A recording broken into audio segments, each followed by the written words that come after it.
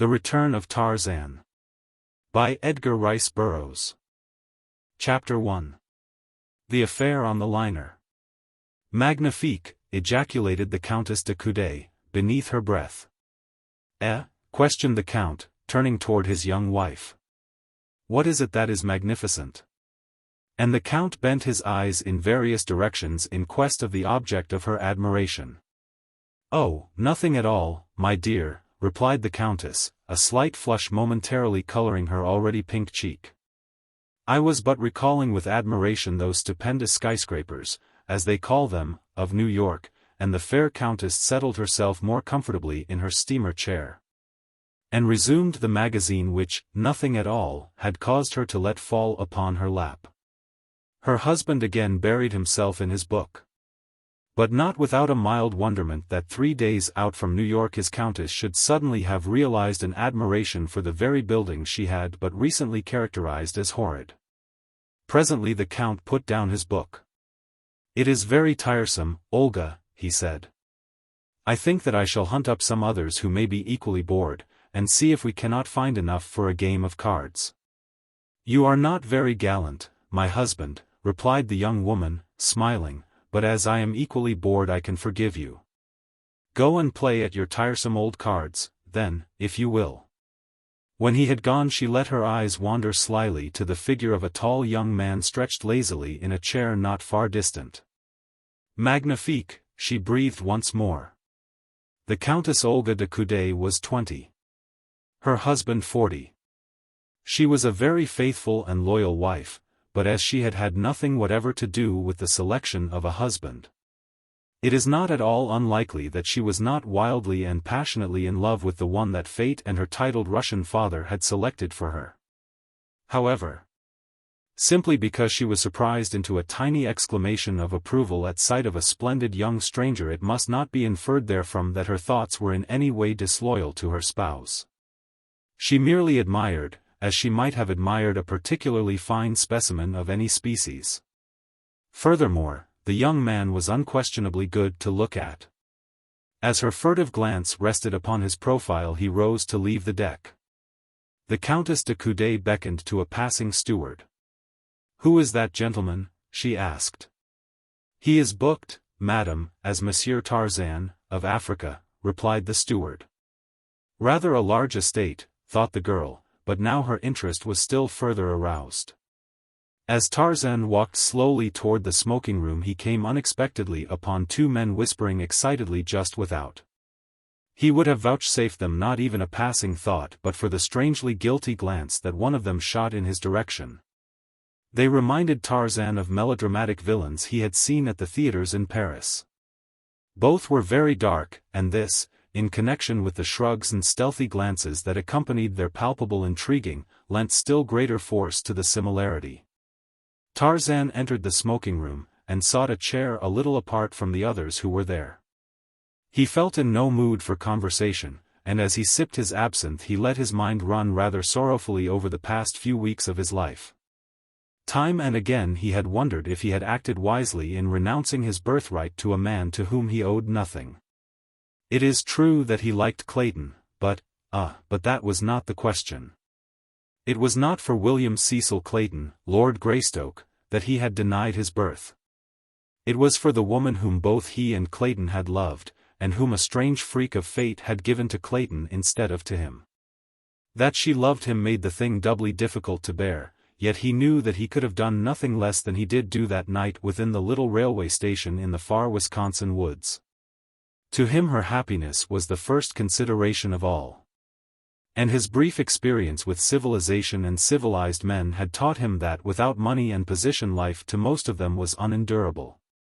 Jane Porter had been born to both, and had Tarzan taken them away from her future husband it would doubtless have plunged her into a life of misery and torture. That she would have spurned Clayton once he had been stripped of both his title and his estates never for once occurred to Tarzan. For he credited to others the same honest loyalty that was so inherent a quality in himself.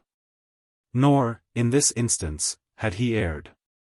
Could any one thing have further bound Jane Porter to her promise to Clayton, it would have been in the nature of some such misfortune as this overtaking him. Tarzan's thoughts drifted from the past to the future. He tried to look forward with pleasurable sensations to his return to the jungle of his birth and boyhood.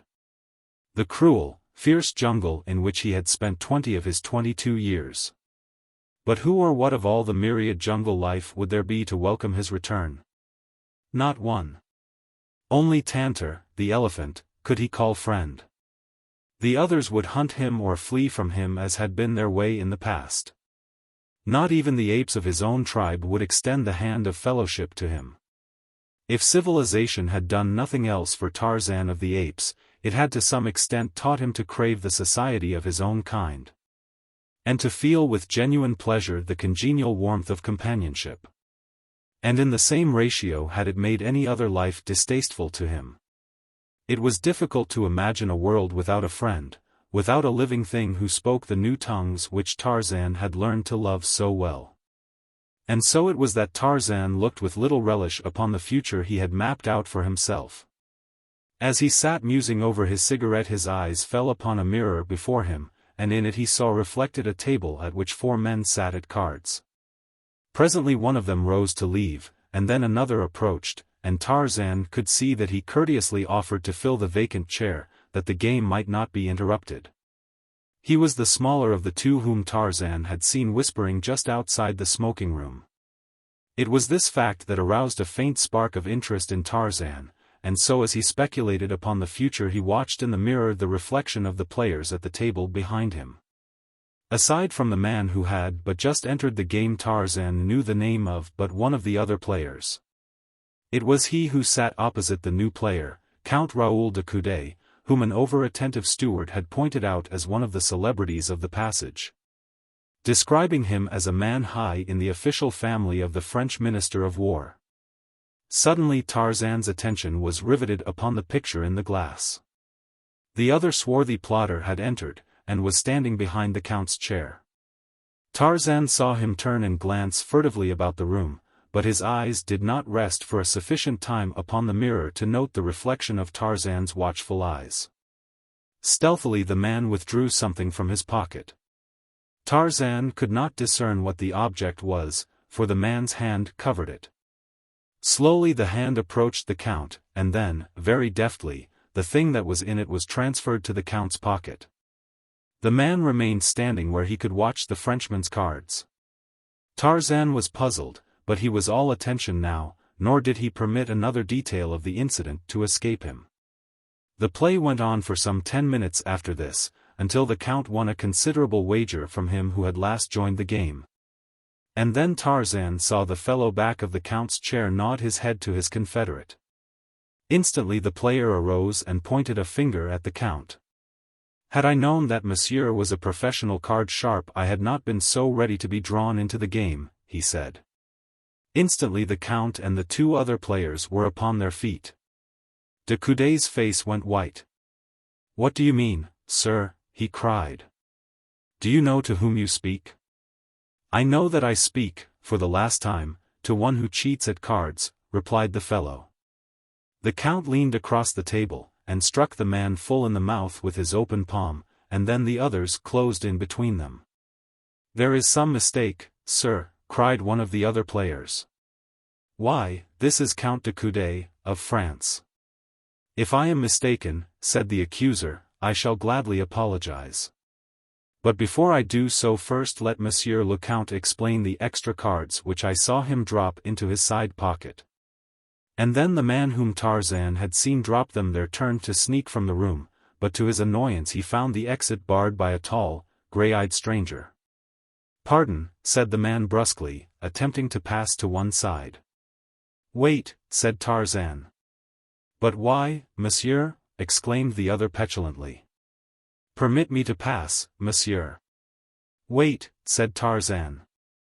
"I think that there is a matter in here that you may doubtless be able to explain."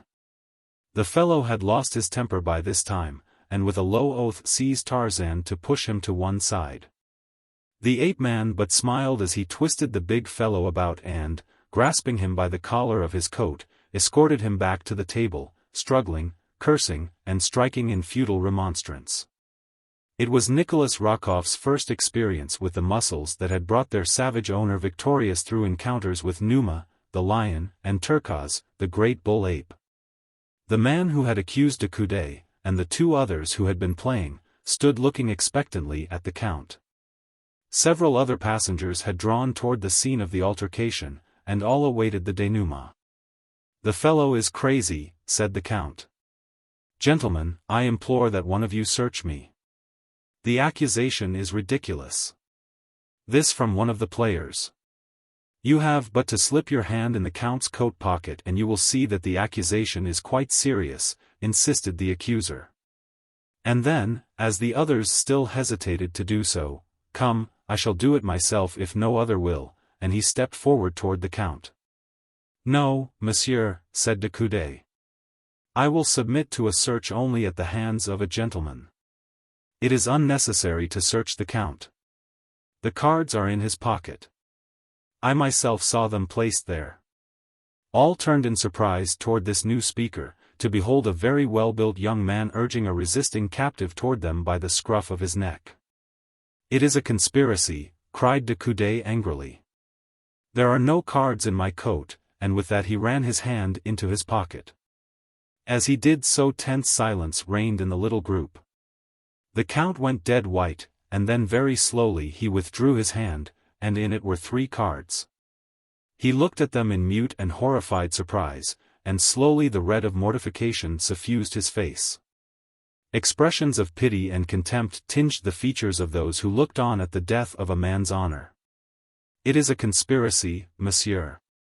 It was the gray-eyed stranger who spoke. "Gentlemen," he continued, "Monsieur le Count did not know that those cards were in his pocket. They were placed there without his knowledge as he sat at play. From where I sat in that chair yonder I saw the reflection of it all in the mirror before me. This person whom I just intercepted in an effort to escape placed the cards in the Count's pocket." De Coude had glanced from Tarzan to the man in his grasp. "Mon Dieu, Nicolas," he cried. "You?"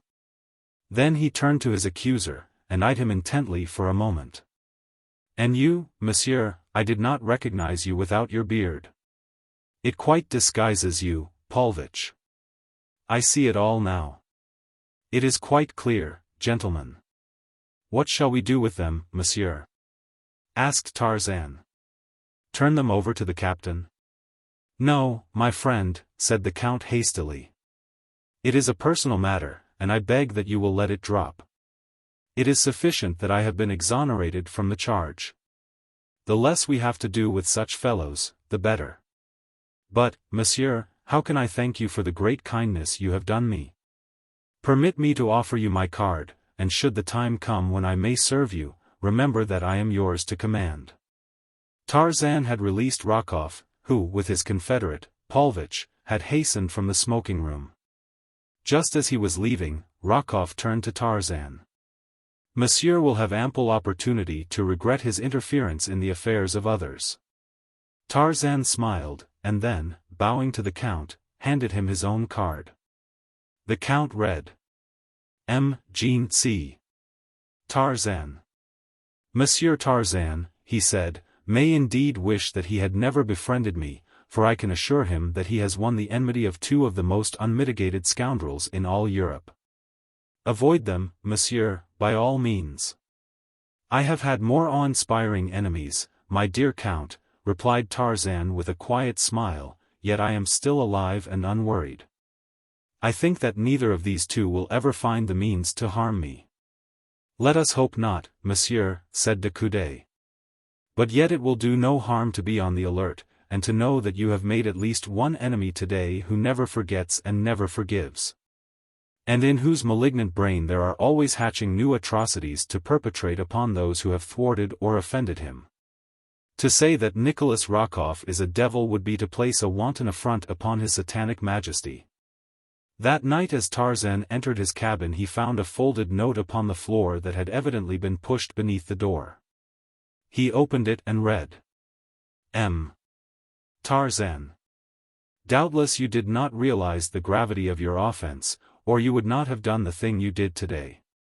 I am willing to believe that you acted in ignorance and without any intention to offend a stranger.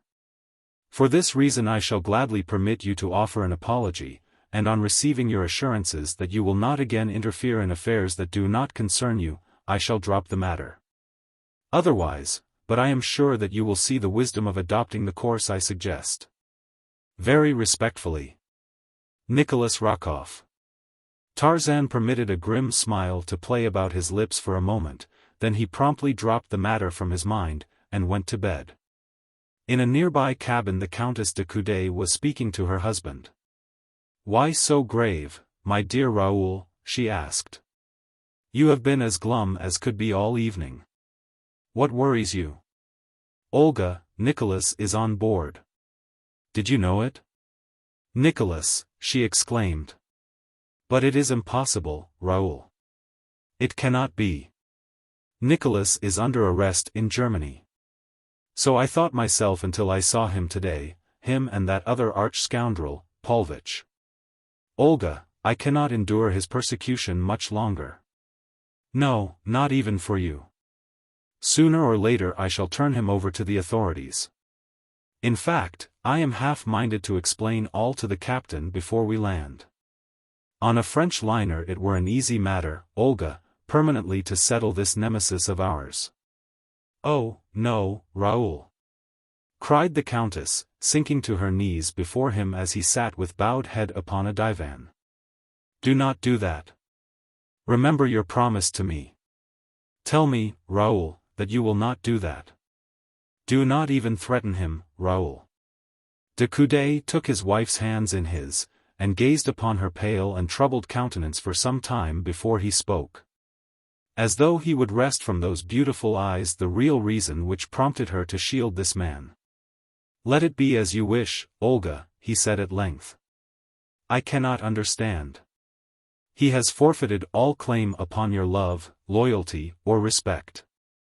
He is a menace to your life and honor, and the life and honor of your husband. I trust you may never regret championing him." "I do not champion him, Raoul," she interrupted vehemently.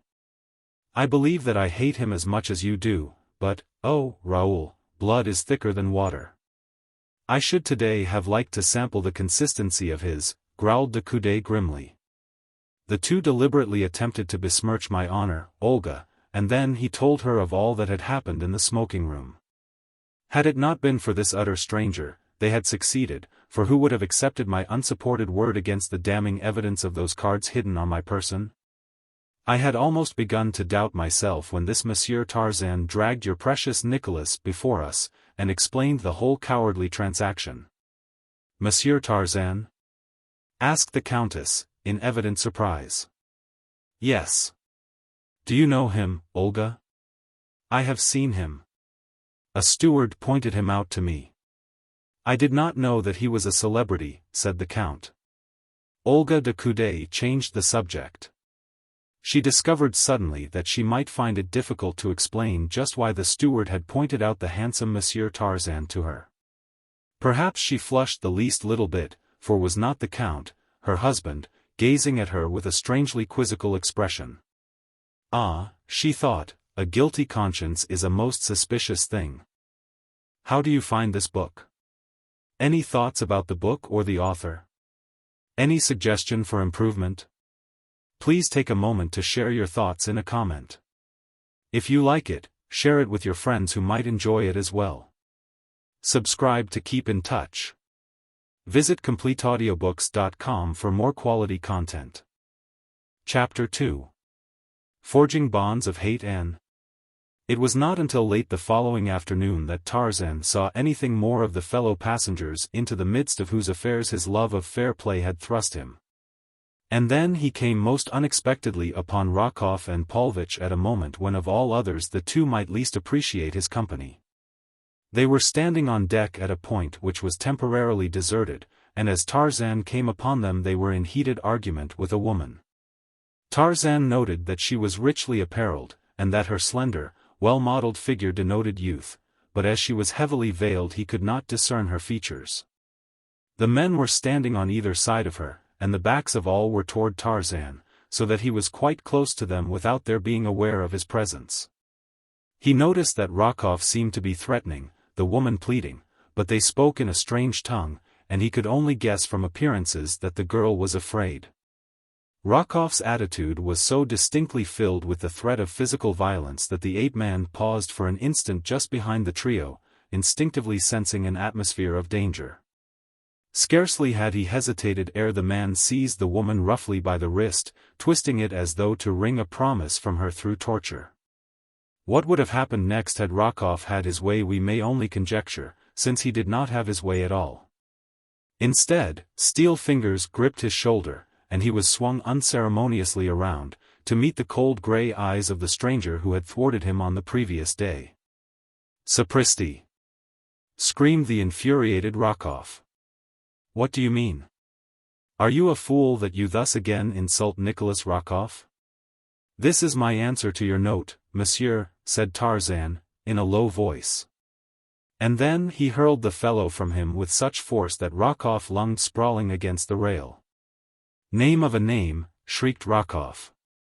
"Pig, but you shall die for this," and, springing to his feet, he rushed upon Tarzan, tugging the meanwhile to draw a revolver from his hip pocket. The girl shrank back in terror. "Nikolas!" she cried. "Do not, oh, do not do that. Quick, monsieur, fly, or he will surely kill you." But instead of flying, Tarzan advanced to meet the fellow. "Do not make a fool of yourself, monsieur," he said. Rokoff, who was in a perfect frenzy of rage at the humiliation the stranger had put upon him, had at last succeeded in drawing the revolver. He had stopped, and now he deliberately raised it to Tarzan's breast and pulled the trigger. The hammer fell with a futile click on an empty chamber, the ape-man's hand shot out like the head of an angry python. There was a quick wrench, and the revolver sailed far out across the ship's rail, and dropped into the Atlantic. For a moment the two men stood there facing one another. Rokoff had regained his self-possession. He was the first to speak. "Twice now has monsieur seen fit to interfere in matters which do not concern him. Twice he has taken it upon himself to humiliate Nikolas Rokoff. The first offense was overlooked on the assumption that monsieur acted through ignorance, but this affair shall not be overlooked. If monsieur does not know who Nikolas Rokoff is, this last piece of effrontery will ensure that monsieur later has good reason to remember him." "That you are a coward and a scoundrel, monsieur," replied Tarzan, "is all that I care to know of you," and he turned to ask the girl if the man had hurt her, but she had disappeared. Then, without even a glance toward Rokoff and his companion, he continued his stroll along the deck. Tarzan could not but wonder what manner of conspiracy was on foot, or what the scheme of the two men might be. There had been something rather familiar about the appearance of the veiled woman to whose rescue he had just come. But as he had not seen her face, he could not be sure that he had ever seen her before. The only thing about her that he had particularly noticed was a ring of peculiar workmanship upon a finger of the hand that Rokoff had seized. And he determined to note the fingers of the women passengers he came upon thereafter, that he might discover the identity of her whom Rokoff was persecuting, and learn if the fellow had offered her further annoyance. Tarzan had sought his deck chair, where he sat speculating on the numerous instances of human cruelty, selfishness, and spite that had fallen to his lot to witness since that day in the jungle 4 years since that his eyes had first fallen upon a human being other than himself, the sleek, black Kalanga, whose swift spear had that day found the vitals of Kala, the great she-ape, and robbed the youth, Tarzan, of the only mother he had ever known.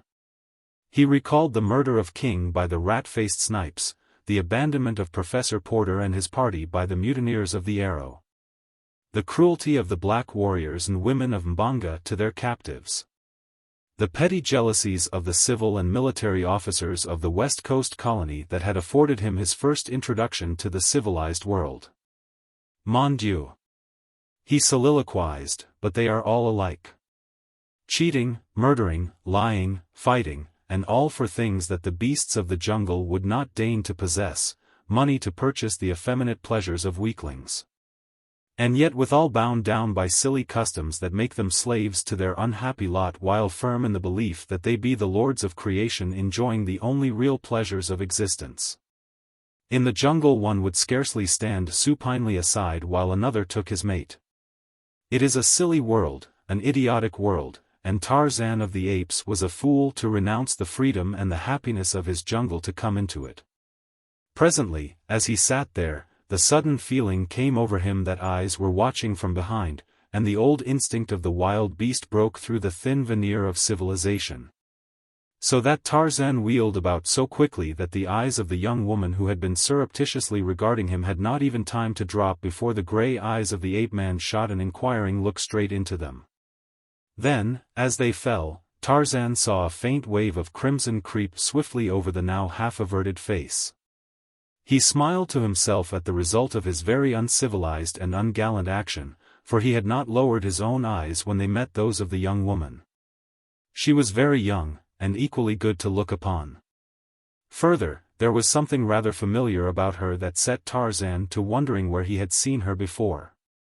He resumed his former position, and presently he was aware that she had arisen and was leaving the deck. As she passed, Tarzan turned to watch her, in the hope that he might discover a clue to satisfy his mild curiosity as to her identity. Nor was he disappointed entirely, for as she walked away she raised one hand to the black waving mass at the nape of her neck, the peculiarly feminine gesture that admits cognizance of appraising eyes behind her, and Tarzan saw upon a finger of this hand the ring of strange workmanship that he had seen upon the finger of the veiled woman a short time before. So it was this beautiful young woman Rokoff had been persecuting. Tarzan wondered in a lazy sort of way whom she might be, and what relations one so lovely could have with the surly, bearded Russian. After dinner that evening Tarzan strolled forward, where he remained until after dark, in conversation with the second officer. And when that gentleman's duties called him elsewhere Tarzan lolled lazily by the rail watching the play of the moonlight upon the gently rolling waters.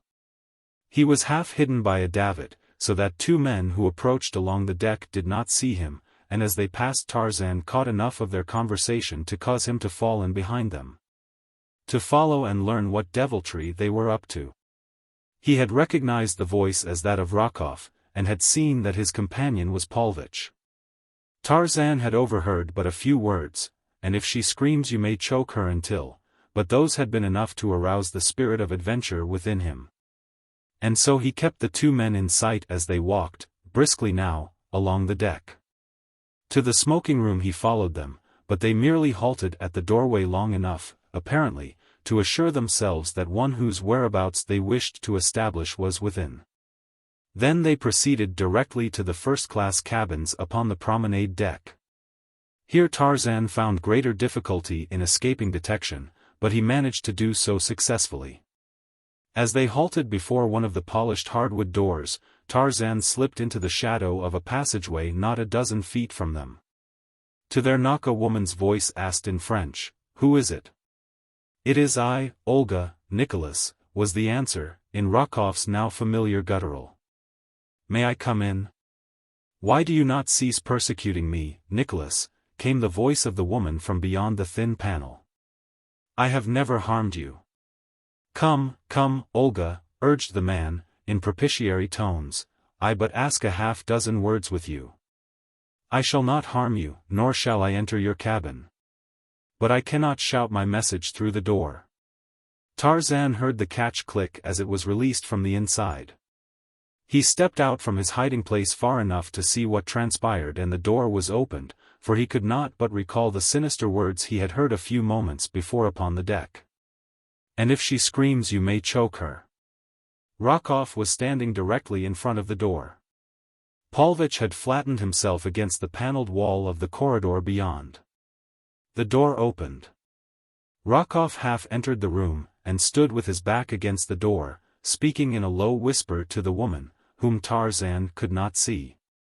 Then Tarzan heard the woman's voice, level, but loud enough to distinguish her words. "No, Nikolas," she was saying, "it is useless. Threaten as you will, I shall never accede to your demands. Leave the room, please, you have no right here." You promised not to enter. Very well, Olga, I shall not enter. But before I am done with you, you shall wish 1,000 times that you had done at once the favor I have asked. In the end I shall win anyway, so you might as well save trouble and time for me, and disgrace for yourself and your— Never, Nikolas. Interrupted the woman, and then Tarzan saw Rokoff turn and nod to Paulovitch, who sprang quickly toward the doorway of the cabin, rushing in past Rokoff, who held the door open for him. Then the latter stepped quickly out. The door closed. Tarzan heard the click of the lock as Paulovitch turned it from the inside. Rokoff remained standing before the door, with head bent, as though to catch the words of the two within. A nasty smile curled his bearded lip. Tarzan could hear the woman's voice commanding the fellow to leave her cabin. I shall send for my husband, she cried. He will show you no mercy. Paulovitch's sneering laugh came through the polished panels. The purser will fetch your husband, madam, said the man. In fact, that officer has already been notified that you are entertaining a man other than your husband behind the locked door of your cabin. Bah, cried the woman. My husband will know. Most assuredly your husband will know, but the purser will not, nor will the newspaper men who shall in some mysterious way hear of it on our landing. But they will think it a fine story, and so will all your friends when they read of it at breakfast on— let me see, this is Tuesday, yes, when they read of it at breakfast next Friday morning. Nor will it detract from the interest they will all feel when they learn that the man whom Madame entertained is a Russian servant, her brother's valet, to be quite exact. Alexis Paulvitch, came the woman's voice, cold and fearless, you are a coward. And when I whisper a certain name in your ear you will think better of your demands upon me and your threats against me, and then you will leave my cabin quickly. Nor do I think that ever again will you, at least, annoy me. And there came a moment's silence in which Tarzan could imagine the woman leaning toward the scoundrel and whispering the thing she had hinted at into his ear. Only a moment of silence, and then a startled oath from the man, the scuffling of feet, a woman's scream, and silence. But scarcely had the cry ceased before the ape-man had leaped from his hiding place. Rokoff started to run, but Tarzan grasped him by the collar and dragged him back. Neither spoke, for both felt instinctively that murder was being done in that room. And Tarzan was confident that Rokoff had had no intention that his confederate should go that far. He felt that the man's aims were deeper than that, deeper and even more sinister than brutal. Cold-blooded murder. Without hesitating to question those within, the ape-man threw his giant shoulder against the frail panel, and in a shower of splintered wood he entered the cabin, dragging Rokoff after him. Before him, on a couch, the woman lay, and on top of her was Paulovitch, his fingers gripping the fair throat, while his victim's hands beat futilely at his face, tearing desperately at the cruel fingers that were forcing the life from her.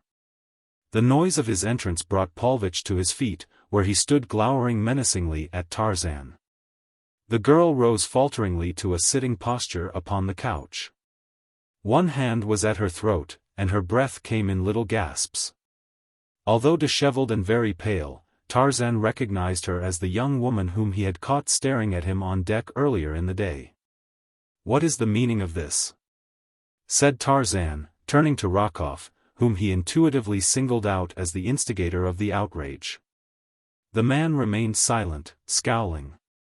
"Touch the button, please," continued the ape-man. "We will have one of the ship's officers here. This affair has gone quite far enough." "No, no," cried the girl, coming suddenly to her feet. "Please do not do that. I am sure that there was no real intention to harm me. I angered this person, and he lost control of himself, that is all. I would not care to have the matter go further, please, monsieur," and there was such a note of pleading in her voice that Tarzan could not press the matter, though his better judgment warned him that there was something afoot here of which the proper authorities should be made cognizant. "You wish me to do nothing, then, in the matter?" he asked. "Nothing, please," she replied. "You are content that these two scoundrels should continue persecuting you?" She did not seem to know what answer to make, and looked very troubled and unhappy. Tarzan saw a malicious grin of triumph curl Rokoff's lip.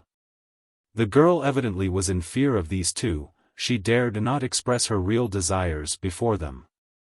Then, said Tarzan, I shall act on my own responsibility. To you, he continued, turning to Rokoff, and this includes your accomplice, I may say that from now on to the end of the voyage I shall take it upon myself to keep an eye on you. And should there chance to come to my notice any act of either one of you that might even remotely annoy this young woman, you shall be called to account for it directly to me. Nor shall the calling or the accounting be pleasant experiences for either of you. Now get out of here, and he grabbed Rokoff and Paulovitch each by the scruff of the neck and thrust them forcibly through the doorway, giving each an added impetus down the corridor with the toe of his boot. Then he turned back to the stateroom and the girl. She was looking at him in wide-eyed astonishment. And you, madam, will confer a great favor upon me if you will but let me know if either of those rascals troubles you further. Ah, monsieur, she answered, I hope that you will not suffer for the kind deed you attempted. You have made a very wicked and resourceful enemy, who will stop at nothing to satisfy his hatred. You must be very careful indeed, monsieur. Pardon me, madam, my name is Tarzan. Monsieur Tarzan. And because I would not consent to notify the officers, do not think that I am not sincerely grateful to you for the brave and chivalrous protection you rendered me. Good night, Monsieur Tarzan. I shall never forget the debt I owe you, and, with a most winsome smile that displayed a row of perfect teeth, the girl curtsied to Tarzan, who bade her good night and made his way on deck. It puzzled the man considerably that there should be two on board, this girl and Count de Coude, who suffered indignities at the hands of Rokoff and his companion, and yet would not permit the offenders to be brought to justice. Before he turned in that night his thoughts reverted many times to the beautiful young woman into the evidently tangled web of whose life fate had so strangely introduced him. It occurred to him that he had not learned her name. That she was married had been evidenced by the narrow gold band that encircled the third finger of her left hand. Involuntarily he wondered who the lucky man might be. Tarzan saw nothing further of any of the actors in the little drama that he had caught a fleeting glimpse of until late in the afternoon of the last day of the voyage. Then he came suddenly face to face with the young woman as the two approached their deck chairs from opposite directions. She greeted him with a pleasant smile, speaking almost immediately of the affair he had witnessed in her cabin 2 nights before. It was as though she had been perturbed by a conviction that he might have construed her acquaintance with such men as Rokoff and Paulovitch as a personal reflection upon herself. I trust monsieur has not judged me, she said, by the unfortunate occurrence of Tuesday evening. I have suffered much on account of it. This is the first time that I have ventured from my cabin since. I have been ashamed, she concluded simply. One does not judge the gazelle by the lions that attack it, replied Tarzan. I had seen those two work before, in the smoking room the day prior to their attack on you, if I recollect it correctly, and so, knowing their methods, I am convinced that their enmity is a sufficient guarantee of the integrity of its object. Men such as they must cleave only to the vile, hating all that is noblest and best. It is very kind of you to put it that way, she replied, smiling. I have already heard of the matter of the card game. My husband told me the entire story. He spoke especially of the strength and bravery of Monsieur Tarzan, to whom he feels that he owes an immense debt of gratitude. Your husband? Repeated Tarzan questioningly. Yes. I am the Countess de Coude. I am already amply repaid, madam, in knowing that I have rendered a service to the wife of the Count de Coude. Alas, monsieur, I already am so greatly indebted to you that I may never hope to settle my own account, so pray do not add further to my obligations. And she smiled so sweetly upon him that Tarzan felt that a man might easily attempt much greater things than he had accomplished, solely for the pleasure of receiving the benediction of that smile. He did not see her again that day, and in the rush of landing on the following morning he missed her entirely. But there had been something in the expression of her eyes as they parted on deck the previous day that haunted him. It had been almost wistful as they had spoken of the strangeness of the swift friendships of an ocean crossing, and of the equal ease with which they are broken forever. Tarzan wondered if he should ever see her again. Chapter 3. What happened in the Rue Maule? On his arrival in Paris, Tarzan had gone directly to the apartments of his old friend, Darnot, where the naval lieutenant had scored him roundly for his decision to renounce the title and estates that were rightly his from his father, John Clayton, the late Lord Greystoke. "You must be mad, my friend," said Darnot, "thus lightly to give up not alone wealth and position, but an opportunity to prove beyond doubt to all the world that in your veins flows the noble blood of two of England's most honoured houses, instead of the blood of a savage she-ape. It is incredible that they could have believed you, Miss Porter least of all. Why, I never did believe it, even back in the wilds of your African jungle, when you tore the raw meat of your kills with mighty jaws, like some wild beast, and wiped your greasy hands upon your thighs. Even then, before there was the slightest proof to the contrary, I knew that you were mistaken in the belief that Kala was your mother. And now, with your father's diary of the terrible life led by him and your mother on that wild African shore, with the account of your birth, and, final and most convincing proof of all, your own baby fingerprints upon the pages of it, it seems incredible to me that you are willing to remain a nameless, penniless vagabond." "I do not need any better name than Tarzan," replied the ape-man, "and as for remaining a penniless vagabond, I have no intention of so doing. In fact, the next, and let us hope the last, burden that I shall be forced to put upon your unselfish friendship will be the finding of employment for me." "Pooh, pooh," scoffed Darnot. "You know that I did not mean that. Have I not told you a dozen times that I have enough for 20 men, and that half of what I have is yours? And if I gave it all to you, would it represent even the 10th part of the value I place upon your friendship, my Tarzan? Would it repay the services you did me in Africa? I do not forget, my friend, that but for you and your wondrous bravery I had died at the stake in the village of Mbanga's cannibals. Nor do I forget that to your self-sacrificing devotion I owe the fact that I recovered from the terrible wounds I received at their hands.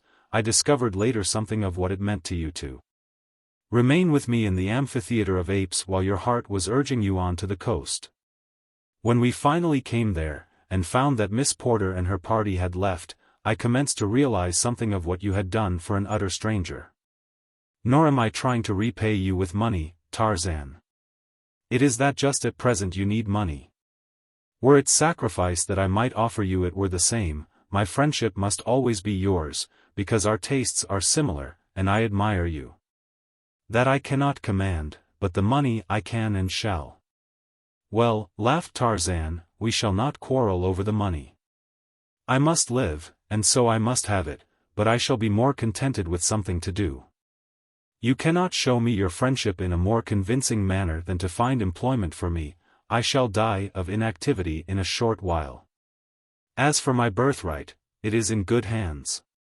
Clayton is not guilty of robbing me of it.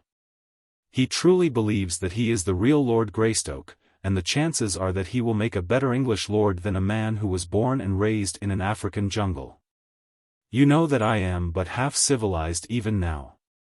Let me see red in anger but for a moment, and all the instincts of the savage beast that I really am, submerge what little I possess of the milder ways of culture and refinement.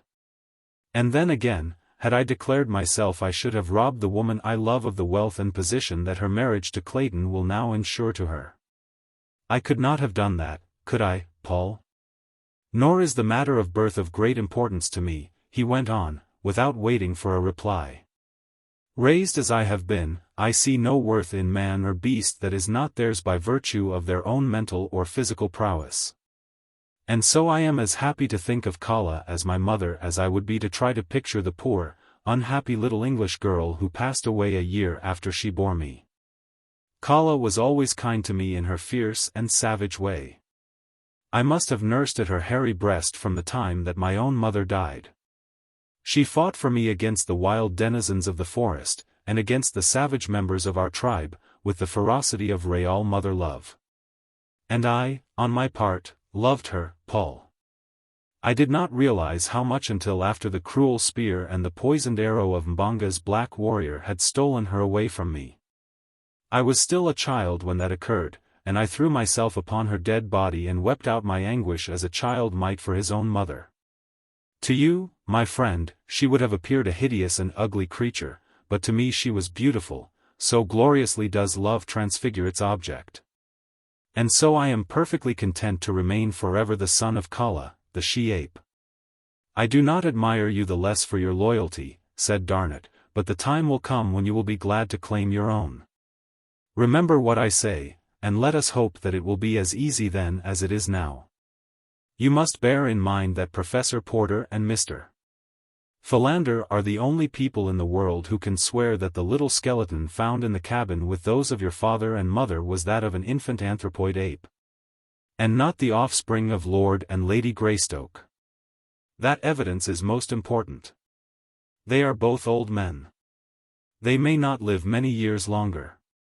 And then, did it not occur to you that once Miss Porter knew the truth she would break her engagement with Clayton?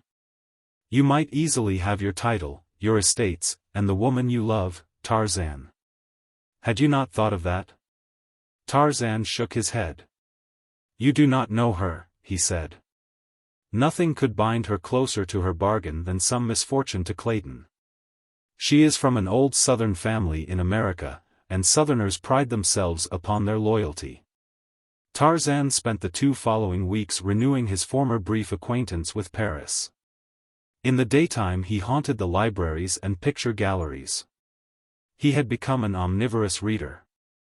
And the world of possibilities that were open to him in this seat of culture and learning fairly appalled him when he contemplated the very infinitesimal crumb of the sum total of human knowledge that a single individual might hope to acquire even after a lifetime of study and research. But he learned what he could by day, and threw himself into a search for relaxation and amusement at night.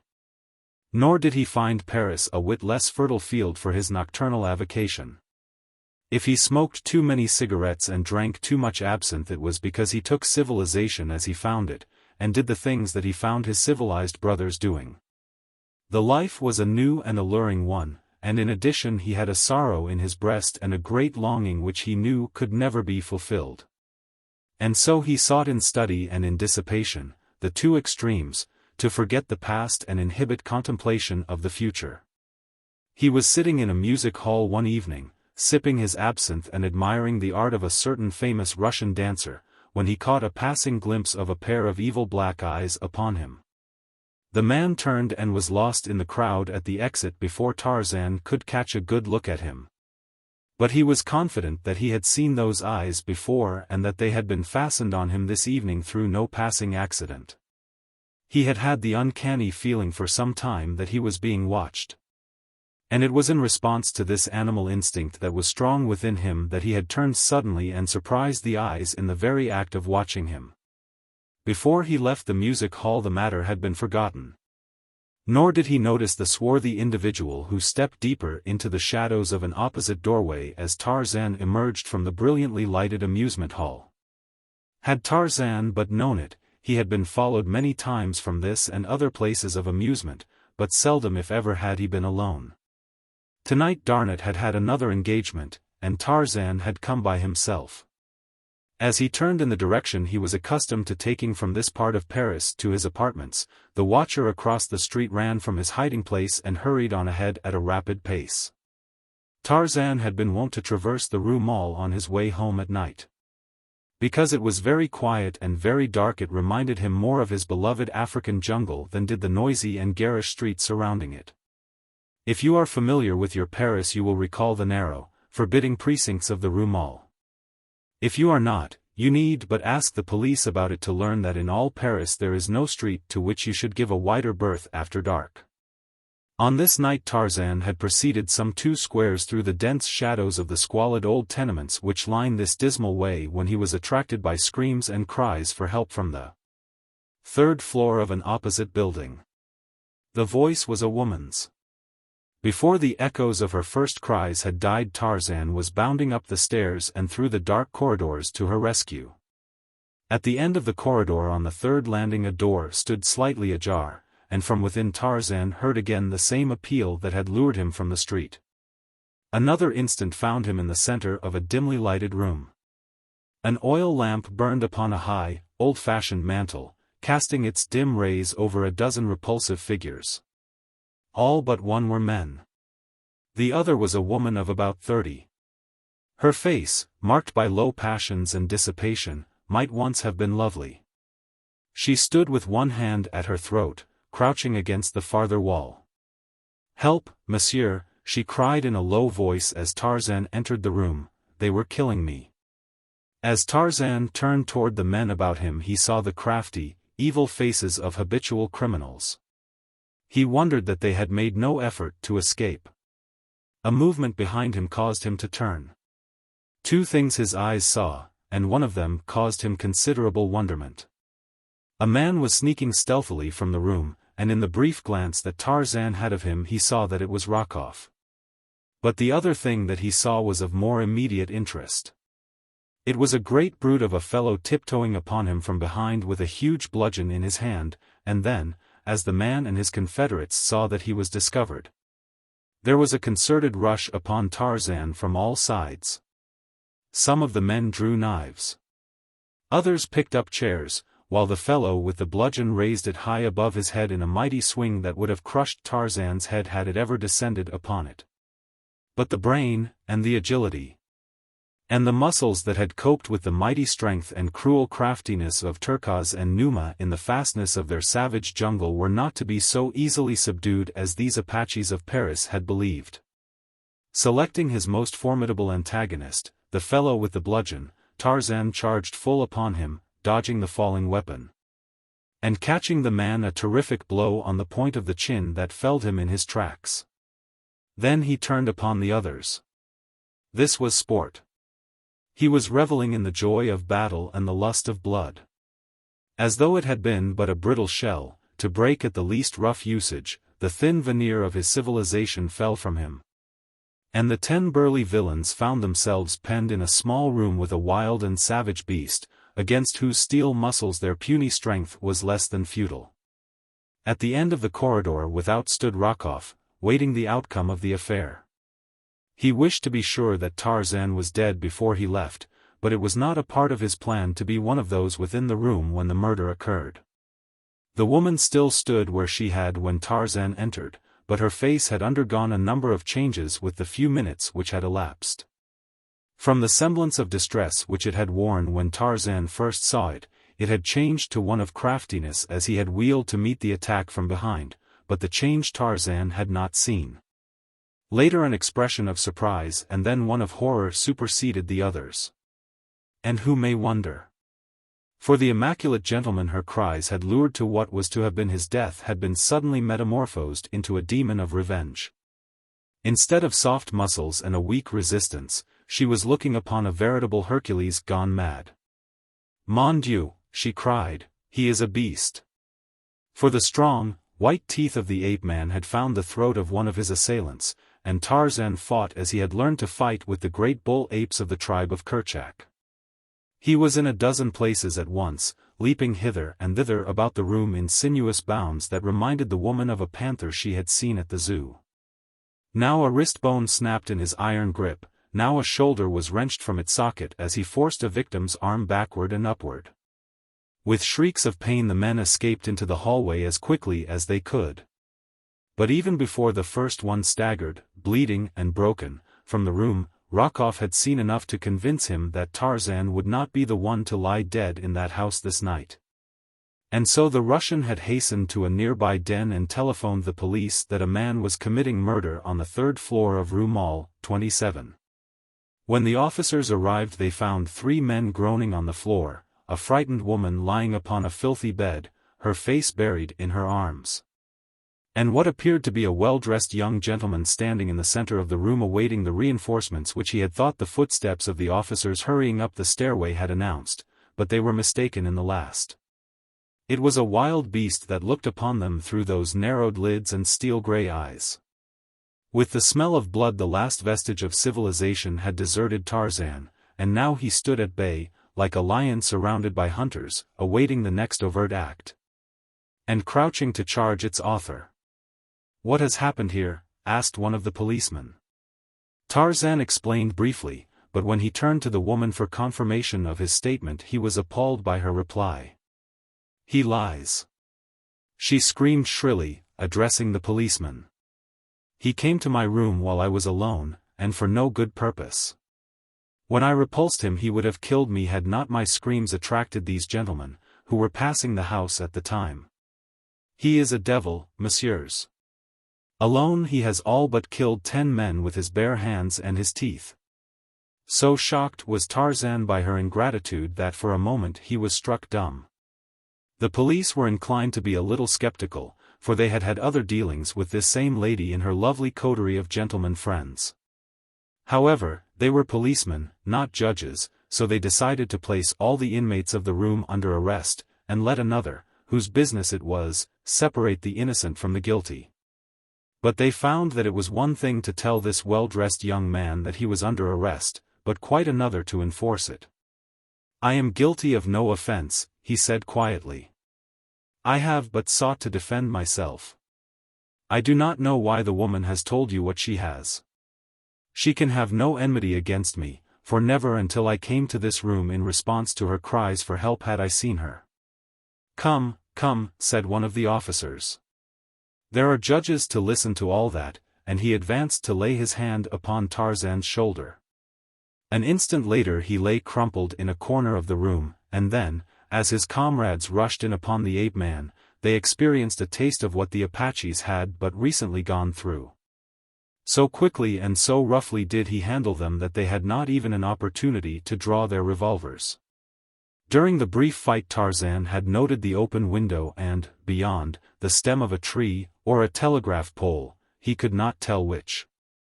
As the last officer went down, one of his fellows succeeded in drawing his revolver and, from where he lay on the floor, fired at Tarzan. The shot missed, and before the man could fire again Tarzan had swept the lamp from the mantel and plunged the room into darkness. The next they saw was a lithe form spring to the sill of the open window and leap, panther-like, onto the pole across the walk. When the police gathered themselves together and reached the street their prisoner was nowhere to be seen. They did not handle the woman and the men who had not escaped any too gently when they took them to the station. They were a very sore and humiliated detail of police. It galled them to think that it would be necessary to report that a single unarmed man had wiped the floor with the whole lot of them, and then escaped them as easily as though they had not existed. The officer who had remained in the street swore that no one had leaped from the window or left the building from the time they entered until they had come out. His comrades thought that he lied, but they could not prove it. When Tarzan found himself clinging to the pole outside the window, he followed his jungle instinct and looked below for enemies before he ventured down. It was well he did, for just beneath stood a policeman. Above, Tarzan saw no one, so he went up instead of down. The top of the pole was opposite the roof of the building. So it was but the work of an instant for the muscles that had for years sent him hurtling through the treetops of his primeval forest to carry him across the little space between the pole and the roof. From one building he went to another, and so on, with much climbing, until at a cross street he discovered another pole, down which he ran to the ground. For a square or two he ran swiftly. Then he turned into a little all-night café and in the lavatory removed the evidences of his over-roof promenade from hands and clothes. When he emerged a few moments later it was to saunter slowly on toward his apartments. Not far from them he came to a well-lighted boulevard which it was necessary to cross. As he stood directly beneath a brilliant arc light, waiting for a limousine that was approaching to pass him, he heard his name called in a sweet feminine voice. Looking up, he met the smiling eyes of Olga de Coude as she leaned forward upon the back seat of the machine. He bowed very low in response to her friendly greeting. When he straightened up the machine had borne her away. Rokoff and the Countess de Coude both in the same evening, he soliloquized, Paris is not so large, after all. Chapter 4. The Countess Explains. Your Paris is more dangerous than my savage jungles, Paul, concluded Tarzan. After narrating his adventures to his friend the morning following his encounter with the Apaches and police in the Rue Mall. Why did they lure me there? Were they hungry? Darnot feigned a horrified shudder, but he laughed at the quaint suggestion. It is difficult to rise above the jungle standards and reason by the light of civilized ways, is it not, my friend? He queried banteringly. Civilized ways, forsooth, scoffed Tarzan. Jungle standards do not countenance wanton atrocities. There we kill for food and for self-preservation, or in the winning of mates and the protection of the young. Always, you see, in accordance with the dictates of some great natural law. But here. Faugh, your civilized man is more brutal than the brutes. He kills wantonly, and, worse than that, he utilizes a noble sentiment, the brotherhood of man, as a lure to entice his unwary victim to his doom. It was in answer to an appeal from a fellow being that I hastened to that room where the assassins lay in wait for me. I could not realize for a long time afterward, that any woman could sink to such moral depravity as that one must have to call a would-be rescuer to death. But it must have been so. The sight of Rokoff there and the woman's later repudiation of me to the police make it impossible to place any other construction upon her acts. Rokoff must have known that I frequently passed through the Rue Mall. He lay in wait for me, his entire scheme worked out to the last detail, even to the woman's story in case a hitch should occur in the program such as really did happen. It is all perfectly plain to me. Well, said Darnot, among other things, it has taught you what I have been unable to impress upon you, that the Rue Mall is a good place to avoid after dark. On the contrary, replied Tarzan, with a smile, it has convinced me that it is the one worthwhile street in all Paris. Never again shall I miss an opportunity to traverse it, for it has given me the first real entertainment I have had since I left Africa. It may give you more than you will relish even without another visit, said Darnot.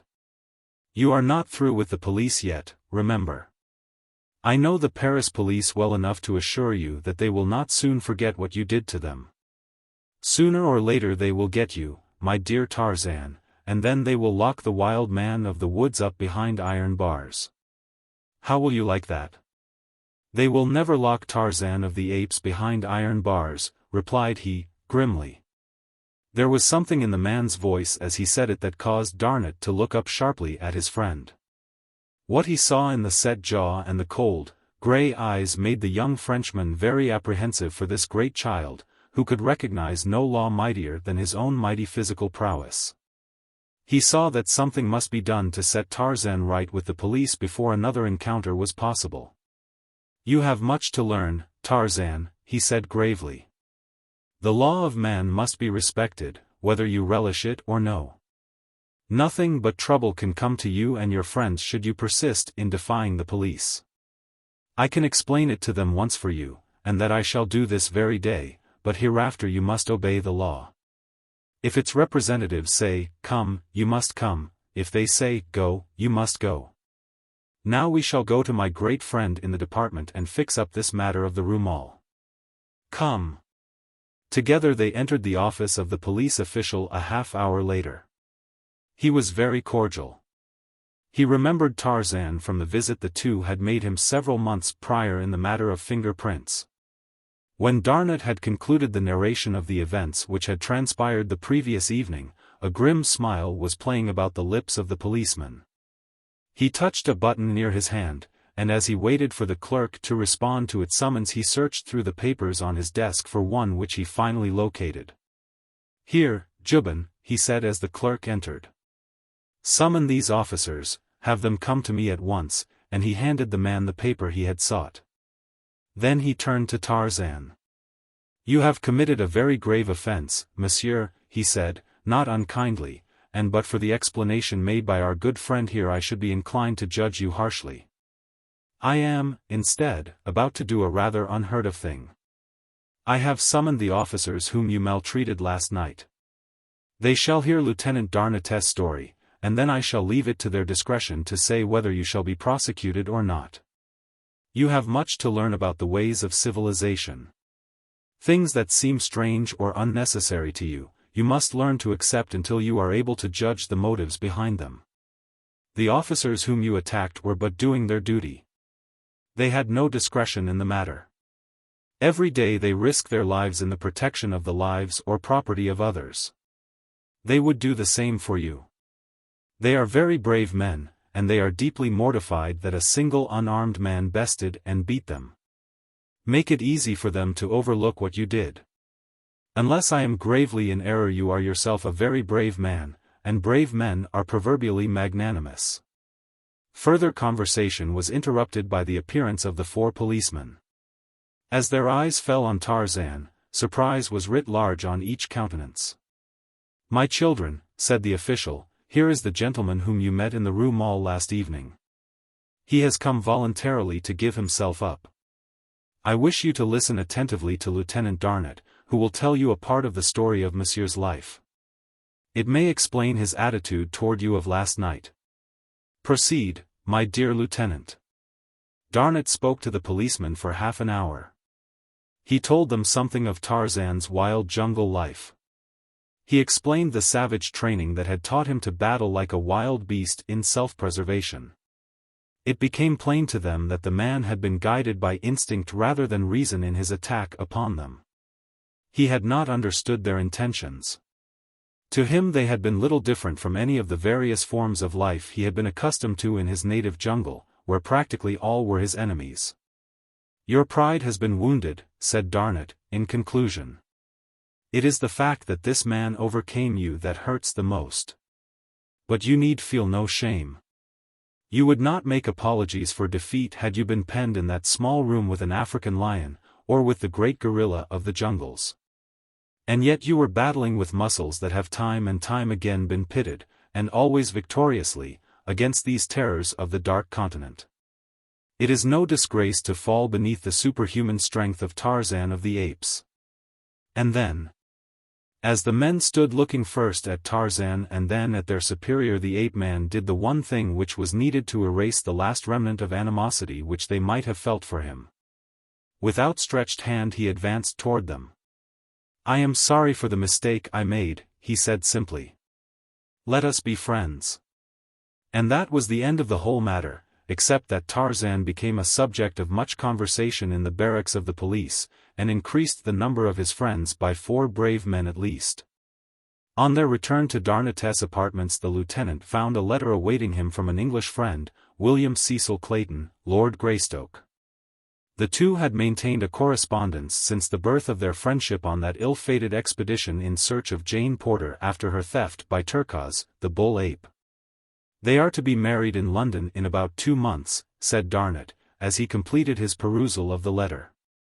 Tarzan did not need to be told who was meant by they. He made no reply, but he was very quiet and thoughtful during the balance of the day. That evening they attended the opera. Tarzan's mind was still occupied by his gloomy thoughts. He paid little or no attention to what was transpiring upon the stage. Instead he saw only the lovely vision of a beautiful American girl, and heard naught but a sad, sweet voice acknowledging that his love was returned. And she was to marry another. He shook himself to be rid of his unwelcome thoughts, and at the same instant he felt eyes upon him. With the instinct that was his by virtue of training, he looked up squarely into the eyes that were looking at him, to find that they were shining from the smiling face of Olga, Countess de Coude. As Tarzan returned her bow, he was positive that there was an invitation in her look, almost a plea. The next intermission found him beside her in her box. "I have so much wished to see you," she was saying. "It has troubled me not a little to think that after the service you rendered to both my husband and myself no adequate explanation was ever made you of what must have seemed ingratitude on our part, in not taking the necessary steps to prevent a repetition of the attacks upon us by those 2 men. "You wrong me," replied Tarzan. "My thoughts of you have been only the most pleasant. You must not feel that any explanation is due me. Have they annoyed you further?" "They never cease," she replied sadly. "I feel that I must tell someone, and I do not know another who so deserves an explanation as you. You must permit me to do so. It may be of service to you, for I know Nikolas Rokoff quite well enough to be positive that you have not seen the last of him. He will find some means to be revenged upon you. What I wish to tell you may be of aid to you in combating any scheme of revenge he may harbor. I cannot tell you here, but tomorrow I shall be at home to Monsieur Tarzan at 5. It will be an eternity until tomorrow at 5, he said, as he bade her good night. From a corner of the theatre Rokoff and Paulovitch saw Monsieur Tarzan in the box of the Countess de Coude, and both men smiled. At 4:30 the following afternoon a swarthy, bearded man rang the bell at the servants' entrance of the palace of the Count de Coude. The footman who opened the door raised his eyebrows in recognition as he saw who stood without. A low conversation passed between the two. At first the footman demurred from some proposition that the bearded one made, but an instant later something passed from the hand of the caller to the hand of the servant. Then the latter turned and led the visitor by a roundabout way to a little curtained alcove off the apartment in which the Countess was wont to serve tea of an afternoon. A half-hour later Tarzan was ushered into the room, and presently his hostess entered, smiling, and with outstretched hands. "I am so glad that you came," she said. "Nothing could have prevented," he replied. For a few moments they spoke of the opera, of the topics that were then occupying the attention of Paris. Of the pleasure of renewing their brief acquaintance which had had its inception under such odd circumstances, and this brought them to the subject that was uppermost in the minds of both. "You must have wondered," said the Countess finally, "what the object of Rokoff's persecution could be. It is very simple. The Count is entrusted with many of the vital secrets of the Ministry of War. He often has in his possession papers that foreign powers would give a fortune to possess, secrets of state that their agents would commit murder and worse than murder to learn. There is such a matter now in his possession that would make the fame and fortune of any Russian who could divulge it to his government. Rokoff and Paulovitch are Russian spies. They will stop at nothing to procure this information. The affair on the liner, I mean the matter of the card game, was for the purpose of blackmailing the knowledge they seek from my husband. Had he been convicted of cheating at cards, his career would have been blighted. He would have had to leave the War Department. He would have been socially ostracized. They intended to hold this club over him, the price of an avowal on their part that the Count was but the victim of the plot of enemies who wished to besmirch his name was to have been the papers. They seek. You thwarted them in this. Then they concocted the scheme whereby my reputation was to be the price, instead of the Count's. When Paulovitch entered my cabin he explained it to me. If I would obtain the information for them he promised to go no farther, otherwise Rokoff, who stood without, was to notify the purser that I was entertaining a man other than my husband behind the locked doors of my cabin. He was to tell everyone he met on the boat, and when we landed he was to have given the whole story to the newspaper men. Was it not too horrible? But I happened to know something of Monsieur Paulvitch that would send him to the gallows in Russia if it were known by the police of St. Petersburg. I dared him to carry out his plan, and then I leaned toward him and whispered a name in his ear. Like that, and she snapped her fingers, he flew at my throat as a madman. He would have killed me had you not interfered. The brutes, muttered Tarzan. They are worse than that, my friend, she said. They are devils. I fear for you because you have gained their hatred. I wish you to be on your guard constantly. Tell me that you will, for my sake, for I should never forgive myself should you suffer through the kindness you did me. I do not fear them, he replied. I have survived grimmer enemies than Rokoff and Paulovitch. He saw that she knew nothing of the occurrence in the Rue Maule, nor did he mention it, fearing that it might distress her. For your own safety, he continued, why do you not turn the scoundrels over to the authorities? They should make quick work of them. She hesitated for a moment before replying. There are 2 reasons, she said finally.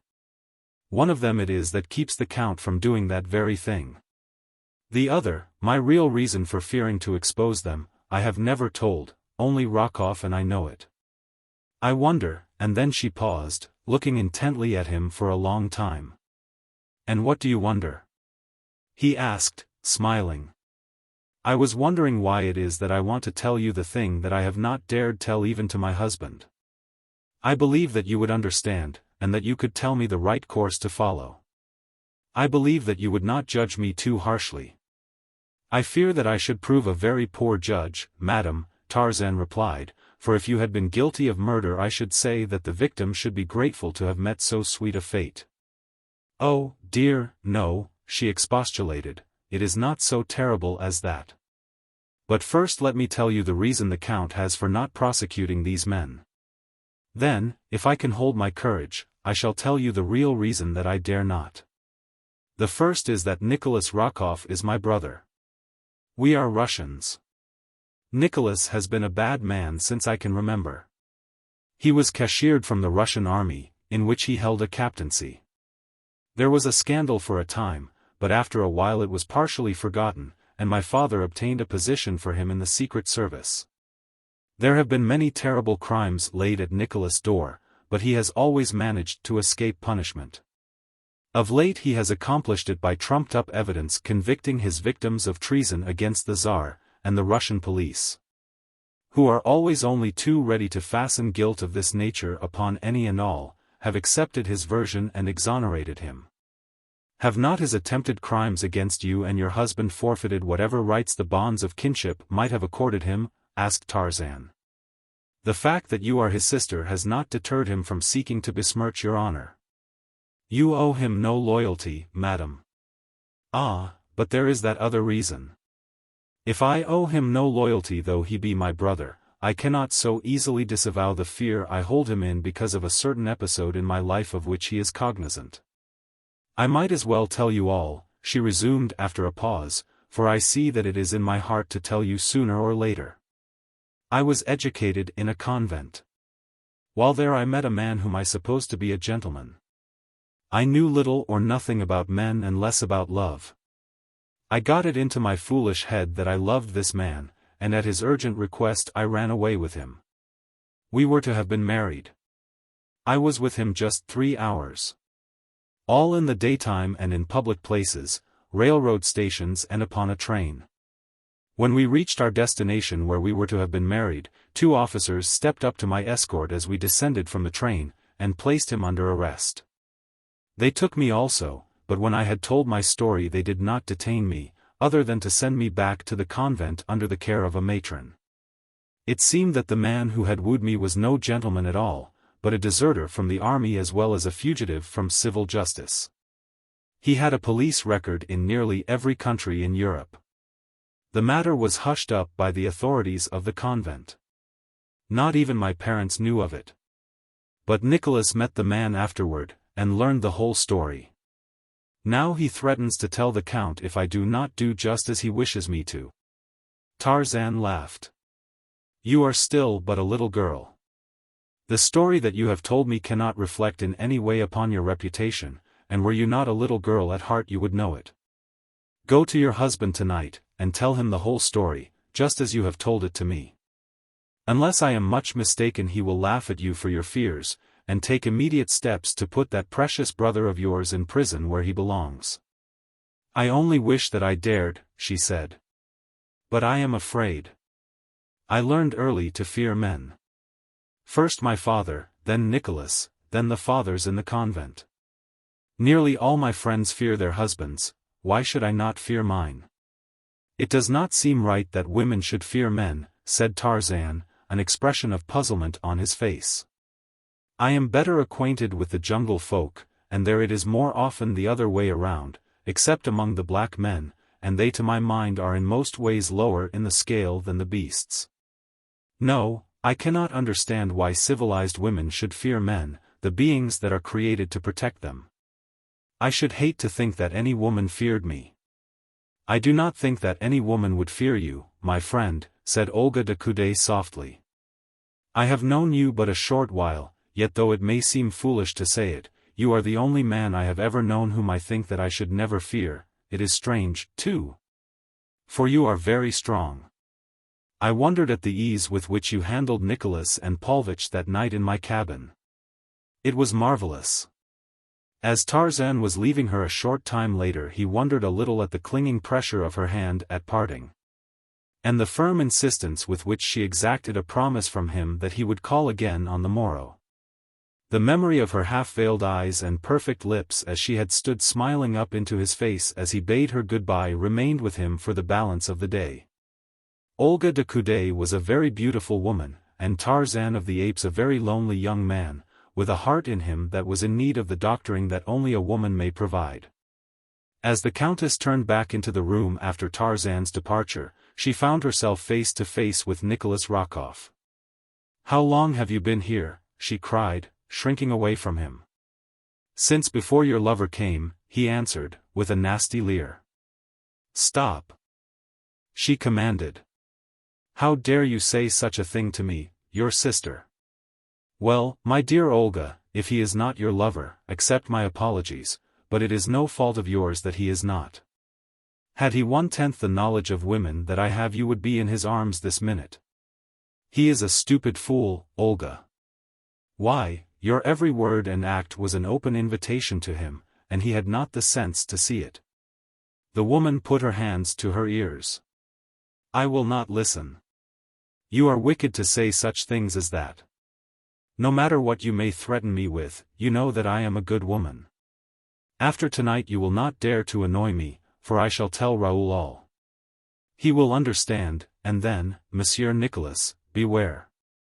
"You shall tell him nothing," said Rokoff. "I have this affair now. And with the help of one of your servants whom I may trust, it will lack nothing in the telling when the time comes that the details of the sworn evidence shall be poured into your husband's ears.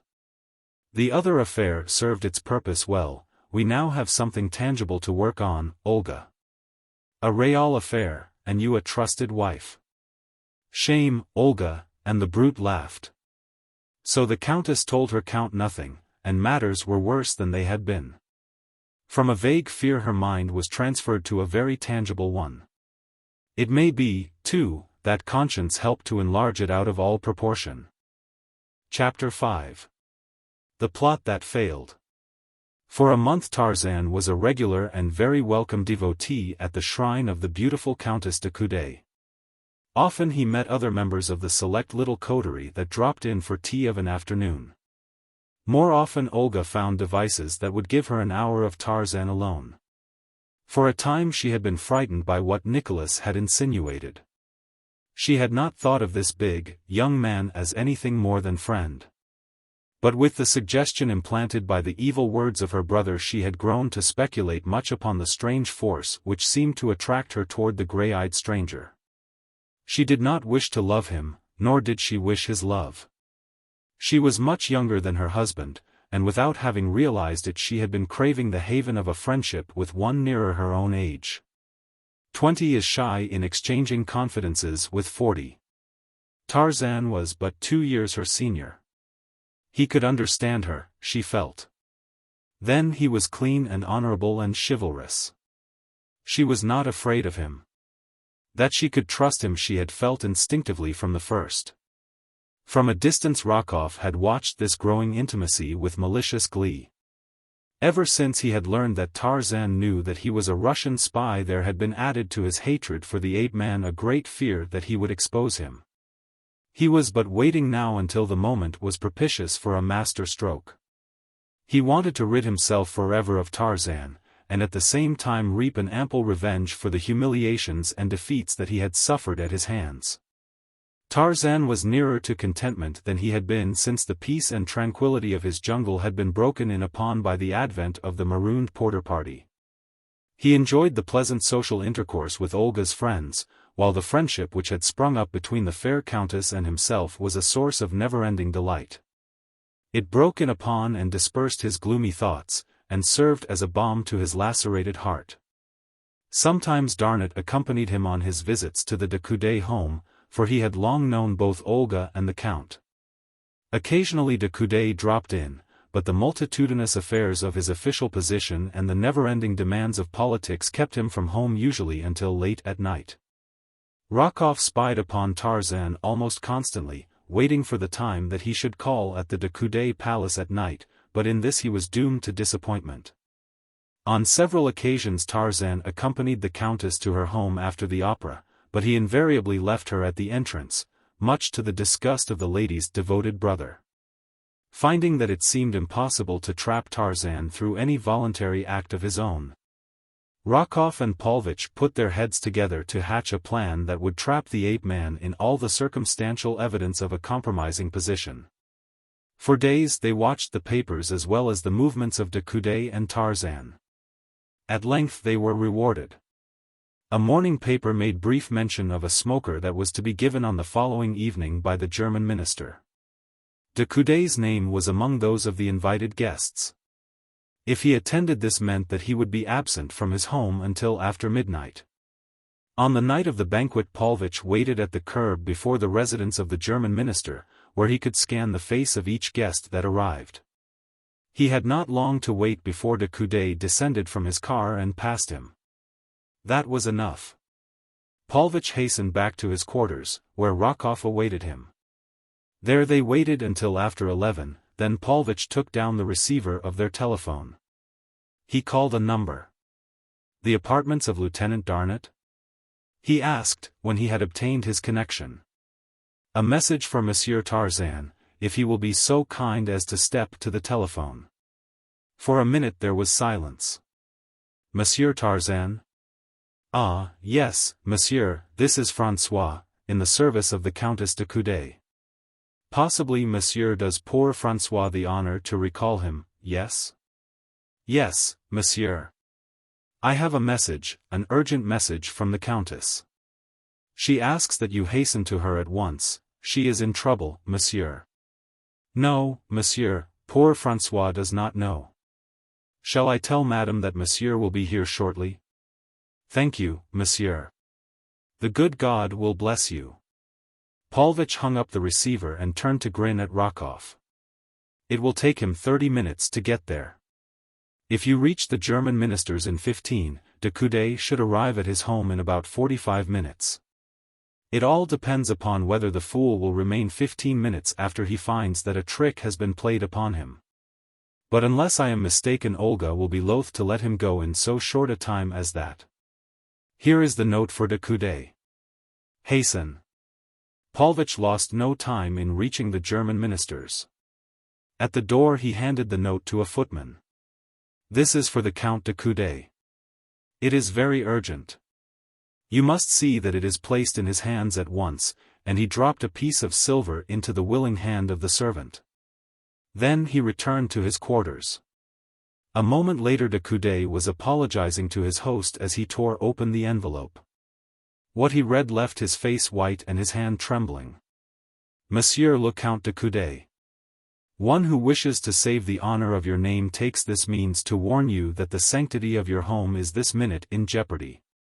A certain man who for months has been a constant visitor there during your absence is now with your wife. If you go at once to your countess' boudoir you will find them together. A friend." 20 minutes after Paulovitch had called Tarzan, Rokoff obtained a connection with Olga's private line. Her maid answered the telephone, which was in the countess' boudoir. "But madame has retired," said the maid, in answer to Rokoff's request to speak with her. "This is a very urgent message for the countess' ears alone," replied Rokoff. "Tell her that she must arise and slip something about her and come to the telephone. I shall call up again in 5 minutes." Then he hung up his receiver. A moment later Paulovitch entered. "The Count has the message?" asked Rokoff. "He should be on his way to his home by now," replied Paulovitch. "Good. My lady will be sitting in her boudoir, very much in negligee, about now. In a minute the faithful Jacques will escort Monsieur Tarzan into her presence without announcing him. It will take a few minutes for explanations. Olga will look very alluring in the filmy creation that is her nightdress, and the clinging robe which but half conceals the charms that the former does not conceal at all. Olga will be surprised, but not displeased. If there is a drop of red blood in the man, the Count will break in upon a very pretty love scene in about 15 minutes from now. I think we have planned marvelously, my dear Alexis. Let us go out and drink to the very good health of Monsieur Tarzan in some of old Plankin's unparalleled absinthe. Not forgetting that the Count de Coude is one of the best swordsmen in Paris, and by far the best shot in all France. When Tarzan reached Olga's, Jacques was awaiting him at the entrance. "This way, monsieur," he said, and led the way up the broad, marble staircase. In another moment he had opened a door, and, drawing aside a heavy curtain, obsequiously bowed Tarzan into a dimly lighted apartment. Then Jacques vanished. Across the room from him Tarzan saw Olga seated before a little desk on which stood her telephone. She was tapping impatiently upon the polished surface of the desk. She had not heard him enter. "Olga," he said, "what is wrong?"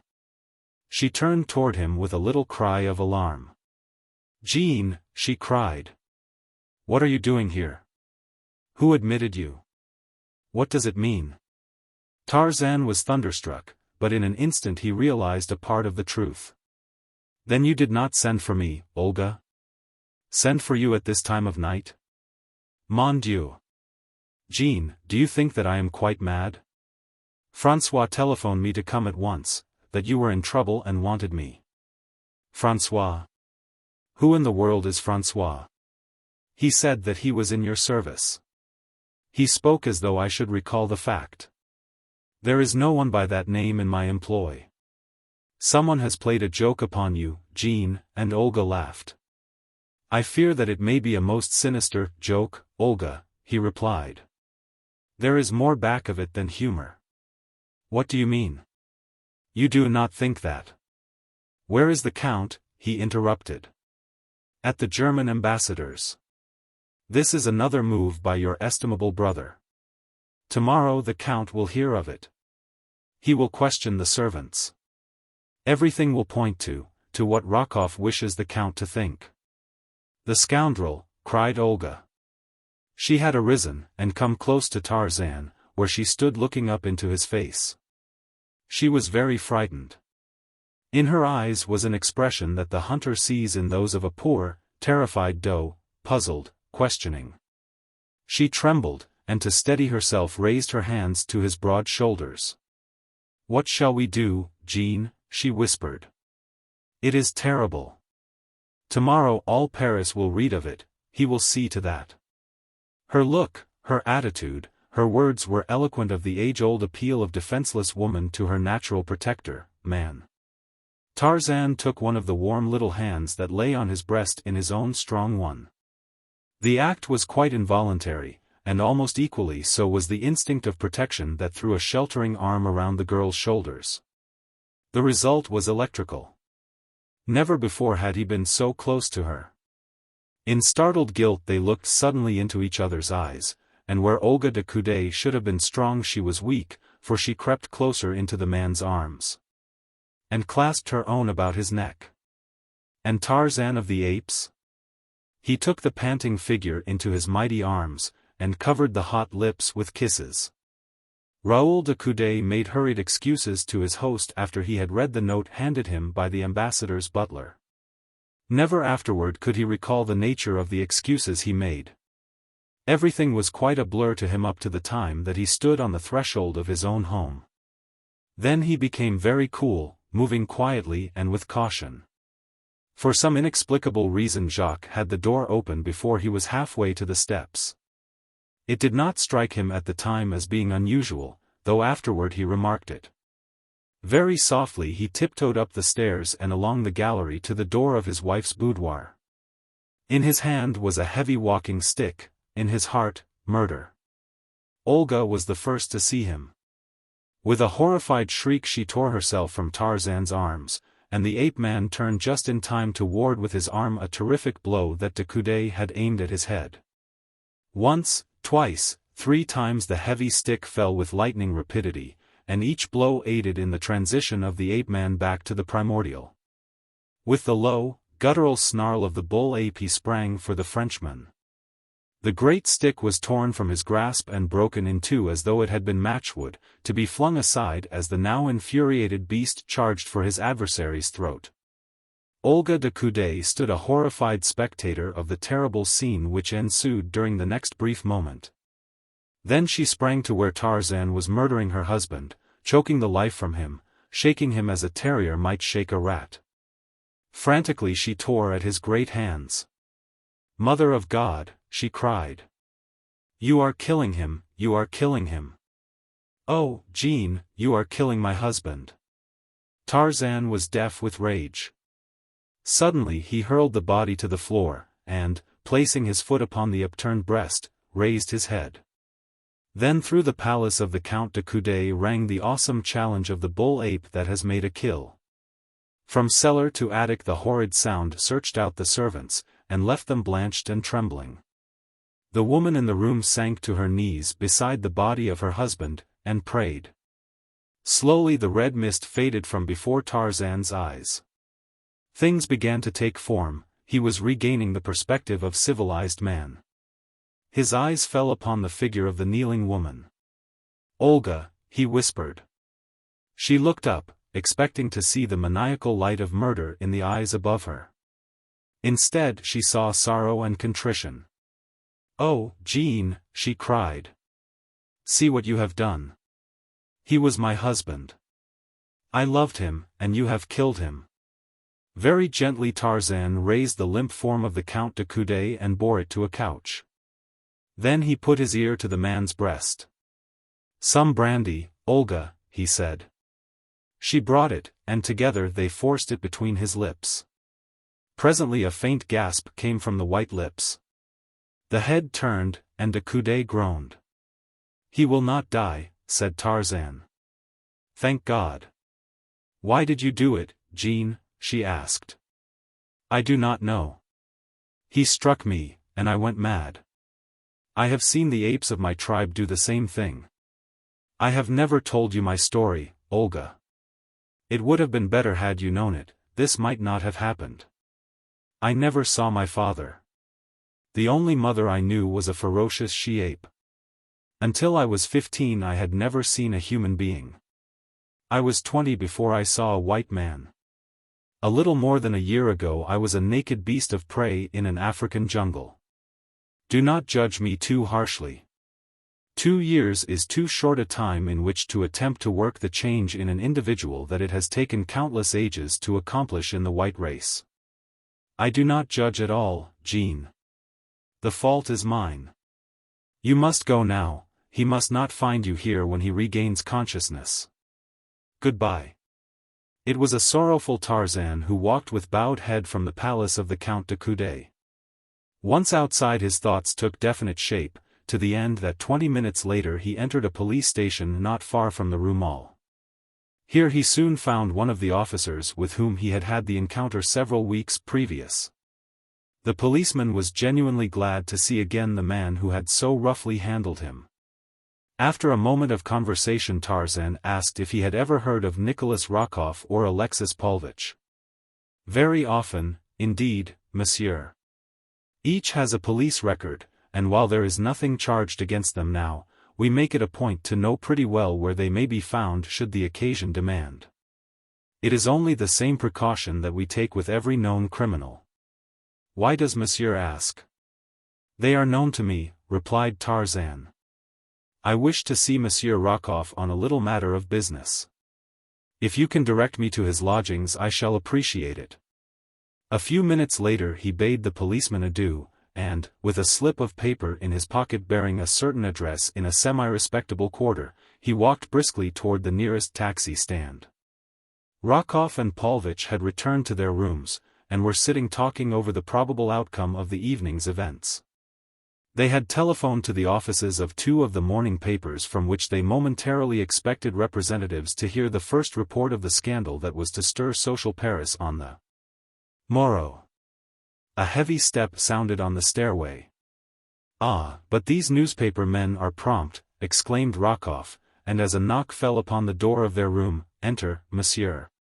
The smile of welcome froze upon the Russian's face as he looked into the hard, grey eyes of his visitor. "Name of a name," he shouted, springing to his feet, "what brings you here?" "Sit down," said Tarzan, so low that the men could barely catch the words, but in a tone that brought Rokoff to his chair, and kept Paulovitch in his. "You know what has brought me here," he continued, in the same low tone. "It should be to kill you, but because you are Olga de Coude's brother I shall not do that, now. I shall give you a chance for your lives. Paulovitch does not count much, he is merely a stupid, foolish little tool, and so I shall not kill him so long as I permit you to live. Before I leave you two alive in this room you will have done two things. The first will be to write a full confession of your connection with tonight's plot, and sign it. The second will be to promise me upon pain of death that you will permit no word of this affair to get into the newspapers. If you do not do both, neither of you will be alive when I pass next through that doorway. Do you understand? And, without waiting for a reply, make haste. There is ink before you, and paper and a pen. Rokoff assumed a truculent air, attempting by bravado to show how little he feared Tarzan's threats. An instant later he felt the ape-man's steel fingers at his throat, and Paulovitch, who attempted to dodge them and reach the door, was lifted completely off the floor and hurled senseless into a corner. When Rokoff commenced to blacken about the face, Tarzan released his hold and shoved the fellow back into his chair. After a moment of coughing, Rokoff sat sullenly glaring at the man standing opposite him. Presently Paulovitch came to himself, and limped painfully back to his chair at Tarzan's command. "Now write," said the ape-man. "If it is necessary to handle you again I shall not be so lenient." Rokoff picked up a pen and commenced to write. "See that you omit no detail, and that you mention every name," cautioned Tarzan. Presently there was a knock at the door.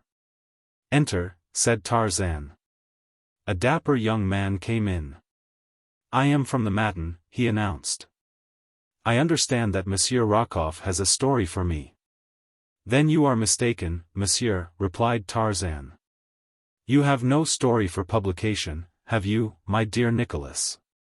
Rokoff looked up from his writing with an ugly scowl upon his face. "No," he growled, "I have no story for publication, now. Nor ever, my dear Nikolas," and the reporter did not see the nasty light in the ape-man's eye, but Nikolas Rokoff did. "Nor ever," he repeated hastily. "It is too bad that monsieur has been troubled," said Tarzan, turning to the newspaper man. "I bid monsieur good evening," and he bowed the dapper young man out of the room, and closed the door in his face. An hour later Tarzan, with a rather bulky manuscript in his coat pocket, turned at the door leading from Rokoff's room. "Were I you I should leave France," he said, "for sooner or later I shall find an excuse to kill you that will not in any way compromise your sister." Chapter 6. A Duel. Darnot was asleep when Tarzan entered their apartments after leaving Rokoff's. Tarzan did not disturb him, but the following morning he narrated the happenings of the previous evening, omitting not a single detail. "What a fool I have been," he concluded. "De Coude and his wife were both my friends. How have I returned their friendship? Barely did I escape murdering the Count. I have cast a stigma on the name of a good woman. It is very probable that I have broken up a happy home."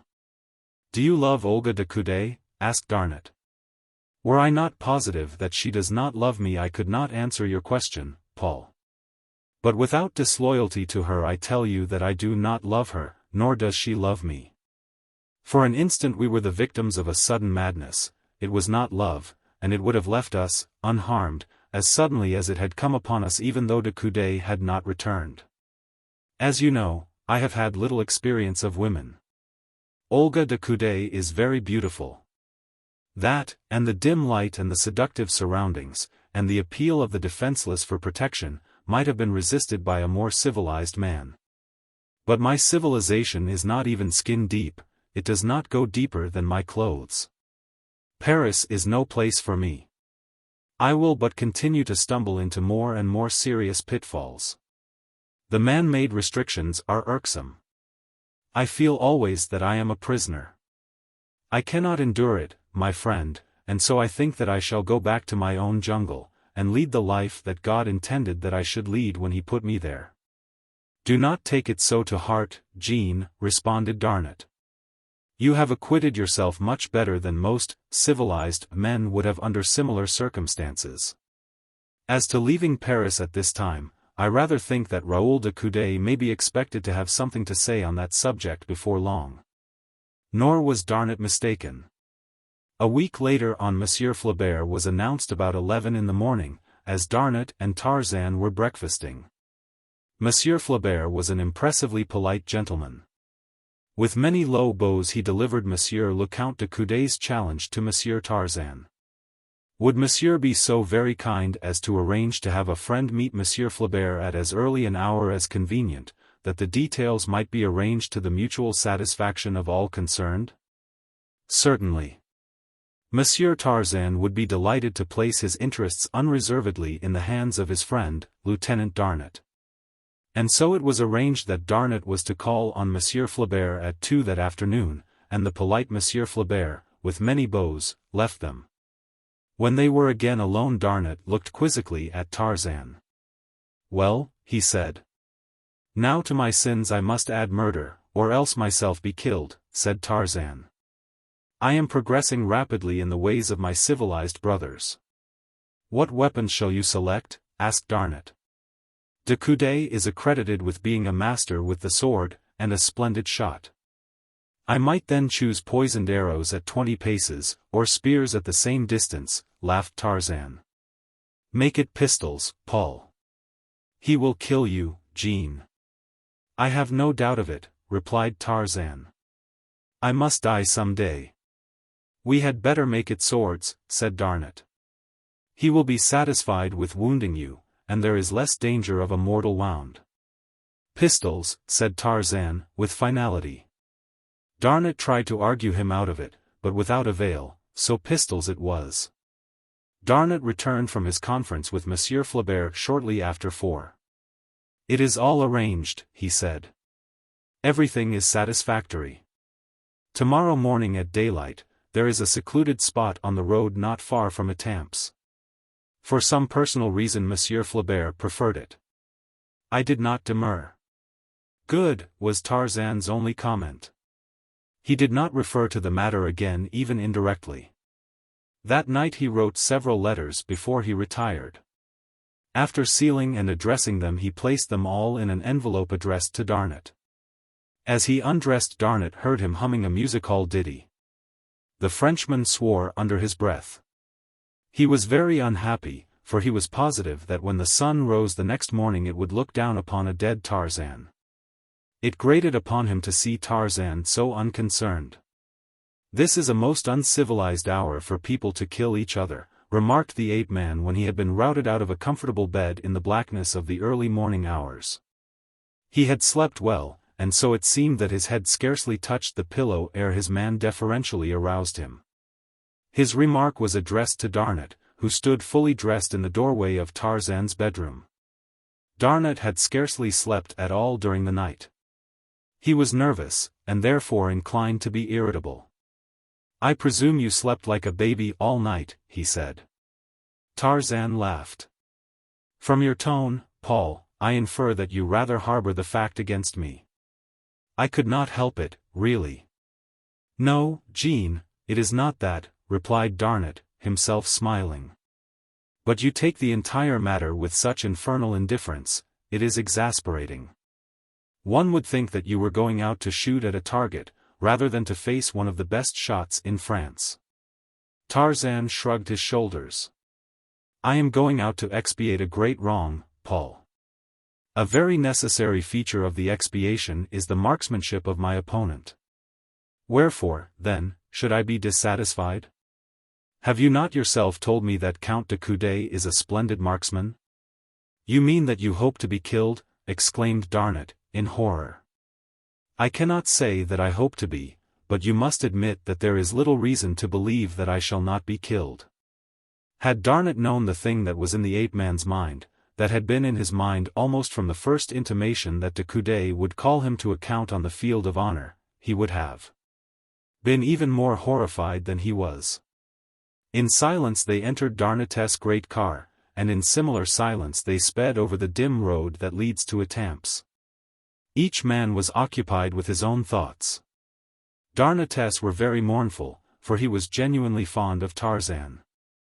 The great friendship which had sprung up between these two men whose lives and training had been so widely different had but been strengthened by association. For they were both men to whom the same high ideals of manhood, of personal courage, and of honor appealed with equal force. They could understand one another, and each could be proud of the friendship of the other. Tarzan of the Apes was wrapped in thoughts of the past. Pleasant memories of the happier occasions of his lost jungle life. He recalled the countless boyhood hours that he had spent cross-legged upon the table in his dead father's cabin, his little brown body bent over one of the fascinating picture books from which, unaided, he had gleaned the secret of the printed language long before the sounds of human speech fell upon his ears. A smile of contentment softened his strong face as he thought of that day of days that he had had alone with Jane Porter in the heart of his primeval forest. Presently his reminiscences were broken in upon by the stopping of the car. They were at their destination. Tarzan's mind returned to the affairs of the moment. He knew that he was about to die, but there was no fear of death in him. To a denizen of the cruel jungle, death is a commonplace. The first law of nature compels them to cling tenaciously to life, to fight for it, but it does not teach them to fear death. Darnot and Tarzan were first upon the field of honor. A moment later de Coude, Monsieur Flaubert, and a third gentleman arrived. The last was introduced to Darnot and Tarzan. He was a physician. Darnot and Monsieur Flaubert spoke together in whispers for a brief time.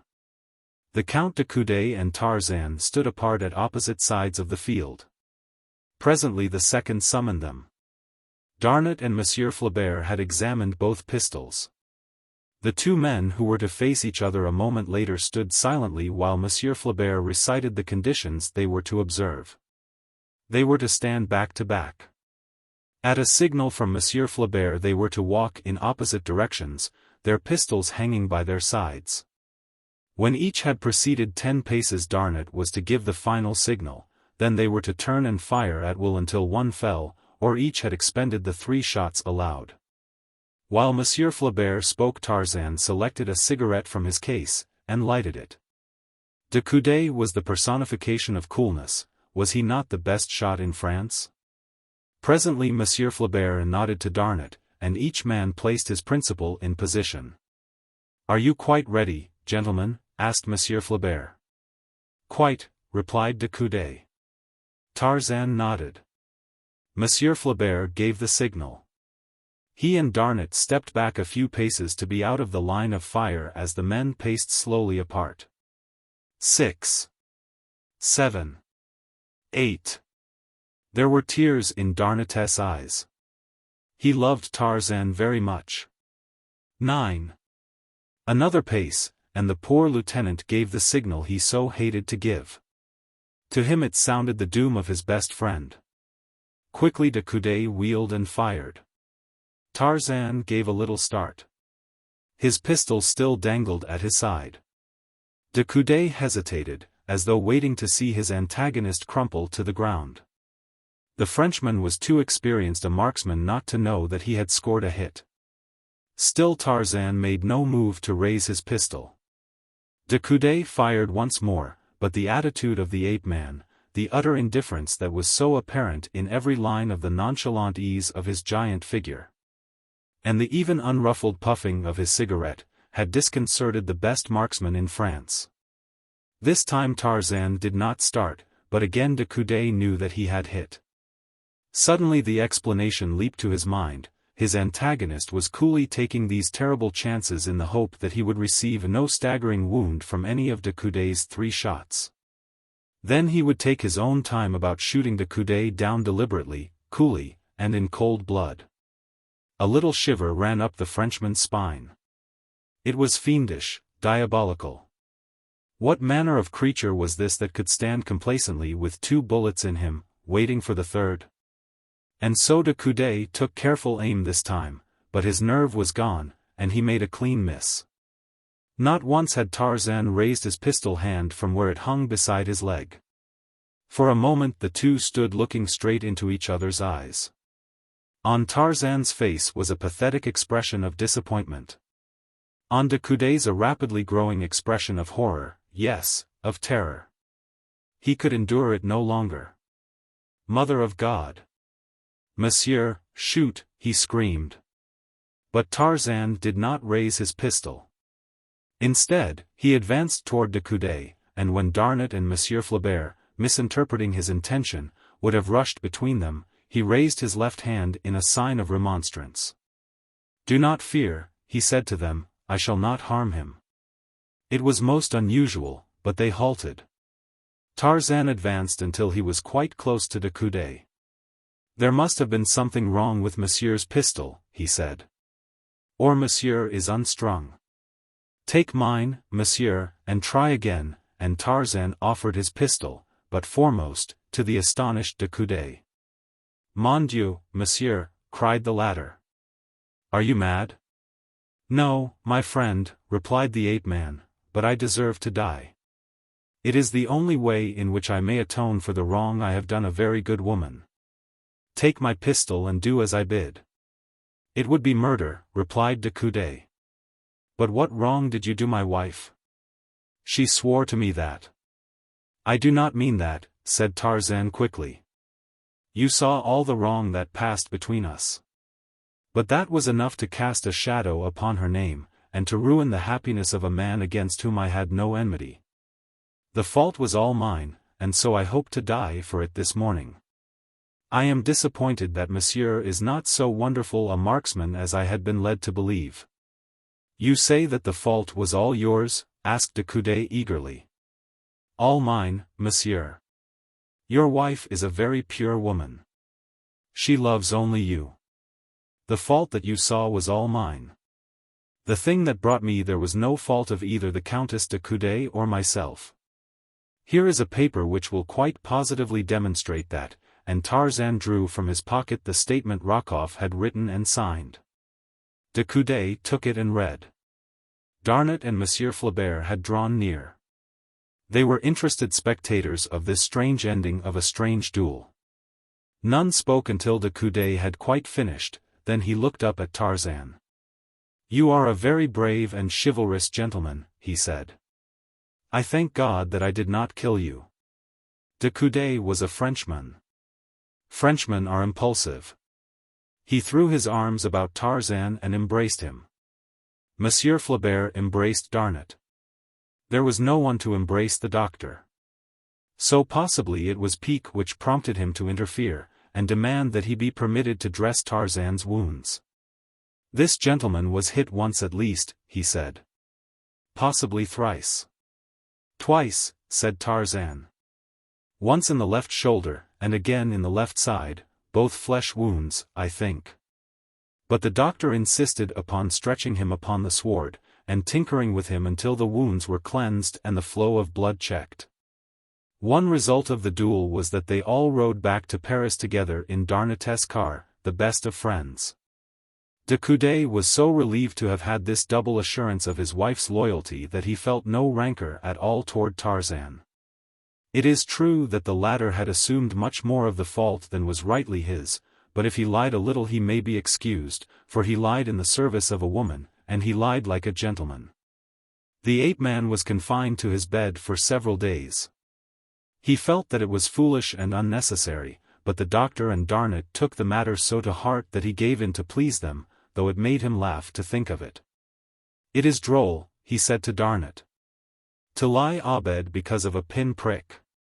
Why, when Bulgani, the king gorilla, tore me almost to pieces, while I was still but a little boy, did I have a nice soft bed to lie on? No, only the damp, rotting vegetation of the jungle. Hidden beneath some friendly bush I lay for days and weeks with only Kala to nurse me, poor, faithful Kala, who kept the insects from my wounds and warned off the beasts of prey. When I called for water she brought it to me in her own mouth, the only way she knew to carry it. There was no sterilized gauze, there was no antiseptic bandage, there was nothing that would not have driven our dear doctor mad to have seen.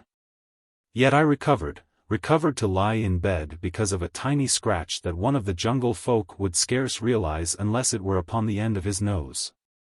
But the time was soon over, and before he realized it Tarzan found himself abroad again. Several times de Coude had called, and when he found that Tarzan was anxious for employment of some nature he promised to see what could be done to find a berth for him.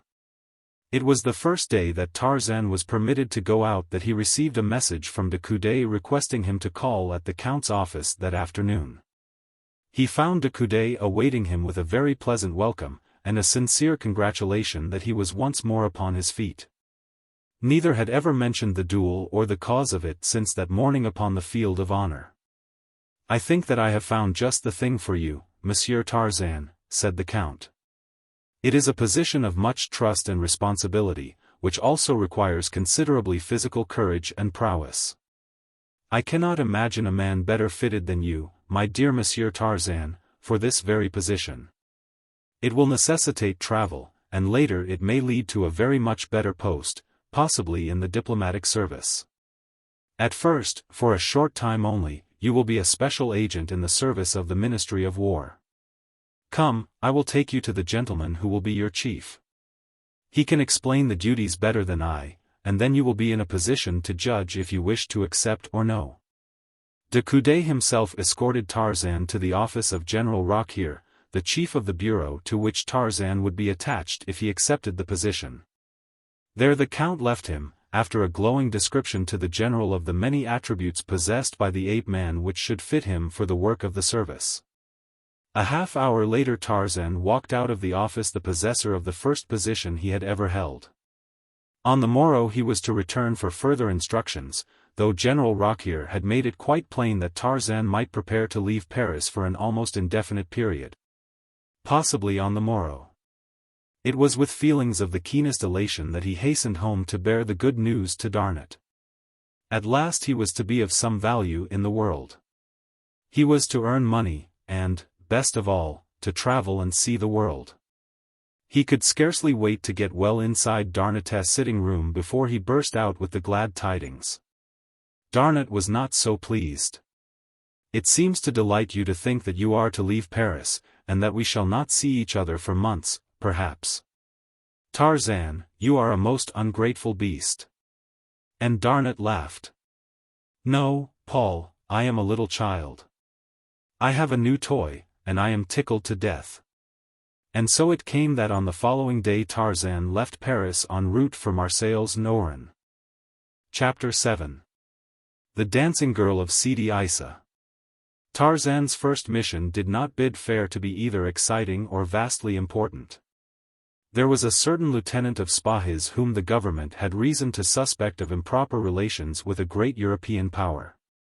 This Lieutenant Genois, who was at present stationed at Sidi Bel Abbes, had recently been attached to the general staff. Where certain information of great military value had come into his possession in the ordinary routine of his duties. It was this information which the government suspected the great power was bartering for with the officer. It was at most but a vague hint dropped by a certain notorious Parisienne in a jealous mood that had caused suspicion to rest upon the lieutenant. But general staffs are jealous of their secrets, and treason so serious a thing that even a hint of it may not be safely neglected. And so it was that Tarzan had come to Algeria in the guise of an American hunter and traveler to keep a close eye upon Lieutenant Genois. He had looked forward with keen delight to again seeing his beloved Africa. But this northern aspect of it was so different from his tropical jungle home that he might as well have been back in Paris for all the heart thrills of homecoming that he experienced. At Oran he spent a day wandering through the narrow, crooked alleys of the Arab quarter enjoying the strange, new sights. The next day found him at Sidi Bel Abbes, where he presented his letters of introduction to both civil and military authorities, letters which gave no clue to the real significance of his mission. Tarzan possessed a sufficient command of English to enable him to pass among Arabs and Frenchmen as an American, and that was all that was required of it. When he met an Englishman he spoke French in order that he might not betray himself, but occasionally talked in English to foreigners who understood that tongue, but could not note the slight imperfections of accent and pronunciation that were his. Here he became acquainted with many of the French officers, and soon became a favorite among them. He met Genois, whom he found to be a taciturn, dyspeptic-looking man of about 40, having little or no social intercourse with his fellows. For a month nothing of moment occurred. Genois apparently had no visitors. Nor did he on his occasional visits to the town hold communication with any who might even by the wildest flight of imagination be construed into secret agents of a foreign power. Tarzan was beginning to hope that, after all, the rumor might have been false, when suddenly Genois was ordered to Bou Saada in the Petit Sahara far to the south. A company of Spahis and 3 officers were to relieve another company already stationed there. Fortunately one of the officers, Captain Gerard, had become an excellent friend of Tarzan's, and so when the ape-man suggested that he should embrace the opportunity of accompanying him to Bou Saada, where he expected to find hunting, it caused not the slightest suspicion. At Bouira the detachment detrained, and the balance of the journey was made in the saddle. As Tarzan was dickering at Bouira for a mount he caught a brief glimpse of a man in European clothes eyeing him from the doorway of a native coffee-house. But as Tarzan looked the man turned and entered the little, low-ceilinged mud hut, and but for a haunting impression that there had been something familiar about the face or figure of the fellow, Tarzan gave the matter no further thought. The march to Aumale was fatiguing to Tarzan, whose equestrian experiences hitherto had been confined to a course of riding lessons in a Parisian academy. And so it was that he quickly sought the comforts of a bed in the Hotel Grosat, while the officers and troops took up their quarters at the military post. Although Tarzan was called early the following morning, the company of Spahis was on the march before he had finished his breakfast. He was hurrying through his meal that the soldiers might not get too far in advance of him when he glanced through the door connecting the dining room with the bar. To his surprise, he saw Genois standing there in conversation with the very stranger he had seen in the coffee-house at Bouira the day previous. He could not be mistaken, for there was the same strangely familiar attitude and figure, though the man's back was toward him. As his eyes lingered on the two, Genois looked up and caught the intent expression on Tarzan's face. The stranger was talking in a low whisper at the time, but the French officer immediately interrupted him, and the two at once turned away and passed out of the range of Tarzan's vision. This was the first suspicious occurrence that Tarzan had ever witnessed in connection with Genois' actions. But he was positive that the men had left the barroom solely because Genois had caught Tarzan's eyes upon them. Then there was the persistent impression of familiarity about the stranger to further augment the ape-man's belief that here at length was something which would bear watching.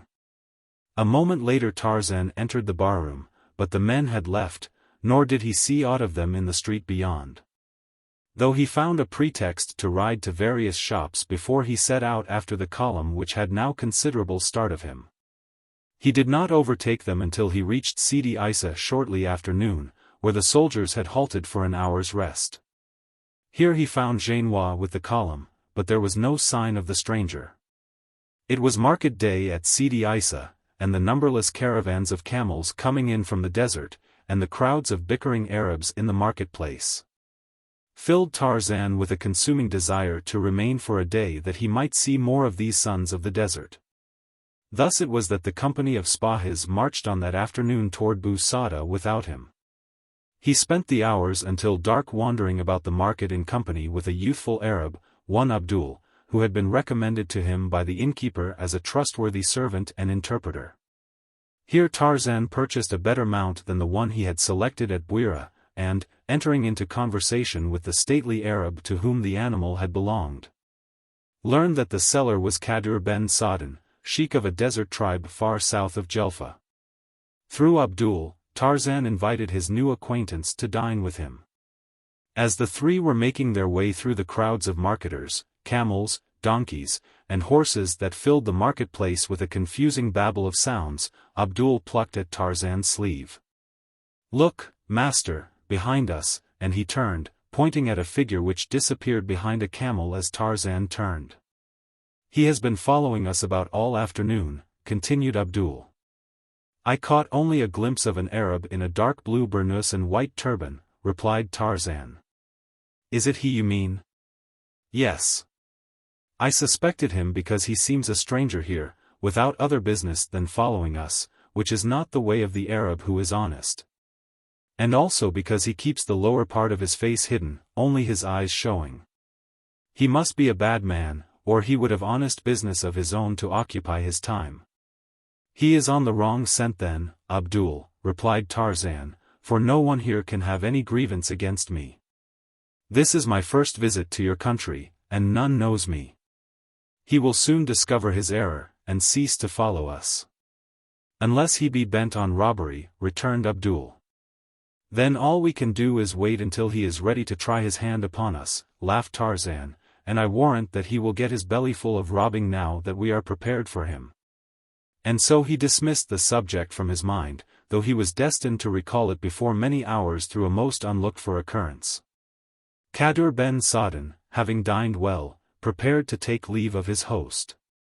With dignified protestations of friendship, he invited Tarzan to visit him in his wild domain, where the antelope, the stag, the boar, the panther, and the lion might still be found in sufficient numbers to tempt an ardent huntsman. On his departure the ape-man, with Abdul, wandered again into the streets of Sidi Isa, where he was soon attracted by the wild din of sound coming from the open doorway of one of the numerous cafés Moors. It was after 8, and the dancing was in full swing as Tarzan entered. The room was filled to repletion with Arabs. All were smoking, and drinking their thick, hot coffee. Tarzan and Abdul found seats near the center of the room. Though the terrific noise produced by the musicians upon their Arab drums and pipes would have rendered a seat farther from them more acceptable to the quiet-loving ape-man. A rather good-looking old male was dancing, and, perceiving Tarzan's European clothes, and scenting a generous gratuity, she threw her silken handkerchief upon his shoulder, to be rewarded with a franc. When her place upon the floor had been taken by another, the bright-eyed Abdul saw her in conversation with two Arabs at the far side of the room, near a side door that led upon an inner court, around the gallery of which were the rooms occupied by the girls who danced in this café. At first he thought nothing of the matter, but presently he noticed from the corner of his eye one of the men nod in their direction, and the girl turn and shoot a furtive glance at Tarzan. Then the Arabs melted through the doorway into the darkness of the court. When it came again the girl's turn to dance, she hovered close to Tarzan, and for the ape-man alone were her sweetest smiles. Many an ugly scowl was cast upon the tall European by swarthy, dark-eyed sons of the desert, but neither smiles nor scowls produced any outwardly visible effect upon him. Again the girl cast her handkerchief upon his shoulder, and again was she rewarded with a franc piece. As she was sticking it upon her forehead, after the custom of her kind, she bent low toward Tarzan, whispering a quick word in his ear. "There are two without in the court," she said quickly, in broken French, "who would harm monsieur.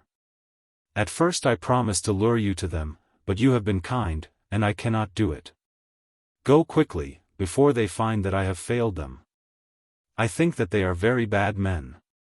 Tarzan thanked the girl, assuring her that he would be careful, and, having finished her dance, she crossed to the little doorway and went out into the court. But Tarzan did not leave the café as she had urged. For another half-hour nothing unusual occurred, then a surly-looking Arab entered the café from the street. He stood near Tarzan, where he deliberately made insulting remarks about the European. But as they were in his native tongue, Tarzan was entirely innocent of their purport until Abdul took it upon himself to enlighten him. "This fellow is looking for trouble," warned Abdul. "He is not alone. In fact, in case of a disturbance, nearly every man here would be against you.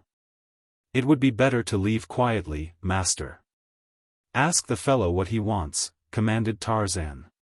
"He says that the dog of a Christian insulted the old nail, who belongs to him. He means trouble, monsieur. Tell him that I did not insult his or any other old nail, that I wish him to go away and leave me alone. That I have no quarrel with him, nor has he any with me." "He says," replied Abdul, after delivering this message to the Arab, "that besides being a dog yourself that you are the son of one, and that your grandmother was a hyena. Incidentally you are a liar." The attention of those nearby had now been attracted by the altercation, and the sneering laughs that followed this torrent of invective easily indicated the trend of the sympathies of the majority of the audience. Tarzan did not like being laughed at, neither did he relish the terms applied to him by the Arab, but he showed no sign of anger as he arose from his seat upon the bench. A half-smile played about his lips, but of a sudden a mighty fist shot into the face of the scowling Arab, and back of it were the terrible muscles of the ape-man. At the instant that the man fell, a half-dozen fierce plainsmen sprang into the room from where they had apparently been waiting for their cue in the street before the café. With cries of "Kill the unbeliever," and "Down with the dog of a Christian," they made straight for Tarzan. A number of the younger Arabs in the audience sprang to their feet to join in the assault upon the unarmed white man. Tarzan and Abdul were rushed back toward the end of the room by the very force of numbers opposing them. The young Arab remained loyal to his master, and with drawn knife fought at his side. With tremendous blows the ape-man felled all who came within reach of his powerful hands. He fought quietly and without a word, upon his lips the same half-smile they had worn as he rose to strike down the man who had insulted him. It seemed impossible that either he or Abdul could survive the sea of wicked-looking swords and knives that surrounded them. But the very numbers of their assailants proved the best bulwark of their safety. So closely packed was the howling, cursing mob that no weapon could be wielded to advantage, and none of the Arabs dared use a firearm for fear of wounding one of his compatriots.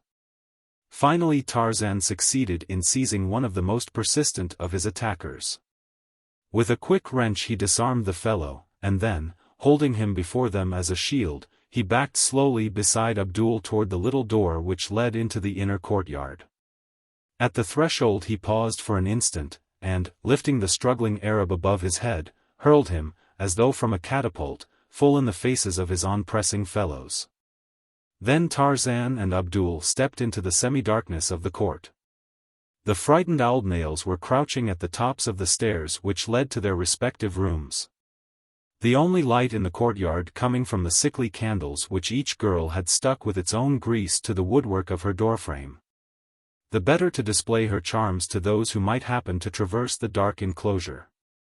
Scarcely had Tarzan and Abdul emerged from the room ere a revolver spoke close at their backs from the shadows beneath one of the stairways, and as they turned to meet this new antagonist, two muffled figures sprang toward them, firing as they came. Tarzan leaped to meet these two new assailants. The foremost lay, a second later, in the trampled dirt of the court, disarmed and groaning from a broken wrist.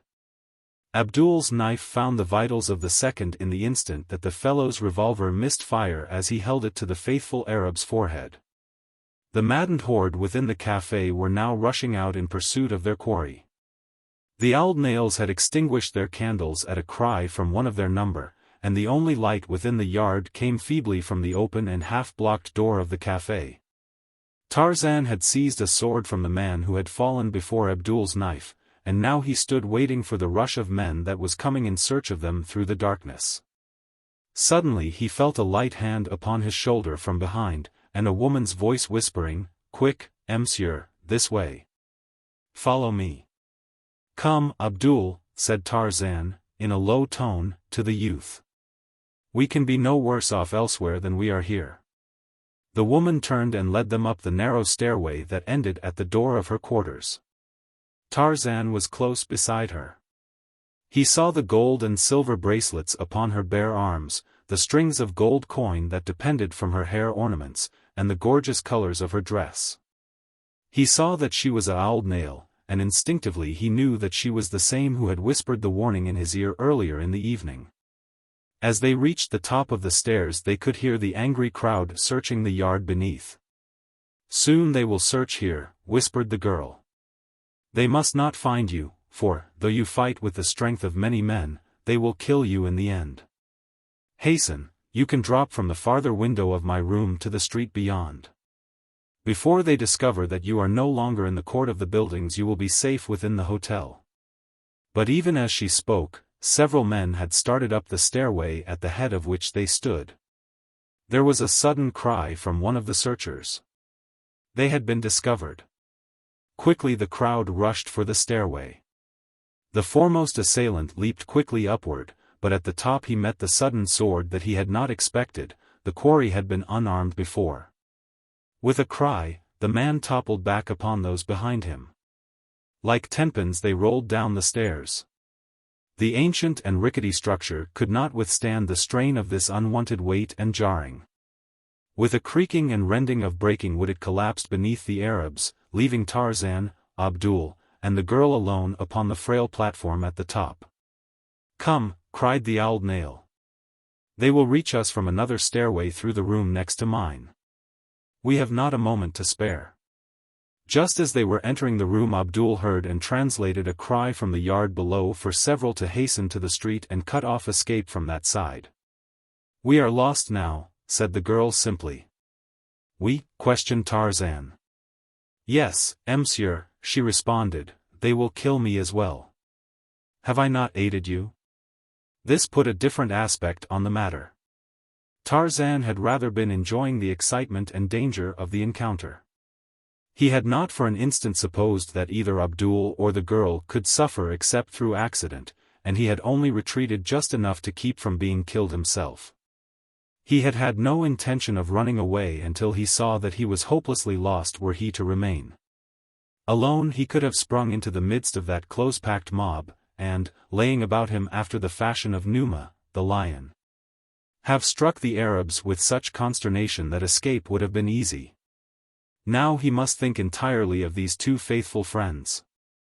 He crossed to the window which overlooked the street. In a minute there would be enemies below. Already he could hear the mob clambering the stairway to the next quarters. They would be at the door beside him in another instant.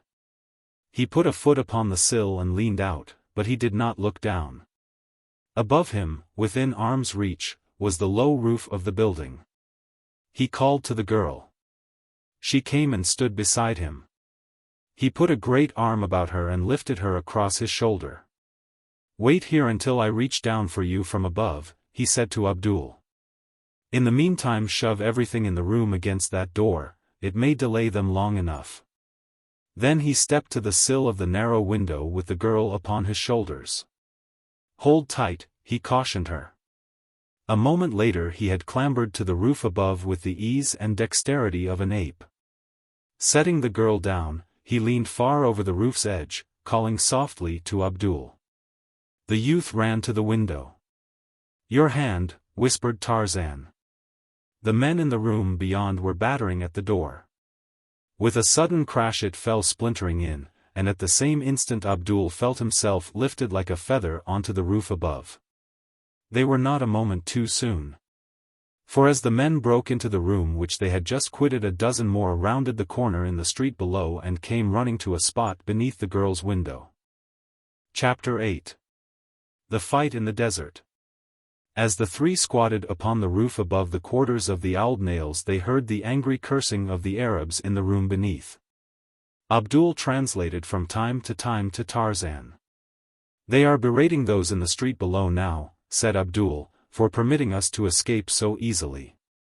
Those in the street say that we did not come that way, that we are still within the building, and that those above, being too cowardly to attack us, are attempting to deceive them into believing that we have escaped. In a moment they will have fighting of their own to attend to if they continue their brawling." Presently those in the building gave up the search, and returned to the café. A few remained in the street below, smoking and talking. Tarzan spoke to the girl, thanking her for the sacrifice she had made for him, a total stranger. "I liked you," she said simply. "You were unlike the others who come to the café. You did not speak coarsely to me, the manner in which you gave me money was not an insult."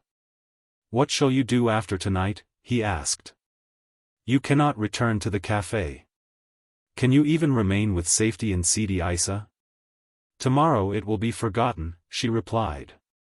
"But I should be glad if it might be that I need never return to this or another café. I have not remained because I wished to, I have been a prisoner." "A prisoner?" ejaculated Tarzan incredulously. "A slave would be the better word," she answered. "I was stolen in the night from my father's door by a band of marauders. They brought me here and sold me to the Arab who keeps this café. It has been nearly 2 years now since I saw the last of mine own people. They are very far to the south. They never come to Sidi Isa. You would like to return to your people? Asked Tarzan. Then I shall promise to see you safely so far as Bou Sada at least. There we can doubtless arrange with the commandant to send you the rest of the way. Oh, monsieur, she cried, how can I ever repay you? You cannot really mean that you will do so much for a poor old nail.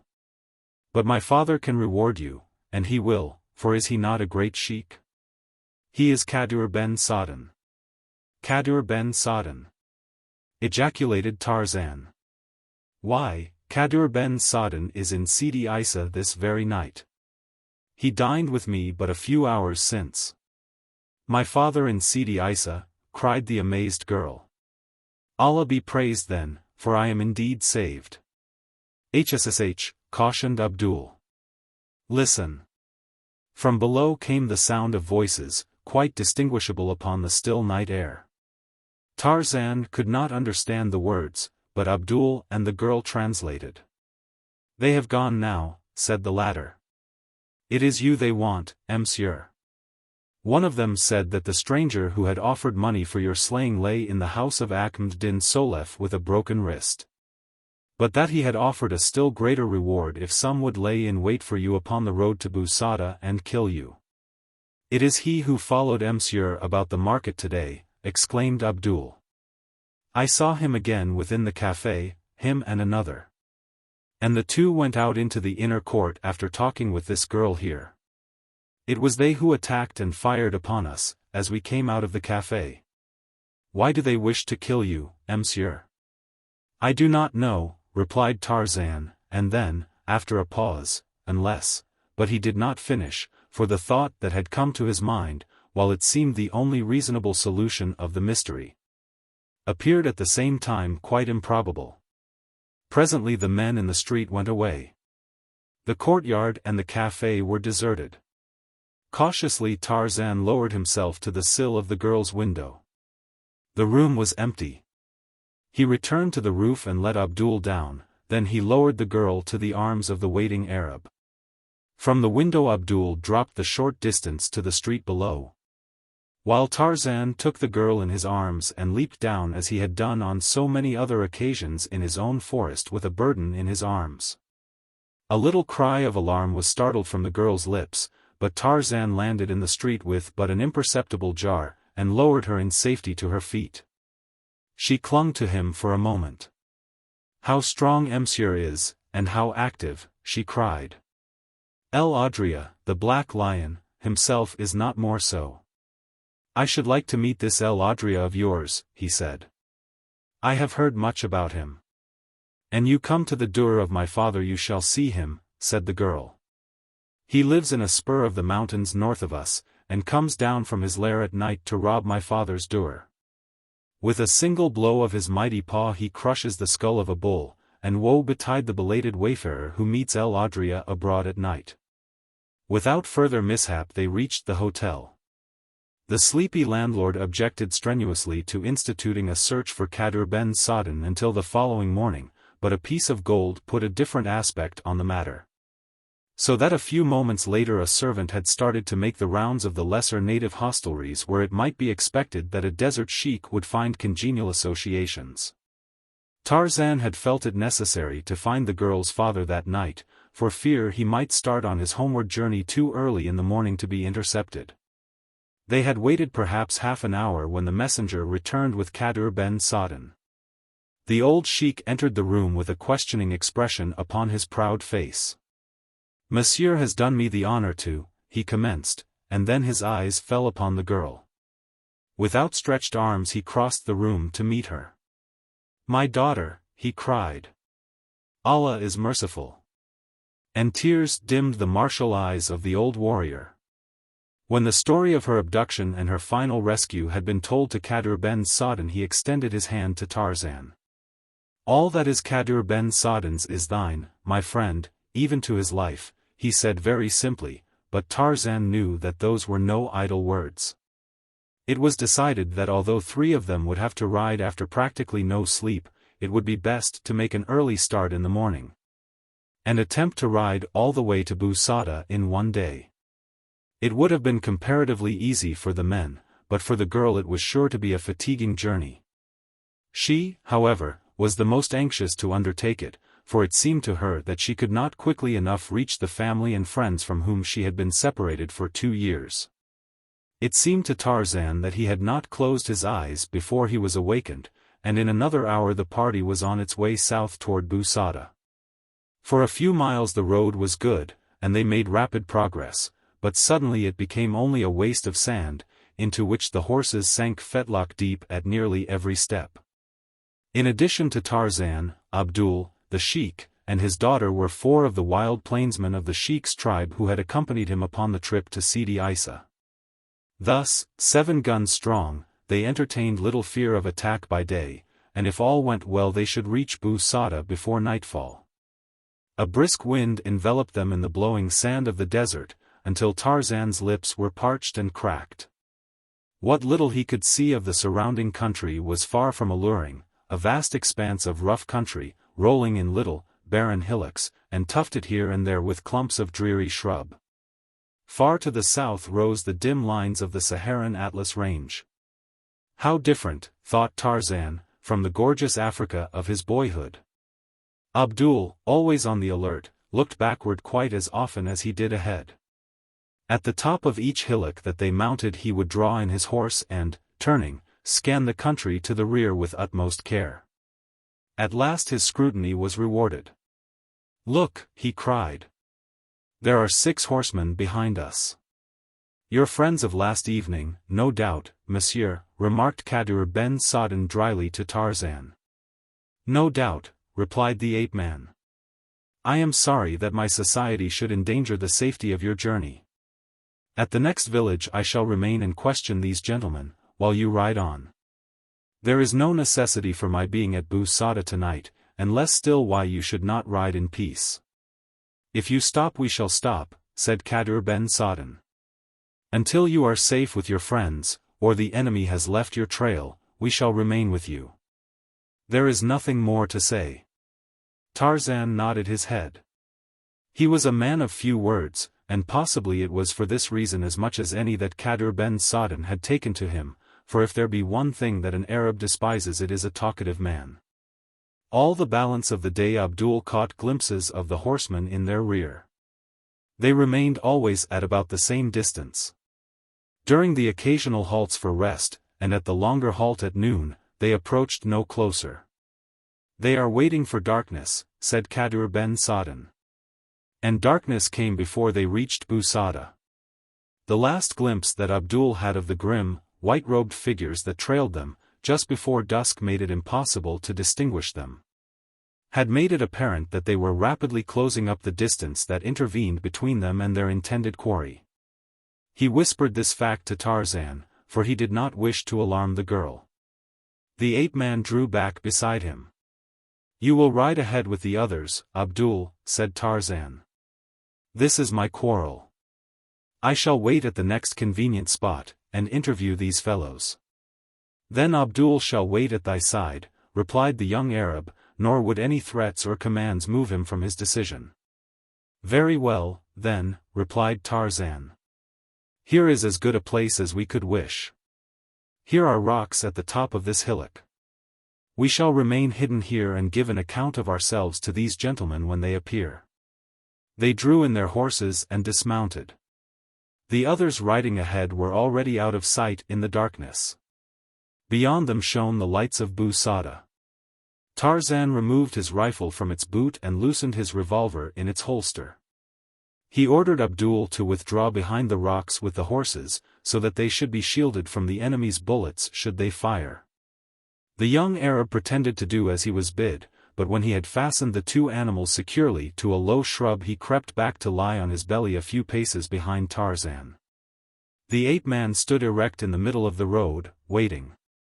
Nor did he have long to wait. The sound of galloping horses came suddenly out of the darkness below him, and a moment later he discerned the moving blotches of lighter color against the solid background of the night. "Halt," he cried, "or we fire." The white figures came to a sudden stop, and for a moment there was silence. Then came the sound of a whispered counsel, and like ghosts the phantom riders dispersed in all directions. Again the desert lay still about him, yet it was an ominous stillness that foreboded evil. Abdul raised himself to one knee. Tarzan cocked his jungle-trained ears, and presently there came to him the sound of horses walking quietly through the sand to the east of him, to the west, to the north, and to the south. They had been surrounded. Then a shot came from the direction in which he was looking, a bullet whirred through the air above his head, and he fired at the flash of the enemy's gun. Instantly the soundless waste was torn with the quick staccato of guns upon every hand. Abdul and Tarzan fired only at the flashes, they could not yet see their foemen. Presently it became evident that the attackers were circling their position, drawing closer and closer in as they began to realize the paltry numbers of the party which opposed them. But one came too close, for Tarzan was accustomed to using his eyes in the darkness of the jungle night, than which there is no more utter darkness this side the grave. And with a cry of pain a saddle was emptied. "The odds are evening, Abdul," said Tarzan, with a low laugh. But they were still far too one-sided, and when the 5 remaining horsemen whirled at a signal and charged full upon them it looked as if there would be a sudden ending of the battle. Both Tarzan and Abdul sprang to the shelter of the rocks, that they might keep the enemy in front of them. There was a mad clatter of galloping hoofs, a volley of shots from both sides, and the Arabs withdrew to repeat the maneuver, but there were now only 4 against the 2. For a few moments there came no sound from out of the surrounding blackness. Tarzan could not tell whether the Arabs, satisfied with their losses, had given up the fight, or were waiting farther along the road to waylay them as they proceeded on toward Bou Saada. But he was not left long in doubt, for now all from one direction came the sound of a new charge. But scarcely had the first gun spoken ere a dozen shots rang out behind the Arabs. There came the wild shouts of a new party to the controversy, and the pounding of the feet of many horses from down the road to Bou Saada. The Arabs did not wait to learn the identity of the oncomers. With a parting volley as they dashed by the position which Tarzan and Abdul were holding, they plunged off along the road toward Sidi Isa. A moment later Kadur ben Sa'dan and his men dashed up. The old sheik was much relieved to find that neither Tarzan nor Abdul had received a scratch. Not even had their horses been wounded. They sought out the 2 men who had fallen before Tarzan's shots, and, finding that both were dead, left them where they lay. "Why did you not tell me that you contemplated ambushing those fellows?" asked the sheik in a hurt tone. "We might have had them all if the 7 of us had stopped to meet them." "Then it would have been useless to stop at all," replied Tarzan, "for had we simply ridden on toward Bou Saada they would have been upon us presently, and all could have been engaged. It was to prevent the transfer of my own quarrel to another's shoulders that Abdul and I stopped off to question them. Then there is your daughter. I could not be the cause of exposing her needlessly to the marksmanship of 6 men." Kadur ben Sa'dan shrugged his shoulders. He did not relish having been cheated out of a fight. The little battle so close to Bou Saada had drawn out a company of soldiers. Tarzan and his party met them just outside the town. The officer in charge halted them to learn the significance of the shots. "A handful of marauders," replied Kadur ben Sa'dan. "They attacked 2 of our number who had dropped behind, but when we returned to them the fellows soon dispersed. They left 2 dead. None of my party was injured." This seemed to satisfy the officer, and after taking the names of the party he marched his men on toward the scene of the skirmish to bring back the dead men for purposes of identification. If possible. 2 days later, Kadur ben Sa'dan, with his daughter and followers, rode south through the pass below Bou Saada, bound for their home in the far wilderness. The sheik had urged Tarzan to accompany him, and the girl had added her entreaties to those of her father. But, though he could not explain it to them, Tarzan's duties loomed particularly large after the happenings of the past few days, so that he could not think of leaving his post for an instant. But he promised to come later if it lay within his power to do so, and they had to content themselves with that assurance. During these 2 days Tarzan had spent practically all his time with Kadur ben Sa'dan and his daughter. He was keenly interested in this race of stern and dignified warriors, and embraced the opportunity which their friendship offered to learn what he could of their lives and customs. He even commenced to acquire the rudiments of their language under the pleasant tutorage of the brown-eyed girl. It was with real regret that he saw them depart, and he sat his horse at the opening to the pass, as far as which he had accompanied them, gazing after the little party as long as he could catch a glimpse of them. Here were people after his own heart. Their wild, rough lives, filled with danger and hardship, appealed to this half-savage man as nothing had appealed to him in the midst of the effeminate civilization of the great cities he had visited. Here was a life that excelled even that of the jungle, for here he might have the society of men, real men whom he could honor and respect, and yet be near to the wild nature that he loved. In his head revolved an idea that when he had completed his mission he would resign and return to live for the remainder of his life with the tribe of Kadur ben Sadan. Then he turned his horse's head and rode slowly back to Bou Saada. The front of the Hotel du Petit Sahara, where Tarzan stopped in Bou Saada, is taken up with the bar, 2 dining rooms, and the kitchens. Both of the dining rooms open directly off the bar, and one of them is reserved for the use of the officers of the garrison. As you stand in the barroom you may look into either of the dining rooms if you wish.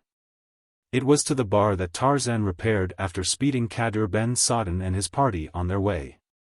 It was yet early in the morning, for Kadur ben Sadan had elected to ride far that day, so that it happened that when Tarzan returned there were guests still at breakfast. As his casual glance wandered into the officers' dining room, Tarzan saw something which brought a look of interest to his eyes. Lieutenant Genois was sitting there, and as Tarzan looked a white-robed Arab approached and, bending, whispered a few words into the lieutenant's ear.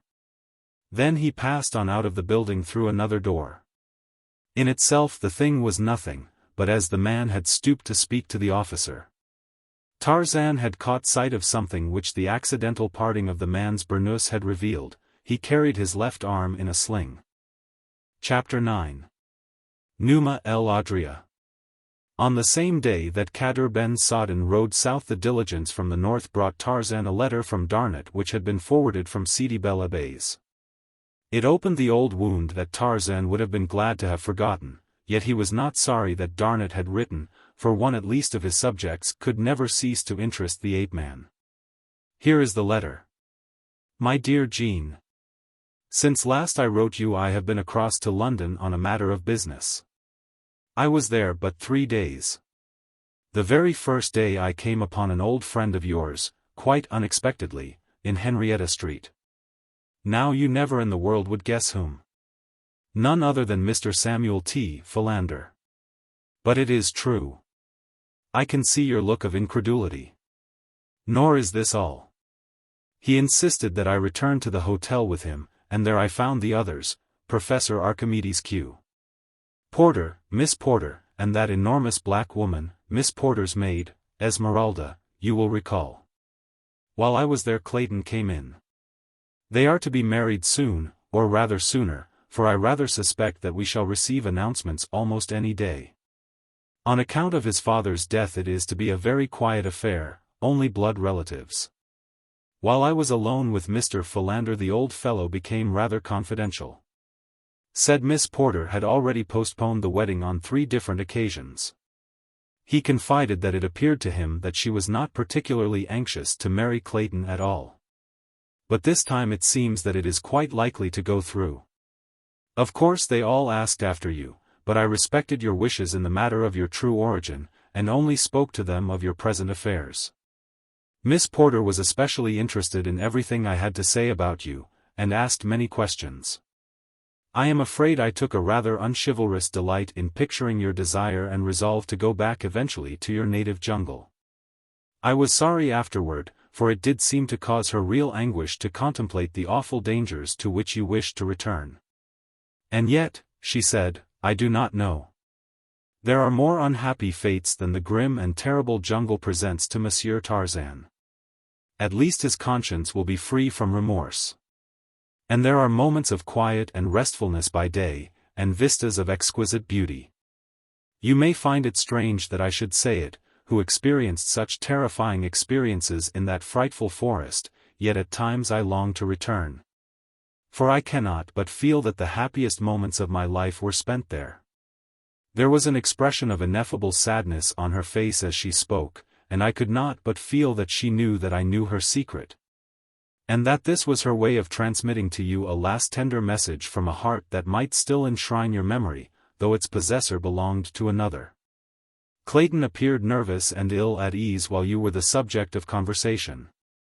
He wore a worried and harassed expression. Yet he was very kindly in his expressions of interest in you. "I wonder if he suspects the truth about you?" Tennington came in with Clayton. "They are great friends, you know. He is about to set out upon one of his interminable cruises in that yacht of his, and was urging the entire party to accompany him. Tried to inveigle me into it, too. Is thinking of circumnavigating Africa this time. I told him that his precious toy would take him and some of his friends to the bottom of the ocean one of these days if he didn't get it out of his head that she was a liner or a battleship. I returned to Paris day before yesterday, and yesterday I met the Count and Countess de Coude at the races. They inquired after you. De Coude really seems quite fond of you. Doesn't appear to harbor the least ill will. Olga is as beautiful as ever, but a trifle subdued. I imagine that she learned a lesson through her acquaintance with you that will serve her in good stead during the balance of her life. It is fortunate for her, and for de Coude as well, that it was you and not another man more sophisticated. Had you really paid court to Olga's heart, I am afraid that there would have been no hope for either of you. She asked me to tell you that Nicholas had left France. She paid him 20,000 francs to go away, and stay. She is congratulating herself that she got rid of him before he tried to carry out a threat he recently made her that he should kill you at the first opportunity. She said that she should hate to think that her brother's blood was on your hands, for she is very fond of you, and made no bones in saying so before the Count. It never for a moment seemed to occur to her that there might be any possibility of any other outcome of a meeting between you and Nicholas. The Count quite agreed with her in that. He added that it would take a regiment of Rokoffs to kill you. He has a most healthy respect for your prowess. Have been ordered back to my ship. She sails from Havre in 2 days under sealed orders. If you will address me in her care, the letters will find me eventually. I shall write you as soon as another opportunity presents. Your sincere friend, Paul Darnett. I fear, mused Tarzan, half aloud, that Olga has thrown away her 20,000 francs. He read over that part of Darnett's letter several times in which he had quoted from his conversation with Jane Porter. Tarzan derived a rather pathetic happiness from it, but it was better than no happiness at all. The following 3 weeks were quite uneventful. On several occasions Tarzan saw the mysterious Arab, and once again he had been exchanging words with Lieutenant Genois. But no amount of espionage or shadowing by Tarzan revealed the Arab's lodgings, the location of which Tarzan was anxious to ascertain. Genois, never cordial, had kept more than ever aloof from Tarzan since the episode in the dining room of the hotel at Aumale. His attitude on the few occasions that they had been thrown together had been distinctly hostile. That he might keep up the appearance of the character he was playing, Tarzan spent considerable time hunting in the vicinity of Bou Saada. He would spend entire days in the foothills, ostensibly searching for gazelle. But on the few occasions that he came close enough to any of the beautiful little animals to harm them, he invariably allowed them to escape without so much as taking his rifle from its boot. The ape-man could see no sport in slaughtering the most harmless and defenseless of God's creatures for the mere pleasure of killing. In fact, Tarzan had never killed for pleasure, nor to him was there pleasure in killing. It was the joy of righteous battle that he loved, the ecstasy of victory. And the keen and successful hunt for food in which he pitted his skill and craftiness against the skill and craftiness of another. But to come out of a town filled with food to shoot down a soft-eyed, pretty gazelle, that was crueler than the deliberate and cold-blooded murder of a fellow man. Tarzan would have none of it, and so he hunted alone that none might discover the sham that he was practicing. And once, probably because of the fact that he rode alone, he was like to have lost his life. He was riding slowly through a little ravine when a shot sounded close behind him, and a bullet passed through the cork helmet he wore.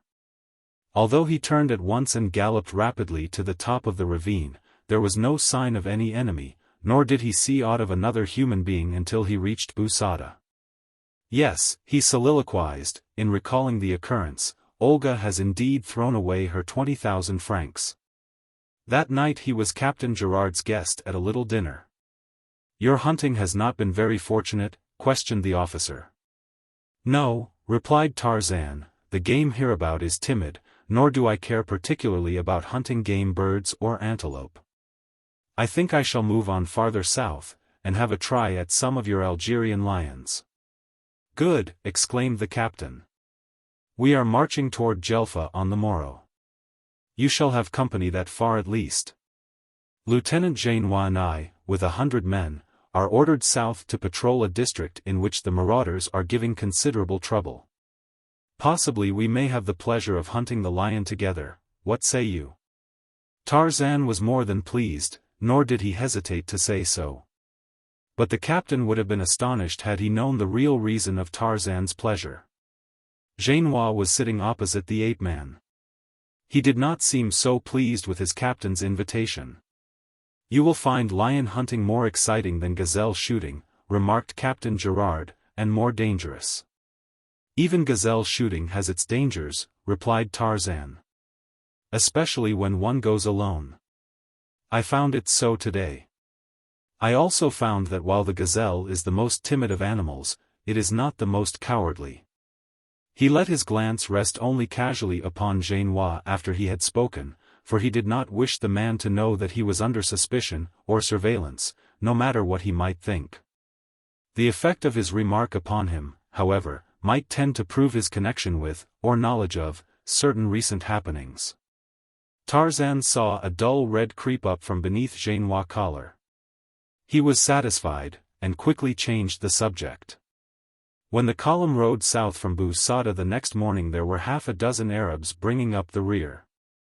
"They are not attached to the command," replied Gerard in response to Tarzan's query. "They merely accompany us on the road for companionship." Tarzan had learned enough about Arab character since he had been in Algeria to know that this was no real motive, for the Arab is never overfond of the companionship of strangers. And especially of French soldiers. So his suspicions were aroused, and he decided to keep a sharp eye on the little party that trailed behind the column at a distance of about a quarter of a mile. But they did not come close enough even during the halts to enable him to obtain a close scrutiny of them. He had long been convinced that there were hired assassins on his trail, nor was he in great doubt but that Rokoff was at the bottom of the plot. Whether it was to be revenge for the several occasions in the past that Tarzan had defeated the Russian's purposes and humiliated him, or was in some way connected with his mission in the Genois affair, he could not determine. If the latter, and it seemed probable since the evidence he had had that Genois suspected him, then he had two rather powerful enemies to contend with. For there would be many opportunities in the wilds of Algeria, for which they were bound, to dispatch a suspected enemy quietly and without attracting suspicion. After camping at Jelfa for 2 days the column moved to the southwest, from whence word had come that the marauders were operating against the tribes whose douars were situated at the foot of the mountains. The little band of Arabs who had accompanied them from Busada had disappeared suddenly the very night that orders had been given to prepare for the morrow's march from Jelfa. Tarzan made casual inquiries among the men, but none could tell him why they had left, or in what direction they had gone. He did not like the looks of it, especially in view of the fact that he had seen Genois in conversation with one of them some half hour after Captain Gerard had issued his instructions relative to the new move. Only Genois and Tarzan knew the direction of the proposed march. All the soldiers knew was that they were to be prepared to break camp early the next morning. Tarzan wondered if Genois could have revealed their destination to the Arabs. Late that afternoon they went into camp at a little oasis in which was the dour of a sheik whose flocks were being stolen, and whose herdsmen were being killed. The Arabs came out of their goatskin tents, and surrounded the soldiers, asking many questions in the native tongue, for the soldiers were themselves natives. Tarzan, who, by this time, with the assistance of Abdul, had picked up quite a smattering of Arab, questioned one of the younger men who had accompanied the sheik while the latter paid his respects to Captain Gerard. No, he had seen no party of 6 horsemen riding from the direction of Jelfa. There were other oases scattered about, possibly they had been journeying to one of these. Then there were the marauders in the mountains above. They often rode north to Busada in small parties, and even as far as Aumail and Buira. It might indeed have been a few marauders returning to the band from a pleasure trip to one of these cities.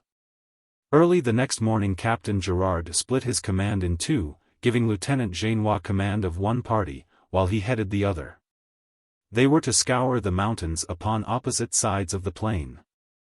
"And with which detachment will Monsieur Tarzan ride?" asked the captain. "Or maybe it is that Monsieur does not care to hunt marauders." "Oh, I shall be delighted to go," Tarzan hastened to explain. He was wondering what excuse he could make to accompany Genois. His embarrassment was short-lived, and was relieved from a most unexpected source. It was Genois himself who spoke. "If my captain will forego the pleasure of Monsieur Tarzan's company for this once, I shall esteem it an honor indeed to have Monsieur ride with me today," he said. Nor was his tone lacking in cordiality.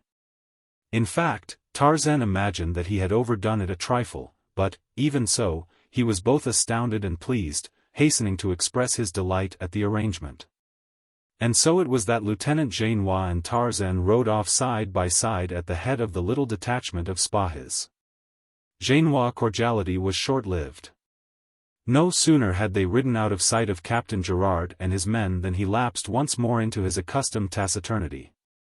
As they advanced the ground became rougher. Steadily it ascended toward the mountains, into which they filed through a narrow canyon close to noon. By the side of a little rivulet Genois called the midday halt.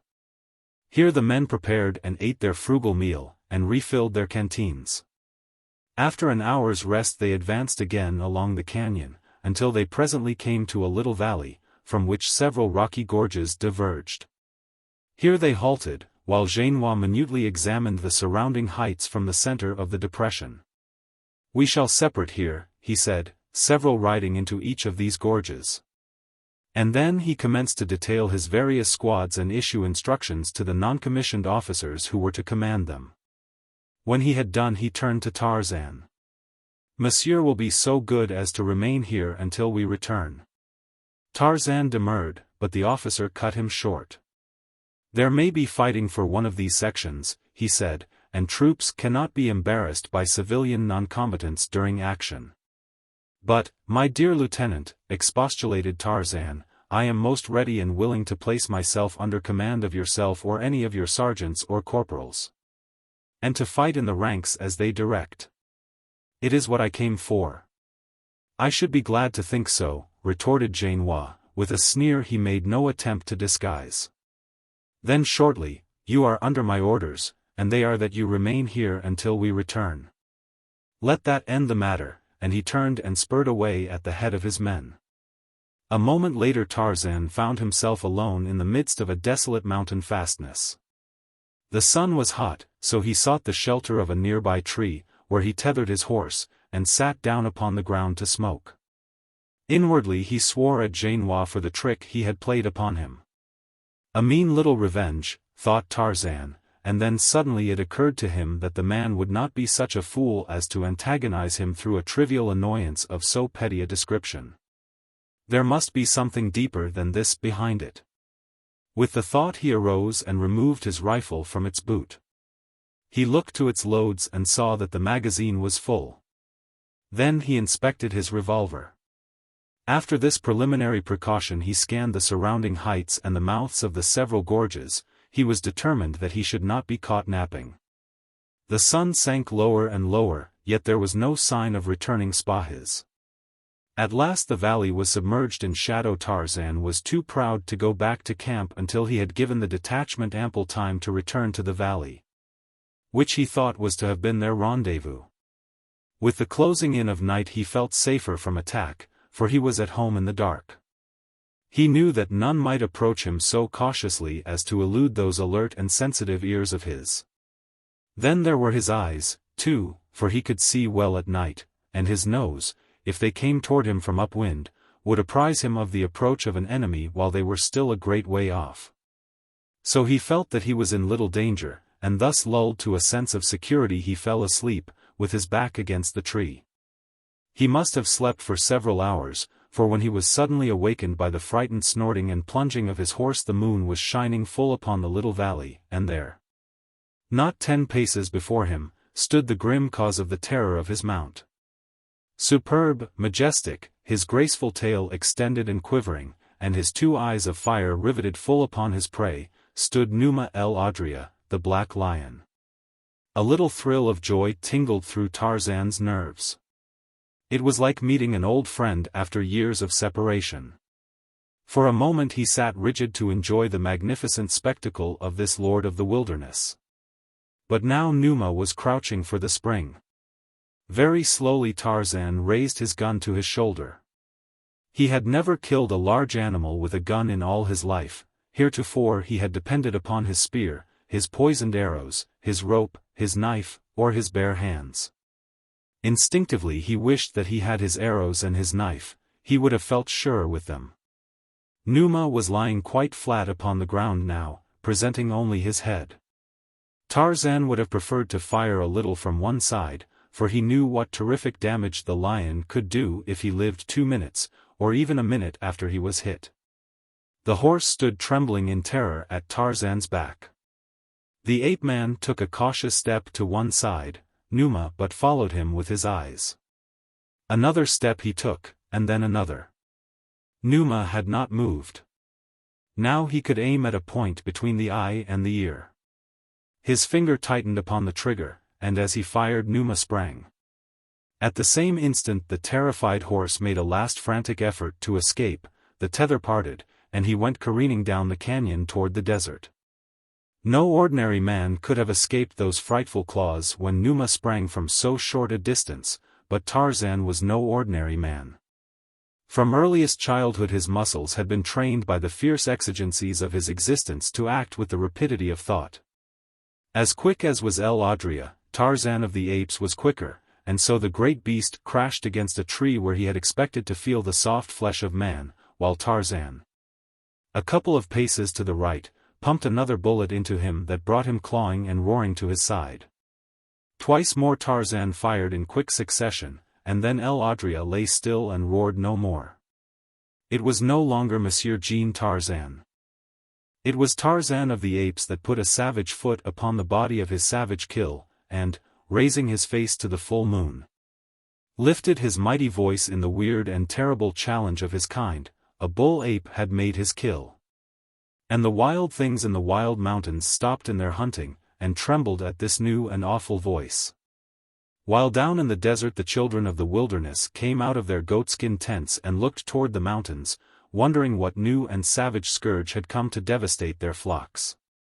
A half-mile from the valley in which Tarzan stood, a score of white-robed figures, bearing long, wicked-looking guns, halted at the sound, and looked at one another with questioning eyes. But presently, as it was not repeated, they took up their silent, stealthy way toward the valley. Tarzan was now confident that Genoa had no intention of returning for him, but he could not fathom the object that had prompted the officer to desert him, yet leave him free to return to camp. His horse gone, he decided that it would be foolish to remain longer in the mountains, so he set out toward the desert. He had scarcely entered the confines of the canyon when the first of the white-robed figures emerged into the valley upon the opposite side. For a moment they scanned the little depression from behind sheltering boulders, but when they had satisfied themselves that it was empty they advanced across it. Beneath the tree at one side they came upon the body of El Adrea. With muttered exclamations they crowded about it. Then, a moment later, they hurried down the canyon which Tarzan was threading a brief distance in advance of them. They moved cautiously and in silence, taking advantage of shelter, as men do who are stalking man. Chapter 10. Through the Valley of the Shadow. As Tarzan walked down the wild canyon beneath the brilliant African moon, the call of the jungle was strong upon him. The solitude and the savage freedom filled his heart with life and buoyancy. Again he was Tarzan of the apes, every sense alert against the chance of surprise by some jungle enemy, yet treading lightly and with head erect, in proud consciousness of his might. The nocturnal sounds of the mountains were new to him, yet they fell upon his ears like the soft voice of a half-forgotten love. Many he intuitively sensed.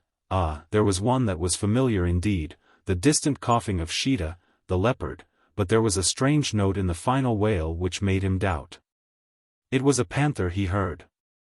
Presently a new sound, a soft, stealthy sound, obtruded itself among the others. No human ears other than the ape-man's would have detected it. At first he did not translate it, but finally he realized that it came from the bare feet of a number of human beings. They were behind him, and they were coming toward him quietly. He was being stalked. In a flash he knew why he had been left in that little valley by Genoa, but there had been a hitch in the arrangements, the men had come too late. Closer and closer came the footsteps. Tarzan halted and faced them, his rifle ready in his hand. Now he caught a fleeting glimpse of a white burnous. He called aloud in French, asking what they would of him. His reply was the flash of a long gun, and with the sound of the shot Tarzan of the apes plunged forward upon his face. The Arabs did not rush out immediately, instead, they waited to be sure that their victim did not rise. Then they came rapidly from their concealment, and bent over him. It was soon apparent that he was not dead. One of the men put the muzzle of his gun to the back of Tarzan's head to finish him, but another waved him aside. "If we bring him alive the reward is to be greater," explained the latter. So they bound his hands and feet, and, picking him up, placed him on the shoulders of 4 of their number. Then the march was resumed toward the desert. When they had come out of the mountains they turned toward the south, and about daylight came to the spot where their horses stood in care of 2 of their number. From here on their progress was more rapid. Tarzan, who had regained consciousness, was tied to a spare horse, which they evidently had brought for the purpose. His wound was but a slight scratch, which had furrowed the flesh across his temple. It had stopped bleeding, but the dried and clotted blood smeared his face and clothing. He had said no word since he had fallen into the hands of these Arabs, nor had they addressed him other than to issue a few brief commands to him when the horses had been reached. For 6 hours they rode rapidly across the burning desert, avoiding the oases near which their way led. About noon they came to a dur of about 20 tents. Here they halted, and as one of the Arabs was releasing the alfagrass ropes which bound him to his mount they were surrounded by a mob of men, women, and children. Many of the tribe, and more especially the women, appeared to take delight in heaping insults upon the prisoner, and some had even gone so far as to throw stones at him and strike him with sticks. When an old sheik appeared and drove them away. "Ali Ben Ahmed tells me," he said, "that this man sat alone in the mountains and slew El Adrea. What the business of the stranger who sent us after him may be, I know not, and what he may do with this man when we turn him over to him, I care not. But the prisoner is a brave man, and while he is in our hands he shall be treated with the respect that be due one who hunts the Lord with the large head alone and by night, and slays him." Tarzan had heard of the respect in which Arabs held a lion killer, and he was not sorry that chance had played into his hands thus favorably to relieve him of the petty tortures of the tribe. Shortly after this he was taken to a goatskin tent upon the upper side of the dur. There he was fed, and then, securely bound, was left lying on a piece of native carpet, alone in the tent. He could see a guard sitting before the door of his frail prison. But when he attempted to force the stout bonds that held him he realized that any extra precaution on the part of his captors was quite unnecessary. Not even his giant muscles could part those numerous strands. Just before dusk several men approached the tent where he lay, and entered it. All were in Arab dress, but presently one of the number advanced to Tarzan's side. And as he let the folds of cloth that had hidden the lower half of his face fall away the ape-man saw the malevolent features of Nikolas Rokoff. There was a nasty smile on the bearded lips. "Ah, Monsieur Tarzan," he said, "this is indeed a pleasure. But why do you not rise and greet your guest?" Then, with an ugly oath, "Get up, you dog." And, drawing back his booted foot, he kicked Tarzan heavily in the side. "And here is another, and another, and another," he continued, as he kicked Tarzan about the face and side. "One for each of the injuries you have done me." The ape-man made no reply. He did not even deign to look upon the Russian again after the first glance of recognition. Finally the sheik, who had been standing a mute and frowning witness of the cowardly attack, intervened. "Stop," he commanded. "Kill him if you will, but I will see no brave man subjected to such indignities in my presence. I have half a mind to turn him loose, that I may see how long you would kick him then." This threat put a sudden end to Rokoff's brutality, for he had no craving to see Tarzan loosed from his bonds while he was within reach of those powerful hands. "Very well," he replied to the Arab. "I shall kill him presently." "Not within the precincts of my dour," returned the sheik.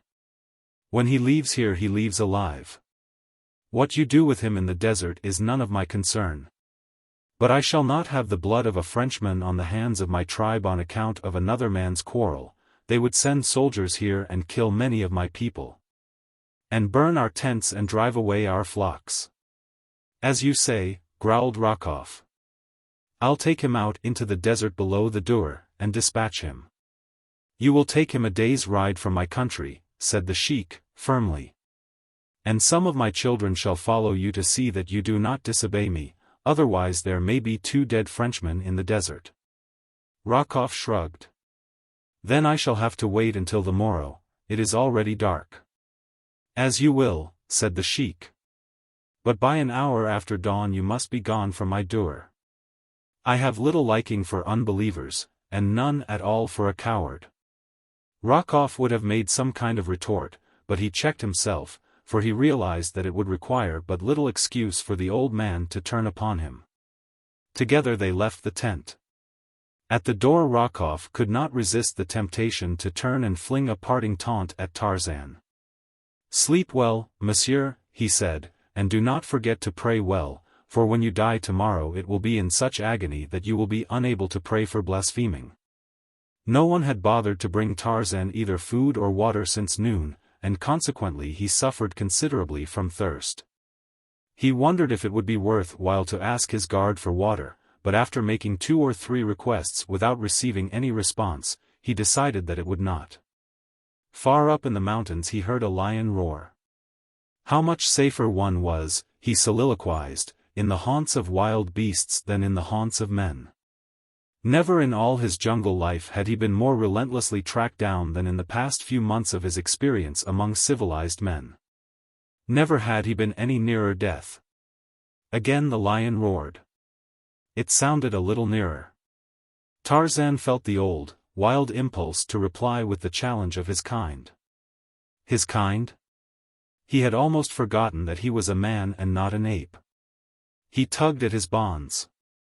God, if he could but get them near those strong teeth of his. He felt a wild wave of madness sweep over him as his efforts to regain his liberty met with failure. Numa was roaring almost continually now. It was quite evident that he was coming down into the desert to hunt. It was the roar of a hungry lion. Tarzan envied him, for he was free. No one would tie him with ropes and slaughter him like a sheep. It was that which galled the ape-man. He did not fear to die, no, it was the humiliation of defeat before death, without even a chance to battle for his life. It must be near midnight, thought Tarzan. He had several hours to live. Possibly he would yet find a way to take Rokoff with him on the long journey. He could hear the savage lord of the desert quite close by now. Possibly he sought his meat from among the penned animals within the Dour. For a long time silence reigned, then Tarzan's trained ears caught the sound of a stealthily moving body. It came from the side of the tent nearest the mountains, the back. Nearer and nearer it came. He waited, listening intently, for it to pass. For a time there was silence without. Such a terrible silence that Tarzan was surprised that he did not hear the breathing of the animal he felt sure must be crouching close to the back wall of his tent. There. It is moving again. Closer it creeps. Tarzan turns his head in the direction of the sound. It is very dark within the tent. Slowly the back rises from the ground, forced up by the head and shoulders of a body that looks all black in the semi-darkness. Beyond is a faint glimpse of the dimly starlit desert. A grim smile plays about Tarzan's lips.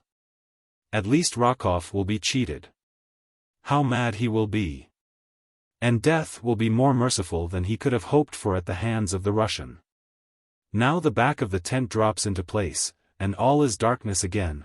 Whatever it is inside the tent with him. He hears it creeping close to him, now it is beside him. He closes his eyes and waits for the mighty paw.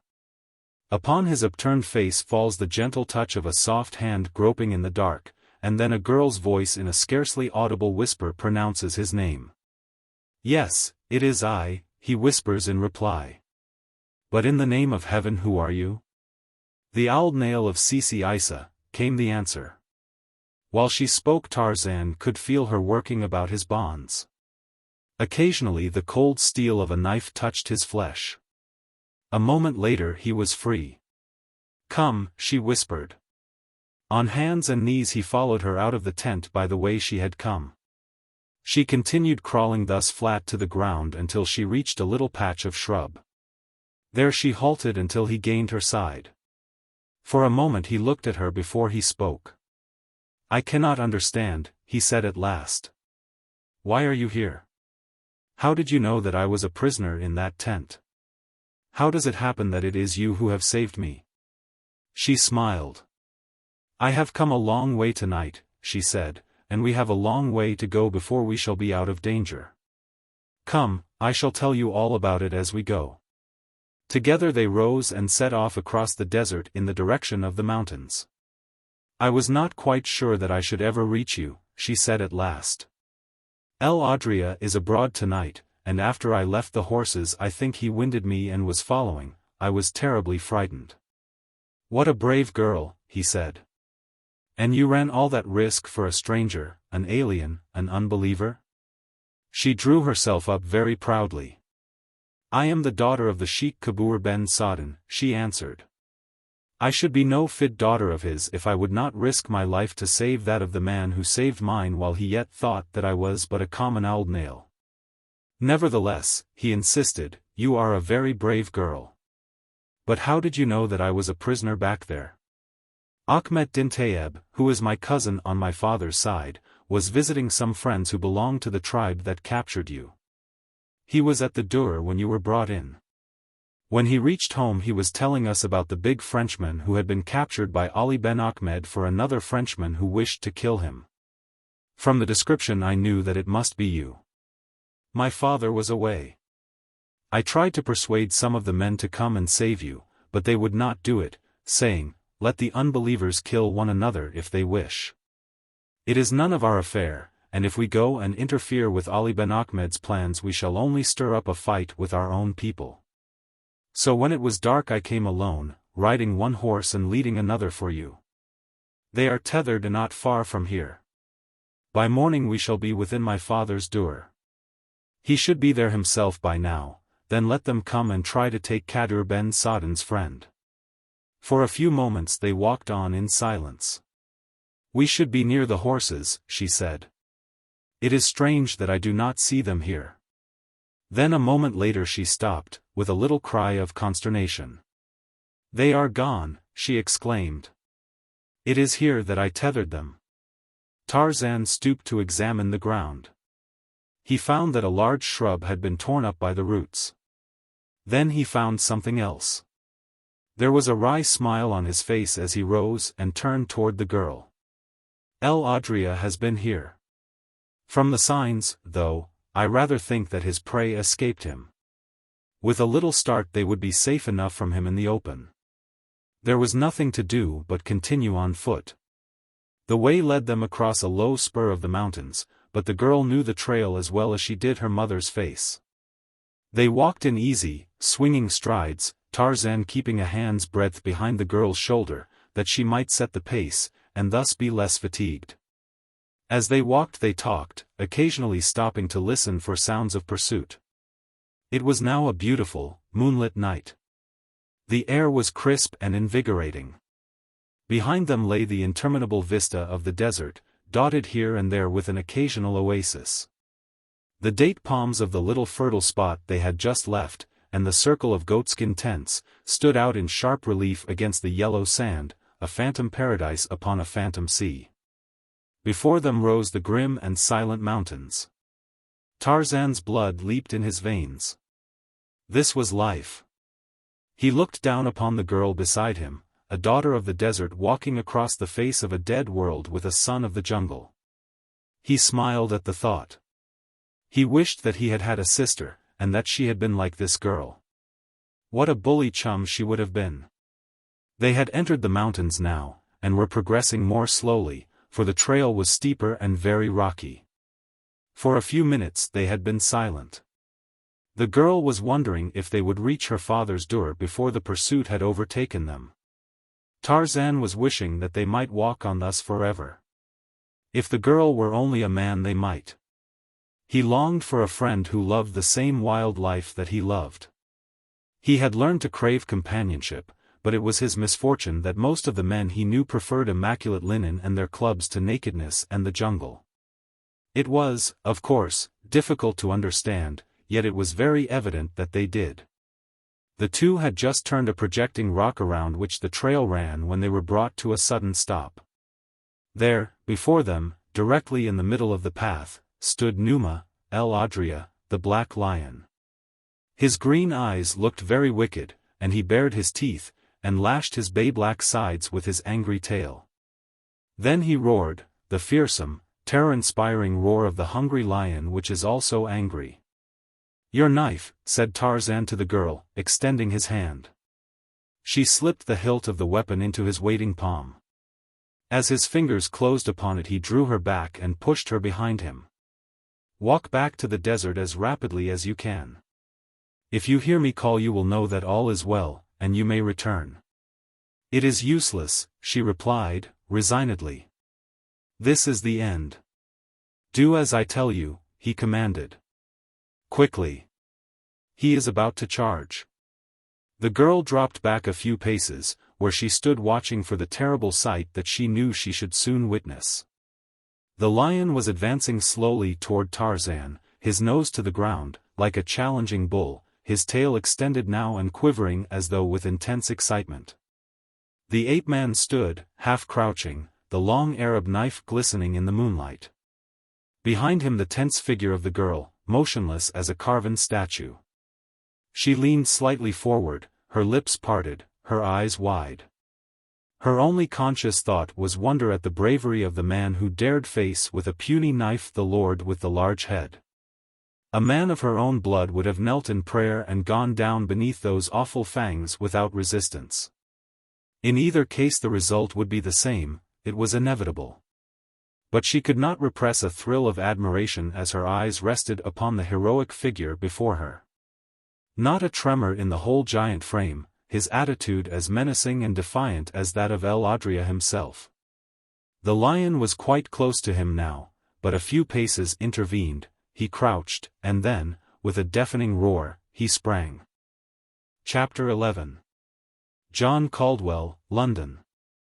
As Numa El Adrea launched himself with widespread paws and bared fangs he looked to find this puny man as easy prey as the score who had gone down beneath him in the past. To him man was a clumsy, slow-moving, defenseless creature, he had little respect for him. But this time he found that he was pitted against a creature as agile and as quick as himself. When his mighty frame struck the spot where the man had been he was no longer there. The watching girl was transfixed by astonishment at the ease with which the crouching man eluded the great paws. And now, O Allah! He had rushed in behind El Adrea's shoulder even before the beast could turn, and had grasped him by the mane.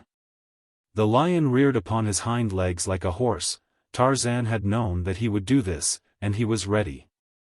A giant arm encircled the black-maned throat, and once, twice, a dozen times a sharp blade darted in and out of the bay-black side behind the left shoulder. Frantic were the leaps of Numa, awful his roars of rage and pain. But the giant upon his back could not be dislodged or brought within reach of fangs or talons in the brief interval of life that remained to the lord with the large head. He was quite dead when Tarzan of the Apes released his hold and arose. Then the daughter of the desert witnessed a thing that terrified her even more than had the presence of El Adrea. The man placed a foot upon the carcass of his kill, and, with his handsome face raised toward the full moon, gave voice to the most frightful cry that ever had smote upon her ears. With a little cry of fear she shrank away from him. She thought that the fearful strain of the encounter had driven him mad. As the last note of that fiendish challenge died out in the diminishing echoes of the distance, the man dropped his eyes until they rested upon the girl. Instantly his face was lighted by the kindly smile that was ample assurance of his sanity, and the girl breathed freely once again, smiling in response. "What manner of man are you?" she asked. "The thing you have done is unheard of. Even now I cannot believe that it is possible for a lone man armed only with a knife to have fought hand to hand with El Adrea and conquered him, unscathed, to have conquered him at all. And that cry, it was not human. Why did you do that?" Tarzan flushed. "It is because I forget," he said, "sometimes, that I am a civilized man. When I kill it must be that I am another creature." He did not try to explain further, for it always seemed to him that a woman must look with loathing upon one who was yet so nearly a beast. Together they continued their journey. The sun was an hour high when they came out into the desert again beyond the mountains. Beside a little rivulet they found the girl's horses grazing. They had come this far on their way home, and with the cause of their fear no longer present had stopped to feed. With little trouble Tarzan and the girl caught them, and, mounting, rode out into the desert toward the Dur of Sheikh Kadur ben Sa'dan. No sign of pursuit developed, and they came in safety about 9 o'clock to their destination. The sheikh had but just returned. He was frantic with grief at the absence of his daughter, whom he thought had been again abducted by the marauders. With 50 men he was already mounted to go in search of her when the two rode into the Dur. His joy at the safe return of his daughter was only equaled by his gratitude to Tarzan for bringing her safely to him through the dangers of the night. And his thankfulness that she had been in time to save the man who had once saved her. No honor that Kadur ben Sa'dan could heap upon the ape-man in acknowledgment of his esteem and friendship was neglected. When the girl had recited the story of the slaying of El Adrea, Tarzan was surrounded by a mob of worshipping Arabs. It was a sure road to their admiration and respect. The old sheikh insisted that Tarzan remain indefinitely as his guest. He even wished to adopt him as a member of the tribe, and there was for some time a half-formed resolution in the ape-man's mind to accept and remain forever with these wild people, whom he understood and who seemed to understand him. His friendship and liking for the girl were potent factors in urging him toward an affirmative decision. Had she been a man, he argued, he should not have hesitated, for it would have meant a friend after his own heart, with whom he could ride and hunt at will. But as it was they would be hedged by the conventionalities that are even more strictly observed by the wild nomads of the desert than by their more civilized brothers and sisters. And in a little while she would be married to one of these swarthy warriors, and there would be an end to their friendship. So he decided against the sheikh's proposal, though he remained a week as his guest. When he left, Kadur ben Sa'dan and 50 white-robed warriors rode with him to Bou Saada. While they were mounting in the Dur of Kadur ben Sa'dan the morning of their departure, the girl came to bid farewell to Tarzan. "I have prayed that you would remain with us," she said simply, as he leaned from his saddle to clasp her hand in farewell, "and now I shall pray that you will return." There was an expression of wistfulness in her beautiful eyes, and a pathetic droop at the corners of her mouth. Tarzan was touched. Who knows? And then he turned and rode after the departing Arabs. Outside Bou Saada he bade Kadur ben Sa'dan and his men goodbye, for there were reasons which made him wish to make his entry into the town as secret as possible. And when he had explained them to the sheikh, the latter concurred in his decision. The Arabs were to enter Bou Saada ahead of him, saying nothing as to his presence with them. Later Tarzan would come in alone, and go directly to an obscure native inn. Thus, making his entrance after dark, as he did, he was not seen by anyone who knew him, and reached the inn unobserved. After dining with Kadur ben Sa'dan as his guest, he went to his former hotel by a roundabout way, and, coming in by a rear entrance, sought the proprietor, who seemed much surprised to see him alive. Yes, there was mail for monsieur, he would fetch it. No, he would mention monsieur's return to no one. Presently he returned with a packet of letters. One was an order from his superior to lay off on his present work, and hasten to Cape Town by the first steamer he could get. His further instructions would be awaiting him there in the hands of another agent whose name and address were given. That was all, brief but explicit. Tarzan arranged to leave Bou Saada early the next morning. Then he started for the garrison to see Captain Gerard, whom the hotel man had told him had returned with his detachment the previous day. He found the officer in his quarters. He was filled with surprise and pleasure at seeing Tarzan alive and well. When Lieutenant Genois returned and reported that he had not found you at the spot that you had chosen to remain while the detachment was scouting, I was filled with alarm. We searched the mountain for days. Then came word that you had been killed and eaten by a lion. As proof your gun was brought to us. Your horse had returned to camp the second day after your disappearance. We could not doubt. Lieutenant Genois was grief-stricken, he took all the blame upon himself. It was he who insisted on carrying on the search himself. It was he who found the Arab with your gun. He will be delighted to know that you are safe. Doubtless, said Tarzan, with a grim smile. He is down in the town now, or I should send for him, continued Captain Gerard. I shall tell him as soon as he returns. Tarzan let the officer think that he had been lost, wandering finally into the door of Kadur ben Sa'dan, who had escorted him back to Bou Saada. As soon as possible he bade the good officer adieu, and hastened back into the town. At the native inn he had learned through Kadur ben Sa'dan a piece of interesting information. It told of a black-bearded white man who went always disguised as an Arab. For a time he had nursed a broken wrist. More recently he had been away from Bou Saada, but now he was back, and Tarzan knew his place of concealment. It was for there he headed. Through narrow, stinking alleys, black as Erebus, he groped, and then up a rickety stairway, at the end of which was a closed door and a tiny, unglazed window. The window was high under the low eaves of the mud building. Tarzan could just reach the sill. He raised himself slowly until his eyes topped it. The room within was lighted, and at a table sat Rokoff and Genois. Genois was speaking. Rokoff, you are a devil, he was saying. You have hounded me until I have lost the last shred of my honor. You have driven me to murder, for the blood of that man Tarzan is on my hands. If it were not that that other devil Spawn, Paulovitch, still knew my secret, I should kill you here tonight with my bare hands. Rokoff laughed. You would not do that, my dear lieutenant, he said. The moment I am reported dead by assassination, that dear Alexis will forward to the Minister of War full proof of the affair you so ardently long to conceal. And, further, will charge you with my murder. Come, be sensible. I am your best friend. Have I not protected your honor as though it were my own? Genois sneered, and spat out an oath. Just one more little payment, continued Rokoff, and the papers I wish, and you have my word of honor that I shall never ask another cent from you, or further information. And a good reason why, growled Genois. What you ask will take my last cent, and the only valuable military secret I hold. You ought to be paying me for the information, instead of taking both it and money, too. I am paying you by keeping a still tongue in my head, retorted Rokoff. But let's have done.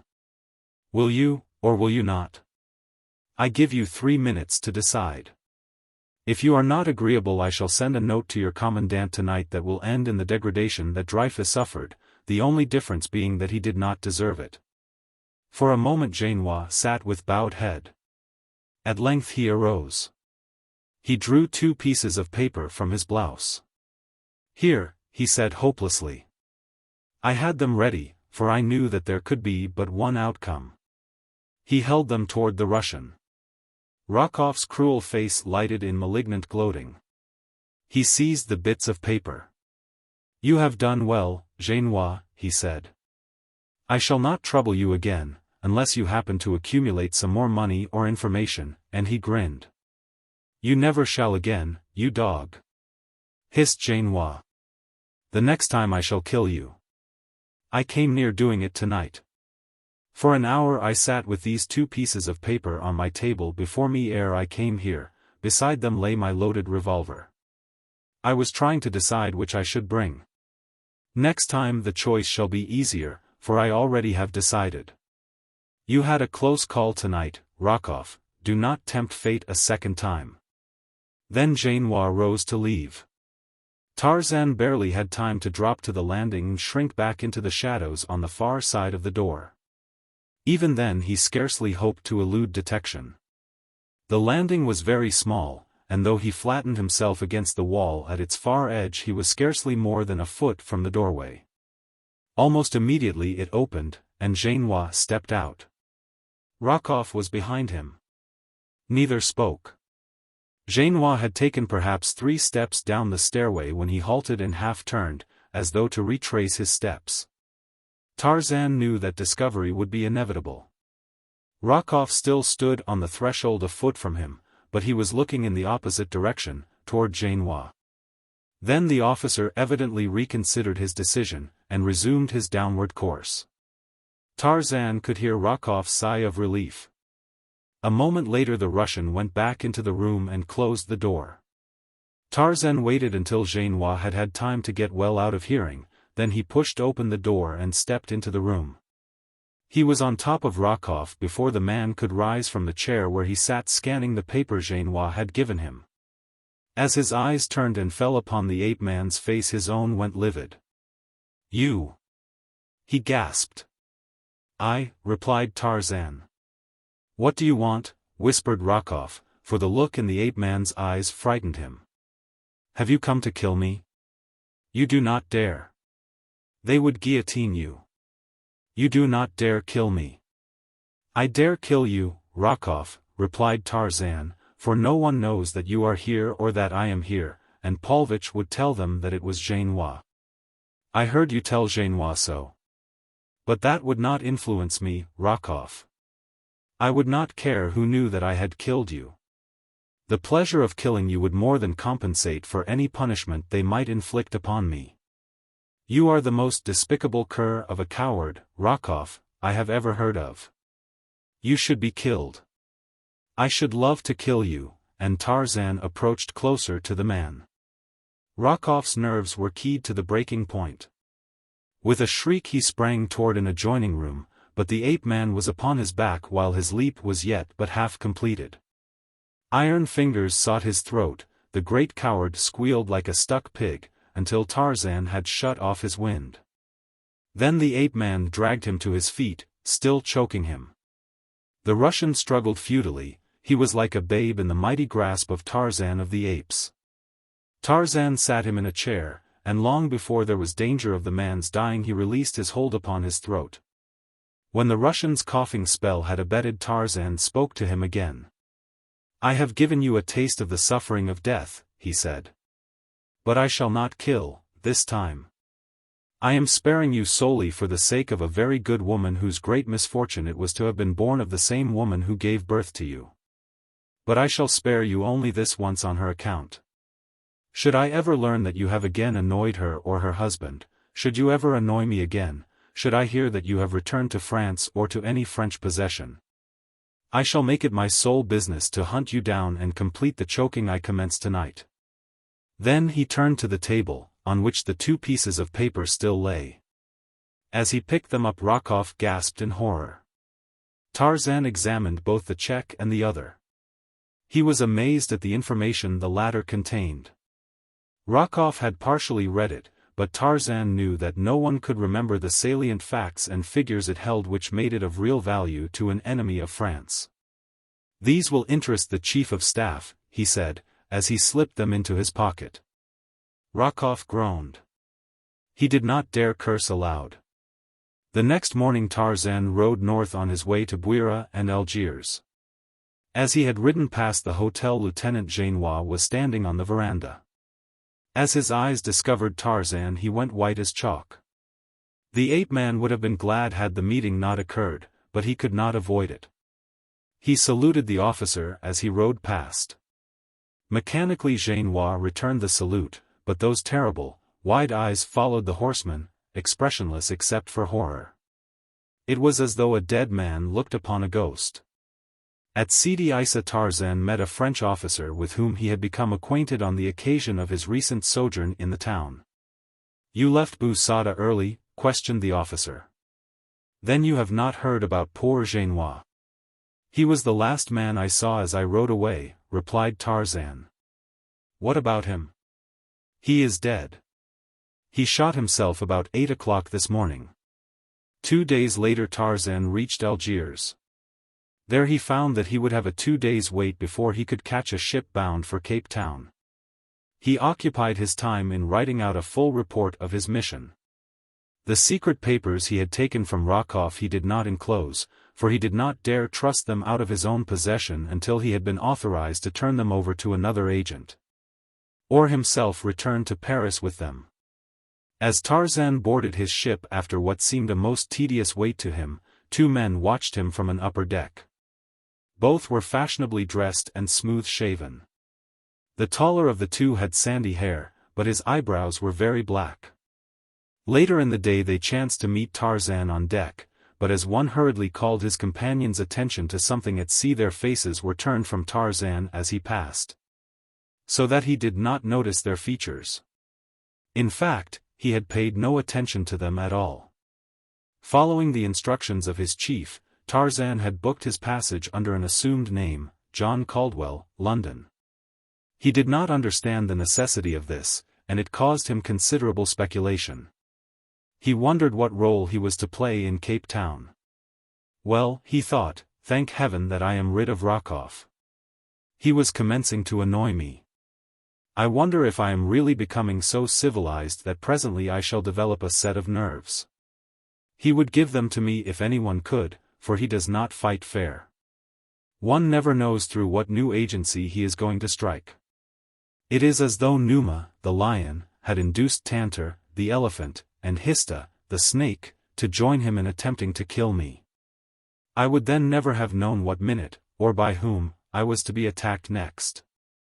But the brutes are more chivalrous than man, they do not stoop to cowardly intrigue." At dinner that night Tarzan sat next to a young woman whose place was at the captain's left. The officer introduced them. "Miss Strong." Where had he heard the name before? It was very familiar. And then the girl's mother gave him the clue, for when she addressed her daughter she called her Hazel. Hazel Strong. What memories the name inspired! It had been a letter to this girl, penned by the fair hand of Jane Porter, that had carried to him the first message from the woman he loved. How vividly he recalled the night he had stolen it from the desk in the cabin of his long-dead father, where Jane Porter had sat writing it late into the night, while he crouched in the darkness without. How terror-stricken she would have been that night had she known that the wild jungle beast squatted outside her window, watching her every move. And this was Hazel Strong, Jane Porter's best friend. Chapter 12. Ships That Pass. Let us go back a few months to the little, windswept platform of a railway station in northern Wisconsin. The smoke of forest fires hangs low over the surrounding landscape, its acrid fumes smarting the eyes of a little party of 6 who stand waiting the coming of the train that is to bear them away toward the south. Professor Archimedes Q. Porter, his hands clasped beneath the tails of his long coat, paces back and forth under the ever-watchful eye of his faithful secretary, Mr. Samuel T. Philander. Twice within the past few minutes he has started absent-mindedly across the tracks in the direction of a nearby swamp, only to be rescued and dragged back by the tireless Mr. Philander. Jane Porter, the professor's daughter, is in strained and lifeless conversation with William Cecil Clayton and Tarzan of the Apes. Within the little waiting room, but a bare moment before, a confession of love and a renunciation had taken place that had blighted the lives and happiness of two of the party. But William Cecil Clayton, Lord Greystoke, was not one of them. Behind Miss Porter hovered the motherly Esmeralda. She, too, was happy, for was she not returning to her beloved Maryland? Already she could see dimly through the fog of smoke the murky headlight of the oncoming engine. The men began to gather up the hand baggage. Suddenly Clayton exclaimed, "By Jove! I've left my ulster in the waiting room," and hastened off to fetch it. "Goodbye, Jane," said Tarzan, extending his hand. "God bless you." "Goodbye," replied the girl faintly. "Try to forget me." "No, not that, I could not bear to think that you had forgotten me." "There is no danger of that, dear," he answered. "I wish to heaven that I might forget. It would be so much easier than to go through life always remembering what might have been. You will be happy, though, I am sure you shall, you must be.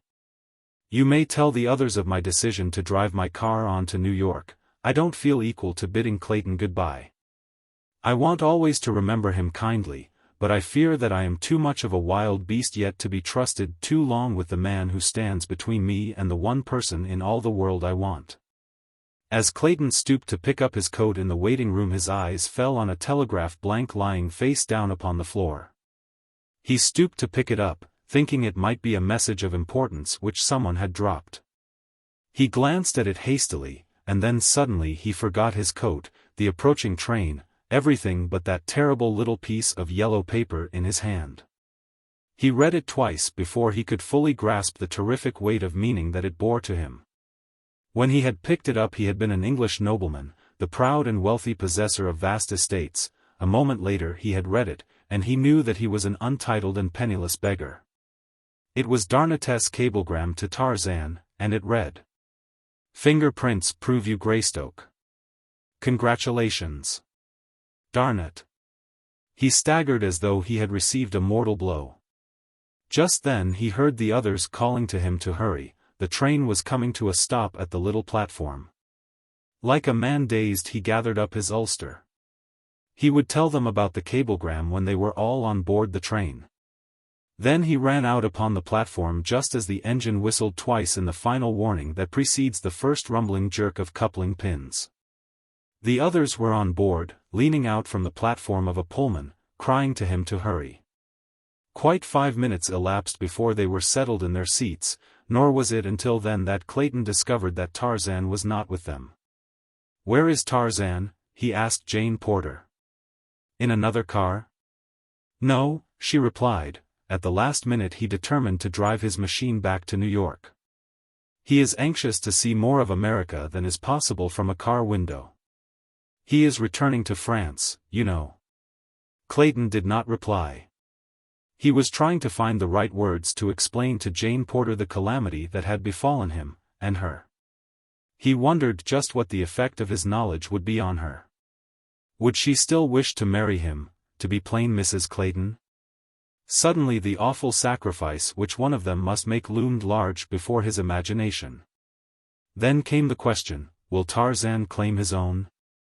The ape-man had known the contents of the message before he calmly denied knowledge of his parentage. He had admitted that Kala, the ape, was his mother. Could it have been for love of Jane Porter? There was no other explanation which seemed reasonable. Then, having ignored the evidence of the message, was it not reasonable to assume that he meant never to claim his birthright? If this were so, what right had he, William Cecil Clayton, to thwart the wishes, to balk the self-sacrifice of this strange man? If Tarzan of the Apes could do this thing to save Jane Porter from unhappiness, why should he, to whose care she was entrusting her whole future, do aught to jeopardize her interests? And so he reasoned until the first generous impulse to proclaim the truth and relinquish his titles and his estates to their rightful owner was forgotten beneath the mass of sophistries which self-interest had advanced. But during the balance of the trip, and for many days thereafter, he was moody and distraught. Occasionally the thought obtruded itself that possibly at some later day Tarzan would regret his magnanimity, and claim his rights. Several days after they reached Baltimore, Clayton broached the subject of an early marriage to Jane. "What do you mean by early?" she asked. "Within the next few days. I must return to England at once. I want you to return with me, dear." "I can't get ready so soon as that," replied Jane. "It will take a whole month, at least." She was glad, for she hoped that whatever called him to England might still further delay the wedding. She had made a bad bargain, but she intended carrying her part loyally to the bitter end, if she could manage to secure a temporary reprieve, though she felt that she was warranted in doing so. His reply disconcerted her. "Very well, Jane," he said. "I am disappointed, but I shall let my trip to England wait a month, then we can go back together." But when the month was drawing to a close she found still another excuse upon which to hang a postponement, until at last, discouraged and doubting, Clayton was forced to go back to England alone. The several letters that passed between them brought Clayton no nearer to a consummation of his hopes than he had been before, and so it was that he wrote directly to Professor Porter and enlisted his services. The old man had always favored the match. He liked Clayton, and, being of an old Southern family, he put rather an exaggerated value on the advantages of a title, which meant little or nothing to his daughter. Clayton urged that the professor accept his invitation to be his guest in London, an invitation which included the professor's entire little family, Mr. Philander, Esmeralda, and all. The Englishman argued that once Jane was there, and home ties had been broken, she would not so dread the step which she had so long hesitated to take. So the evening that he received Clayton's letter Professor Porter announced that they would leave for London the following week. But once in London Jane Porter was no more tractable than she had been in Baltimore. She found one excuse after another, and when, finally, Lord Tennington invited the party to cruise around Africa in his yacht, she expressed the greatest delight in the idea, but absolutely refused to be married until they had returned to London. As the cruise was to consume a year at least, for they were to stop for indefinite periods at various points of interest. Clayton mentally anathematized Tennington for ever suggesting such a ridiculous trip. It was Lord Tennington's plan to cruise through the Mediterranean, and the Red Sea to the Indian Ocean, and thus down the east coast, putting in at every port that was worth the seeing. And so it happened that on a certain day two vessels passed in the Strait of Gibraltar. The smaller, a trim white yacht, was speeding toward the east, and on her deck sat a young woman who gazed with sad eyes upon a diamond-studded locket which she idly fingered. Her thoughts were far away, in the dim, leafy fastness of a tropical jungle, and her heart was with her thoughts. She wondered if the man who had given her the beautiful bauble, that had meant so much more to him than the intrinsic value which he had not even known could ever have meant to him, was back in his savage forest. And upon the deck of the larger vessel, a passenger steamer passing toward the east, the man sat with another young woman. And the two idly speculated upon the identity of the dainty craft gliding so gracefully through the gentle swell of the lazy sea. When the yacht had passed, the man resumed the conversation that her appearance had broken off. "Yes," he said, "I like America very much, and that means, of course, that I like Americans, for a country is only what its people make it. I met some very delightful people while I was there. I recall one family from your own city, Miss Strong, whom I liked particularly, Professor Porter and his daughter." "Jane Porter," exclaimed the girl. "Do you mean to tell me that you know Jane Porter?" "Why, she is the very best friend I have in the world. We were little children together, we have known each other for ages." "Indeed?" he answered, smiling. "You would have difficulty in persuading anyone of the fact who had seen either of you." "I'll qualify the statement, then," she answered, with a laugh. "We have known each other for 2 ages, hers and mine. But seriously, we are as dear to each other as sisters, and now that I am going to lose her I am almost heartbroken." "Going to lose her?" exclaimed Tarzan. "Why, what do you mean?" "Oh, yes, I understand. You mean that now that she is married and living in England, you will seldom if ever see her." "Yes," replied she. "And the saddest part of it all is that she is not marrying the man she loves. Oh, it is terrible. Marrying from a sense of duty. I think it is perfectly wicked, and I told her so. I have felt so strongly on the subject that although I was the only person outside of blood relations who was to have been asked to the wedding I would not let her invite me. For I should not have gone to witness the terrible mockery. But Jane Porter is peculiarly positive. She has convinced herself that she is doing the only honorable thing that she can do, and nothing in the world will ever prevent her from marrying Lord Greystoke except Greystoke himself, or death." "I am sorry for her," said Tarzan. "And I am sorry for the man she loves," said the girl, "for he loves her. I never met him, but from what Jane tells me he must be a very wonderful person. It seems that he was born in an African jungle, and brought up by fierce, anthropoid apes. He had never seen a white man or woman until Professor Porter and his party were marooned on the coast right at the threshold of his tiny cabin. He saved them from all manner of terrible beasts, and accomplished the most wonderful feats imaginable, and then to cap the climax he fell in love with Jane and she with him. Though she never really knew it for sure until she had promised herself to Lord Greystoke." "Most remarkable," murmured Tarzan, cudgelling his brain for some pretext upon which to turn the subject. He delighted in hearing Hazel Strong talk of Jane, but when he was the subject of the conversation he was bored and embarrassed. But he was soon given a respite, for the girl's mother joined them, and the talk became general. The next few days passed uneventfully. The sea was quiet. The sky was clear. The steamer plowed steadily on toward the south without pause. Tarzan spent quite a little time with Miss Strong and her mother. They whiled away their hours on deck reading, talking, or taking pictures with Miss Strong's camera. When the sun had set they walked. One day Tarzan found Miss Strong in conversation with a stranger, a man he had not seen on board before. As he approached the couple the man bowed to the girl and turned to walk away. "Wait, Monsieur Thurin," said Miss Strong, "you must meet Mr. Caldwell. We are all fellow passengers, and should be acquainted." The two men shook hands. As Tarzan looked into the eyes of Monsieur Thurin he was struck by the strange familiarity of their expression. "I have had the honor of Monsieur's acquaintance in the past, I am sure," said Tarzan, "though I cannot recall the circumstances." Monsieur Thurin appeared ill at ease. "I cannot say, monsieur," he replied. "It may be so. I have had that identical sensation myself when meeting a stranger. Monsieur Thurin has been explaining some of the mysteries of navigation to me," explained the girl. Tarzan paid little heed to the conversation that ensued. He was attempting to recall where he had met Monsieur Thurin before. That it had been under peculiar circumstances he was positive. Presently the sun reached them, and the girl asked Monsieur Thurin to move her chair farther back into the shade.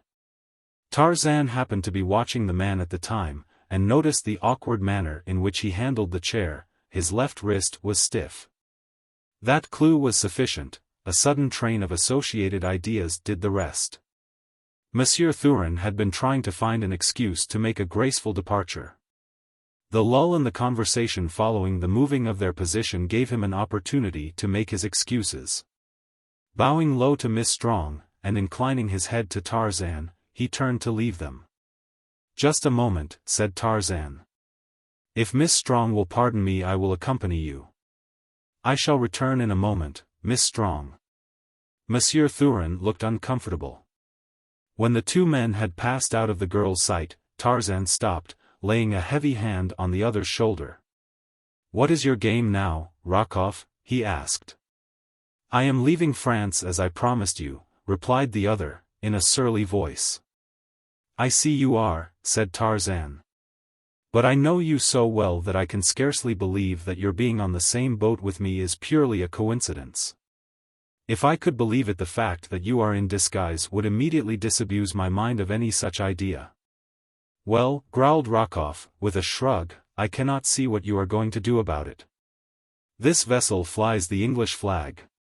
I have as much right on board her as you, and from the fact that you are booked under an assumed name I imagine that I have more right. We will not discuss it, Rokoff. All I wanted to say to you is that you must keep away from Miss Strong. She is a decent woman." Rokoff turned scarlet. "If you don't, I shall pitch you overboard," continued Tarzan.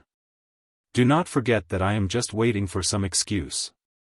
Then he turned on his heel, and left Rokoff standing there trembling with suppressed rage. He did not see the man again for days, but Rokoff was not idle. In his stateroom with Paulovitch he fumed and swore, threatening the most terrible of revenges. "I would throw him overboard tonight," he cried, "were I sure that those papers were not on his person. I cannot chance pitching them into the ocean with him. If you were not such a stupid coward, Alexis, you would find a way to enter his stateroom and search for the documents." Paulovitch smiled. "You are supposed to be the brains of this partnership, my dear Nikolas," he replied. "Why do you not find the means to search Monsieur Caldwell's stateroom, eh?" 2 hours later fate was kind to them, for Paulovitch, who was ever on the watch, saw Tarzan leave his room without locking the door. 5 minutes later Rokoff was stationed where he could give the alarm in case Tarzan returned, and Paulovitch was deftly searching the contents of the ape-man's luggage. He was about to give up in despair when he saw a coat which Tarzan had just removed. A moment later he grasped an official envelope in his hand. A quick glance at its contents brought a broad smile to the Russian's face. When he left the stateroom Tarzan himself could not have told that an article in it had been touched since he left it. Paulovitch was a past master in his chosen field. When he handed the packet to Rokoff in the seclusion of their stateroom, the larger man rang for a steward, and ordered a pint of champagne. "We must celebrate, my dear Alexis," he said. "It was luck, Nikolas," explained Paulovitch. "It is evident that he carries these papers always upon his person. Just by chance he neglected to transfer them when he changed coats a few minutes since. But there will be the deuce to pay when he discovers his loss. I am afraid that he will immediately connect you with it. Now that he knows that you are on board he will suspect you at once." "It will make no difference whom he suspects, after tonight," said Rokoff, with a nasty grin. After Miss Strong had gone below that night Tarzan stood leaning over the rail looking far out to sea. Every night he had done this since he had come on board, sometimes he stood thus for an hour. And the eyes that had been watching his every movement since he had boarded the ship at Algiers knew that this was his habit. Even as he stood there this night those eyes were on him. Presently the last straggler had left the deck. It was a clear night, but there was no moon, objects on deck were barely discernible. From the shadows of the cabin 2 figures crept stealthily upon the ape-man from behind. The lapping of the waves against the ship's sides, the whirring of the propeller, the throbbing of the engines, drowned the almost soundless approach of the two. They were quite close to him now, and crouching low, like tacklers on a gridiron. One of them raised his hand and lowered it, as though counting off seconds. 1, 2, 3. As one man the two leaped for their victim. Each grasped a leg, and before Tarzan of the Apes, lightning though he was, could turn to save himself he had been pitched over the low rail and was falling into the Atlantic. Hazel Strong was looking from her darkened port across the dark sea. Suddenly a body shot past her eyes from the deck above. It dropped so quickly into the dark waters below that she could not be sure of what it was. It might have been a man, she could not say. She listened for some outcry from above, for the always fearsome call, "Man overboard," but it did not come. All was silence on the ship above, all was silence in the sea below. The girl decided that she had but seen a bundle of refuse thrown overboard by one of the ship's crew, and a moment later sought her berth. Chapter 13. The Wreck of the Lady Alice. The next morning at breakfast Tarzan's place was vacant. Miss Strong was mildly curious, for Mr. Caldwell had always made it a point to wait that he might breakfast with her and her mother. As she was sitting on deck later, Monsieur Thurin paused to exchange a half-dozen pleasant words with her. He seemed in most excellent spirits, his manner was the extreme of affability. As he passed on, Miss Strong thought what a very delightful man was Monsieur Thurin. The day dragged heavily. She missed the quiet companionship of Mr. Caldwell. There had been something about him that had made the girl like him from the first. He had talked so entertainingly of the places he had seen, the peoples and their customs, the wild beasts. And he had always had a droll way of drawing striking comparisons between savage animals and civilized men that showed a considerable knowledge of the former, and a keen, though somewhat cynical, estimate of the latter. When Monsieur Thurin stopped again to chat with her in the afternoon, she welcomed the break in the day's monotony. But she had begun to become seriously concerned in Mr. Caldwell's continued absence. Somehow she constantly associated it with the start she had had the night before, when the dark object fell past her port into the sea. Presently she broached the subject to Monsieur Thurin. Had he seen Mr. Caldwell today? He had not. Why? He was not at breakfast as usual, nor have I seen him once since yesterday, explained the girl. Monsieur Thurin was extremely solicitous. I did not have the pleasure of intimate acquaintance with Mr. Caldwell, he said. He seemed a most estimable gentleman, however. Can it be that he is indisposed, and has remained in his stateroom? It would not be strange.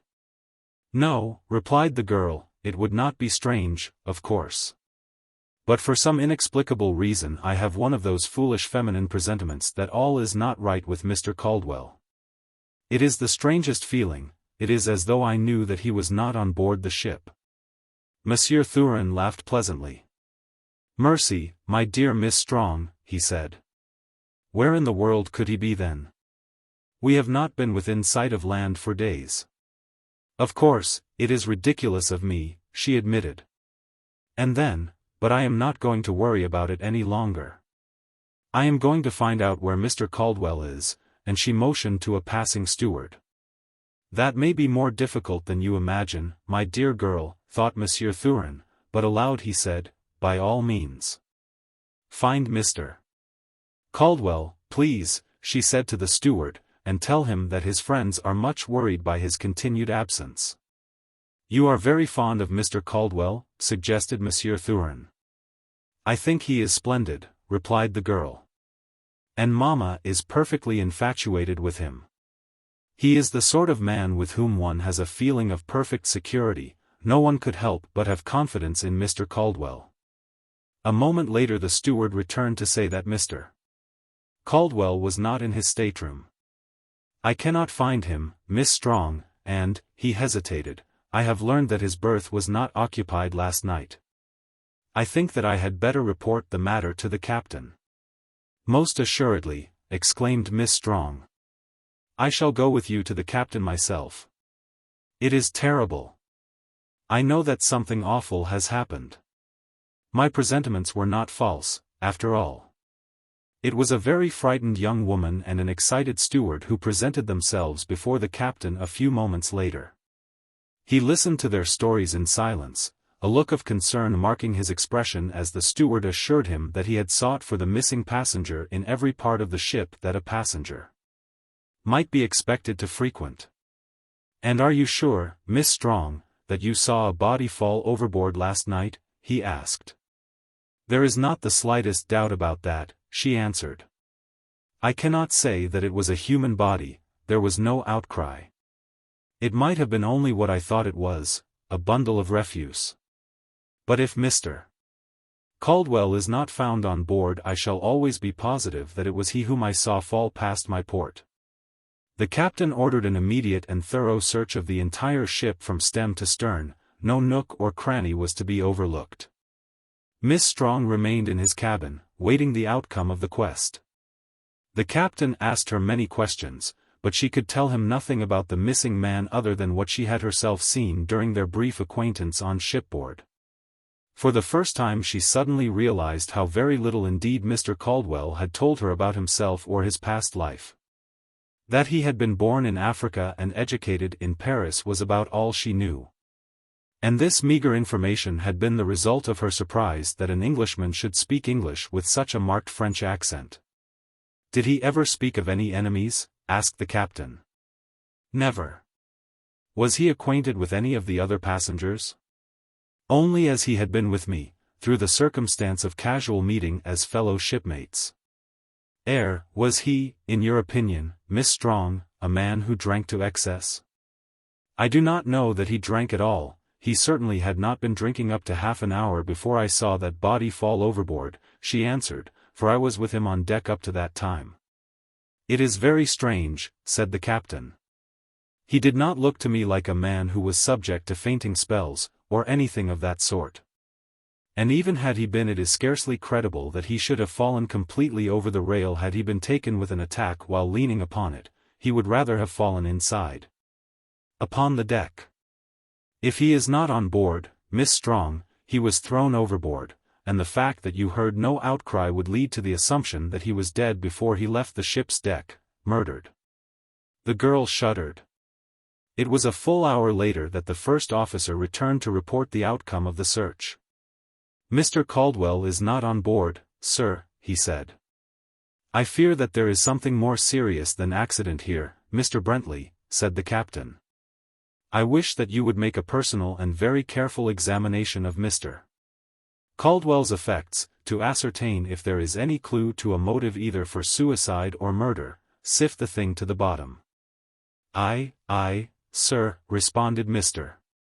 Bentley, and left to commence his investigation. Hazel Strong was prostrated. For 2 days she did not leave her cabin, and when she finally ventured on deck she was very wan and white, with great, dark circles beneath her eyes. Waking or sleeping, it seemed that she constantly saw that dark body dropping, swift and silent, into the cold, grim sea. Shortly after her first appearance on deck following the tragedy, Monsieur Thurin joined her with many expressions of kindly solicitude. "Oh, but it is terrible, Miss Strong," he said. "I cannot rid my mind of it."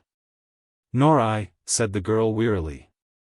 "I feel that he might have been saved had I but given the alarm." "You must not reproach yourself, my dear Miss Strong," urged Monsieur Thurin. "It was in no way your fault. Another would have done as you did. Who would think that because something fell into the sea from a ship that it must necessarily be a man? Nor would the outcome have been different had you given an alarm. For a while they would have doubted your story, thinking it but the nervous hallucination of a woman. Had you insisted, it would have been too late to have rescued him by the time the ship could have been brought to a stop. And the boats lowered and rowed back miles in search of the unknown spot where the tragedy had occurred. No, you must not censure yourself. You have done more than any other of us for poor Mr. Caldwell. You were the only one to miss him. It was you who instituted the search." The girl could not help but feel grateful to him for his kind and encouraging words. He was with her often, almost constantly for the remainder of the voyage, and she grew to like him very much indeed. Monsieur Thurin had learned that the beautiful Miss Strong, of Baltimore, was an American heiress, a very wealthy girl in her own right. And with future prospects that quite took his breath away when he contemplated them, and since he spent most of his time in that delectable pastime, it is a wonder that he breathed at all. It had been Monsieur Thurin's intention to leave the ship at the first port they touched after the disappearance of Tarzan. Did he not have in his coat pocket the thing he had taken passage upon this very boat to obtain? There was nothing more to detain him here.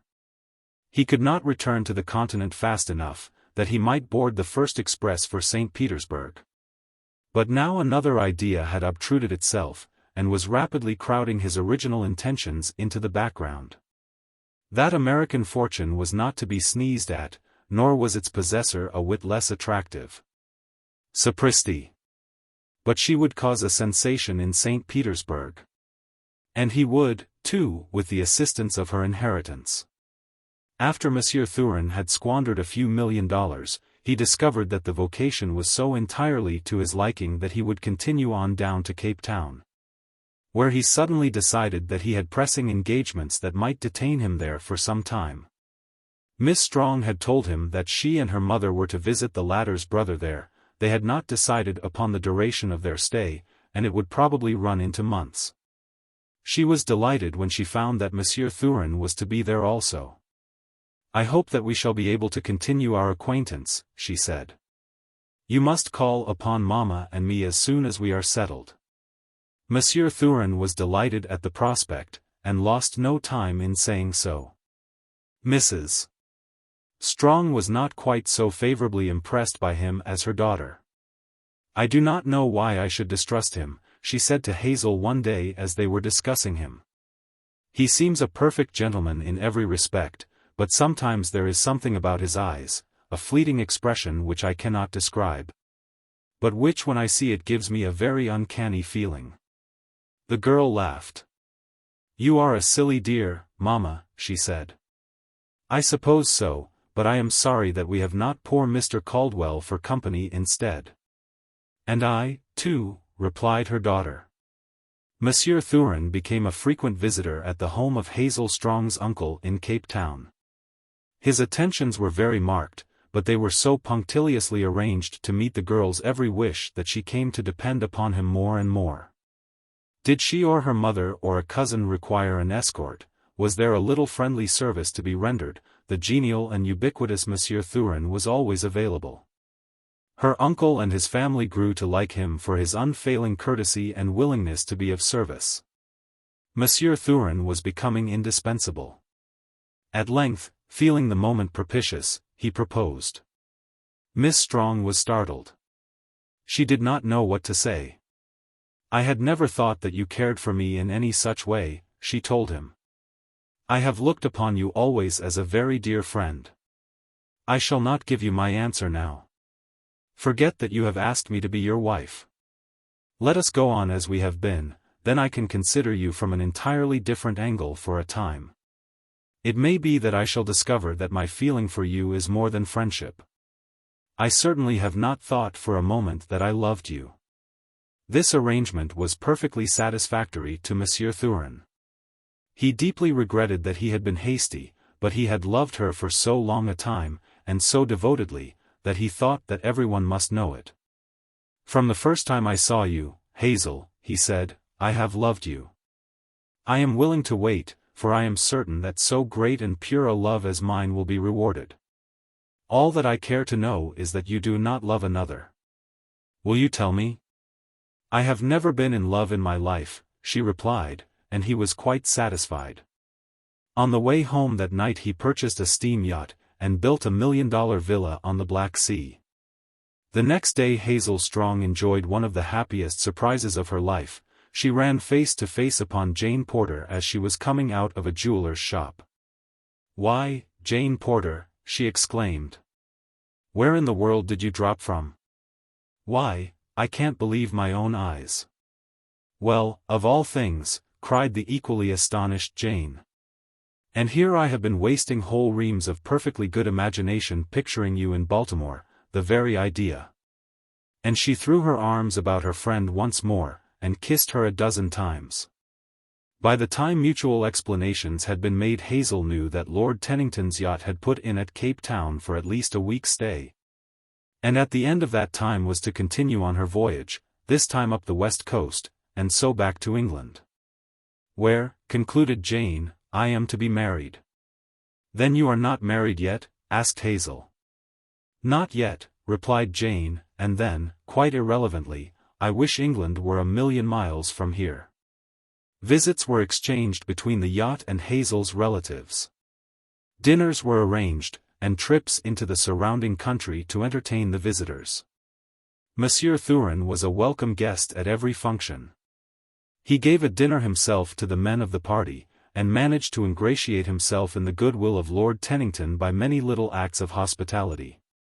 Monsieur Thurin had heard dropped a hint of something which might result from this unexpected visit of Lord Tennington's yacht, and he wanted to be counted in on it. Once when he was alone with the Englishman he took occasion to make it quite plain that his engagement to Miss Strong was to be announced immediately upon their return to America. But not a word of it, my dear Tennington, not a word of it. Certainly, I quite understand, my dear fellow, Tennington had replied. But you are to be congratulated, ripping girl, don't you know, really. The next day it came. Mrs. Strong, Hazel, and Monsieur Thurin were Lord Tennington's guests aboard his yacht. Mrs. Strong had been telling them how much she had enjoyed her visit at Cape Town, and that she regretted that a letter just received from her attorneys in Baltimore had necessitated her cutting her visit shorter than they had intended. "When do you sail?" asked Tennington. "The first of the week, I think," she replied. "Indeed?" exclaimed Monsieur Thurin. "I am very fortunate. I, too, have found that I must return at once, and now I shall have the honor of accompanying and serving you." "That is nice of you, Monsieur Thurin," replied Mrs. Strong. "I am sure that we shall be glad to place ourselves under your protection." But in the bottom of her heart was the wish that they might escape him. Why, she could not have told. "By Jove!" ejaculated Lord Tennington, a moment later. "Bully idea, by Jove!" "Yes, Tennington, of course," ventured Clayton, "it must be a bully idea if you had it, but what the deuce is it? Goin' to steam to China via the South Pole?" "Oh, I say now, Clayton," returned Tennington, "you needn't be so rough on a fellow just because you didn't happen to suggest this trip yourself. You've acted a regular bounder ever since we sailed." "No, sir," he continued, "it's a bully idea, and you'll all say so. It's to take Mrs. Strong and Miss Strong, and Thurin, too, if he'll come, as far as England with us on the yacht. Now, isn't that a corker?" "Forgive me, Tenny, old boy," cried Clayton. "It certainly is a corking idea. I never should have suspected you of it. You're quite sure it's original, are you? And we'll sail the first of the week, or any other time that suits your convenience, Mrs. Strong," concluded the big-hearted Englishman, as though the thing were all arranged except the sailing date. "Mercy, Lord Tennington, you haven't even given us an opportunity to thank you, much less decide whether we shall be able to accept your generous invitation," said Mrs. Strong. "Why, of course you'll come," responded Tennington. "We'll make as good time as any passenger boat, and you'll be fully as comfortable. And, anyway, we all want you, and won't take no for an answer." And so it was settled that they should sail the following Monday. 2 days out the girls were sitting in Hazel's cabin, looking at some prints she had finished in Cape Town. They represented all the pictures she had taken since she had left America, and the girls were both engrossed in them, Jane asking many questions, and Hazel keeping up a perfect torrent of comment and explanation of the various scenes and people. "And here," she said suddenly, "here's a man you know. Poor fellow, I have so often intended asking you about him, but I never have been able to think of it when we were together." She was holding the little print so that Jane did not see the face of the man it portrayed. "His name was John Caldwell," continued Hazel. "Do you recall him? He said that he met you in America. He is an Englishman." "I do not recollect the name," replied Jane. "Let me see the picture." "The poor fellow was lost overboard on our trip down the coast," she said, as she handed the print to Jane. "Lost over, why, Hazel, don't tell me that he is dead, drowned at sea. Hazel, why don't you say that you are joking?" And before the astonished Miss Strong could catch her, Jane Porter had slipped to the floor in a swoon. After Hazel had restored her chum to consciousness, she sat looking at her for a long time before either spoke. "I did not know, Jane," said Hazel, in a constrained voice, "that you knew Mr. Caldwell so intimately that his death could prove such a shock to you." "John Caldwell?" questioned Miss Porter. "You do not mean to tell me that you do not know who this man was, Hazel?" "Why, yes, Jane, I know perfectly well who he was. His name was John Caldwell. He was from London." "Oh, Hazel, I wish I could believe it," moaned the girl. I wish I could believe it, but those features are burned so deep into my memory and my heart that I should recognize them anywhere in the world from among 1,000 others, who might appear identical to anyone but me. What do you mean, Jane? Cried Hazel, now thoroughly alarmed. Who do you think it is? I don't think, Hazel. I know that is a picture of Tarzan of the Apes. Jane. I cannot be mistaken. Oh, Hazel, are you sure that he is dead? Can there be no mistake? I am afraid not, dear, answered Hazel sadly. I wish I could think that you are mistaken, but now 101 little pieces of corroborative evidence occur to me that meant nothing to me while I thought that he was John Caldwell of London. He said that he had been born in Africa, and educated in France. Yes, that would be true, murmured Jane Porter dully. The first officer, who searched his luggage, found nothing to identify John Caldwell, of London. Practically all his belongings had been made, or purchased, in Paris. Everything that bore an initial was marked either with a T alone, or with J.C.T. We thought that he was traveling incognito under his first two names, the J.C. standing for John Caldwell. Tarzan of the Apes took the name Jean C. Tarzan, said Jane, in the same lifeless monotone. And he is dead. Oh. Hazel, it is horrible. He died all alone in this terrible ocean. It is unbelievable that brave heart should have ceased to beat, that those mighty muscles are quiet and cold forever. That he who was the personification of life and health and manly strength should be the prey of slimy, crawling things, but she could go no further. And with a little moan she buried her head in her arms, and sank sobbing to the floor. For days Miss Porter was ill, and would see no one except Hazel and the faithful Esmeralda. When at last she came on deck all were struck by the sad change that had taken place in her. She was no longer the alert, vivacious American beauty who had charmed and delighted all who came in contact with her. Instead she was a very quiet and sad little girl, with an expression of hopeless wistfulness that none but Hazel Strong could interpret. The entire party strove their utmost to cheer and amuse her, but all to no avail. Occasionally the jolly Lord Tennington would wring a wan smile from her, but for the most part she sat with wide eyes looking out across the sea. With Jane Porter's illness one misfortune after another seemed to attack the yacht. First an engine broke down, and they drifted for 2 days while temporary repairs were being made. Then a squall struck them unaware, that carried overboard nearly everything above deck that was portable. Later 2 of the seamen fell to fighting in the forecastle, with the result that one of them was badly wounded with a knife, and the other had to be put in irons. Then, to cap the climax, the mate fell overboard at night, and was drowned before help could reach him. The yacht cruised about the spot for 10 hours, but no sign of the man was seen after he disappeared from the deck into the sea. Every member of the crew and guests was gloomy and depressed after these series of misfortunes. All were apprehensive of worse to come, and this was especially true of the seamen who recalled all sorts of terrible omens and warnings that had occurred during the early part of the voyage, and which they could now clearly translate into the precursors of some grim and terrible tragedy to come. Nor did the croakers have long to wait. The second night after the drowning of the mate the little yacht was suddenly racked from stem to stern. About 1 o'clock in the morning there was a terrific impact that threw the slumbering guests and crew from berth and bunk. A mighty shudder ran through the frail craft. She lay far over to starboard, the engine stopped. For a moment she hung there with her decks at an angle of 45 degrees, then, with a sullen, rending sound, she slipped back into the sea and righted.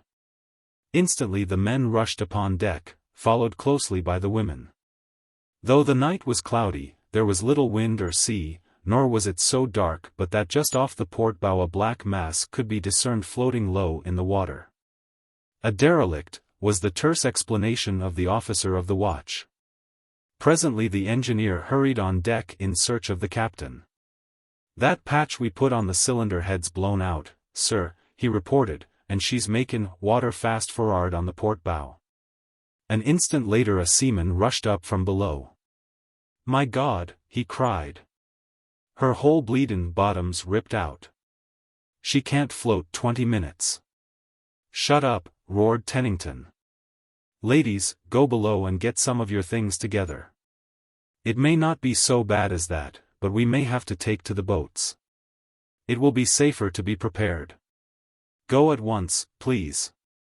And, Captain Gerald, send some competent man below, please, to ascertain the exact extent of the damage. In the meantime I might suggest that you have the boats provisioned."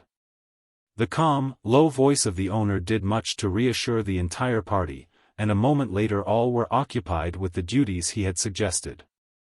By the time the ladies had returned to the deck the rapid provisioning of the boats had been about completed, and a moment later the officer who had gone below had returned to report. But his opinion was scarcely needed to assure the huddled group of men and women that the end of the Lady Alice was at hand. "Well, sir," said the captain, as his officer hesitated. "I dislike to frighten the ladies, sir," he said, "but she can't float a dozen minutes, in my opinion. There's a hole in her you could drive a bally cow through, sir." For 5 minutes the Lady Alice had been settling rapidly by the bow. Already her stern loomed high in the air, and foothold on the deck was of the most precarious nature. She carried 4 boats, and these were all filled and lowered away in safety. As they pulled rapidly from the stricken little vessel Jane Porter turned to have one last look at her. Just then there came a loud crash and an ominous rumbling and pounding from the heart of the ship. Her machinery had broken loose, and was dashing its way toward the bow. Tearing out partitions and bulkheads as it went, the stern rose rapidly high above them. For a moment she seemed to pause there, a vertical shaft protruding from the bosom of the ocean, and then swiftly she dove headforemost beneath the waves. In one of the boats the brave Lord Tennington wiped a tear from his eye. He had not seen a fortune in money go down forever into the sea, but a dear, beautiful friend whom he had loved. At last the long night broke, and a tropical sun smote down upon the rolling water. Jane Porter had dropped into a fitful slumber. The fierce light of the sun upon her upturned face awoke her. She looked about her. In the boat with her were 3 sailors, Clayton, and Monsieur Thurin. Then she looked for the other boats. But as far as the eye could reach there was nothing to break the fearful monotony of that waste of waters. They were alone in a small boat upon the broad Atlantic. Chapter 14. Back to the primitive. As Tarzan struck the water, his first impulse was to swim clear of the ship and possible danger from her propellers. He knew whom to thank for his present predicament, and as he lay in the sea, just supporting himself by a gentle movement of his hands, his chief emotion was one of chagrin that he had been so easily bested by Rokoff. He lay thus for some time, watching the receding and rapidly diminishing lights of the steamer without it ever once occurring to him to call for help. He never had called for help in his life, and so it is not strange that he did not think of it now. Always had he depended upon his own prowess and resourcefulness, nor had there ever been since the days of Kala any to answer an appeal for succor. When it did occur to him it was too late. There was, thought Tarzan, a possible 1 chance in 100,000 that he might be picked up, and an even smaller chance that he would reach land. So he determined that to combine what slight chances there were, he would swim slowly in the direction of the coast. The ship might have been closer in than he had known. His strokes were long and easy. It would be many hours before those giant muscles would commence to feel fatigue. As he swam, guided toward the east by the stars, he noticed that he felt the weight of his shoes, and so he removed them. His trousers went next, and he would have removed his coat at the same time but for the precious papers in its pocket. To assure himself that he still had them he slipped his hand in to feel, but to his consternation they were gone. Now he knew that something more than revenge had prompted Rokoff to pitch him overboard. The Russian had managed to obtain possession of the papers Tarzan had wrested from him at Busada. The ape-man swore softly, and let his coat and shirt sink into the Atlantic. Before many hours he had divested himself of his remaining garments, and was swimming easily and unencumbered toward the east. The first faint evidence of dawn was paling the stars ahead of him when the dim outlines of a low-lying black mass loomed up directly in his track. A few strong strokes brought him to its side. It was the bottom of a wave-washed derelict. Tarzan clambered upon it. He would rest there until daylight at least. He had no intention to remain there inactive, a prey to hunger and thirst. If he must die, he preferred dying in action while making some semblance of an attempt to save himself. The sea was quiet, so that the wreck had only a gently undulating motion, that was nothing to the swimmer who had had no sleep for 20 hours. Tarzan of the Apes curled up upon the slimy timbers, and was soon asleep. The heat of the sun awoke him early in the forenoon. His first conscious sensation was of thirst, which grew almost to the proportions of suffering with full returning consciousness. But a moment later it was forgotten in the joy of two almost simultaneous discoveries. The first was a mass of wreckage floating beside the derelict, in the midst of which, bottom up, rose and fell an overturned lifeboat. The other was the faint, dim line of a far distant shore showing on the horizon in the east. Tarzan dove into the water, and swam around the wreck to the lifeboat. The cool ocean refreshed him almost as much as would a draught of water, so that it was with renewed vigor that he brought the smaller boat alongside the derelict, and, after many Herculean efforts, succeeded in dragging it onto the slimy ship's bottom. There he righted and examined it. The boat was quite sound, and a moment later floated upright alongside the wreck. Then Tarzan selected several pieces of wreckage that might answer him as paddles, and presently was making good headway toward the far-off shore. It was late in the afternoon by the time he came close enough to distinguish objects on land, or to make out the contour of the shore line. Before him lay what appeared to be the entrance to a little, landlocked harbor. The wooded point to the north was strangely familiar. Could it be possible that fate had thrown him up at the very threshold of his own beloved jungle? But as the bow of his boat entered the mouth of the harbor, the last shred of doubt was cleared away, for there before him upon the farther shore, under the shadows of his primeval forest, stood his own cabin, built before his birth by the hand of his long-dead father, John Clayton, Lord Greystoke. With long sweeps of his giant muscles Tarzan sent the little craft speeding toward the beach. Its prow had scarcely touched when the ape-man leaped to shore. His heart beat fast in joy and exultation as each long-familiar object came beneath his roving eyes: the cabin, the beach, the little brook, the dense jungle, the black, impenetrable forest. The myriad birds in their brilliant plumage, the gorgeous tropical blooms upon the festooned creepers falling in great loops from the giant trees. Tarzan of the Apes had come into his own again, and that all the world might know it, he threw back his young head, and gave voice to the fierce, wild challenge of his tribe. For a moment silence reigned upon the jungle, and then, low and weird, came an answering challenge. It was the deep roar of Numa, the lion. And from a great distance, faintly, the fearsome answering bellow of a bull ape. Tarzan went to the brook first, and slaked his thirst. Then he approached his cabin. The door was still closed and latched as he and Darnat had left it. He raised the latch and entered. Nothing had been disturbed. There were the table, the bed, and the little crib built by his father, the shelves and cupboards just as they had stood for over 23 years, just as he had left them nearly 2 years before. His eyes satisfied, Tarzan's stomach began to call aloud for attention. The pangs of hunger suggested a search for food. There was nothing in the cabin, nor had he any weapons. But upon a wall hung one of his old grass ropes. It had been many times broken and spliced, so that he had discarded it for a better one long before. Tarzan wished that he had a knife. Well, unless he was mistaken, he should have that and a spear and bows and arrows before another sun had set. The rope would take care of that. And in the meantime it must be made to procure food for him. He coiled it carefully, and, throwing it about his shoulder, went out, closing the door behind him. Close to the cabin the jungle commenced, and into it Tarzan of the Apes plunged, wary and noiseless, once more a savage beast hunting its food. For a time he kept to the ground, but finally, discovering no spoor indicative of nearby meat, he took to the trees. With the first dizzy swing from tree to tree, all the old joy of living swept over him. Vain regrets and dull heartache were forgotten. Now was he living. Now, indeed, was the true happiness of perfect freedom his. Who would go back to the stifling, wicked cities of civilized man when the mighty reaches of the great jungle offered peace and liberty? Not he.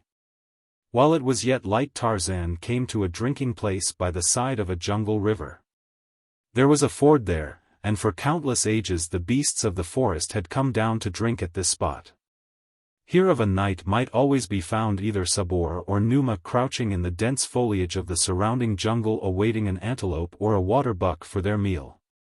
Here came Horta, the boar, to water, and here came Tarzan of the apes to make a kill, for he was very empty. On a low branch he squatted above the trail. For an hour he waited. It was growing dark. A little to one side of the ford in the densest thicket he heard the faint sound of padded feet, and the brushing of a huge body against tall grasses and tangled creepers. None other than Tarzan might have heard it, but the ape-man heard and translated. It was Numa, the lion, on the same errand as himself. Tarzan smiled. Presently he heard an animal approaching warily along the trail toward the drinking place. A moment more and it came in view. It was Horta, the boar. Here was delicious meat, and Tarzan's mouth watered. The grasses where Numa lay were very still now, ominously still. Horta passed beneath Tarzan. A few more steps and he would be within the radius of Numa's spring. Tarzan could imagine how old Numa's eyes were shining, how he was already sucking in his breath for the awful roar which would freeze his prey for the brief instant between the moment of the spring and the sinking of terrible fangs into splintering bones. But as Numa gathered himself, a slender rope flew through the air from the low branches of a nearby tree. A noose settled about Horta's neck. There was a frightened grunt, a squeal, and then Numa saw his quarry dragged backward up the trail, and, as he sprang, Horta, the boar, soared upward beyond his clutches into the tree above. And a mocking face looked down and laughed into his own. Then indeed did Numa roar. Angry, threatening, hungry, he paced back and forth beneath the taunting ape-man. Now he stopped, and, rising on his hind legs against the stem of the tree that held his enemy, sharpened his huge claws upon the bark, tearing out great pieces that laid bare the white wood beneath. And in the meantime Tarzan had dragged the struggling Horta to the limb beside him. Sinewy fingers completed the work the choking noose had commenced. The ape-man had no knife, but nature had equipped him with the means of tearing his food from the quivering flank of his prey. And gleaming teeth sank into the succulent flesh while the raging lion looked on from below as another enjoyed the dinner that he had thought already his. It was quite dark by the time Tarzan had gorged himself. Ah, but it had been delicious. Never had he quite accustomed himself to the ruined flesh that civilized men had served him. And in the bottom of his savage heart there had constantly been the craving for the warm meat of the fresh kill, and the rich, red blood. He wiped his bloody hands upon a bunch of leaves, slung the remains of his kill across his shoulder, and swung off through the middle terrace of the forest toward his cabin. And at the same instant Jane Porter and William Cecil Clayton arose from a sumptuous dinner upon the Lady Alice, thousands of miles to the east, in the Indian Ocean. Beneath Tarzan walked Numa, the lion, and when the ape-man deigned to glance downward he caught occasional glimpses of the baleful green eyes following through the darkness. Numa did not roar now. Instead, he moved stealthily, like the shadow of a great cat, but yet he took no step that did not reach the sensitive ears of the ape-man. Tarzan wondered if he would stalk him to his cabin door. He hoped not, for that would mean a night's sleep curled in the crotch of a tree, and he much preferred the bed of grasses within his own abode. But he knew just the tree and the most comfortable crotch, if necessity demanded that he sleep out. 100 times in the past some great jungle cat had followed him home, and compelled him to seek shelter in this same tree, until another mood or the rising sun had sent his enemy away. But presently Numa gave up the chase and, with a series of blood-curdling moans and roars, turned angrily back in search of another and an easier dinner. So Tarzan came to his cabin unattended, and a few moments later was curled up in the mildewed remnants of what had once been a bed of grasses. Thus easily did Monsieur Jean see. Tarzan slew the thin skin of his artificial civilization, and sink happy and contented into the deep sleep of the wild beast that has fed to repletion. Yet a woman's yes would have bound him to that other life forever, and made the thought of this savage existence repulsive. Tarzan slept late into the following forenoon, for he had been very tired from the labors and exertion of the long night and day upon the ocean, and the jungle jaunt that had brought into play muscles that he had scarce used for nearly 2 years. When he awoke he ran to the brook first to drink. Then he took a plunge into the sea, swimming about for a quarter of an hour. Afterward he returned to his cabin, and breakfasted off the flesh of Horta. This done, he buried the balance of the carcass in the soft earth outside the cabin, for his evening meal. Once more he took his rope and vanished into the jungle. This time he hunted nobler quarry, man. Although had you asked him his own opinion he could have named a dozen other denizens of the jungle which he considered far the superiors in nobility of the men he hunted. Today Tarzan was in quest of weapons. He wondered if the women and children had remained in Banga's village after the punitive expedition from the French cruiser had massacred all the warriors in revenge for Darnat's supposed death. He hoped that he should find warriors there, for he knew not how long a quest he should have to make were the village deserted. The ape-man traveled swiftly through the forest, and about noon came to the site of the village. But to his disappointment found that the jungle had overgrown the plantain fields and that the thatched huts had fallen in decay. There was no sign of man. He clambered about among the ruins for half an hour, hoping that he might discover some forgotten weapon, but his search was without fruit, and so he took up his quest once more, following up the stream, which flowed from a southeasterly direction. He knew that near fresh water he would be most likely to find another settlement. As he traveled he hunted as he had hunted with his ape people in the past, as Kala had taught him to hunt, turning over rotted logs to find some toothsome vermin, running high into the trees to rob a bird's nest, or pouncing upon a tiny rodent with the quickness of a cat. There were other things that he ate, too, but the less detailed the account of an ape's diet, the better, and Tarzan was again an ape, the same fierce, brutal anthropoid that Kala had taught him to be, and that he had been for the first 20 years of his life. Occasionally he smiled as he recalled some friend who might even at the moment be sitting placid and immaculate within the precincts of his select Parisian club, just as Tarzan had sat but a few months before. And then he would stop, as though turned suddenly to stone as the gentle breeze carried to his trained nostrils the scent of some new prey or a formidable enemy. That night he slept far inland from his cabin, securely wedged into the crotch of a giant tree, swaying 100 feet above the ground. He had eaten heartily again, this time from the flesh of Bara, the deer, who had fallen prey to his quick noose. Early the next morning he resumed his journey, always following the course of the stream. For 3 days he continued his quest, until he had come to a part of the jungle in which he never before had been. Occasionally upon the higher ground the forest was much thinner, and in the far distance through the trees he could see ranges of mighty mountains, with wide plains in the foreground. Here, in the open spaces, were new game, countless antelope and vast herds of zebra. Tarzan was entranced. He would make a long visit to this new world. On the morning of the 4th day his nostrils were suddenly surprised by a faint new scent. It was the scent of man, but yet a long way off. The ape-man thrilled with pleasure. Every sense was on the alert as with crafty stealth he moved quickly through the trees, upwind, in the direction of his prey. Presently he came upon it, a lone warrior treading softly through the jungle. Tarzan followed close above his quarry, waiting for a clearer space in which to hurl his rope. As he stalked the unconscious man, new thoughts presented themselves to the ape-man, thoughts born of the refining influences of civilization and of its cruelties. It came to him that seldom if ever did civilized man kill a fellow being without some pretext, however slight. It was true that Tarzan wished this man's weapons and ornaments, but was it necessary to take his life to obtain them?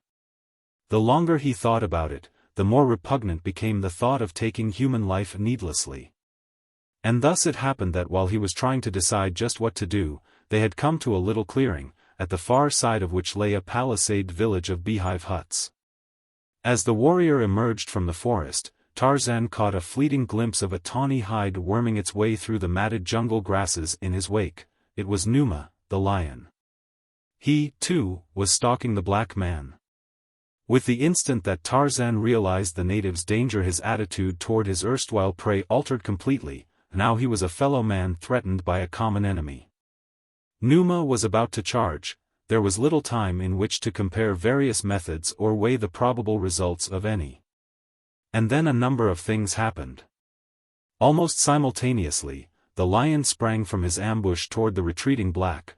Tarzan cried out in warning, and the black turned just in time to see Numa halted in mid-flight by a slender strand of grass rope, the noosed end of which had fallen cleanly about his neck. The ape-man had acted so quickly that he had been unable to prepare himself to withstand the strain and shock of Numa's great weight upon the rope. And so it was that though the rope stopped the beast before his mighty talons could fasten themselves in the flesh of the black, the strain overbalanced Tarzan, who came tumbling to the ground not 6 paces from the infuriated animal. Like lightning, Numa turned upon this new enemy, and, defenseless as he was, Tarzan of the Apes was nearer to death that instant than he ever before had been. It was the black who saved him. The warrior realized in an instant that he owed his life to this strange white man. And he also saw that only a miracle could save his preserver from those fierce yellow fangs that had been so near to his own flesh. With the quickness of thought his spear arm flew back, and then shot forward with all the force of the sinewy muscles that rolled beneath the shimmering ebon hide. True to its mark, the iron-shod weapon flew, transfixing Numa's sleek carcass from the right groin to beneath the left shoulder.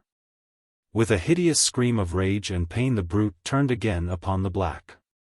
A dozen paces he had gone when Tarzan's rope brought him to a stand once more, then he wheeled again upon the ape-man, only to feel the painful prick of a barbed arrow as it sank half its length in his quivering flesh. Again he stopped, and by this time Tarzan had run twice around the stem of a great tree with his rope, and made the end fast. The black saw the trick, and grinned, but Tarzan knew that Numa must be quickly finished before those mighty teeth had found and parted the slender cord that held him. It was a matter of but an instant to reach the black's side and drag his long knife from its scabbard. Then he signed the warrior to continue to shoot arrows into the great beast while he attempted to close in upon him with the knife. So as one tantalized upon one side, the other sneaked cautiously in upon the other. Numa was furious. He raised his voice in a perfect frenzy of shrieks, growls, and hideous moans, the while he reared upon his hind legs in futile attempt to reach first one and then the other of his tormentors. But at length the agile ape-man saw his chance, and rushed in upon the beast's left side behind the mighty shoulder. A giant arm encircled the tawny throat, and a long blade sank once, true as a die, into the fierce heart. Then Tarzan arose, and the black man and the white looked into each other's eyes across the body of their kill, and the black made the sign of peace and friendship. And Tarzan of the Apes answered in kind. Chapter 15. From Ape to Savage. The noise of their battle with Numa had drawn an excited horde of savages from the nearby village, and a moment after the lion's death the two men were surrounded by lithe ebon warriors, gesticulating and jabbering, 1,000 questions that drowned each ventured reply. And then the women came, and the children, eager, curious, and, at sight of Tarzan, more questioning than ever. The ape-man's new friend finally succeeded in making himself heard. And when he had done talking, the men and women of the village vied with one another in doing honor to the strange creature who had saved their fellow and battled single-handed with fierce Numa. At last they led him back to their village, where they brought him gifts of fowl, and goats, and cooked food. When he pointed to their weapons the warriors hastened to fetch spear, shield, arrows, and a bow. His friend of the encounter presented him with the knife with which he had killed Numa. There was nothing in all the village he could not have had for the asking. How much easier this was, thought Tarzan, than murder and robbery to supply his wants. How close he had been to killing this man whom he never had seen before, and who now was manifesting by every primitive means at his command friendship and affection for his would-be slayer. Tarzan of the Apes was ashamed. Hereafter he would at least wait until he knew men deserved it before he thought of killing them. The idea recalled Rokoff to his mind. He wished that he might have the Russian to himself in the dark jungle for a few minutes. There was a man who deserved killing if ever anyone did. And if he could have seen Rokoff at that moment as he assiduously bent every endeavor to the pleasant task of ingratiating himself into the affections of the beautiful Miss Strong, he would have longed more than ever to mete out to the man the fate he deserved. Tarzan's first night with the savages was devoted to a wild orgy in his honor. There was feasting, for the hunters had brought in an antelope and a zebra as trophies of their skill, and gallons of the weak native beer were consumed. As the warriors danced in the firelight, Tarzan was again impressed by the symmetry of their figures and the regularity of their features. The flat noses and thick lips of the typical West Coast savage were entirely missing. In repose the faces of the men were intelligent and dignified, those of the women ofttimes prepossessing.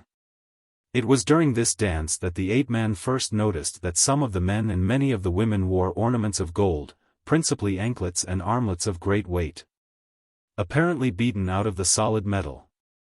When he expressed a wish to examine one of these, the owner removed it from her person and insisted, through the medium of signs, that Tarzan accept it as a gift. A close scrutiny of the bauble convinced the ape-man that the article was of virgin gold, and he was surprised. For it was the first time that he had ever seen golden ornaments among the savages of Africa, other than the trifling baubles those near the coast had purchased or stolen from Europeans. He tried to ask them from whence the metal came, but he could not make them understand. When the dance was done Tarzan signified his intention to leave them, but they almost implored him to accept the hospitality of a great hut which the chief set apart for his sole use. He tried to explain that he would return in the morning, but they could not understand. When he finally walked away from them toward the side of the village opposite the gate, they were still further mystified as to his intentions. Tarzan, however, knew just what he was about. In the past he had had experience with the rodents and vermin that infest every native village, and, while he was not over-scrupulous about such matters, he much preferred the fresh air of the swaying trees to the fetid atmosphere of a hut.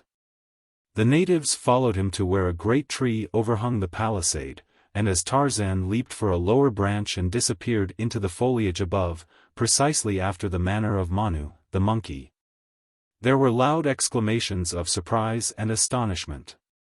For half an hour they called to him to return, but as he did not answer them they at last desisted, and sought the sleeping mats within their huts.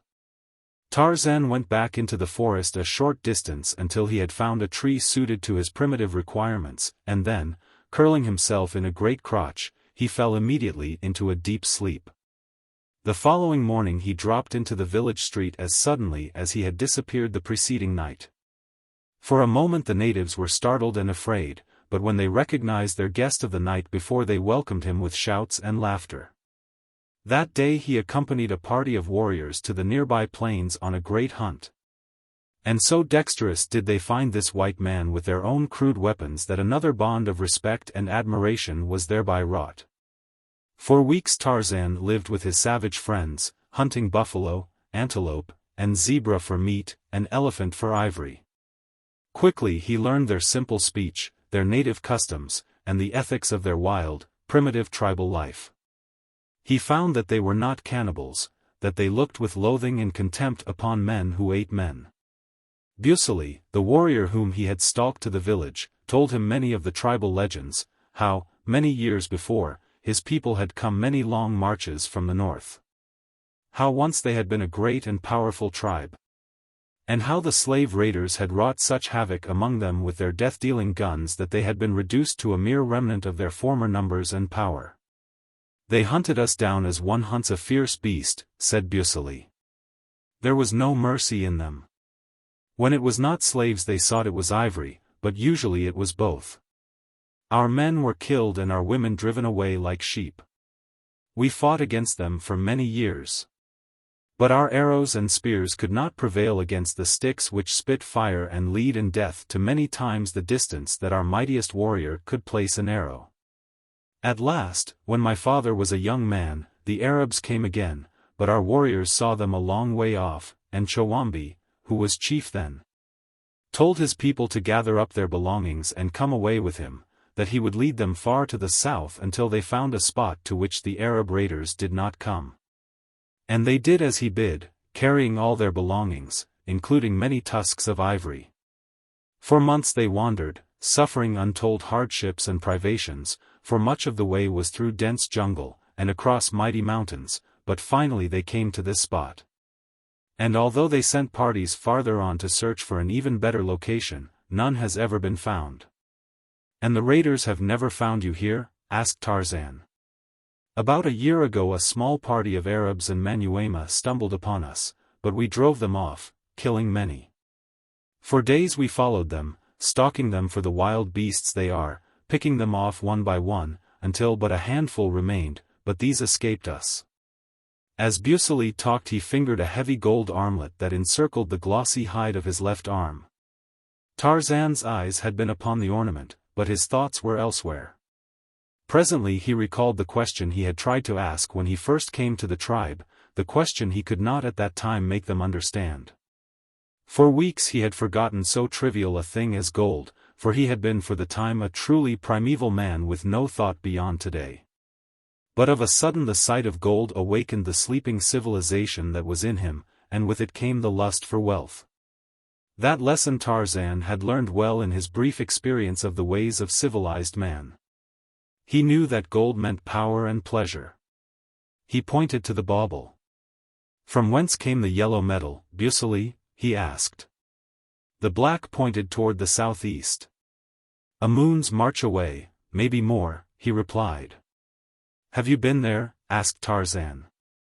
No, but some of our people were there years ago, when my father was yet a young man. One of the parties that searched farther for a location for the tribe when first they settled here came upon a strange people who wore many ornaments of yellow metal. Their spears were tipped with it, as were their arrows, and they cooked in vessels made all of solid metal like my armlet. They lived in a great village in huts that were built of stone and surrounded by a great wall. They were very fierce, rushing out and falling upon our warriors before ever they learned that their errand was a peaceful one. Our men were few in number, but they held their own at the top of a little rocky hill, until the fierce people went back at sunset into their wicked city. Then our warriors came down from their hill, and, after taking many ornaments of yellow metal from the bodies of those they had slain, they marched back out of the valley. Nor have any of us ever returned. They are wicked people, neither white like you nor black like me, but covered with hair as is Balgani, the gorilla. Yes, they are very bad people indeed, and Chowambi was glad to get out of their country. And are none of those alive who were with Chowambi, and saw these strange people and their wonderful city? Asked Tarzan. Waziri, our chief, was there, replied Busili. He was a very young man then, but he accompanied Chowambi, who was his father. So that night Tarzan asked Waziri about it, and Waziri, who was now an old man, said that it was a long march, but that the way was not difficult to follow. He remembered it well. For 10 days we followed this river which runs beside our village. Up toward its source we traveled until on the 10th day we came to a little spring far up upon the side of a lofty mountain range. In this little spring our river is born. The next day we crossed over the top of the mountain, and upon the other side we came to a tiny rivulet which we followed down into a great forest.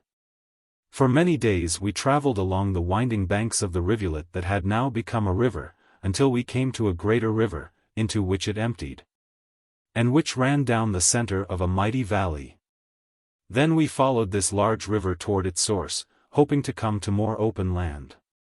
After 20 days of marching from the time we had crossed the mountains and passed out of our own country we came again to another range of mountains. Up their side we followed the great river, that had now dwindled to a tiny rivulet, until we came to a little cave near the mountaintop. In this cave was the mother of the river. I remember that we camped there that night, and that it was very cold, for the mountains were high. The next day we decided to ascend to the top of the mountains, and see what the country upon the other side looked like. And if it seemed no better than that which we had so far traversed, we would return to our village and tell them that they had already found the best place in all the world to live. And so we clambered up the face of the rocky cliffs until we reached the summit, and there from a flat mountaintop we saw, not far beneath us, a shallow valley, very narrow. And upon the far side of it was a great village of stone, much of which had fallen and crumbled into decay. The balance of Waziri's story was practically the same as that which Busili had told. "I should like to go there and see this strange city," said Tarzan, "and get some of their yellow metal from its fierce inhabitants." "It is a long march," replied Waziri, "and I am an old man, but if you will wait until the rainy season is over and the rivers have gone down, I will take some of my warriors and go with you." And Tarzan had to be contented with that arrangement, though he would have liked it well enough to have set off the next morning. He was as impatient as a child. Really, Tarzan of the Apes was but a child, or a primeval man, which is the same thing in a way. The next day but one a small party of hunters returned to the village from the south to report a large herd of elephants some miles away. By climbing trees they had had a fairly good view of the herd, which they described as numbering several large tuskers, a great many cows and calves, and full-grown bulls whose ivory would be worth having. The balance of the day and evening was filled with preparation for a great hunt. Spears were overhauled, quivers were replenished, bows were restrung. And all the while the village witch doctor passed through the busy throngs disposing of various charms and amulets designed to protect the possessor from hurt, or bring him good fortune in the morrow's hunt. At dawn the hunters were off.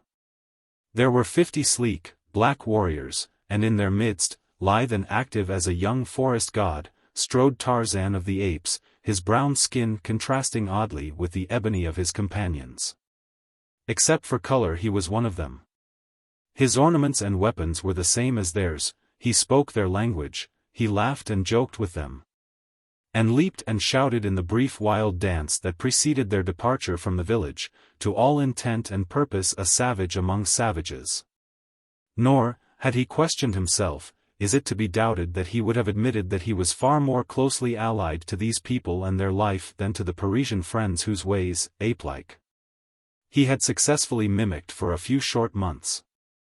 But he did think of Darnot, and a grin of amusement showed his strong white teeth as he pictured the immaculate Frenchman's expression could he by some means see Tarzan as he was that minute. Poor Paul, who had prided himself on having eradicated from his friend the last traces of wild savagery. "How quickly have I fallen," thought Tarzan.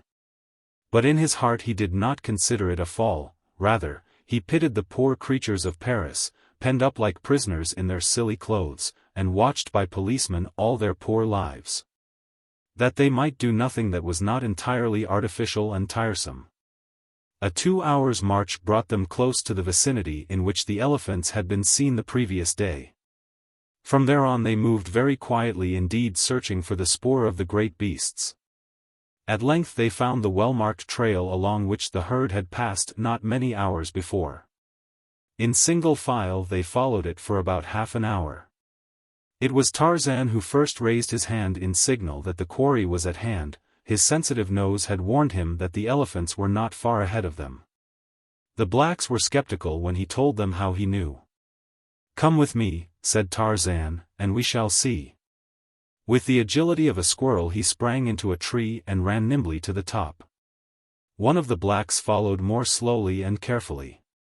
When he had reached a lofty limb beside the ape-man, the latter pointed to the south, and there, some few hundred yards away, the black saw a number of huge black backs swaying back and forth above the top of the lofty jungle grasses. He pointed the direction to the watchers below, indicating with his fingers the number of beasts he could count. Immediately the hunters started toward the elephants. The black in the tree hastened down, but Tarzan stalked, after his own fashion, along the leafy way of the middle terrace. It is no child's play to hunt wild elephants with the crude weapons of primitive man. Tarzan knew that few native tribes ever attempted it, and the fact that his tribe did so gave him no little pride. Already he was commencing to think of himself as a member of the little community. As Tarzan moved silently through the trees, he saw the warriors below creeping in a half-circle upon the still unsuspecting elephants. Finally they were within sight of the great beasts. Now they singled out 2 large tuskers, and at a signal the 50 men rose from the ground where they had lain concealed, and hurled their heavy war spears at the 2 marked beasts. There was not a single miss. 25 spears were embedded in the sides of each of the giant animals. One never moved from the spot where it stood when the avalanche of spears struck it, for 2, perfectly aimed, had penetrated its heart, and it lunged forward upon its knees, rolling to the ground without a struggle. The other, standing nearly head-on toward the hunters, had not proved so good a mark, and though every spear struck, not one entered the great heart. For a moment the huge bull stood trumpeting in rage and pain, casting about with its little eyes for the author of its hurt. The blacks had faded into the jungle before the weak eyes of the monster had fallen upon any of them, but now he caught the sound of their retreat, and, amid a terrific crashing of underbrush and branches, he charged in the direction of the noise. It so happened that chance sent him in the direction of Waziri, whom he was overtaking so rapidly that it was as though the black were standing still instead of racing at full speed to escape the certain death which pursued him. Tarzan had witnessed the entire performance from the branches of a nearby tree, and now that he saw his friend's peril he raced toward the infuriated beast with loud cries, hoping to distract him.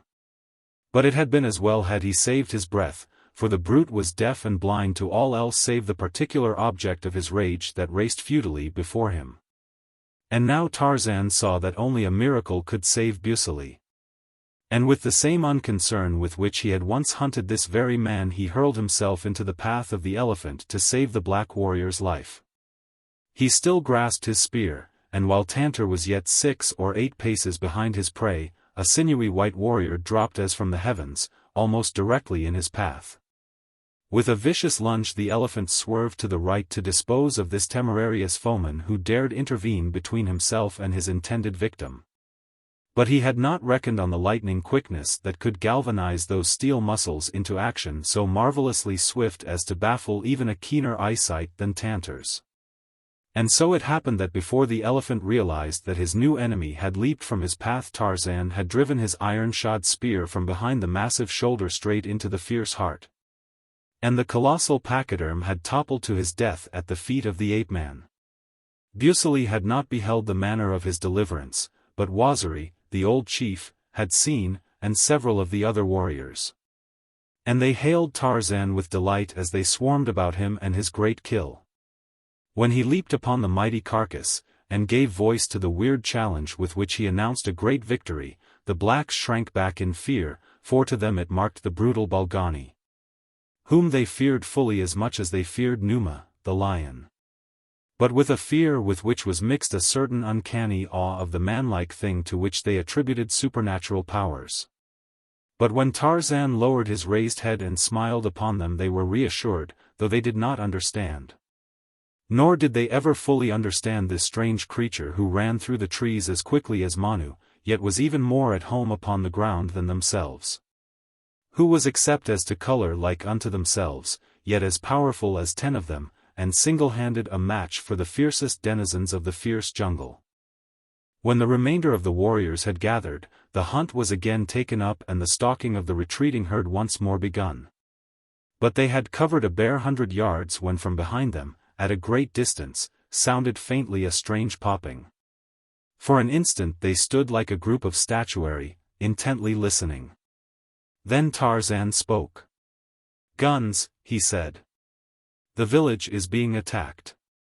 "Come," cried Waziri. "The Arab raiders have returned with their cannibal slaves for our ivory and our women."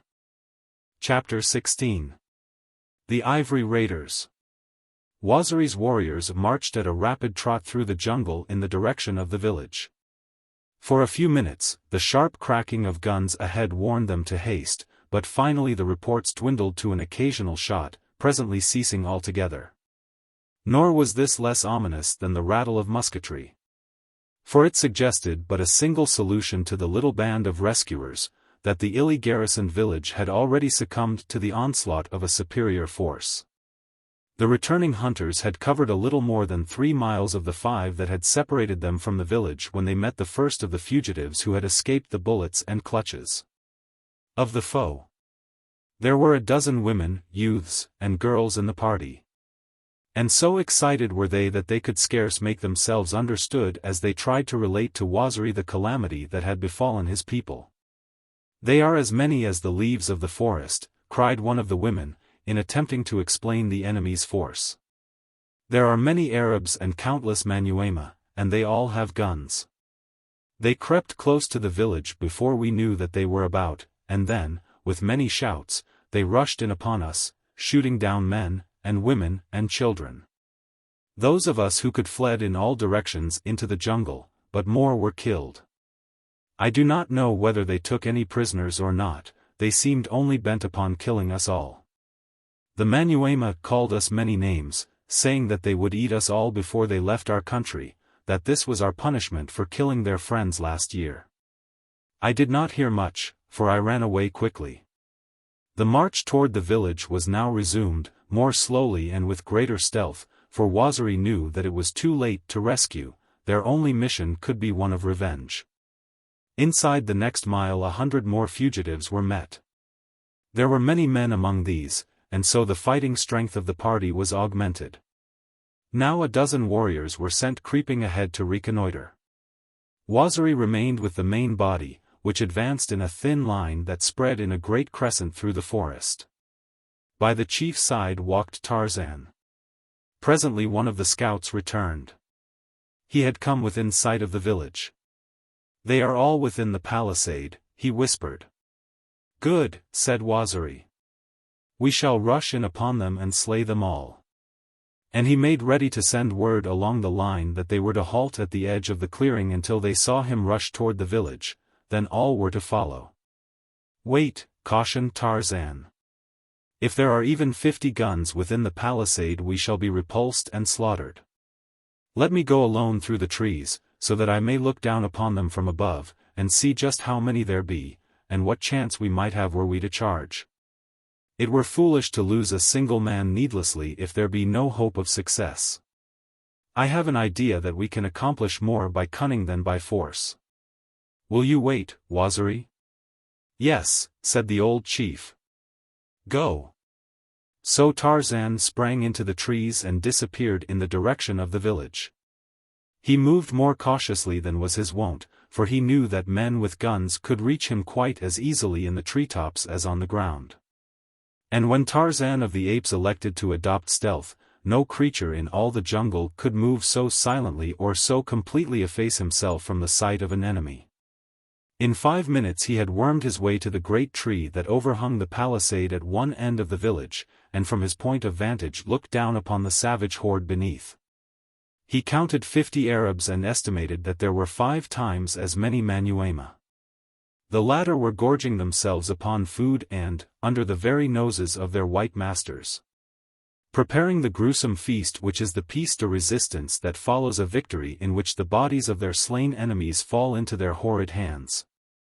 The ape-man saw that to charge that wild horde, armed as they were with guns, and barricaded behind the locked gates of the village, would be a futile task. And so he returned to Waziri and advised him to wait. That he, Tarzan, had a better plan. But a moment before one of the fugitives had related to Waziri the story of the atrocious murder of the old chief's wife. And so crazed with rage was the old man that he cast discretion to the winds. Calling his warriors about him, he commanded them to charge, and, with brandishing spears and savage yells, the little force of scarcely more than 100 dashed madly toward the village gates. Before the clearing had been half crossed the Arabs opened up a withering fire from behind the palisade. With the first volley Waziri fell. The speed of the chargers slackened. Another volley brought down a half-dozen more. A few reached the barred gates, only to be shot in their tracks, without the ghost of a chance to gain the inside of the palisade, and then the whole attack crumpled. And the remaining warriors scampered back into the forest. As they ran, the raiders opened the gates, rushing after them, to complete the day's work with the utter extermination of the tribe. Tarzan had been among the last to turn back toward the forest, and now, as he ran slowly, he turned from time to speed a well-aimed arrow into the body of a pursuer. Once within the jungle, he found a little knot of determined blacks waiting to give battle to the oncoming horde, but Tarzan cried to them to scatter, keeping out of harm's way until they could gather in force after dark.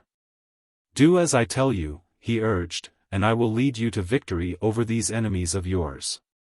Scatter through the forest, picking up as many stragglers as you can find, and at night, if you think that you have been followed, come by roundabout ways to the spot where we killed the elephants today. Then I will explain my plan, and you will find that it is good. You cannot hope to pit your puny strength and simple weapons against the numbers and the guns of the Arabs and the Manyuema." They finally assented. "When you scatter," explained Tarzan, "in conclusion, your foes will have to scatter to follow you. And so it may happen that if you are watchful you can drop many a Manyuema with your arrows from behind some great trees." They had barely time to hasten away farther into the forest before the first of the raiders had crossed the clearing and entered it in pursuit of them. Tarzan ran a short distance along the ground before he took to the trees. Then he raced quickly to the upper terrace, there doubling on his tracks and making his way rapidly back toward the village. Here he found that every Arab and Manyuema had joined in the pursuit, leaving the village deserted except for the chained prisoners and a single guard. The sentry stood at the open gate, looking in the direction of the forest, so that he did not see the agile giant that dropped to the ground at the far end of the village street. With drawn bow the ape-man crept stealthily toward his unsuspecting victim. The prisoners had already discovered him, and with wide eyes filled with wonder and with hope they watched their would-be rescuer. Now he halted not 10 paces from the unconscious Manyuema. The shaft was drawn back its full length at the height of the keen gray eye that sighted along its polished surface. There was a sudden twang as the brown fingers released their hold, and without a sound the raider sank forward upon his face, a wooden shaft transfixing his heart and protruding a foot from his black chest. Then Tarzan turned his attention to the 50 women and youths chained neck to neck on the long slave chain. There was no releasing of the ancient padlocks in the time that was left him, so the ape-man called to them to follow him as they were, and, snatching the gun and cartridge belt from the dead sentry, he led the now happy band out through the village gate and into the forest upon the far side of the clearing. It was a slow and arduous march, for the slave chain was new to these people, and there were many delays as one of their number would stumble and fall, dragging others down with her. Then, too, Tarzan had been forced to make a wide detour to avoid any possibility of meeting with returning raiders. He was partially guided by occasional shots which indicated that the Arab horde was still in touch with the villagers. But he knew that if they would but follow his advice there would be but few casualties other than on the side of the marauders. Toward dusk the firing ceased entirely, and Tarzan knew that the Arabs had all returned to the village. He could scarce repress a smile of triumph as he thought of their rage on discovering that their guard had been killed and their prisoners taken away. Tarzan had wished that he might have taken some of the great store of ivory the village contained, solely for the purpose of still further augmenting the wrath of his enemies. But he knew that that was not necessary for its salvation, since he already had a plan mapped out which would effectually prevent the Arabs leaving the country with a single tusk. And it would have been cruel to have needlessly burdened these poor, overwrought women with the extra weight of the heavy ivory. It was after midnight when Tarzan, with his slow-moving caravan, approached the spot where the elephants lay. Long before they reached it they had been guided by the huge fire the natives had built in the center of a hastily improvised boma, partially for warmth and partially to keep off chance lions. When they had come close to the encampment Tarzan called aloud to let them know that friends were coming. It was a joyous reception the little party received when the blacks within the boma saw the long file of fettered friends and relatives enter the firelight. These had all been given up as lost forever, as had Tarzan as well, so that the happy blacks would have remained awake all night to feast on elephant meat and celebrate the return of their fellows. Had not Tarzan insisted that they take what sleep they could, against the work of the coming day? At that, sleep was no easy matter, for the women who had lost their men or their children in the day's massacre and battle made night hideous with their continued wailing and howling. Finally, however, Tarzan succeeded in silencing them, on the plea that their noise would attract the Arabs to their hiding place, when all would be slaughtered. When dawn came, Tarzan explained his plan of battle to the warriors. And without demur one and all agreed that it was the safest and surest way in which to rid themselves of their unwelcome visitors and be revenged for the murder of their fellows. First the women and children, with a guard of some 20 old warriors and youths, were started southward, to be entirely out of the zone of danger. They had instructions to erect temporary shelter and construct a protecting boma of thorn bush. For the plan of campaign which Tarzan had chosen was one which might stretch out over many days, or even weeks, during which time the warriors would not return to the new camp. 2 hours after daylight a thin circle of black warriors surrounded the village. At intervals one was perched high in the branches of a tree which could overlook the palisade. Presently a Manyuema within the village fell, pierced by a single arrow. There had been no sound of attack, none of the hideous war cries or vainglorious waving of menacing spears that ordinarily marks the attack of savages, just a silent messenger of death from out of the silent forest. The Arabs and their followers were thrown into a fine rage at this unprecedented occurrence. They ran for the gates, to wreak dire vengeance upon the foolhardy perpetrator of the outrage. But they suddenly realized that they did not know which way to turn to find the foe. As they stood debating with many angry shouts and much gesticulating, one of the Arabs sank silently to the ground in their very midst, a thin arrow protruding from his heart. Tarzan had placed the finest marksmen of the tribe in the surrounding trees, with directions never to reveal themselves while the enemy was faced in their direction. As a black released his messenger of death he would slink behind the sheltering stem of the tree he had selected. Nor would he again aim until a watchful eye told him that none was looking toward his tree. 3 times the Arabs started across the clearing in the direction from which they thought the arrows came. But each time another arrow would come from behind to take its toll from among their number. Then they would turn and charge in a new direction. Finally they set out upon a determined search of the forest, but the blacks melted before them, so that they saw no sign of an enemy.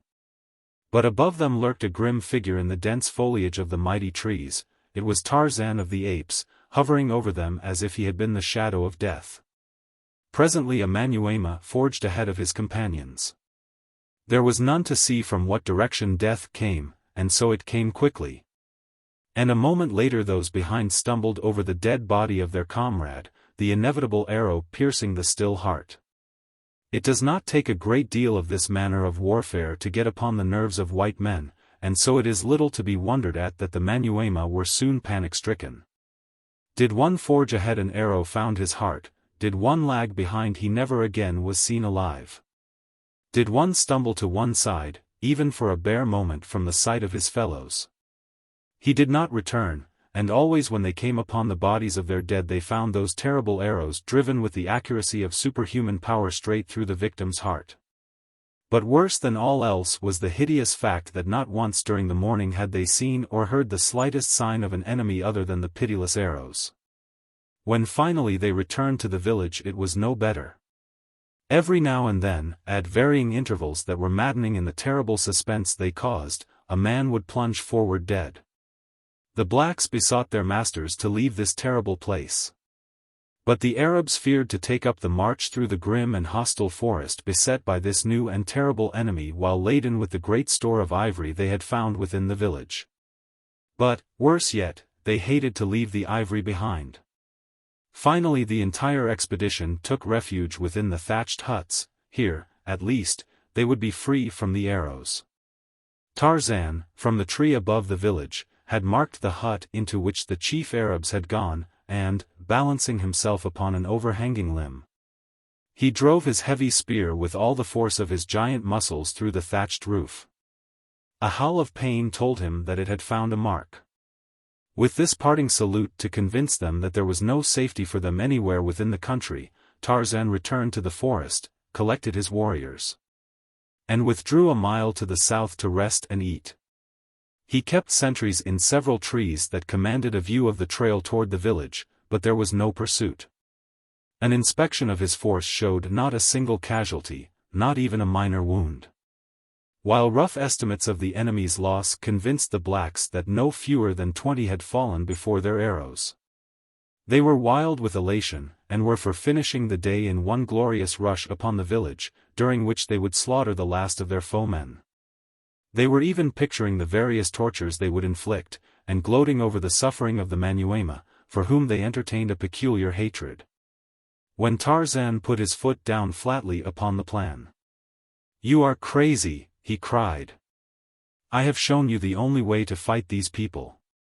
Already you have killed 20 of them without the loss of a single warrior, whereas, yesterday, following your own tactics, which you would now renew, you lost at least a dozen.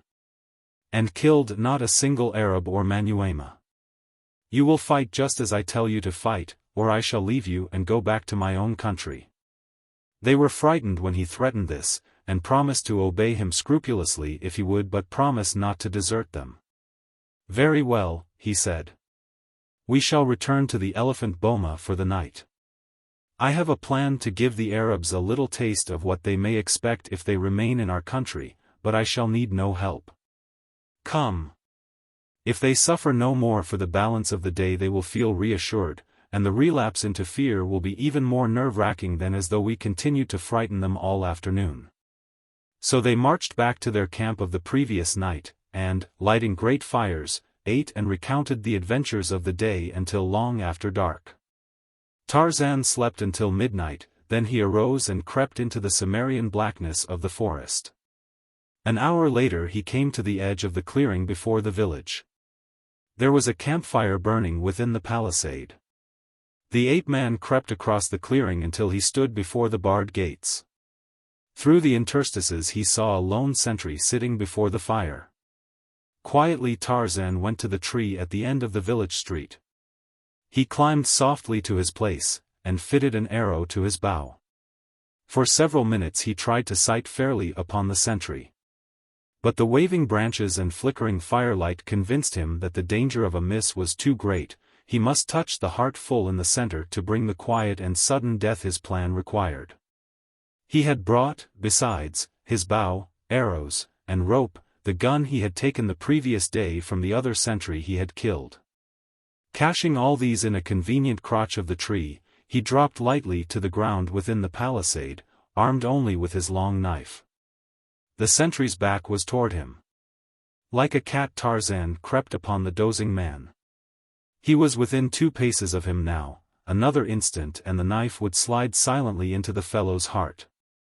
Tarzan crouched for a spring, for that is ever the quickest and surest attack of the jungle beast, when the man, warned, by some subtle sense, sprang to his feet and faced the ape-man.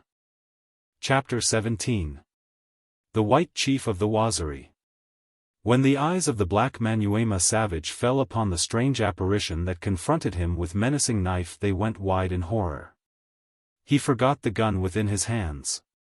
He even forgot to cry out. His one thought was to escape this fearsome-looking white savage, this giant of a man upon whose massive rolling muscles and mighty chest the flickering firelight played. But before he could turn Tarzan was upon him, and then the sentry thought to scream for aid, but it was too late. A great hand was upon his windpipe, and he was being borne to the earth. He battled furiously but futilely, with the grim tenacity of a bulldog. Those awful fingers were clinging to his throat. Swiftly and surely life was being choked from him. His eyes bulged, his tongue protruded, his face turned to a ghastly purplish hue. There was a convulsive tremor of the stiffening muscles, and the Manyuema sentry lay quite still. The ape-man threw the body across one of his broad shoulders and, gathering up the fellow's gun, trotted silently up the sleeping village street toward the tree that gave him such easy ingress to the palisaded village. He bore the dead sentry into the midst of the leafy maze above. First he stripped the body of cartridge belt and such ornaments as he craved, wedging it into a convenient crotch while his nimble fingers ran over it in search of the loot he could not plainly see in the dark. When he had finished he took the gun that had belonged to the man, and walked far out upon a limb, from the end of which he could obtain a better view of the huts. Drawing a careful bead on the beehive structure in which he knew the chief Arabs to be, he pulled the trigger. Almost instantly there was an answering groan. Tarzan smiled. He had made another lucky hit. Following the shot there was a moment's silence in the camp, and then Manyuema and Arab came pouring from the huts like a swarm of angry hornets. But if the truth were known they were even more frightened than they were angry. The strain of the preceding day had wrought upon the fears of both black and white, and now this single shot in the night conjured all manner of terrible conjectures in their terrified minds. When they discovered that their sentry had disappeared, their fears were in no way allayed, and as though to bolster their courage by warlike actions, they began to fire rapidly at the barred gates of the village, although no enemy was in sight. Tarzan took advantage of the deafening roar of this fusillade to fire into the mob beneath him. No one heard his shot above the din of rattling musketry in the street, but some who were standing close saw one of their number crumple suddenly to the earth. When they leaned over him he was dead. They were panic-stricken, and it took all the brutal authority of the Arabs to keep the Manyuema from rushing helter-skelter into the jungle, anywhere to escape from this terrible village.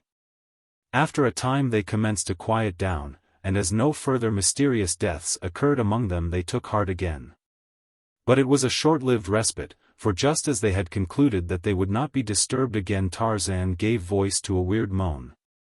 And as the raiders looked up in the direction from which the sound seemed to come, the ape-man, who stood swinging the dead body of the sentry gently to and fro, suddenly shot the corpse far out above their heads. With howls of alarm the throng broke in all directions to escape this new and terrible creature who seemed to be springing upon them. To their fear-distorted imaginations the body of the sentry, falling with wide-sprawled arms and legs, assumed the likeness of a great beast of prey. In their anxiety to escape, many of the blacks scaled the palisade, while others tore down the bars from the gates and rushed madly across the clearing toward the jungle. For a time no one turned back toward the thing that had frightened them, but Tarzan knew that they would in a moment, and when they discovered that it was but the dead body of their sentry, while they would doubtless be still further terrified, he had a rather definite idea as to what they would do, and so he faded silently away toward the south, taking the moonlit upper terrace back toward the camp of the Waziri.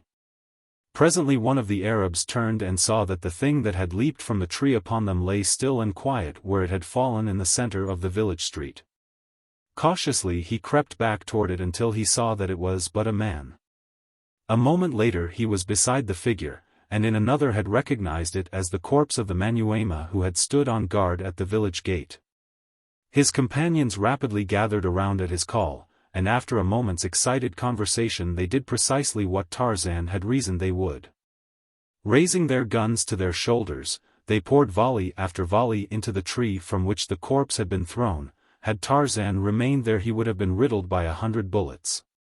When the Arabs and Manyuema discovered that the only marks of violence upon the body of their dead comrade were giant finger prints upon his swollen throat they were again thrown into deeper apprehension and despair. That they were not even safe within a palisaded village at night came as a distinct shock to them. That an enemy could enter into the midst of their camp and kill their sentry with bare hands seemed outside the bounds of reason. And so the superstitious Manyuema commenced to attribute their ill luck to supernatural causes. Nor were the Arabs able to offer any better explanation. With at least 50 of their number flying through the black jungle, and without the slightest knowledge of when their uncanny foemen might resume the cold-blooded slaughter they had commenced, it was a desperate band of cutthroats that waited sleeplessly for the dawn. Only on the promise of the Arabs that they would leave the village at daybreak, and hasten onward toward their own land, would the remaining Manyuema consent to stay at the village a moment longer. Not even fear of their cruel masters was sufficient to overcome this new terror. And so it was that when Tarzan and his warriors returned to the attack the next morning they found the raiders prepared to march out of the village. The Manyuema were laden with stolen ivory. As Tarzan saw it he grinned, for he knew that they would not carry it far. Then he saw something which caused him anxiety, a number of the Manyuema were lighting torches in the remnant of the campfire. They were about to fire the village. Tarzan was perched in a tall tree some 100 yards from the palisade. Making a trumpet of his hands, he called loudly in the Arab tongue, "Do not fire the huts, or we shall kill you all. Do not fire the huts, or we shall kill you all." A dozen times he repeated it. The Manyuema hesitated, then one of them flung his torch into the campfire. The others were about to do the same when an Arab sprung upon them with a stick, beating them toward the huts. Tarzan could see that he was commanding them to fire the little thatched dwellings. Then he stood erect upon the swaying branch 100 feet above the ground, and, raising one of the Arab guns to his shoulder, took careful aim and fired. With the report the Arab who was urging on his men to burn the village fell in his tracks, and the Manyuema threw away their torches and fled from the village. The last Tarzan saw of them they were racing toward the jungle, while their former masters knelt upon the ground and fired at them. But however angry the Arabs might have been at the insubordination of their slaves, they were at least convinced that it would be the better part of wisdom to forego the pleasure of firing the village that had given them two such nasty receptions. In their hearts, however, they swore to return again with such force as would enable them to sweep the entire country for miles around, until no vestige of human life remained. They had looked in vain for the owner of the voice which had frightened off the men who had been detailed to put the torch to the huts. But not even the keenest eye among them had been able to locate him. They had seen the puff of smoke from the tree following the shot that brought down the Arab, but, though a volley had immediately been loosed into its foliage, there had been no indication that it had been effective. Tarzan was too intelligent to be caught in any such trap, and so the report of his shot had scarcely died away before the ape-man was on the ground and racing for another tree 100 yards away. Here he again found a suitable perch from which he could watch the preparations of the raiders. It occurred to him that he might have considerable more fun with them, so again he called to them through his improvised trumpet. "Leave the ivory," he cried. "Leave the ivory. Dead men have no use for ivory." Some of the Manyuema started to lay down their loads, but this was altogether too much for the avaricious Arabs. With loud shouts and curses they aimed their guns full upon the bearers, threatening instant death to any who might lay down his load. They could give up firing the village, but the thought of abandoning this enormous fortune in ivory was quite beyond their conception. Better death than that. And so they marched out of the village of the Waziri, and on the shoulders of their slaves was the ivory ransom of a score of kings. Toward the north they marched, back toward their savage settlement in the wild and unknown country which lies back from the Congo in the uttermost depths of the great forest. And on either side of them traveled an invisible and relentless foe. Under Tarzan's guidance the black Waziri warriors stationed themselves along the trail on either side in the densest underbrush. They stood at far intervals, and, as the column passed, a single arrow or a heavy spear, well aimed, would pierce a Manyuema or an Arab. Then the Waziri would melt into the distance and run ahead to take his stand farther on. They did not strike unless success were sure and the danger of detection almost nothing, and so the arrows and the spears were few and far between. But so persistent and inevitable that the slow-moving column of heavy-laden raiders was in a constant state of panic at the uncertainty of who the next would be to fall, and when. It was with the greatest difficulty that the Arabs prevented their men a dozen times from throwing away their burdens and fleeing like frightened rabbits up the trail toward the north. And so the day wore on, a frightful nightmare of a day for the raiders, a day of weary but well-repaid work for the Waziri. At night the Arabs constructed a rude boma in a little clearing by a river, and went into camp. At intervals during the night a rifle would bark close above their heads, and one of the dozen sentries which they now had posted would tumble to the ground. Such a condition was insupportable, for they saw that by means of these hideous tactics they would be completely wiped out, one by one, without inflicting a single death upon their enemy. But yet, with the persistent avariciousness of the white man, the Arabs clung to their loot. And when morning came forced the demoralized Manyuema to take up their burdens of death and stagger on into the jungle. For 3 days the withering column kept up its frightful march. Each hour was marked by its deadly arrow or cruel spear. The nights were made hideous by the barking of the invisible gun that made sentry duty equivalent to a death sentence. On the morning of the 4th day the Arabs were compelled to shoot 2 of their blacks before they could compel the balance to take up the hated ivory, and as they did so a voice rang out, clear and strong, from the jungle, "Today you die, O Manyuema, unless you lay down the ivory. Fall upon your cruel masters and kill them. You have guns, why do you not use them? Kill the Arabs, and we will not harm you. We will take you back to our village and feed you, and lead you out of our country in safety and in peace. Lay down the ivory, and fall upon your masters, we will help you. Else you die." As the voice died down the raiders stood as though turned to stone. The Arabs eyed their Manyuema slaves.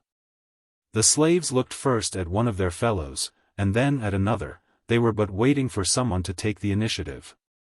There were some 30 Arabs left, and about 150 blacks. All were armed, even those who were acting as porters had their rifles slung across their backs.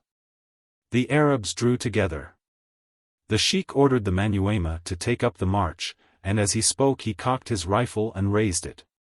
But at the same instant one of the blacks threw down his load, and, snatching his rifle from his back, fired point-blank at the group of Arabs.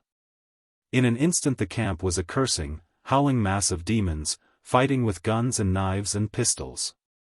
The Arabs stood together, and defended their lives valiantly, but with the rain of lead that poured upon them from their own slaves. And the shower of arrows and spears which now leaped from the surrounding jungle aimed solely at them, there was little question from the first what the outcome would be. In 10 minutes from the time the first porter had thrown down his load the last of the Arabs lay dead. When the firing had ceased Tarzan spoke again to the Manyuema. "Take up our ivory, and return it to our village, from whence you stole it. We shall not harm you." For a moment the Manyuema hesitated. They had no stomach to retrace that difficult 3 days' trail. They talked together in low whispers, and one turned toward the jungle, calling aloud to the voice that had spoken to them from out of the foliage. "How do we know that when you have us in your village you will not kill us all?" he asked. "You do not know," replied Tarzan, "other than that we have promised not to harm you if you will return our ivory to us. But this you do know, that it lies within our power to kill you all if you do not return as we direct, and are we not more likely to do so if you anger us than if you do as we bid? Who are you that speaks the tongue of our Arab masters?" cried the Manyuema spokesman. "Let us see you, and then we shall give you our answer." Tarzan stepped out of the jungle a dozen paces from them. "Look," he said. When they saw that he was white they were filled with awe, for never had they seen a white savage before, and at his great muscles and giant frame they were struck with wonder and admiration. "You may trust me," said Tarzan. "So long as you do as I tell you, and harm none of my people, we shall do you no hurt. Will you take up our ivory and return in peace to our village, or shall we follow along your trail toward the north as we have followed for the past 3 days?" The recollection of the horrid days that had just passed was the thing that finally decided the Manyuema, and so, after a short conference, they took up their burdens and set off to retrace their steps toward the village of the Waziri. At the end of the 3rd day they marched into the village gate, and were greeted by the survivors of the recent massacre, to whom Tarzan had sent a messenger in their temporary camp to the south on the day that the raiders had quitted the village, telling them that they might return in safety. It took all the mastery and persuasion that Tarzan possessed to prevent the Waziri falling on the Manyuema tooth and nail, and tearing them to pieces. But when he had explained that he had given his word that they would not be molested if they carried the ivory back to the spot from which they had stolen it, and had further impressed upon his people that they owed their entire victory to him, they finally acceded to his demands, and allowed the cannibals to rest in peace within their palisade. That night the village warriors held a big palaver to celebrate their victories, and to choose a new chief. Since old Waziri's death Tarzan had been directing the warriors in battle, and the temporary command had been tacitly conceded to him. There had been no time to choose a new chief from among their own number, and, in fact, so remarkably successful had they been under the ape-man's generalship that they had had no wish to delegate the supreme authority to another for fear that what they already had gained might be lost. They had so recently seen the results of running counter to this savage white man's advice in the disastrous charge ordered by Waziri, in which he himself had died, that it had not been difficult for them to accept Tarzan's authority as final. The principal warriors sat in a circle about a small fire to discuss the relative merits of whomever might be suggested as old Waziri's successor. It was Busili who spoke first. Since Waziri is dead, leaving no son, there is but one among us whom we know from experience is fitted to make us a good king. There is only one who has proved that he can successfully lead us against the guns of the white man, and bring us easy victory without the loss of a single life. There is only one, and that is the white man who has led us for the past few days, and Busili sprang to his feet, and with uplifted spear and half-bent crouching body commenced to dance slowly about Tarzan, chanting in time to his steps, Waziri, king of the Waziri. Waziri, killer of Arabs, Waziri, king of the Waziri. One by one the other warriors signified their acceptance of Tarzan as their king by joining in the solemn dance. The women came and squatted about the rim of the circle, beating upon tom-toms, clapping their hands in time to the steps of the dancers, and joining in the chant of the warriors. In the center of the circle sat Tarzan of the Apes, Waziri, king of the Waziri, for, like his predecessor, he was to take the name of his tribe as his own. Faster and faster grew the pace of the dancers, louder and louder their wild and savage shouts. The women rose and fell in unison, shrieking now at the tops of their voices. The spears were brandishing fiercely. And as the dancers stooped down and beat their shields upon the hard-tramped earth of the village street, the whole sight was as terribly primeval and savage as though it were being staged in the dim dawn of humanity, countless ages in the past.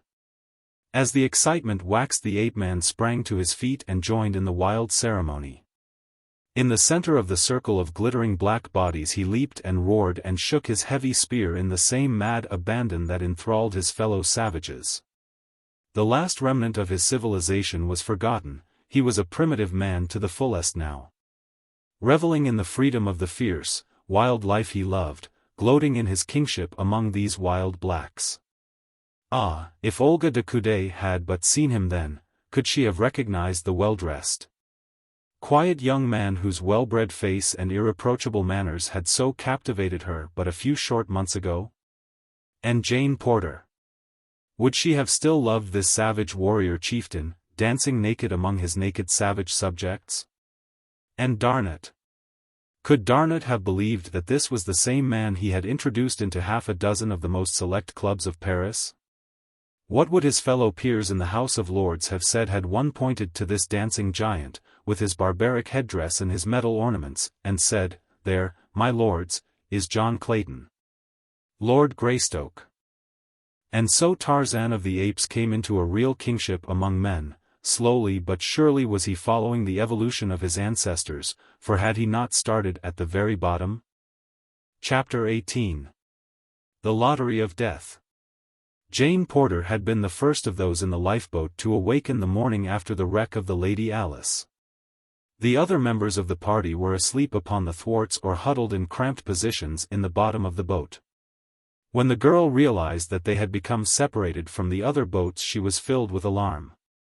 The sense of utter loneliness and helplessness which the vast expanse of deserted ocean aroused in her was so depressing that, from the first, contemplation of the future held not the slightest ray of promise for her. She was confident that they were lost beyond possibility of succor. Presently Clayton awoke. It was several minutes before he could gather his senses sufficiently to realize where he was, or recall the disaster of the previous night. Finally his bewildered eyes fell upon the girl. "Jane!" he cried. "Thank God that we are together." "Look," said the girl dully, indicating the horizon with an apathetic gesture. "We are all alone." Clayton scanned the water in every direction. "Where can they be?" he cried. They cannot have gone down, for there has been no sea, and they were afloat after the yacht sank. I saw them all. He awoke the other members of the party, and explained their plight. It is just as well that the boats are scattered, sir, said one of the sailors. They are all provisioned, so that they do not need each other on that score, and should a storm blow up they could be of no service to one another even if they were together. But scattered about the ocean there is a much better chance that one at least will be picked up, and then a search will be at once started for the others. Were we together there would be but one chance of rescue, where now there may be four. They saw the wisdom of his philosophy, and were cheered by it, but their joy was short-lived, for when it was decided that they should row steadily toward the east and the continent, it was discovered that the sailors who had been at the only 2 oars with which the boat had been provided had fallen asleep at their work, and allowed both to slip into the sea. Nor were they in sight anywhere upon the water. During the angry words and recriminations which followed the sailors nearly came to blows, but Clayton succeeded in quieting them. Though a moment later Monsieur Thurin almost precipitated another row by making a nasty remark about the stupidity of all Englishmen, and especially English sailors. "Come, come, mates," spoke up one of the men, Tompkins, who had taken no part in the altercation, "shootin' off our bloomin' mugs won't get us nothin'. As Spider ere said afore, we'll all bloody well be picked up, anyway," says he, "so what's the use o' squabblin'? Let's eat," says I. "That's not a bad idea," said Monsieur Thurin, and then, turning to the third sailor, Wilson, he said, "Pass one of those tins aft, my good man." "Fetch it yourself," retorted Wilson sullenly. "I ain't a talkin' no orders from no foreigner, you ain't captain o' this ship yet." The result was that Clayton himself had to get the tin. And then another angry altercation ensued when one of the sailors accused Clayton and Monsieur Thurin of conspiring to control the provisions so that they could have the lion's share. "Someone should take command of this boat," spoke up Jane Porter. Thoroughly disgusted with the disgraceful wrangling that had marked the very opening of a forced companionship that might last for many days. It is terrible enough to be alone in a frail boat on the Atlantic, without having the added misery and danger of constant bickering and brawling among the members of our party. You men should elect a leader, and then abide by his decisions in all matters. There is greater need for strict discipline here than there is upon a well-ordered ship. She had hoped before she voiced her sentiments that it would not be necessary for her to enter into the transaction at all, for she believed that Clayton was amply able to cope with every emergency. But she had to admit that so far at least he had shown no greater promise of successfully handling the situation than any of the others. Though he had at least refrained from adding in any way to the unpleasantness, even going so far as to give up the tin to the sailors when they objected to its being opened by him. The girl's words temporarily quieted the men, and finally it was decided that the 2 kegs of water and the 4 tins of food should be divided into 2 parts. One half going forward to the 3 sailors to do with as they saw best, and the balance aft to the 3 passengers. Thus was the little company divided into 2 camps, and when the provisions had been apportioned each immediately set to work to open and distribute food and water. The sailors were the first to get one of the tins of food open, and their curses of rage and disappointment caused Clayton to ask what the trouble might be. "Trouble," shrieked Spider. "Trouble. It's worse than trouble, it's death. This tin is full of coal oil." Hastily now Clayton and Monsieur Thurin tore open one of theirs, only to learn the hideous truth that it also contained, not food, but coal oil. One after another the 4 tins on board were opened. And as the contents of each became known howls of anger announced the grim truth, there was not an ounce of food upon the boat. "Well, thank God it wasn't the water," cried Tompkins. "It's easier to get along without food than it is without water. We can eat our shoes if worse comes to worst, but we couldn't drink them." As he spoke Wilson had been boring a hole in one of the water kegs, and as Spider held a tin cup he tilted the keg to pour a draught of the precious fluid. A thin stream of blackish, dry particles filtered slowly through the tiny aperture into the bottom of the cup. With a groan Wilson dropped the keg, and sat staring at the dry stuff in the cup, speechless with horror. "The kegs are filled with gunpowder," said Spider, in a low tone, turning to those aft. And so it proved when the last had been opened. "Coal oil and gunpowder," cried Monsieur Thurin. "Sapristi! What a diet for shipwrecked mariners!" With the full knowledge that there was neither food nor water on board, the pangs of hunger and thirst became immediately aggravated. And so on the first day of their tragic adventure Raoul's suffering commenced in grim earnest, and the full horrors of shipwreck were upon them. As the days passed conditions became horrible. Aching eyes scanned the horizon day and night until the weak and weary watchers would sink exhausted to the bottom of the boat. And their rest in dream-disturbed slumber a moment's respite from the horrors of the waking reality. The sailors, goaded by the remorseless pangs of hunger, had eaten their leather belts, their shoes, the sweatbands from their caps. Although both Clayton and Monsieur Thurin had done their best to convince them that these would only add to the suffering they were enduring. Weak and hopeless, the entire party lay beneath the pitiless tropic sun, with parched lips and swollen tongues, waiting for the death they were beginning to crave.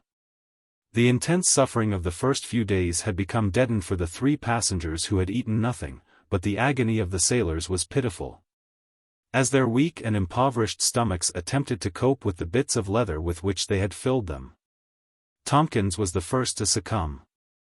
Just a week from the day the Lady Alice went down the sailor died horribly in frightful convulsions. For hours his contorted and hideous features lay grinning back at those in the stern of the little boat, until Jane Porter could endure the sight no longer. "Can you not drop his body overboard, William?" she asked. Clayton rose and staggered toward the corpse. The 2 remaining sailors eyed him with a strange, baleful light in their sunken orbs.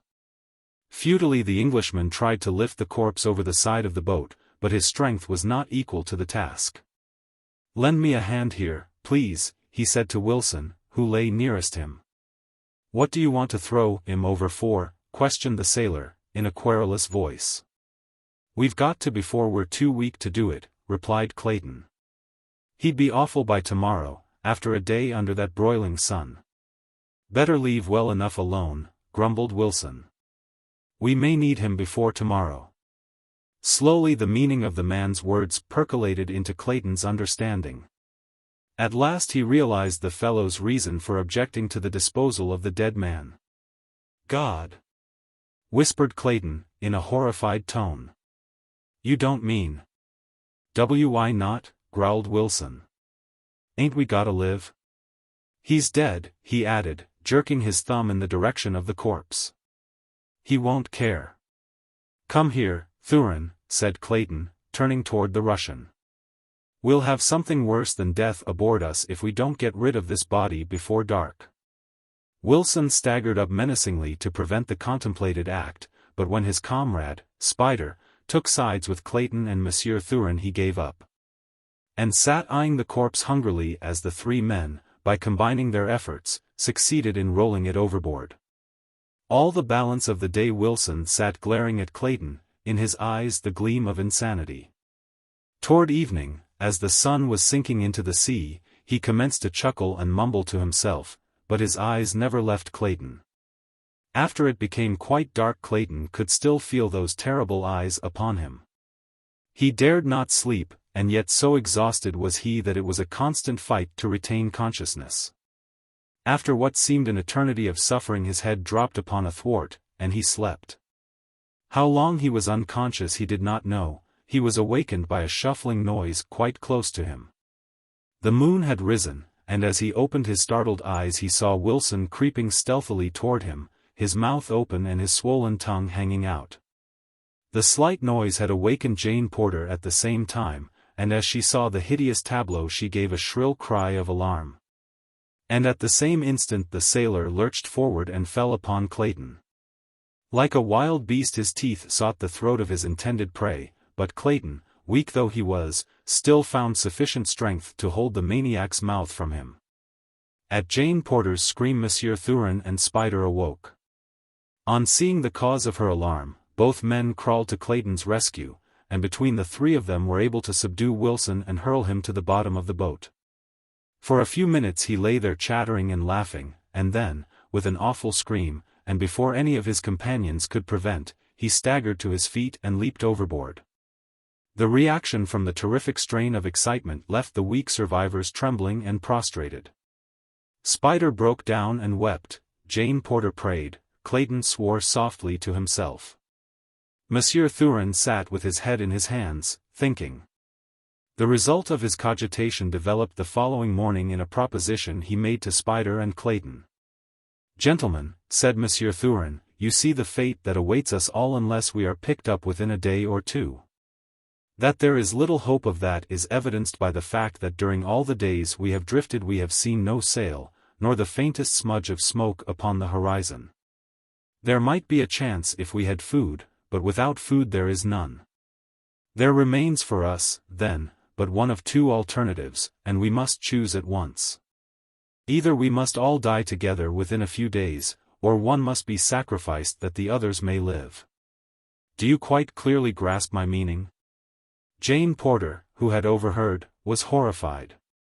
If the proposition had come from the poor, ignorant sailor, she might possibly have not been so surprised. But that it should come from one who posed as a man of culture and refinement, from a gentleman, she could scarcely credit. "It is better that we die together, then," said Clayton. "That is for the majority to decide," replied Monsieur Thurin.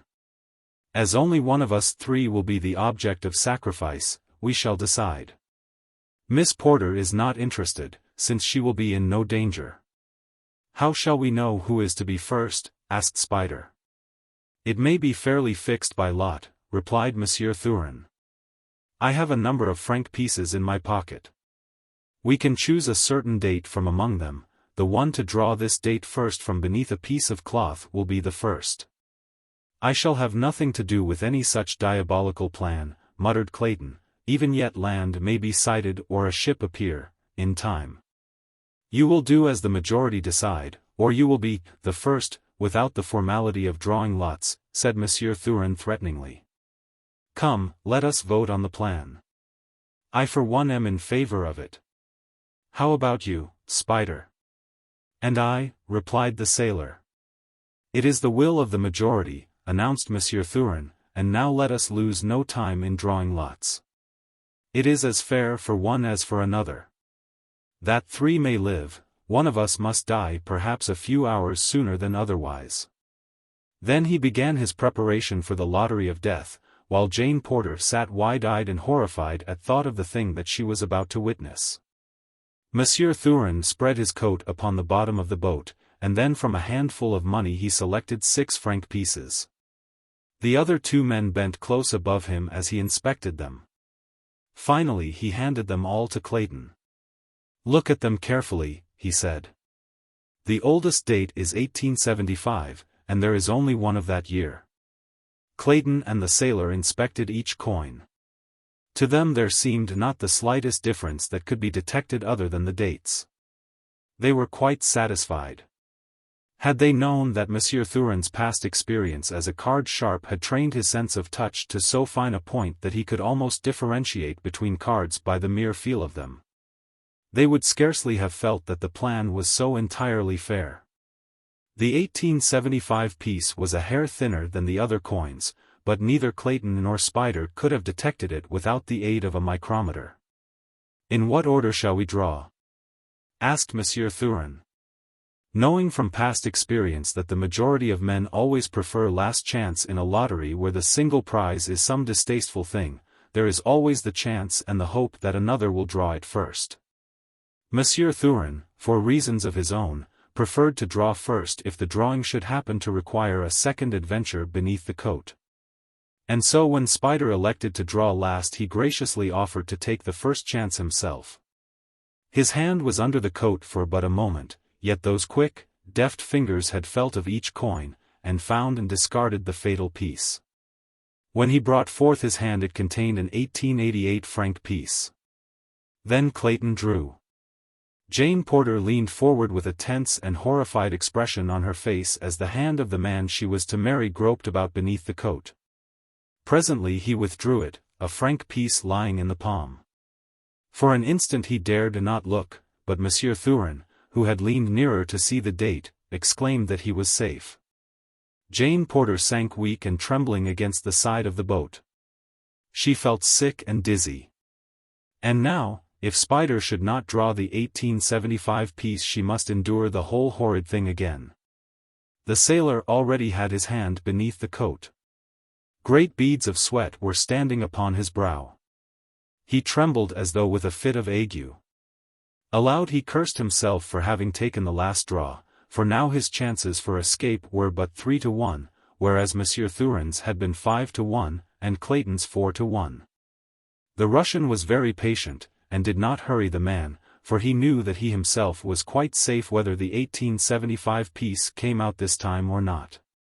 When the sailor withdrew his hand and looked at the piece of money within, he dropped fainting to the bottom of the boat. Both Clayton and Monsieur Thurin hastened weakly to examine the coin, which had rolled from the man's hand and lay beside him. It was not dated 1875. The reaction from the state of fear he had been in had overcome Spider quite as effectually as though he had drawn the fated piece. But now the whole proceeding must be gone through again. Once more the Russian drew forth a harmless coin. Jane Porter closed her eyes as Clayton reached beneath the coat. Spider bent, wide-eyed, toward the hand that was to decide his fate, for whatever luck was Clayton's on this last draw, the opposite would be Spider's. Then William Cecil Clayton, Lord Greystoke, removed his hand from beneath the coat, and with a coin tight pressed within his palm where none might see it, he looked at Jane Porter. He did not dare open his hand. "Quick," hissed Spider. "My God, let's see it." Clayton opened his fingers. Spider was the first to see the date, and ere any knew what his intention was he raised himself to his feet, and lunged over the side of the boat. To disappear forever into the green depths beneath, the coin had not been the 1875 piece.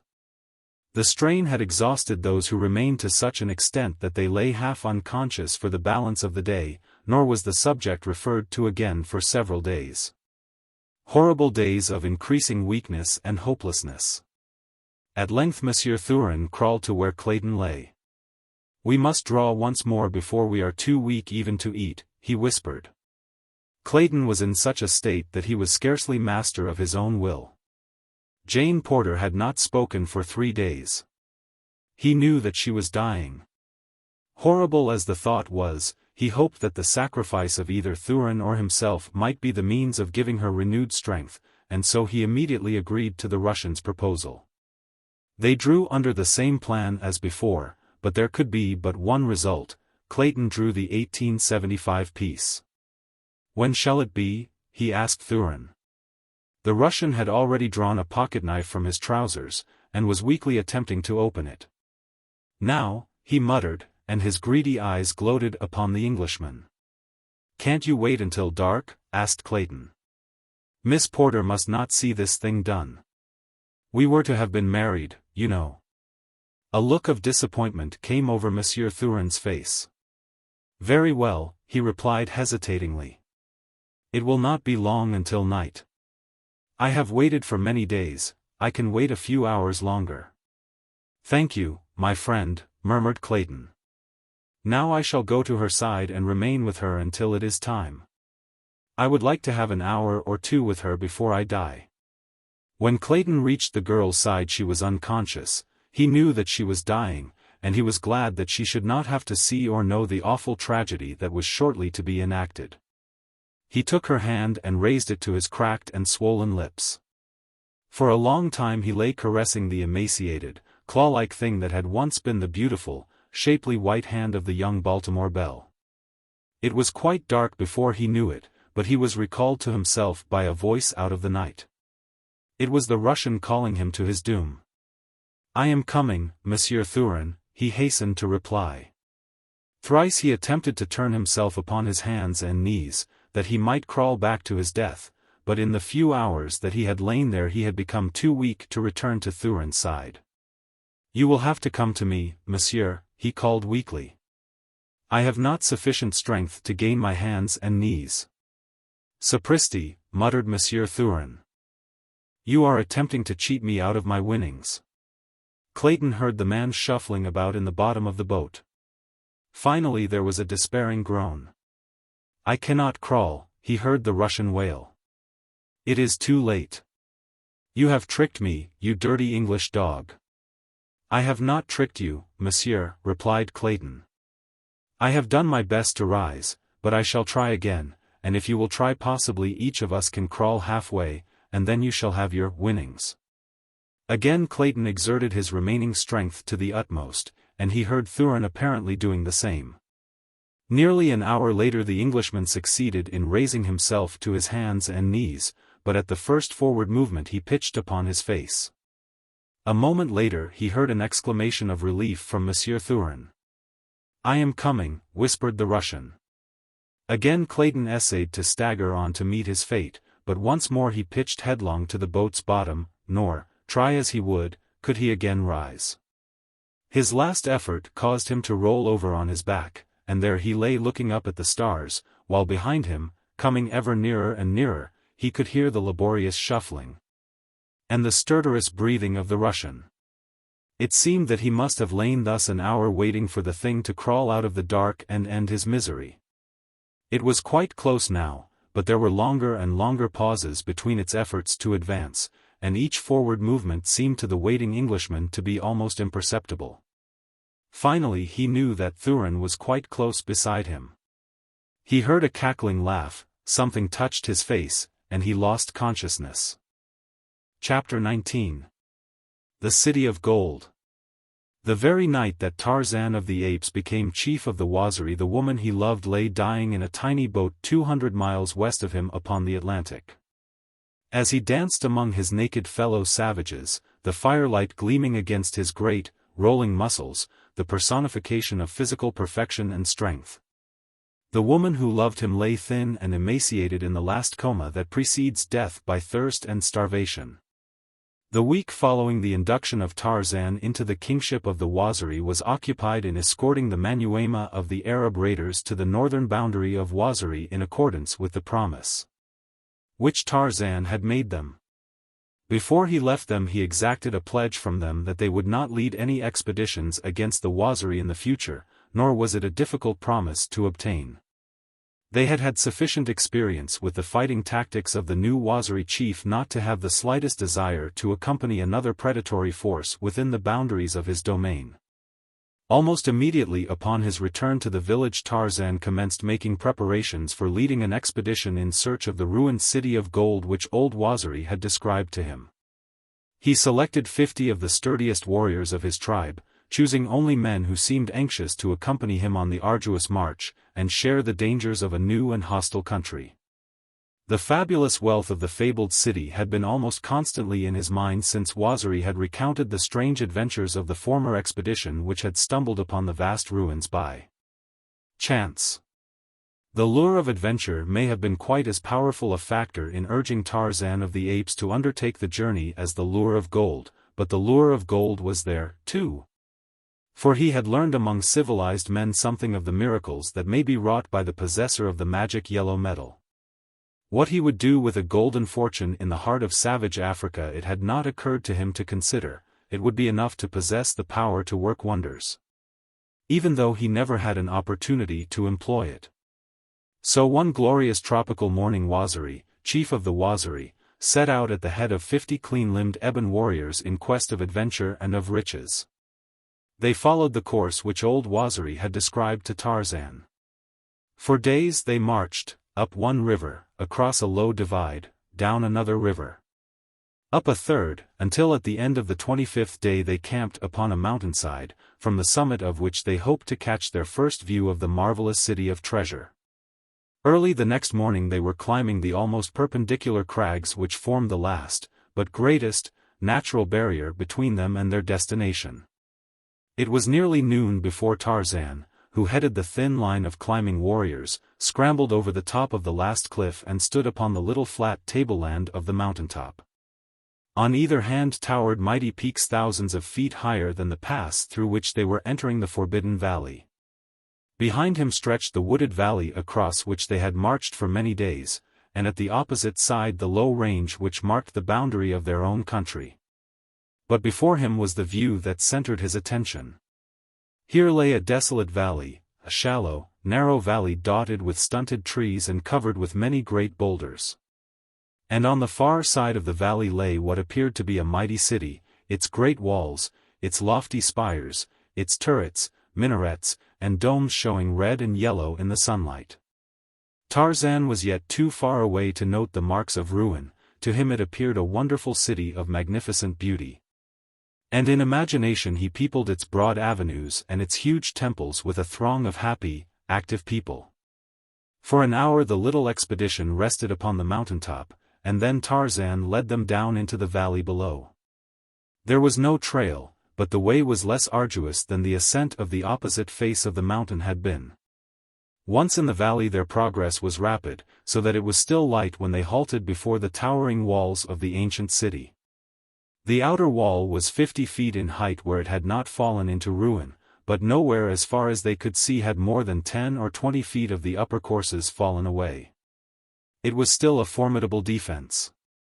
On several occasions Tarzan had thought that he discerned things moving behind the ruined portions of the wall near to them, as though creatures were watching them from behind the bulwarks of the ancient pile. And often he felt the sensation of unseen eyes upon him, but not once could he be sure that it was more than imagination. That night they camped outside the city. Once, at midnight, they were awakened by a shrill scream from beyond the great wall. It was very high at first, descending gradually until it ended in a series of dismal moans. It had a strange effect upon the blacks, almost paralyzing them with terror while it lasted, and it was an hour before the camp settled down to sleep once more. In the morning the effects of it were still visible in the fearful, sidelong glances that the Waziri continually cast at the massive and forbidding structure which loomed above them. It required considerable encouragement and urging on Tarzan's part to prevent the blacks from abandoning the venture on the spot and hastening back across the valley toward the cliffs they had scaled the day before. But at length, by dint of commands, and threats that he would enter the city alone, they agreed to accompany him. For 15 minutes they marched along the face of the wall before they discovered a means of ingress. Then they came to a narrow cleft about 20 inches wide. Within, a flight of concrete steps, worn hollow by centuries of use, rose before them, to disappear at a sharp turning of the passage a few yards ahead. Into this narrow alley Tarzan made his way, turning his giant shoulders sideways that they might enter at all. Behind him trailed his black warriors. At the turn in the cleft the stairs ended, and the path was level.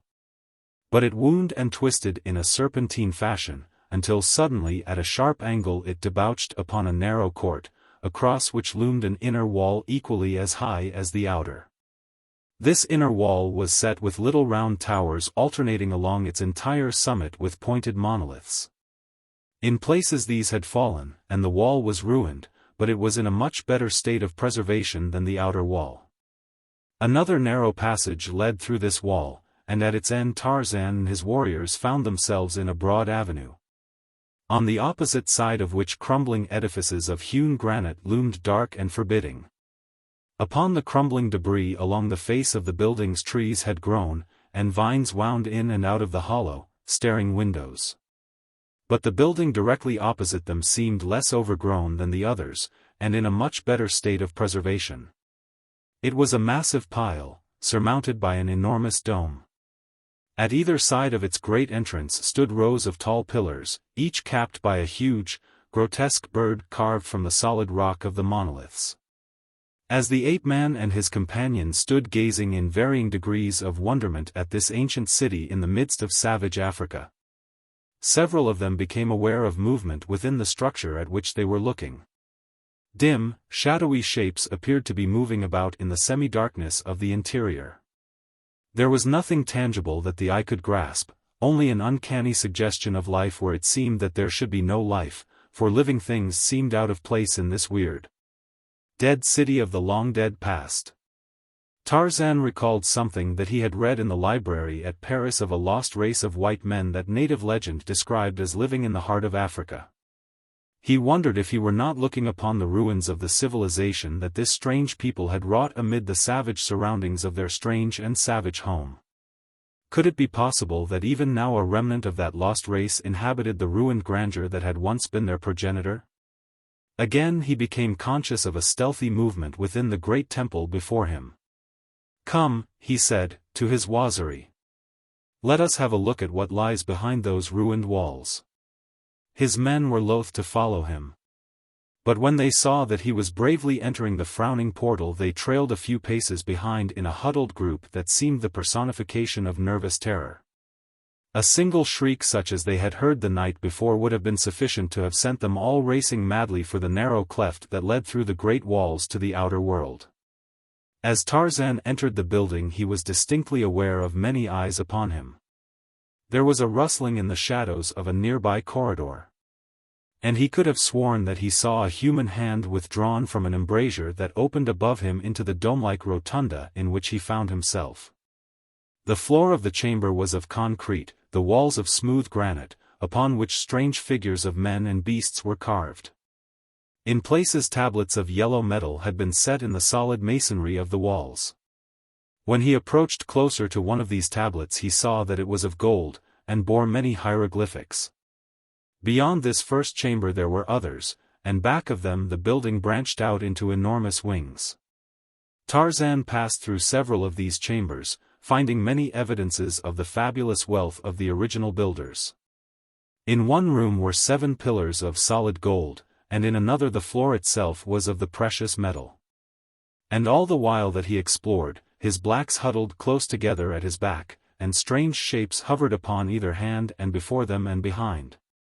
Yet never close enough that any might say that they were not alone. The strain, however, was telling upon the nerves of the Waziri.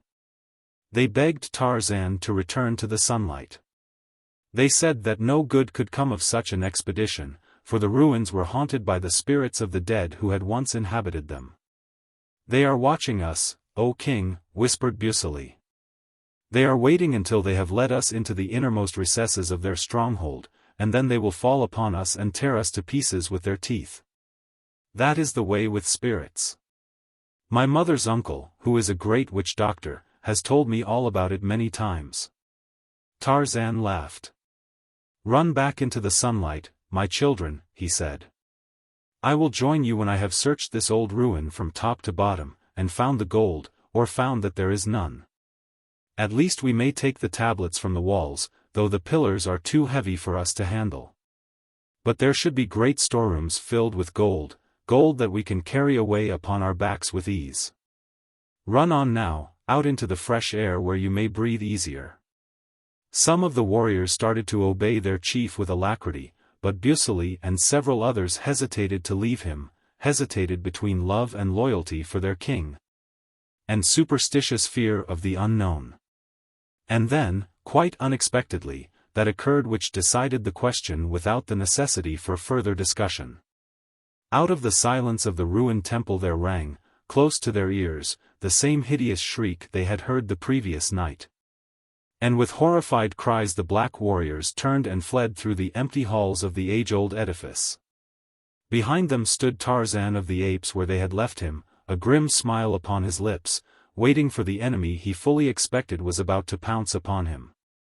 But again silence reigned, except for the faint suggestion of the sound of naked feet moving stealthily in nearby places. Then Tarzan wheeled and passed on into the depths of the temple.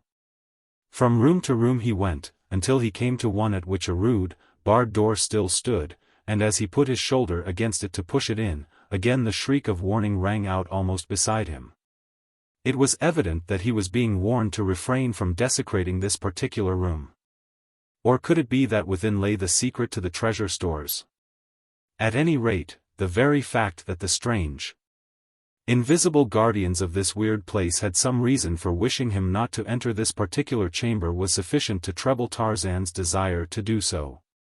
And though the shrieking was repeated continuously, he kept his shoulder to the door until it gave before his giant strength to swing open upon creaking wooden hinges.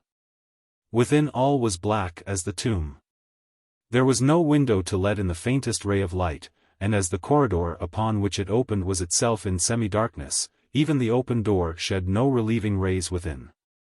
Feeling before him upon the floor with the butt of his spear, Tarzan entered the Stygian gloom. Suddenly the door behind him closed, and at the same time hands clutched him from every direction out of the darkness. The ape-man fought with all the savage fury of self-preservation backed by the Herculean strength that was his. But though he felt his blows land, and his teeth sink into soft flesh, there seemed always two new hands to take the place of those that he fought off. At last they dragged him down, and slowly, very slowly, they overcame him by the mere weight of their numbers. And then they bound him, his hands behind his back and his feet trussed up to meet them. He had heard no sound except the heavy breathing of his antagonists, and the noise of the battle. He knew not what manner of creatures had captured him, but that they were human seemed evident from the fact that they had bound him. Presently they lifted him from the floor, and half dragging, half pushing him, they brought him out of the black chamber through another doorway into an inner courtyard of the temple. Here he saw his captors. There must have been 100 of them, short, stocky men, with great beards that covered their faces and fell upon their hairy breasts. The thick, matted hair upon their heads grew low over their receding brows, and hung about their shoulders and their backs. Their crooked legs were short and heavy, their arms long and muscular. About their loins they wore the skins of leopards and lions, and great necklaces of the claws of these same animals depended upon their breasts. Massive circlets of virgin gold adorned their arms and legs. For weapons they carried heavy, knotted bludgeons, and in the belts that confined their single garments each had a long, wicked-looking knife. But the feature of them that made the most startling impression upon their prisoner was their white skins. Neither in color nor feature was there a trace of the negroid about them. Yet, with their receding foreheads, wicked little close-set eyes, and yellow fangs, they were far from prepossessing in appearance. During the fight within the dark chamber, and while they had been dragging Tarzan to the inner court, no word had been spoken, but now several of them exchanged grunting, monosyllabic conversation in a language unfamiliar to the ape-man. And presently they left him lying upon the concrete floor while they trooped off on their short legs into another part of the temple beyond the court. As Tarzan lay there upon his back he saw that the temple entirely surrounded the little enclosure, and that on all sides its lofty walls rose high above him. At the top a little patch of blue sky was visible, and, in one direction, through an embrasure, he could see foliage, but whether it was beyond or within the temple he did not know. About the court, from the ground to the top of the temple, were series of open galleries, and now and then the captive caught glimpses of bright eyes gleaming from beneath masses of tumbling hair, peering down upon him from above. The ape-man gently tested the strength of the bonds that held him. And while he could not be sure it seemed that they were of insufficient strength to withstand the strain of his mighty muscles when the time came to make a break for freedom. But he did not dare to put them to the crucial test until darkness had fallen, or he felt that no spying eyes were upon him. He had lain within the court for several hours before the first rays of sunlight penetrated the vertical shaft. Almost simultaneously he heard the pattering of bare feet in the corridors about him, and a moment later saw the galleries above fill with crafty faces as a score or more entered the courtyard. For a moment every eye was bent upon the noonday sun, and then in unison the people in the galleries and those in the court below took up the refrain of a low, weird chant. Presently those about Tarzan began to dance to the cadence of their solemn song. They circled him slowly, resembling in their manner of dancing a number of clumsy, shuffling bears. But as yet they did not look at him, keeping their little eyes fixed upon the sun. For 10 minutes or more they kept up their monotonous chant and steps, and then suddenly, and in perfect unison, they turned toward their victim with upraised bludgeons and emitting fearful howls. The while they contorted their features into the most diabolical expressions, they rushed upon him. At the same instant a female figure dashed into the midst of the bloodthirsty horde, and, with a bludgeon similar to their own, except that it was wrought from gold, beat back the advancing men. Chapter 20. La. For a moment Tarzan thought that by some strange freak of fate a miracle had saved him, but when he realized the ease with which the girl had, single-handed, beaten off 20 gorilla-like males, and an instant later, as he saw them again take up their dance about him while she addressed them in a sing-song monotone, which bore every evidence of rote, he came to the conclusion that it was all but a part of the ceremony of which he was the central figure. After a moment or two the girl drew a knife from her girdle, and, leaning over Tarzan, cut the bonds from his legs. Then, as the men stopped their dance, and approached, she motioned to him to rise. Placing the rope that had been about his legs around his neck, she led him across the courtyard, the men following in twos. Through winding corridors she led, farther and farther into the remoter precincts of the temple, until they came to a great chamber in the center of which stood an altar. Then it was that Tarzan translated the strange ceremony that had preceded his introduction into this Holy of Holies. He had fallen into the hands of descendants of the ancient sun worshippers. His seeming rescue by a votaress of the high priestess of the sun had been but a part of the mimicry of their heathen ceremony. The sun looking down upon him through the opening at the top of the court had claimed him as his own.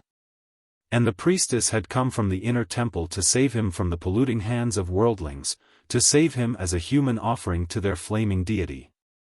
And had he needed further assurance as to the correctness of his theory, he had only to cast his eyes upon the brownish-red stains that caked the stone altar and covered the floor in its immediate vicinity, or to the human skulls which grinned from countless niches in the towering walls. The priestess led the victim to the altar steps. Again the galleries above filled with watchers, while from an arched doorway at the east end of the chamber a procession of females filed slowly into the room. They wore, like the men, only skins of wild animals caught about their waists with rawhide belts or chains of gold. But the black masses of their hair were encrusted with golden headgear composed of many circular and oval pieces of gold ingeniously held together to form a metal cap from which depended at each side of the head long strings of oval pieces falling to the waist. The females were more symmetrically proportioned than the males, their features were much more perfect, the shapes of their heads and their large, soft, black eyes denoting far greater intelligence and humanity than was possessed by their lords and masters. Each priestess bore 2 golden cups, and as they formed in line along one side of the altar the men formed opposite them, advancing and taking each a cup from the female opposite. Then the chant began once more, and presently from a dark passageway beyond the altar another female emerged from the cavernous depths beneath the chamber. The high priestess, thought Tarzan. She was a young woman with a rather intelligent and shapely face. Her ornaments were similar to those worn by her votaries, but much more elaborate, many being set with diamonds. Her bare arms and legs were almost concealed by the massive, bejeweled ornaments which covered them, while her single leopard skin was supported by a close-fitting girdle of golden rings set in strange designs with innumerable small diamonds. In the girdle she carried a long, jeweled knife, and in her hand a slender wand in lieu of a bludgeon. As she advanced to the opposite side of the altar she halted, and the chanting ceased. The priests and priestesses knelt before her, while with wand extended above them she recited a long and tiresome prayer. Her voice was soft and musical. Tarzan could scarce realize that its possessor in a moment more would be transformed by the fanatical ecstasy of religious zeal into a wild-eyed and bloodthirsty executioner, who, with dripping knife, would be the first to drink her victim's red, warm blood from the little golden cup that stood upon the altar. As she finished her prayer she let her eyes rest for the first time upon Tarzan. With every indication of considerable curiosity she examined him from head to foot. Then she addressed him, and when she had finished stood waiting, as though she expected a reply. "I do not understand your language," said Tarzan. "Possibly we may speak together in another tongue?" But she could not understand him, though he tried French, English, Arab, Waziri, and, as a last resort, the mongrel tongue of the west coast. She shook her head, and it seemed that there was a note of weariness in her voice as she motioned to the priests to continue with the rites. These now circled in a repetition of their idiotic dance, which was terminated finally at a command from the priestess, who had stood throughout, still looking intently upon Tarzan. At her signal the priests rushed upon the ape-man, and, lifting him bodily, laid him upon his back across the altar, his head hanging over one edge, his legs over the opposite. Then they and the priestesses formed in 2 lines, with their little golden cups in readiness to capture a share of the victim's lifeblood after the sacrificial knife had accomplished its work. In the line of priests an altercation arose as to who should have first place. A burly brute with all the refined intelligence of a gorilla stamped upon his bestial face was attempting to push a smaller man to second place, but the smaller one appealed to the high priestess, who in a cold peremptory voice sent the larger to the extreme end of the line. Tarzan could hear him growling and rumbling as he went slowly to the inferior station. Then the priestess, standing above him, began reciting what Tarzan took to be an invocation, the while she slowly raised her thin, sharp knife aloft. It seemed ages to the ape-man before her arm ceased its upward progress and the knife halted high above his unprotected breast. Then it started downward, slowly at first, but as the incantation increased in rapidity, with greater speed. At the end of the line Tarzan could still hear the grumbling of the disgruntled priest. The man's voice rose louder and louder. A priestess near him spoke in sharp tones of rebuke. The knife was quite near to Tarzan's breast now, but it halted for an instant as the high priestess raised her eyes to shoot her swift displeasure at the instigator of this sacrilegious interruption. There was a sudden commotion in the direction of the disputants, and Tarzan rolled his head in their direction in time to see the burly brute of a priest leap upon the woman opposite him, dashing out her brains with a single blow of his heavy cudgel. Then that happened which Tarzan had witnessed 100 times before among the wild denizens of his own savage jungle. He had seen the thing fall upon Kerchak, and Tublat, and Turkaz. Upon a dozen of the other mighty bull apes of his tribe, and upon Tantor, the elephant, there was scarce any of the males of the forest that did not at times fall prey to it. The priest went mad, and with his heavy bludgeon ran amuck among his fellows. His screams of rage were frightful as he dashed hither and thither, dealing terrific blows with his giant weapon, or sinking his yellow fangs into the flesh of some luckless victim. And during it the priestess stood with poised knife above Tarzan, her eyes fixed in horror upon the maniacal thing that was dealing out death and destruction to her votaries. Presently the room was emptied except for the dead and dying on the floor, the victim upon the altar, the high priestess, and the madman. As the cunning eyes of the latter fell upon the woman they lighted with a new and sudden lust. Slowly he crept toward her, and now he spoke. But this time there fell upon Tarzan's surprised ears a language he could understand. The last one that he would ever have thought of employing in attempting to converse with human beings, the low guttural barking of the tribe of great anthropoids, his own mother tongue. And the woman answered the man in the same language. He was threatening, she attempting to reason with him, for it was quite evident that she saw that he was past her authority. The brute was quite close now, creeping with claw-like hands extended toward her around the end of the altar. Tarzan strained at the bonds which held his arms pinioned behind him. The woman did not see, she had forgotten her prey in the horror of the danger that threatened herself. As the brute leaped past Tarzan to clutch his victim, the ape-man gave one superhuman wrench at the thongs that held him. The effort sent him rolling from the altar to the stone floor on the opposite side from that on which the priestess stood.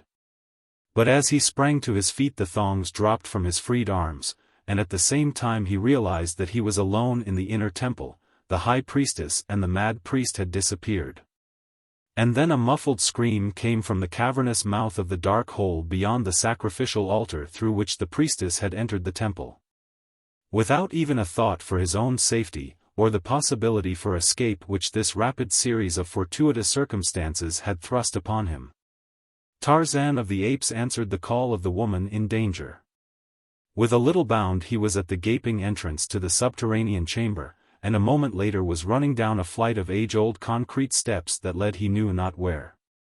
The faint light that filtered in from above showed him a large, low-ceiled vault from which several doorways led off into inky darkness, but there was no need to thread an unknown way. For there before him lay the objects of his search, the mad brute had the girl upon the floor. and gorilla-like fingers were clutching frantically at her throat as she struggled to escape the fury of the awful thing upon her.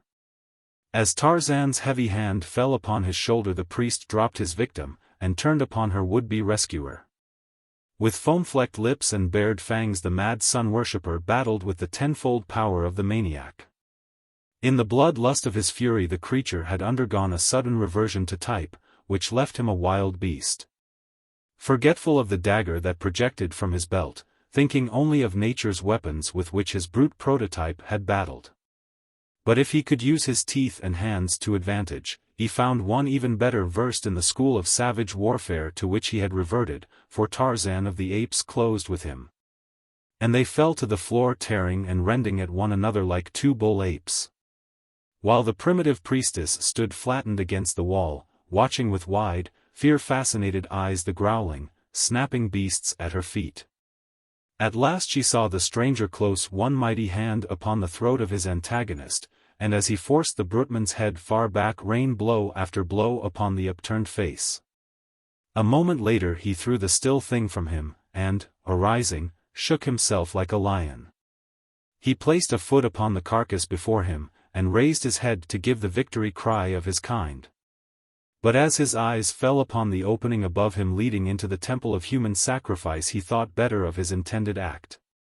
The girl, who had been half paralyzed by fear as the two men fought, had just commenced to give thought to her probable fate now that, though released from the clutches of a madman, she had fallen into the hands of one whom but a moment before she had been upon the point of killing. She looked about for some means of escape. The black mouth of a diverging corridor was near at hand, but as she turned to dart into it, the ape-man's eyes fell upon her, and with a quick leap he was at her side.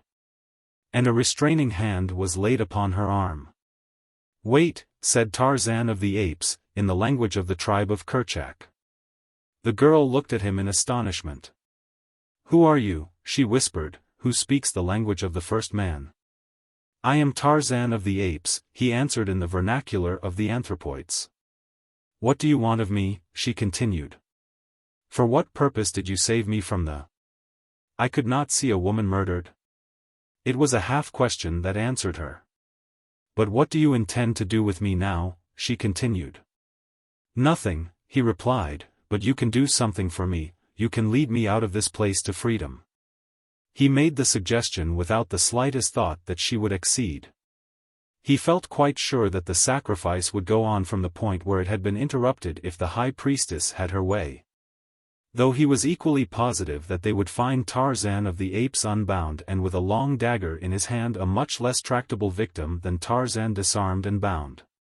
The girl stood looking at him for a long moment before she spoke. "You are a very wonderful man," she said.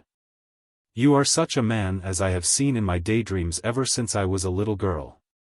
You are such a man as I imagine the forebears of my people must have been, the great race of people who built this mighty city in the heart of a savage world that they might rest from the bowels of the earth the fabulous wealth for which they had sacrificed their far-distant civilization.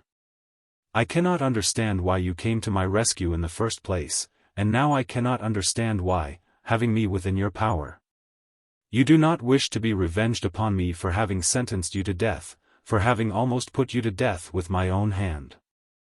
"I presume," replied the ape-man, "that you but followed the teachings of your religion. I cannot blame you for that, no matter what I may think of your creed. But who are you? What people have I fallen among?" "I am La, High Priestess of the Temple of the Sun, in the city of Opar. We are descendants of a people who came to this savage world more than 10,000 years ago in search of gold. Their city stretched from a great sea under the rising sun to a great sea into which the sun descends at night to cool his flaming brow. They were very rich and very powerful, but they lived only a few months of the year in their magnificent palaces here, the rest of the time they spent in their native land, far, far to the north. Many ships went back and forth between this new world and the old. During the rainy season there were but few of the inhabitants remained here, only those who superintended the working of the mines by the black slaves, and the merchants who had to stay to supply their wants, and the soldiers who guarded the cities and the mines. It was at one of these times that the great calamity occurred. When the time came for the teeming thousands to return, none came. For weeks the people waited. Then they sent out a great galley to learn why no one came from the mother country, but though they sailed about for many months, they were unable to find any trace of the mighty land that had for countless ages borne their ancient civilization. It had sunk into the sea. From that day dated the downfall of my people. Disheartened and unhappy, they soon became a prey to the black hordes of the north and the black hordes of the south. One by one the cities were deserted or overcome. The last remnant was finally forced to take shelter within this mighty mountain fortress. Slowly we have dwindled in power, in civilization, in intellect, in numbers, until now we are no more than a small tribe of savage apes. In fact, the apes live with us, and have for many ages. We call them the first men, we speak their language quite as much as we do our own, only in the rituals of the temple do we make any attempt to retain our mother tongue. In time it will be forgotten, and we will speak only the language of the apes. In time we will no longer banish those of our people who mate with apes, and so in time we shall descend to the very beasts from which ages ago our progenitors may have sprung. But why are you more human than the others? Asked the man. For some reason the women have not reverted to savagery so rapidly as the men. It may be because only the lower types of men remained here at the time of the great catastrophe, while the temples were filled with the noblest daughters of the race. My strain has remained clearer than the rest because for countless ages my foremothers were high priestesses. The sacred office descends from mother to daughter. Our husbands are chosen for us from the noblest in the land. The most perfect man, mentally and physically, is selected to be the husband of the high priestess. From what I saw of the gentleman above, said Tarzan, with a grin, there should be little trouble in choosing from among them. The girl looked at him quizzically for a moment. Do not be sacrilegious, she said. They are very holy men, they are priests. Then there are others who are better to look upon, he asked. The others are all more ugly than the priests, she replied. Tarzan shuddered at her fate, for even in the dim light of the vault he was impressed by her beauty. But how about myself? He asked suddenly. Are you going to lead me to liberty? You have been chosen by the flaming god as his own, she answered solemnly. Not even I have the power to save you, should they find you again. But I do not intend that they shall find you. You risked your life to save mine. I may do no less for you. It will be no easy matter, it may require days, but in the end I think that I can lead you beyond the walls. Come, they will look here for me presently, and if they find us together we shall both be lost. They would kill me did they think that I had proved false to my God. You must not take the risk, then, he said quickly. I will return to the temple, and if I can fight my way to freedom there will be no suspicion thrown upon you.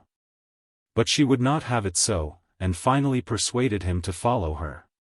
Saying that they had already remained in the vault too long to prevent suspicion from falling upon her even if they returned to the temple. I will hide you, and then return alone, she said, telling them that I was long unconscious after you killed and that I do not know whither you escaped. And so she led him through winding corridors of gloom, until finally they came to a small chamber into which a little light filtered through a stone grating in the ceiling. This is the chamber of the dead, she said. None will think of searching here for you, they would not dare. I will return after it is dark. By that time I may have found a plan to effect your escape. She was gone, and Tarzan of the Apes was left alone in the chamber of the dead, beneath the long-dead city of Opar. Chapter 21. The Castaways. Clayton dreamed that he was drinking his fill of water, pure, delightful draughts of fresh water. With a start he gained consciousness to find himself wet through by torrents of rain that were falling upon his body and his upturned face. A heavy tropical shower was beating down upon them. He opened his mouth and drank. Presently he was so revived and strengthened that he was enabled to raise himself upon his hands. Across his legs lay Monsieur Thurin. A few feet aft Jane Porter was huddled in a pitiful little heap in the bottom of the boat. She was quite still. Clayton knew that she was dead. After infinite labor he released himself from Thurin's pinioning body, and with renewed strength crawled toward the girl. He raised her head from the rough boards of the boat's bottom. There might be life in that poor, starved frame even yet. He could not quite abandon all hope. And so he seized a water-soaked rag and squeezed the precious drops between the swollen lips of the hideous thing that had but a few short days before glowed with the resplendent life of happy youth and glorious beauty. For some time there was no sign of returning animation, but at last his efforts were rewarded by a slight tremor of the half-closed lids. He chafed the thin hands, and forced a few more drops of water into the parched throat. The girl opened her eyes, looking up at him for a long time before she could recall her surroundings. "Water?" she whispered. "Are we saved?" "It is raining," he explained. "We may at least drink. Already it has revived us both." "Monsieur Thurin?" she asked. "He did not kill you. Is he dead?" "I do not know," replied Clayton. "If he lives and this rain revives him," but he stopped there, remembering too late that he must not add further to the horrors which the girl already had endured. But she guessed what he would have said. "Where is he?" she asked. Clayton nodded his head toward the prostrate form of the Russian. For a time neither spoke. "I will see if I can revive him," said Clayton at length. "No," she whispered, extending a detaining hand toward him. "Do not do that, he will kill you when the water has given him strength. If he is dying, let him die. Do not leave me alone in this boat with that beast." Clayton hesitated. His honor demanded that he attempt to revive Thurin, and there was the possibility, too, that the Russian was beyond human aid. It was not dishonorable to hope so. As he sat fighting out his battle he presently raised his eyes from the body of the man, and as they passed above the gunwale of the boat he staggered weakly to his feet with a little cry of joy. "Land, Jane," he almost shouted through his cracked lips. "Thank God, land." The girl looked, too, and there, not 100 yards away, she saw a yellow beach, and, beyond, the luxurious foliage of a tropical jungle. "Now you may revive him," said Jane Porter, for she, too, had been haunted with the pangs of conscience which had resulted from her decision to prevent Clayton from offering succor to their companion. It required the better part of half an hour before the Russian evinced sufficient symptoms of returning consciousness to open his eyes. And it was some time later before they could bring him to a realization of their good fortune. By this time the boat was scraping gently upon the sandy bottom. Between the refreshing water that he had drunk and the stimulus of renewed hope, Clayton found strength to stagger through the shallow water to the shore with a line made fast to the boat's bow. This he fastened to a small tree which grew at the top of a low bank, for the tide was at flood, and he feared that the boat might carry them all out to sea again with the ebb. Since it was quite likely that it would be beyond his strength to get Jane Porter to the shore for several hours. Next he managed to stagger and crawl toward the nearby jungle, where he had seen evidences of profusion of tropical fruit. His former experience in the jungle of Tarzan of the Apes had taught him which of the many growing things were edible. And after nearly an hour of absence he returned to the beach with a little armful of food. The rain had ceased, and the hot sun was beating down so mercilessly upon her that Jane Porter insisted on making an immediate attempt to gain the land. Still further invigorated by the food Clayton had brought, the three were able to reach the half-shade of the small tree to which their boat was moored. Here, thoroughly exhausted, they threw themselves down to rest, sleeping until dark. For a month they lived upon the beach in comparative safety. As their strength returned the two men constructed a rude shelter in the branches of a tree, high enough from the ground to ensure safety from the larger beasts of prey. By day they gathered fruits and trapped small rodents. At night they lay cowering within their frail shelter while savage denizens of the jungle made hideous the hours of darkness. They slept upon litters of jungle grasses, and for covering at night Jane Porter had only an old ulster that belonged to Clayton. The same garment that he had worn upon that memorable trip to the Wisconsin woods. Clayton had erected a frail partition of boughs to divide their arboreal shelter into two rooms, one for the girl and the other for Monsieur Thurin and himself. From the first the Russian had exhibited every trait of his true character: selfishness, boorishness, arrogance, cowardice, and lust.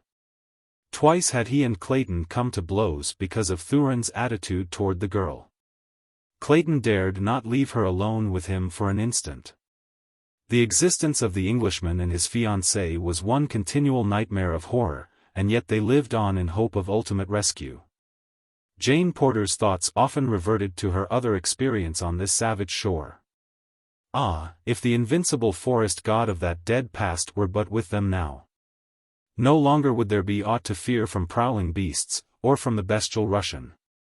She could not well refrain from comparing the scant protection afforded her by Clayton with what she might have expected had Tarzan of the Apes been for a single instant confronted by the sinister and menacing attitude of Monsieur Thurin. Once, when Clayton had gone to the little stream for water, and Thurin had spoken coarsely to her, she voiced her thoughts. "It is well for you, Monsieur Thurin," she said, "that the poor Monsieur Tarzan who was lost from the ship that brought you and Miss Strong to Cape Town is not here now." "You knew the pig?" asked Thurin, with a sneer. "I knew the man," she replied. "The only real man, I think, that I have ever known." There was something in her tone of voice that led the Russian to attribute to her a deeper feeling for his enemy than friendship. And he grasped at the suggestion to be further revenged upon the man whom he supposed dead by besmirching his memory to the girl. He was worse than a pig, he cried. He was a poltroon and a coward. To save himself from the righteous wrath of the husband of a woman he had wronged, he perjured his soul in an attempt to place the blame entirely upon her. Not succeeding in this, he ran away from France to escape meeting the husband upon the field of honor. That is why he was on board the ship that bore Miss Strong and myself to Cape Town. I know whereof I speak, for the woman in the case is my sister.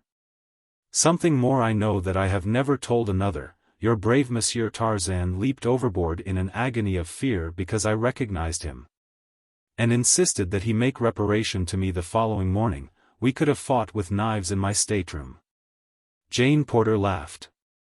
"You do not for a moment imagine that one who has known both Monsieur Tarzan and you could ever believe such an impossible tale?"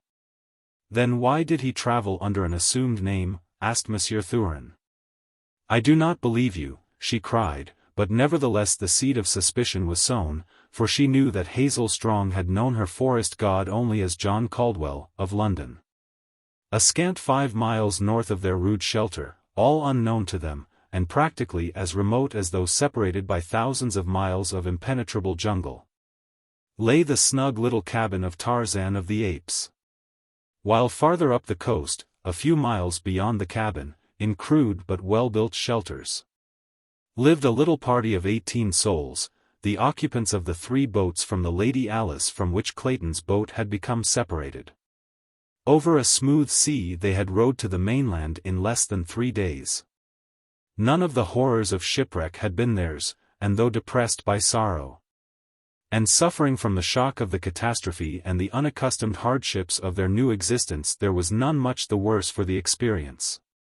All were buoyed by the hope that the 4th boat had been picked up, and that a thorough search of the coast would be quickly made. As all the firearms and ammunition on the yacht had been placed in Lord Tennington's boat, the party was well equipped for defense, and for hunting the larger game for food. Professor Archimedes Q. Porter was their only immediate anxiety. Fully assured in his own mind that his daughter had been picked up by a passing steamer, he gave over the last vestige of apprehension concerning her welfare, and devoted his giant intellect solely to the consideration of those momentous and abstruse scientific problems which he considered the only proper food for thought in one of his erudition. His mind appeared blank to the influence of all extraneous matters. "Never," said the exhausted Mr. Samuel T. Philander, to Lord Tennington, "never has Professor Porter been more difficult, or, I might say, impossible. Why, only this morning, after I had been forced to relinquish my surveillance for a brief half-hour, he was entirely missing upon my return. And, bless me, sir, where do you imagine I discovered him? A half-mile out in the ocean, sir, in one of the lifeboats, rowing away for dear life. I do not know how he attained even that magnificent distance from shore, for he had but a single oar, with which he was blissfully rowing about in circles. When one of the sailors had taken me out to him in another boat, the professor became quite indignant at my suggestion that we return at once to land. "Why, Mr. Philander," he said, "I am surprised that you, sir, a man of letters yourself, should have the temerity so to interrupt the progress of science.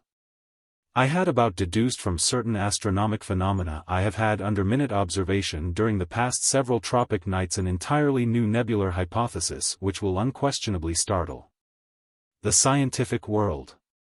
I wish to consult a very excellent monograph on Laplace's hypothesis, which I understand is in a certain private collection in New York City. Your interference, Mr. Philander, will result in an irreparable delay, for I was just rowing over to obtain this pamphlet. And it was with the greatest difficulty that I persuaded him to return to shore, without resorting to force," concluded Mr. Philander. Miss Strong and her mother were very brave under the strain of almost constant apprehension of the attacks of savage beasts. Nor were they quite able to accept so readily as the others the theory that Jane, Clayton, and Monsieur Thurin had been picked up safely. Jane Porter's Esmeralda was in a constant state of tears at the cruel fate which had separated her from her little honey.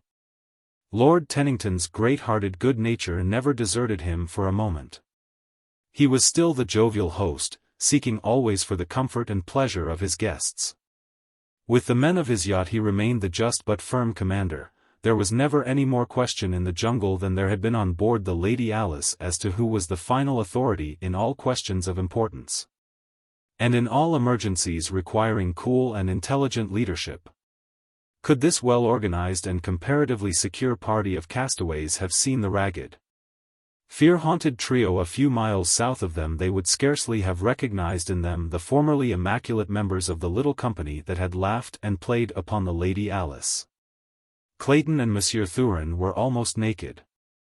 So torn had their clothes been by the thorn bushes and tangled vegetation of the matted jungle through which they had been compelled to force their way in search of their ever more difficult food supply.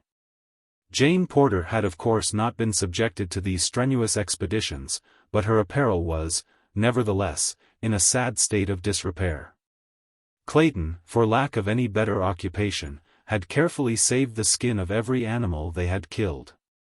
By stretching them upon the stems of trees, and diligently scraping them, he had managed to save them in a fair condition, and now that his clothes were threatening to cover his nakedness no longer, he commenced to fashion a rude garment of them, using a sharp thorn for a needle, and bits of tough grass and animal tendons in lieu of thread. The result when completed was a sleeveless garment which fell nearly to his knees. As it was made up of numerous small pelts of different species of rodents, it presented a rather strange and wonderful appearance, which, together with the vile stench which permeated it, rendered it anything other than a desirable addition to a wardrobe. But the time came when for the sake of decency he was compelled to don it, and even the misery of their condition could not prevent Jane Porter from laughing heartily at sight of him. Later, Thurin also found it necessary to construct a similar primitive garment, so that, with their bare legs and heavily bearded faces, they looked not unlike reincarnations of two prehistoric progenitors of the human race. Thurin acted like one. Nearly 2 months of this existence had passed when the first great calamity befell them. It was prefaced by an adventure which came near terminating abruptly the sufferings of 2 of them, terminating them in the grim and horrible manner of the jungle, forever. Thurin, down with an attack of jungle fever, lay in the shelter among the branches of their tree of refuge. Clayton had been into the jungle a few hundred yards in search of food. As he returned, Jane Porter walked to meet him. Behind the man, cunning and crafty, crept an old and mangy lion. For 3 days his ancient thews and sinews had proved insufficient for the task of providing his cavernous belly with meat. For months he had eaten less and less frequently, and farther had he roamed from his accustomed haunts in search of easier prey. At last he had found nature's weakest and most defenseless creature. In a moment more Numa would dine. Clayton, all unconscious of the lurking death behind him, strode out into the open toward Jane. He had reached her side, 100 feet from the tangled edge of jungle when past his shoulder the girl saw the tawny head and the wicked yellow eyes as the grasses parted, and the huge beast, nose to ground, stepped softly into view. So frozen with horror was she that she could utter no sound, but the fixed and terrified gaze of her fear-widened eyes spoke as plainly to Clayton as words. A quick glance behind him revealed the hopelessness of their situation. The lion was scarce 30 paces from them, and they were equally as far from the shelter. The man was armed with a stout stick, as efficacious against a hungry lion, he realized, as a toy popgun charged with a tethered cork. Numa, ravenous with hunger, had long since learned the futility of roaring and moaning as he searched for prey. But now that it was as surely his as though already he had felt the soft flesh beneath his still mighty paw, he opened his huge jaws and gave vent to his long-pent rage in a series of deafening roars that made the air tremble. "Run, Jane," cried Clayton. "Quick! Run for the shelter." But her paralyzed muscles refused to respond, and she stood mute and rigid, staring with ghastly countenance at the living death creeping toward them. Thurin, at the sound of that awful roar, had come to the opening of the shelter, and as he saw the tableau below him he hopped up and down, shrieking to them in Russian. "Run! Run!" he cried. "Run, or I shall be left all alone in this horrible place," and then he broke down and commenced to weep. For a moment this new voice distracted the attention of the lion, who halted to cast an inquiring glance in the direction of the tree. Clayton could endure the strain no longer. Turning his back upon the beast, he buried his head in his arms and waited. The girl looked at him in horror. Why did he not do something? If he must die, why not die like a man, bravely? Beating at that terrible face with his puny stick, no matter how futile it might be. Would Tarzan of the Apes have done thus? Would he not at least have gone down to his death fighting heroically to the last? Now the lion was crouching for the spring that would end their young lives beneath cruel, rending, yellow fangs. Jane Porter sank to her knees in prayer, closing her eyes to shut out the last hideous instant. Thurin, weak from fever, fainted. Seconds dragged into minutes, long minutes into an eternity, and yet the beast did not spring. Clayton was almost unconscious from the prolonged agony of fright, his knees trembled, a moment more and he would collapse. Jane Porter could endure it no longer. She opened her eyes. Could she be dreaming? "William," she whispered, "look." Clayton mastered himself sufficiently to raise his head and turn toward the lion. An ejaculation of surprise burst from his lips. At their very feet the beast lay crumpled in death. A heavy war spear protruded from the tawny hide. It had entered the great back above the right shoulder, and, passing entirely through the body, had pierced the savage heart. Jane Porter had risen to her feet. As Clayton turned back to her she staggered in weakness. He put out his arms to save her from falling, and then drew her close to him, pressing her head against his shoulder. He stooped to kiss her in thanksgiving. Gently the girl pushed him away. "Please do not do that, William," she said. "I have lived 1,000 years in the past brief moments. I have learned in the face of death how to live. I do not wish to hurt you more than is necessary, but I can no longer bear to live out the impossible position I have attempted because of a false sense of loyalty to an impulsive promise I made you. The last few seconds of my life have taught me that it would be hideous to attempt further to deceive myself and you. Or to entertain for an instant longer the possibility of ever becoming your wife, should we regain civilization." "Why, Jane," he cried, "what do you mean? What has our providential rescue to do with altering your feelings toward me? You are but unstrung, tomorrow you will be yourself again." "I am more nearly myself this minute than I have been for over a year," she replied. "The thing that has just happened has again forced to my memory the fact that the bravest man that ever lived honored me with his love. Until it was too late I did not realize that I returned it, and so I sent him away. He is dead now, and I shall never marry. I certainly could not wed another less brave than he without harboring constantly a feeling of contempt for the relative cowardice of my husband. Do you understand me? Yes, he answered, with bowed head, his face mantling with the flush of shame. And it was the next day that the great calamity befell. Chapter 22. The Treasure Vaults of Opar. It was quite dark before La, the high priestess, returned to the chamber of the dead with food and drink for Tarzan. She bore no light, feeling with her hands along the crumbling walls until she gained the chamber.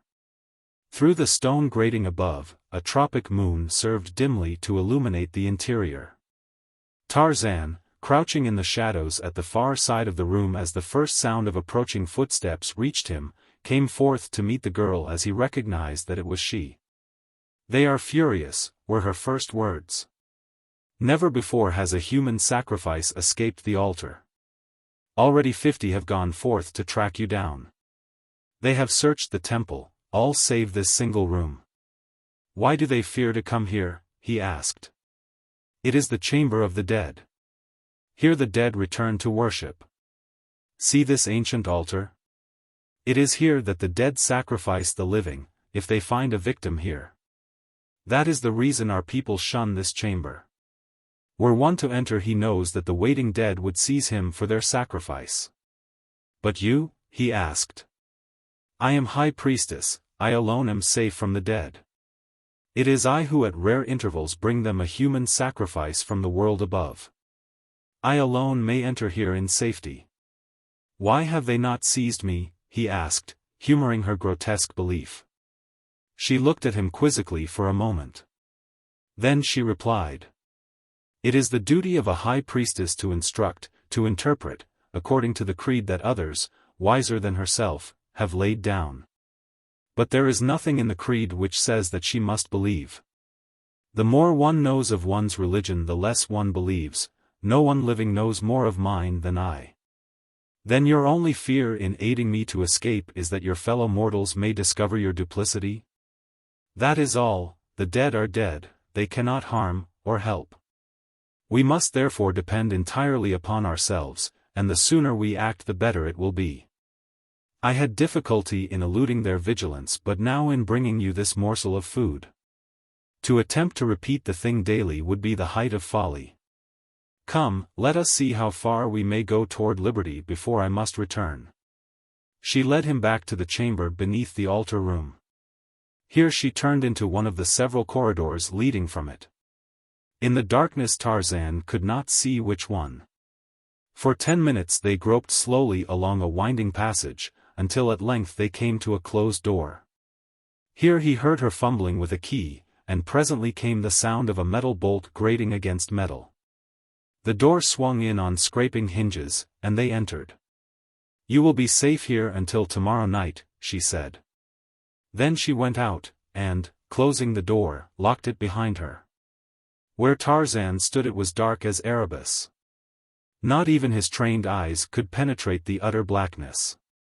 Cautiously he moved forward until his outstretched hand touched a wall, then very slowly he traveled around the 4 walls of the chamber. Apparently it was about 20 feet square. The floor was of concrete, the walls of the dry masonry that marked the method of construction above ground. Small pieces of granite of various sizes were ingeniously laid together without mortar to construct these ancient foundations. The first time around the walls Tarzan thought he detected a strange phenomenon for a room with no windows but a single door. Again he crept carefully around close to the wall. No, he could not be mistaken. He paused before the center of the wall opposite the door. For a moment he stood quite motionless, then he moved a few feet to one side. Again he returned, only to move a few feet to the other side. Once more he made the entire circuit of the room, feeling carefully every foot of the walls. Finally he stopped again before the particular section that had aroused his curiosity. There was no doubt of it. A distinct draught of fresh air was blowing into the chamber through the intersection of the masonry at that particular point, and nowhere else. Tarzan tested several pieces of the granite which made up the wall at this spot, and finally was rewarded by finding one which lifted out readily. It was about 10 inches wide, with a face some 3 by 6 inches showing within the chamber. One by one the ape-man lifted out similarly shaped stones. The wall at this point was constructed entirely, it seemed, of these almost perfect slabs. In a short time he had removed some dozen, when he reached in to test the next layer of masonry. To his surprise, he felt nothing behind the masonry he had removed as far as his long arm could reach. It was a matter of but a few minutes to remove enough of the wall to permit his body to pass through the aperture. Directly ahead of him he thought he discerned a faint glow, scarcely more than a less impenetrable darkness. Cautiously he moved forward on hands and knees, until at about 15 feet, or the average thickness of the foundation walls, the floor ended abruptly in a sudden drop. As far out as he could reach he felt nothing, nor could he find the bottom of the black abyss that yawned before him, though, clinging to the edge of the floor. He lowered his body into the darkness to its full length. Finally it occurred to him to look up, and there above him he saw through a round opening a tiny circular patch of starry sky. Feeling up along the sides of the shaft as far as he could reach, the ape-man discovered that so much of the wall as he could feel converged toward the center of the shaft as it rose. This fact precluded possibility of escape in that direction. As he sat speculating on the nature and uses of this strange passage and its terminal shaft, the moon topped the opening above, letting a flood of soft, silvery light into the shadowy place. Instantly the nature of the shaft became apparent to Tarzan, for far below him he saw the shimmering surface of water.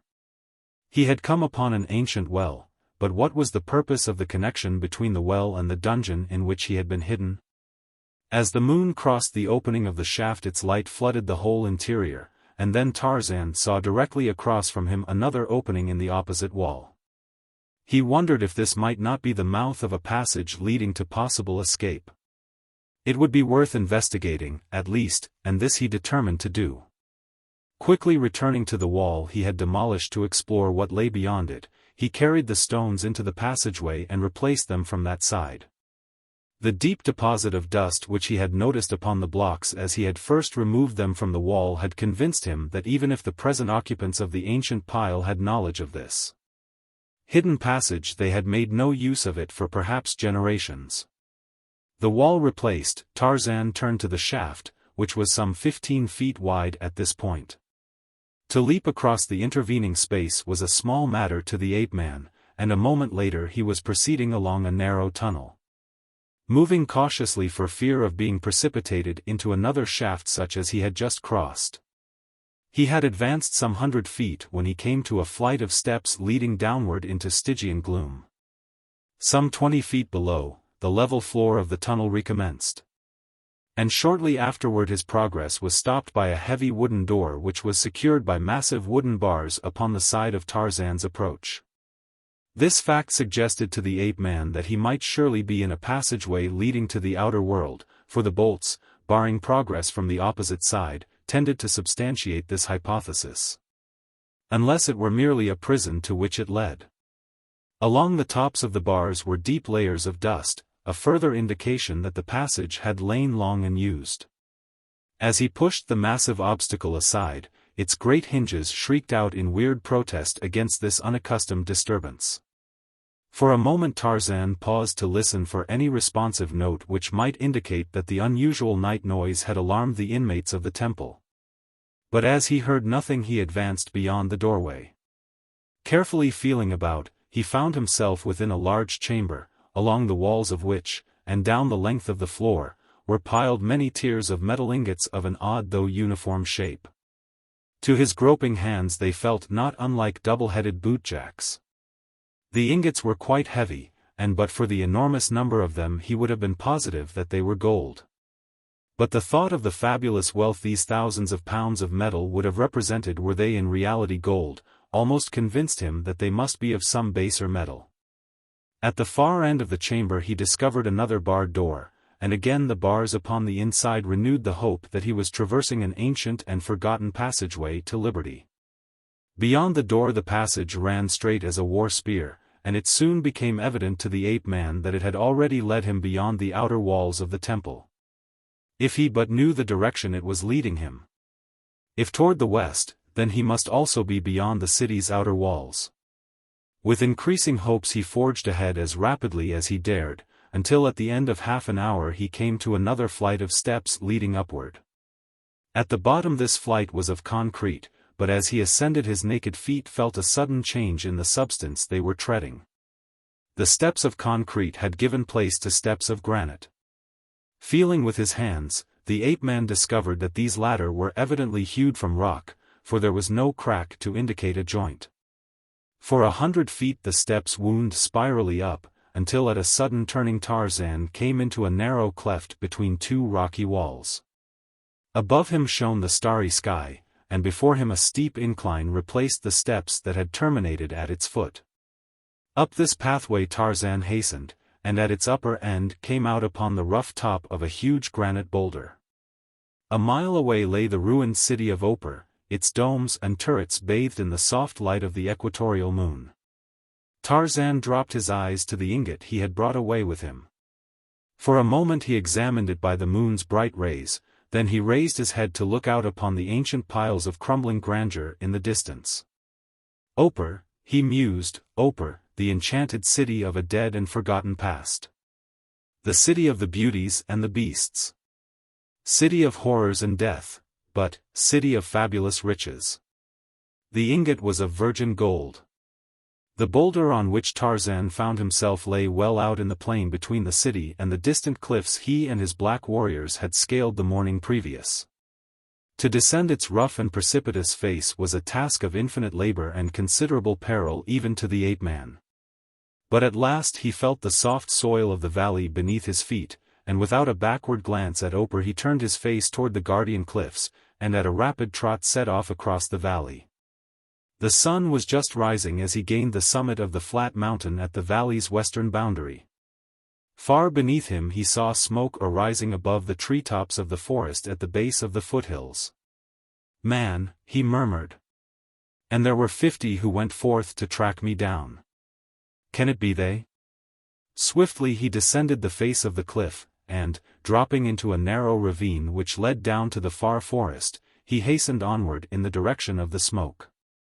Striking the forest's edge about a quarter of a mile from the point at which the slender column arose into the still air, he took to the trees.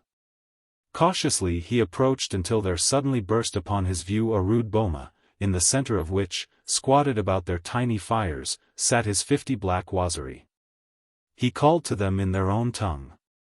"Arise, my children, and greet thy king." With exclamations of surprise and fear the warriors leaped to their feet, scarcely knowing whether to flee or not. Then Tarzan dropped lightly from an overhanging branch into their midst. When they realized that it was indeed their chief in the flesh, and no materialized spirit, they went mad with joy. "We were cowards, O Waziri," cried Busili. "We ran away and left you to your fate, but when our panic was over we swore to return and save you, or at least take revenge upon your murderers. We were but now preparing to scale the heights once more and cross the desolate valley to the terrible city." "Have you seen 50 frightful men pass down from the cliffs into this forest, my children?" asked Tarzan. "Yes, Waziri," replied Busili. "They passed us late yesterday, as we were about to turn back after you. They had no woodcraft. We heard them coming for a mile before we saw them, and as we had other business in hand we withdrew into the forest and let them pass. They were waddling rapidly along upon short legs, and now and then one would go upon all fours like Balgani, the gorilla. They were indeed 50 frightful men, Waziri."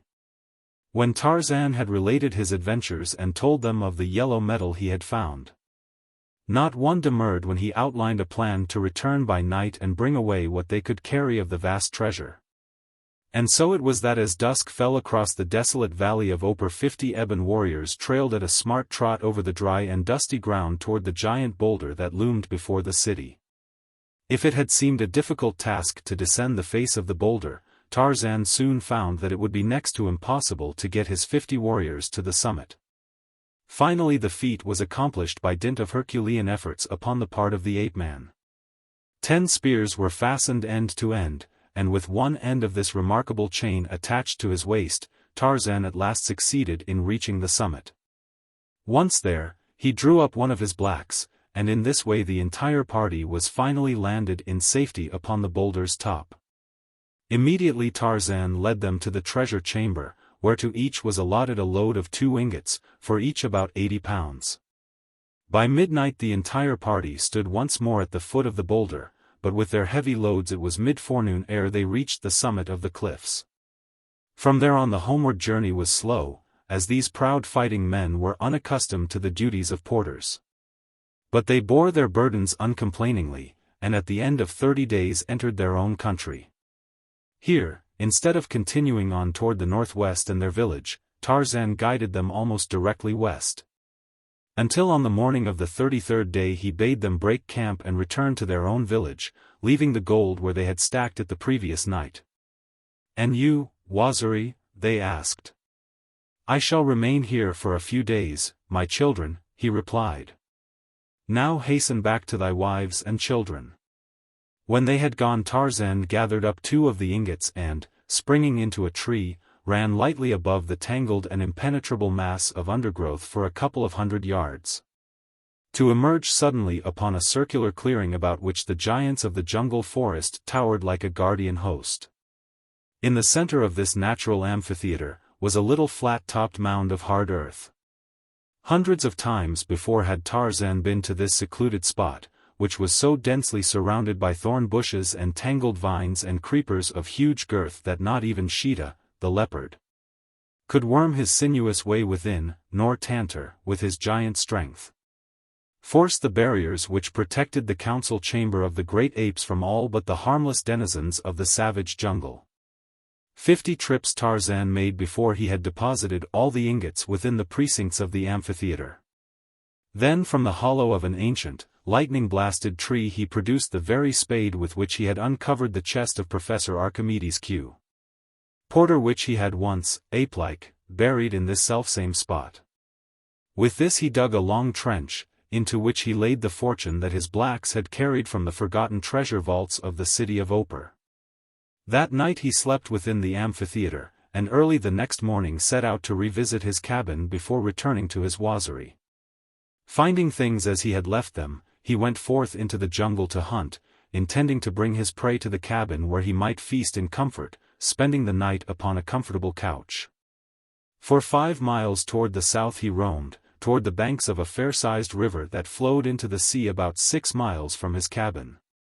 He had gone inland about half a mile when there came suddenly to his trained nostrils the one scent that sets the whole savage jungle a-quiver. Tarzan smelled man. The wind was blowing off the ocean, so Tarzan knew that the authors of the scent were west of him. Mixed with the man scent was the scent of Numa. Man and lion. I had better hasten, thought the ape-man, for he had recognized the scent of whites. Numa may be a-hunting. When he came through the trees to the edge of the jungle he saw a woman kneeling in prayer, and before her stood a wild, primitive-looking white man, his face buried in his arms. Behind the man a mangy lion was advancing slowly toward this easy prey. The man's face was averted, the woman's bowed in prayer.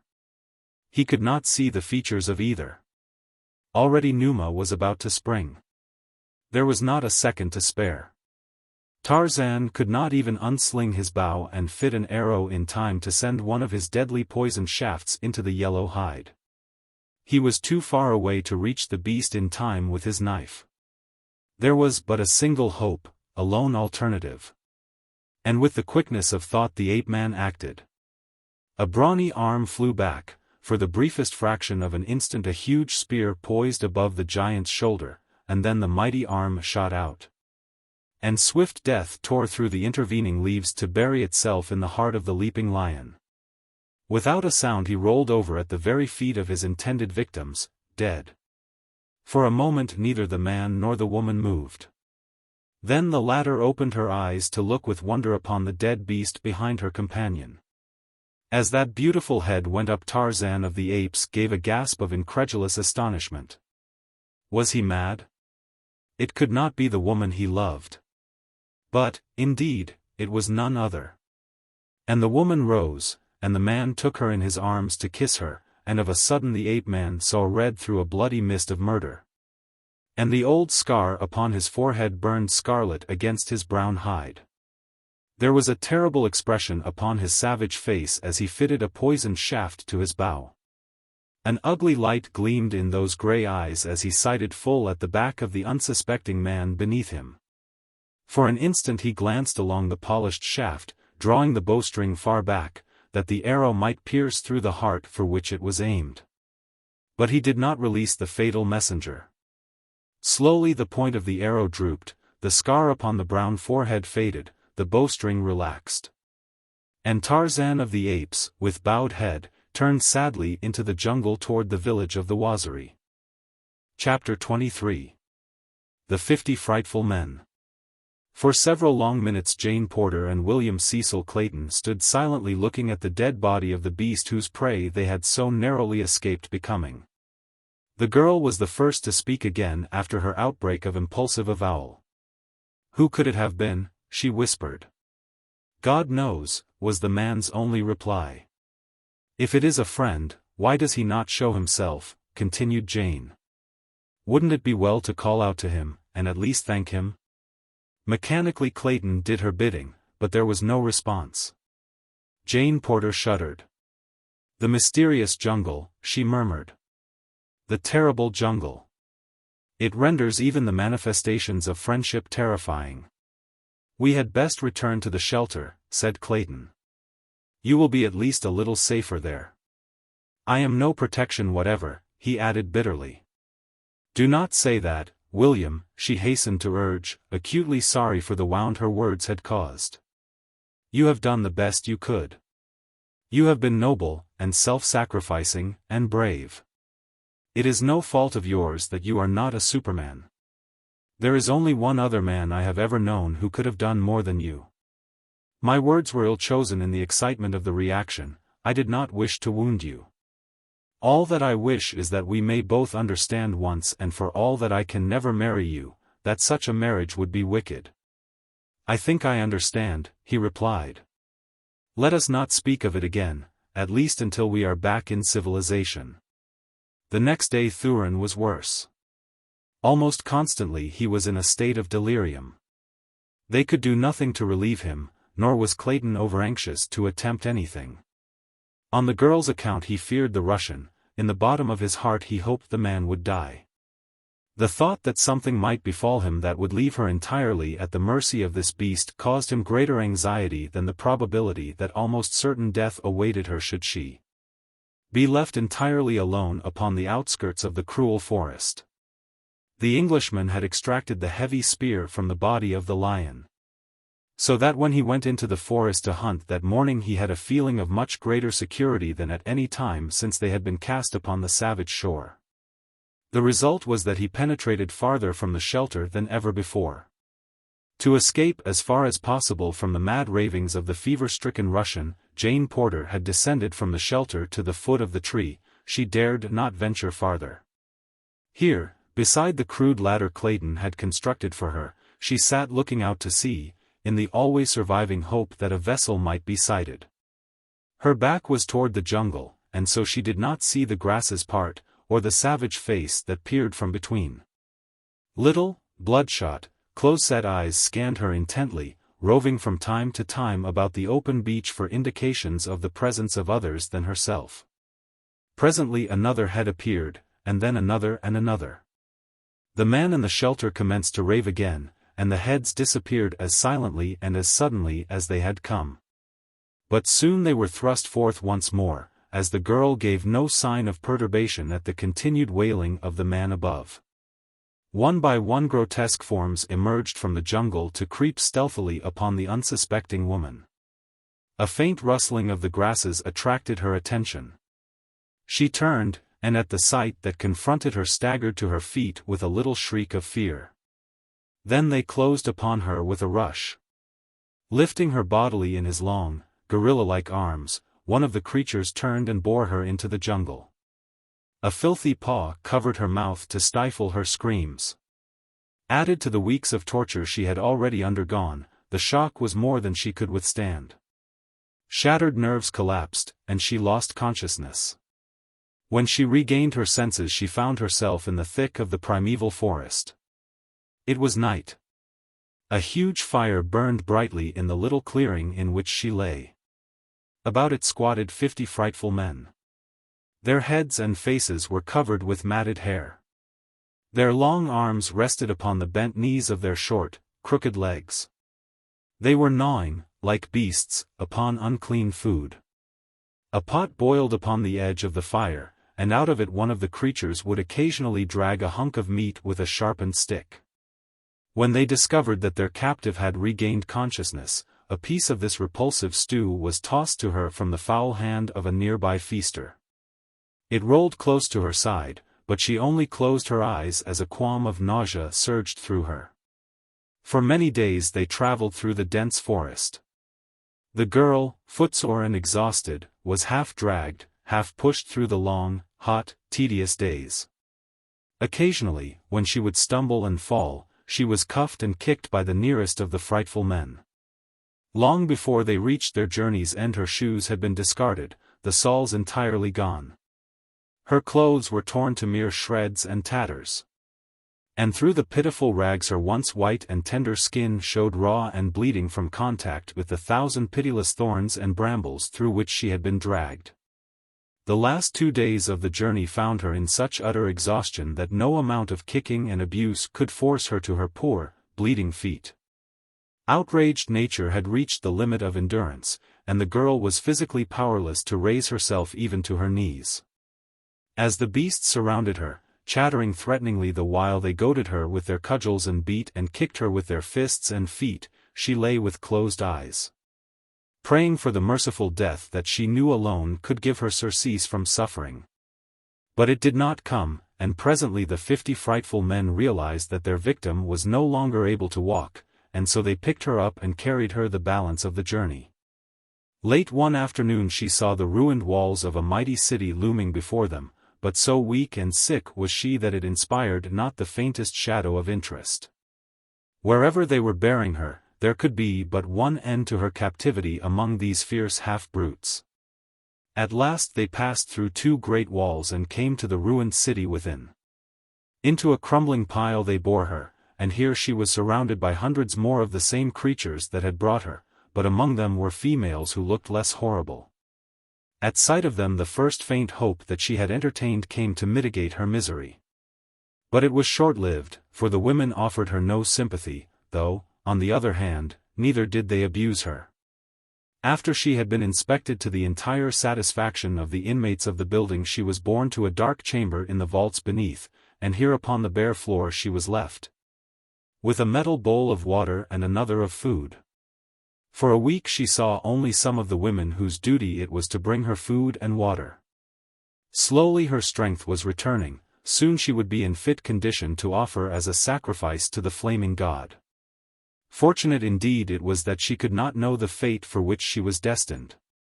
As Tarzan of the Apes moved slowly through the jungle after casting the spear that saved Clayton and Jane Porter from the fangs of Numa, his mind was filled with all the sorrow that belongs to a freshly opened heart wound.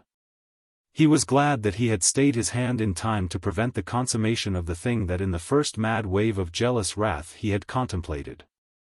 Only the fraction of a second had stood between Clayton and death at the hands of the Ape-Man. In the short moment that had elapsed after he had recognized the girl and her companion and the relaxing of the taut muscles that held the poisoned shaft directed at the Englishman's heart, Tarzan had been swayed by the swift and savage impulses of brute life.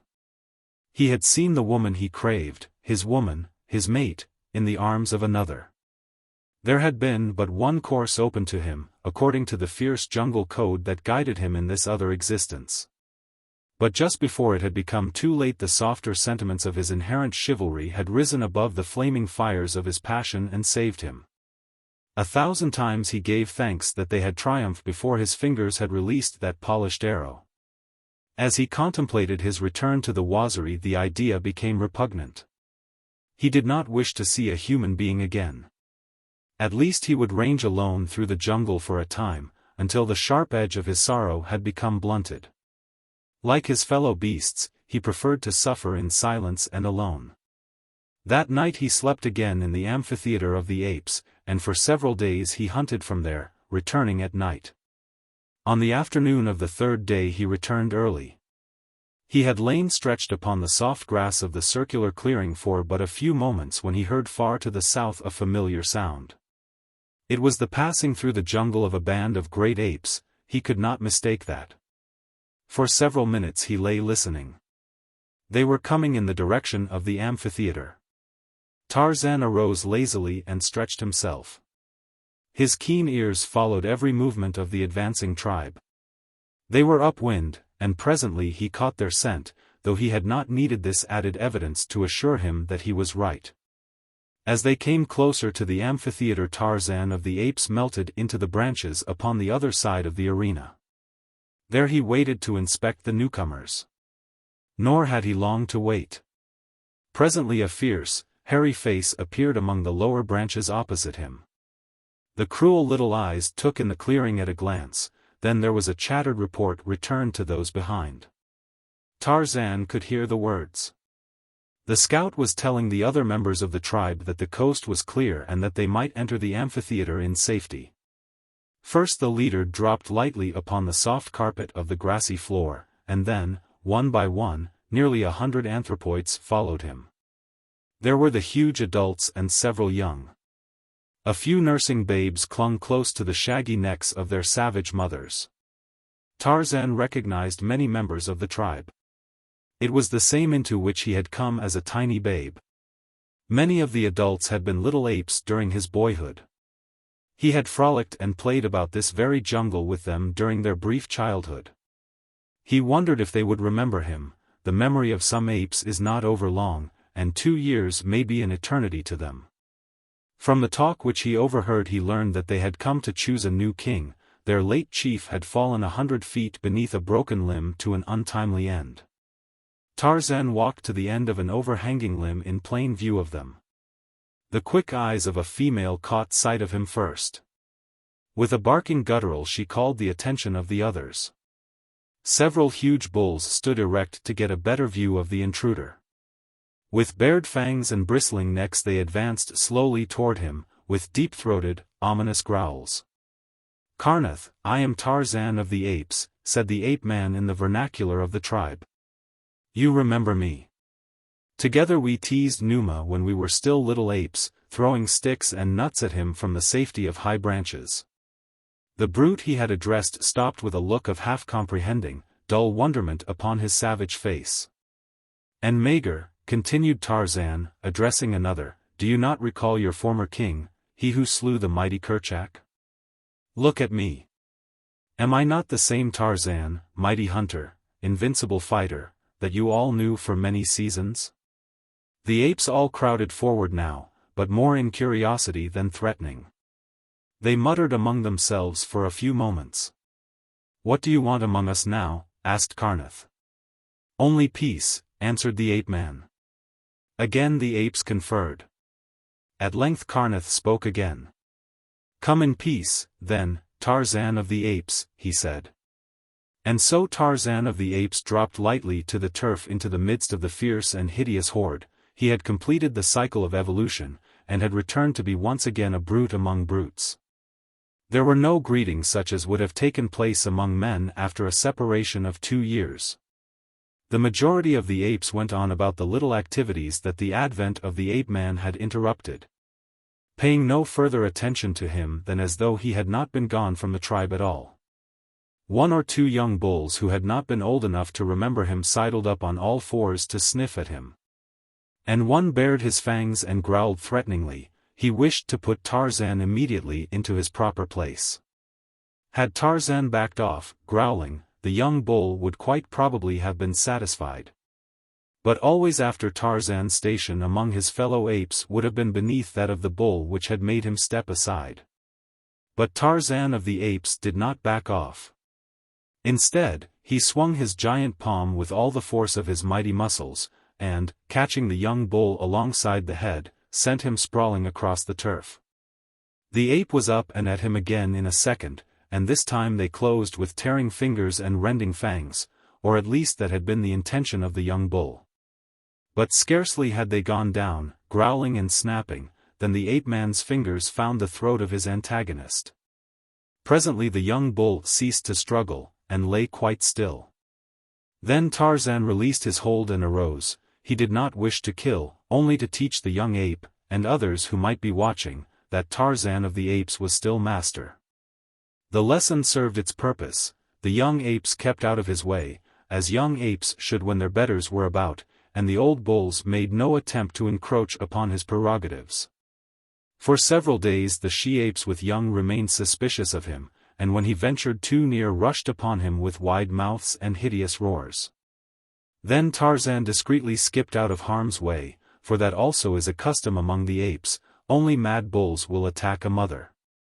But after a while even they became accustomed to him. He hunted with them as in days gone by, and when they found that his superior reason guided him to the best food sources, and that his cunning rope ensnared toothsome game that they seldom if ever tasted, they came again to look up to him as they had in the past after he had become their king. And so it was that before they left the amphitheater to return to their wanderings they had once more chosen him as their leader. The ape-man felt quite contented with his new lot. He was not happy, that he never could be again, but he was at least as far from everything that might remind him of his past misery as he could be. Long since he had given up every intention of returning to civilization, and now he had decided to see no more his black friends of the Waziri. He had forsworn humanity forever. He had started life an ape, as an ape he would die. He could not, however, erase from his memory the fact that the woman he loved was within a short journey of the stamping ground of his tribe. Nor could he banish the haunting fear that she might be constantly in danger. That she was illy protected he had seen in the brief instant that had witnessed Clayton's inefficiency. The more Tarzan thought of it, the more keenly his conscience pricked him. Finally he came to loathe himself for permitting his own selfish sorrow and jealousy to stand between Jane Porter and safety. As the days passed the thing preyed more and more upon his mind, and he had about determined to return to the coast and place himself on guard over Jane Porter and Clayton, when news reached him that altered all his plans and sent him dashing madly toward the east in reckless disregard of accident and death. Before Tarzan had returned to the tribe, a certain young bull, not being able to secure a mate from among his own people, had, according to custom, fared forth through the wild jungle, like some knight-errant of old, to win a fair lady from some neighboring community. He had but just returned with his bride, and was narrating his adventures quickly before he should forget them. Among other things he told of seeing a great tribe of strange-looking apes.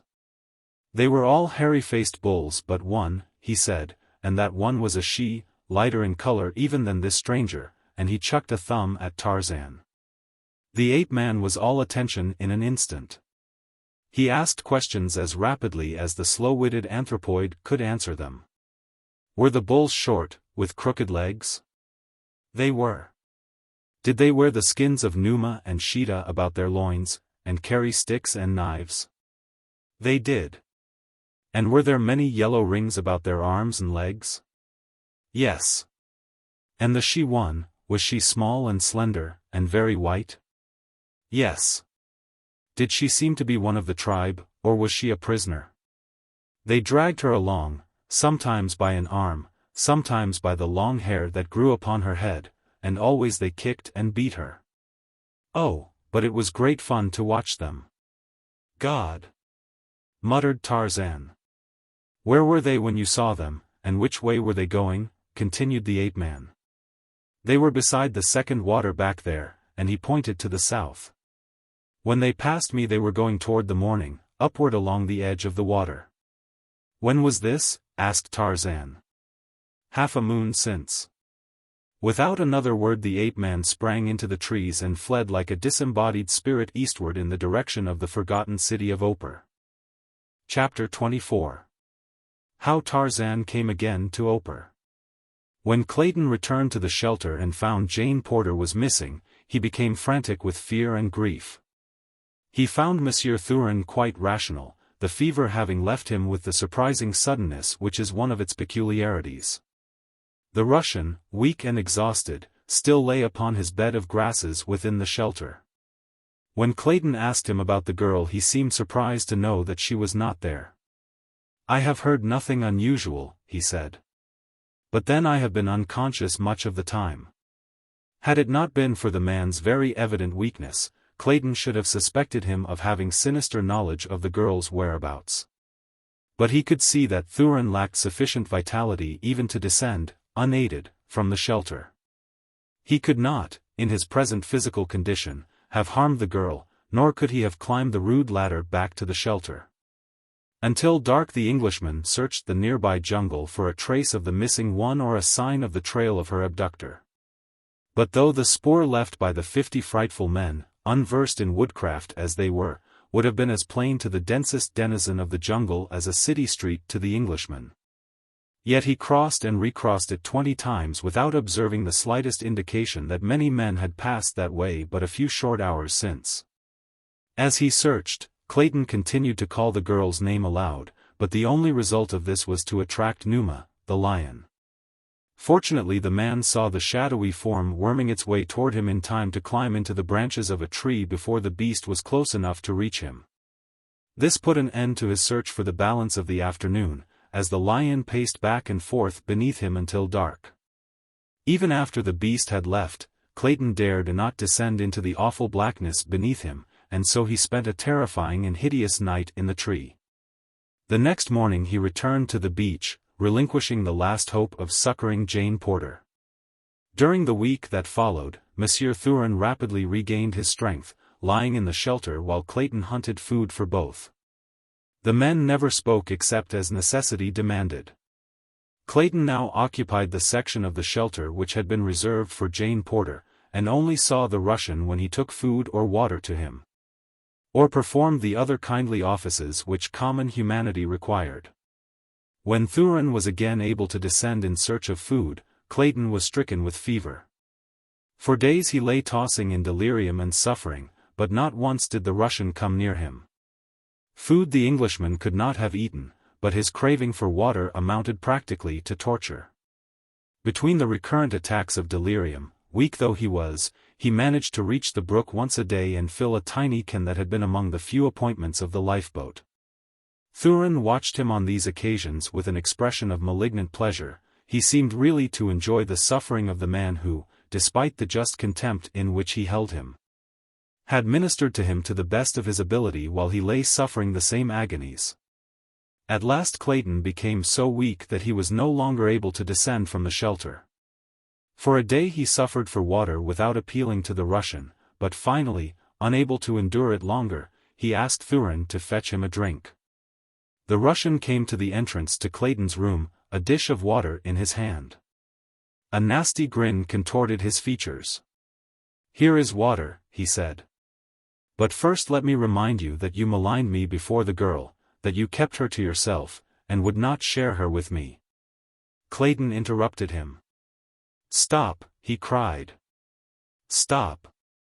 What manner of cur are you that you traduce the character of a good woman whom we believe dead? God! I was a fool ever to let you live. You are not fit to live even in this vile land." "Here is your water," said the Russian. "All you will get," and he raised the basin to his lips and drank. What was left he threw out upon the ground below. Then he turned and left the sick man. Clayton rolled over, and, burying his face in his arms, gave up the battle. The next day Thurin determined to set out toward the north along the coast. For he knew that eventually he must come to the habitations of civilized men. At least he could be no worse off than he was here, and, furthermore, the ravings of the dying Englishman were getting on his nerves. So he stole Clayton's spear and set off upon his journey. He would have killed the sick man before he left had it not occurred to him that it would really have been a kindness to do so. That same day he came to a little cabin by the beach, and his heart filled with renewed hope as he saw this evidence of the proximity of civilization. For he thought it but the outpost of a nearby settlement. Had he known to whom it belonged, and that its owner was at that very moment but a few miles inland, Nikolas Rokoff would have fled the place as he would a pestilence. But he did not know, and so he remained for a few days to enjoy the security and comparative comforts of the cabin. Then he took up his northward journey once more. In Lord Tennington's camp preparations were going forward to build permanent quarters, and then to send out an expedition of a few men to the north in search of relief. As the days had passed without bringing the longed-for succor, hope that Jane Porter, Clayton, and Monsieur Thurin had been rescued began to die.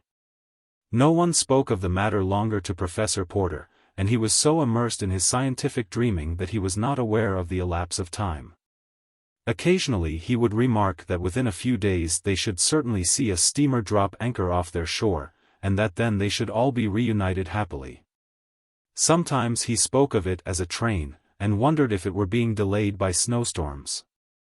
"If I didn't know the dear old fellow so well by now," Tennington remarked to Miss Strong, "should be quite certain that he was, not quite right, don't you know." "If it were not so pathetic it would be ridiculous," said the girl, sadly.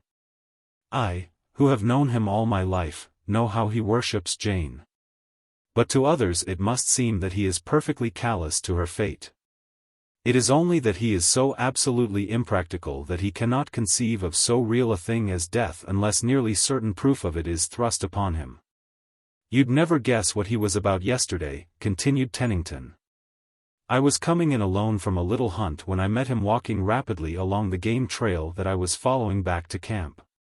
His hands were clasped beneath the tails of his long black coat, and his top hat was set firmly down upon his head, as with eyes bent upon the ground he hastened on. Probably to some sudden death had I not intercepted him. 'Why, where in the world are you bound, Professor?' I asked him. 'I am going into town, Lord Tennington,' he said, as seriously as possible, 'to complain to the postmaster about the rural free delivery service we are suffering from here. Why, sir, I haven't had a piece of mail in weeks. There should be several letters for me from Jane. The matter must be reported to Washington at once.' And would you believe it, Miss Strong," continued Tennington, "I had the very deuce of a job to convince the old fellow that there was not only no rural free delivery, but no town. And that he was not even on the same continent as Washington, nor in the same hemisphere. When he did realize he commenced to worry about his daughter. I think it is the first time that he really has appreciated our position here, or the fact that Miss Porter may not have been rescued." "I hate to think about it," said the girl, "and yet I can think of nothing else than the absent members of our party." "Let us hope for the best," replied Tennington. "You yourself have set us each a splendid example of bravery, for in a way your loss has been the greatest." "Yes," she replied, "I could have loved Jane Porter no more had she been my own sister." Tennington did not show the surprise he felt. That was not at all what he meant. He had been much with this fair daughter of Maryland since the wreck of the Lady Alice. And it had recently come to him that he had grown much more fond of her than would prove good for the peace of his mind. For he recalled almost constantly now the confidence which Monsieur Thurin had imparted to him that he and Miss Strong were engaged. He wondered if, after all, Thurin had been quite accurate in his statement. He had never seen the slightest indication on the girl's part of more than ordinary friendship. "And then in Monsieur Thurin's loss, if they are lost, you would suffer a severe bereavement," he ventured. She looked up at him quickly. "Monsieur Thurin had become a very dear friend," she said. "I liked him very much, though I have known him but a short time." "Then you were not engaged to marry him?" he blurted out. "Heavens, no," she cried. "I did not care for him at all in that way." There was something that Lord Tennington wanted to say to Hazel Strong, he wanted very badly to say it, and to say it at once, but somehow the words stuck in his throat. He started lamely a couple of times, cleared his throat, became red in the face, and finally ended by remarking that he hoped the cabins would be finished before the rainy season commenced. But, though he did not know it, he had conveyed to the girl the very message he intended, and it left her happy, happier than she had ever before been in all her life. Just then further conversation was interrupted by the sight of a strange and terrible-looking figure which emerged from the jungle just south of the camp. Tennington and the girls saw it at the same time. The Englishman reached for his revolver, but when the half-naked, bearded creature called his name aloud and came running toward them, he dropped his hand and advanced to meet it.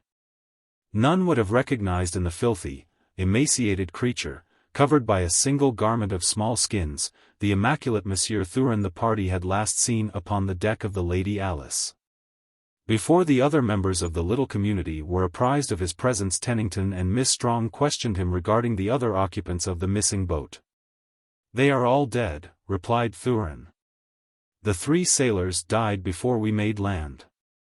Miss Porter was carried off into the jungle by some wild animal while I was lying delirious with fever. Clayton died of the same fever but a few days since. And to think that all this time we have been separated by but a few miles, scarcely a day's march. It is terrible." How long Jane Porter lay in the darkness of the vault beneath the temple in the ancient city of Opar she did not know. For a time she was delirious with fever, but after this passed she commenced slowly to regain her strength. Every day the woman who brought her food beckoned to her to arise, but for many days the girl could only shake her head to indicate that she was too weak. But eventually she was able to gain her feet, and then to stagger a few steps by supporting herself with one hand upon the wall. Her captors now watched her with increasing interest. The day was approaching, and the victim was gaining in strength. Presently the day came, and a young woman whom Jane Porter had not seen before came with several others to her dungeon.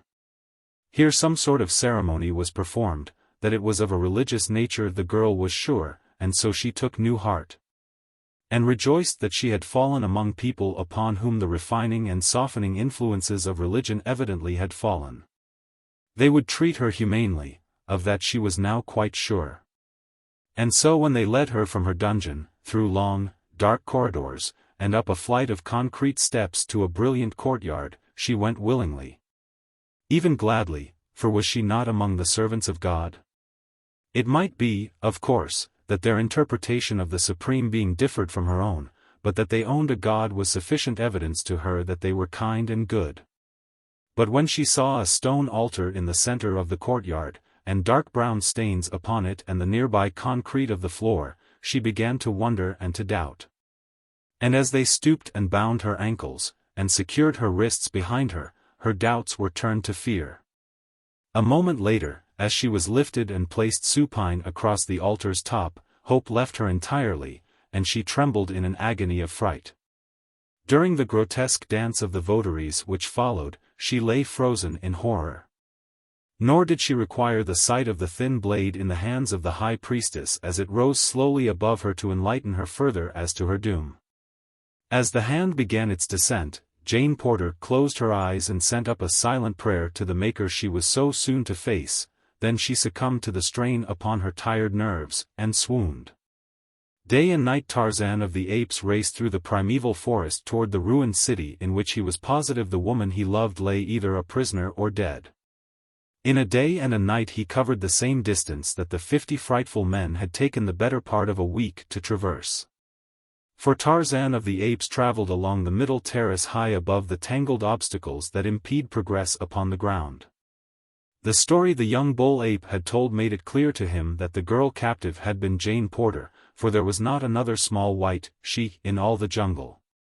The bulls he had recognized from the ape's crude description as the grotesque parodies upon humanity who inhabit the ruins of Opar. And the girl's fate he could picture as plainly as though he were an eyewitness to it. When they would lay her across that trim altar he could not guess, but that her dear, frail body would eventually find its way there he was confident. But, finally, after what seemed long ages to the impatient Ape-Man, he topped the barrier cliffs that hemmed the desolate valley. And below him lay the grim and awful ruins of the now hideous city of Opar. At a rapid trot he started across the dry and dusty, boulder-strewn ground toward the goal of his desires. Would he be in time to rescue? He hoped against hope. At least he could be revenged, and in his wrath it seemed to him that he was equal to the task of wiping out the entire population of that terrible city. It was nearly noon when he reached the great boulder at the top of which terminated the secret passage to the pits beneath the city. Like a cat he scaled the precipitous sides of the frowning granite kopje. A moment later he was running through the darkness of the long, straight tunnel that led to the treasure vault. Through this he passed, then on and on until at last he came to the well-like shaft upon the opposite side of which lay the dungeon with the false wall. As he paused a moment upon the brink of the well, a faint sound came to him through the opening above. His quick ears caught and translated it. It was the dance of death that preceded a sacrifice, and the sing-song ritual of the high priestess. He could even recognize the woman's voice. Could it be that the ceremony marked the very thing he had so hastened to prevent? A wave of horror swept over him. Was he, after all, to be just a moment too late? Like a frightened deer he leaped across the narrow chasm to the continuation of the passage beyond. At the false wall he tore like one possessed to demolish the barrier that confronted him. With giant muscles he forced the opening. Thrusting his head and shoulders through the first small hole he made, and carrying the balance of the wall with him, to clatter resoundingly upon the cement floor of the dungeon. With a single leap he cleared the length of the chamber and threw himself against the ancient door. But here he stopped. The mighty bars upon the other side were proof even against such muscles as his. It needed but a moment's effort to convince him of the futility of endeavoring to force that impregnable barrier.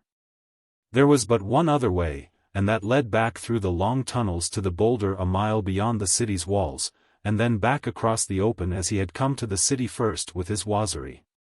He realized that to retrace his steps and enter the city from above ground would mean that he would be too late to save the girl, if it were indeed she who lay upon the sacrificial altar above him. But there seemed no other way, and so he turned and ran swiftly back into the passageway beyond the broken wall. At the well he heard again the monotonous voice of the high priestess, and, as he glanced aloft, the opening, 20 feet above, seemed so near that he was tempted to leap for it in a mad endeavor to reach the inner courtyard that lay so near. If he could but get one end of his grass rope caught upon some projection at the top of that tantalizing aperture. In the instant's pause and thought an idea occurred to him. He would attempt it. Turning back to the tumbled wall, he seized one of the large, flat slabs that had composed it. Hastily making one end of his rope fast to the piece of granite, he returned to the shaft, and, coiling the balance of the rope on the floor beside him, the ape-man took the heavy slab in both hands. And, swinging it several times to get the distance and the direction fixed, he let the weight fly up at a slight angle, so that, instead of falling straight back into the shaft again, it grazed the far edge, tumbling over into the court beyond. Tarzan dragged for a moment upon the slack end of the rope until he felt that the stone was lodged with fair security at the shaft's top, then he swung out over the black depths beneath. The moment his full weight came upon the rope he felt it slip from above. He waited there in awful suspense as it dropped in little jerks, inch by inch. The stone was being dragged up the outside of the masonry surrounding the top of the shaft. Would it catch at the very edge? Or would his weight drag it over to fall upon him as he hurtled into the unknown depths below? Chapter 25. Through the Forest Primeval. For a brief, sickening moment Tarzan felt the slipping of the rope to which he clung, and heard the scraping of the block of stone against the masonry above. Then of a sudden the rope was still, the stone had caught at the very edge. Gingerly the ape-man clambered up the frail rope. In a moment his head was above the edge of the shaft. The court was empty. The inhabitants of Opar were viewing the sacrifice. Tarzan could hear the voice of law from the nearby sacrificial court. The dance had ceased. It must be almost time for the knife to fall, but even as he thought these things he was running rapidly toward the sound of the high priestess' voice. Fate guided him to the very doorway of the great roofless chamber. Between him and the altar was the long row of priests and priestesses, awaiting with their golden cups the spilling of the warm blood of their victim. La's hand was descending slowly toward the bosom of the frail, quiet figure that lay stretched upon the hard stone. Tarzan gave a gasp that was almost a sob as he recognized the features of the girl he loved. And then the scar upon his forehead turned to a flaming band of scarlet, a red mist floated before his eyes, and, with the awful roar of the bull-ape gone mad, he sprang like a huge lion into the midst of the votaries. Seizing a cudgel from the nearest priest, he laid about him like a veritable demon as he forged his rapid way toward the altar. The hand of La had paused at the first noise of interruption. When she saw who the author of it was, she went white.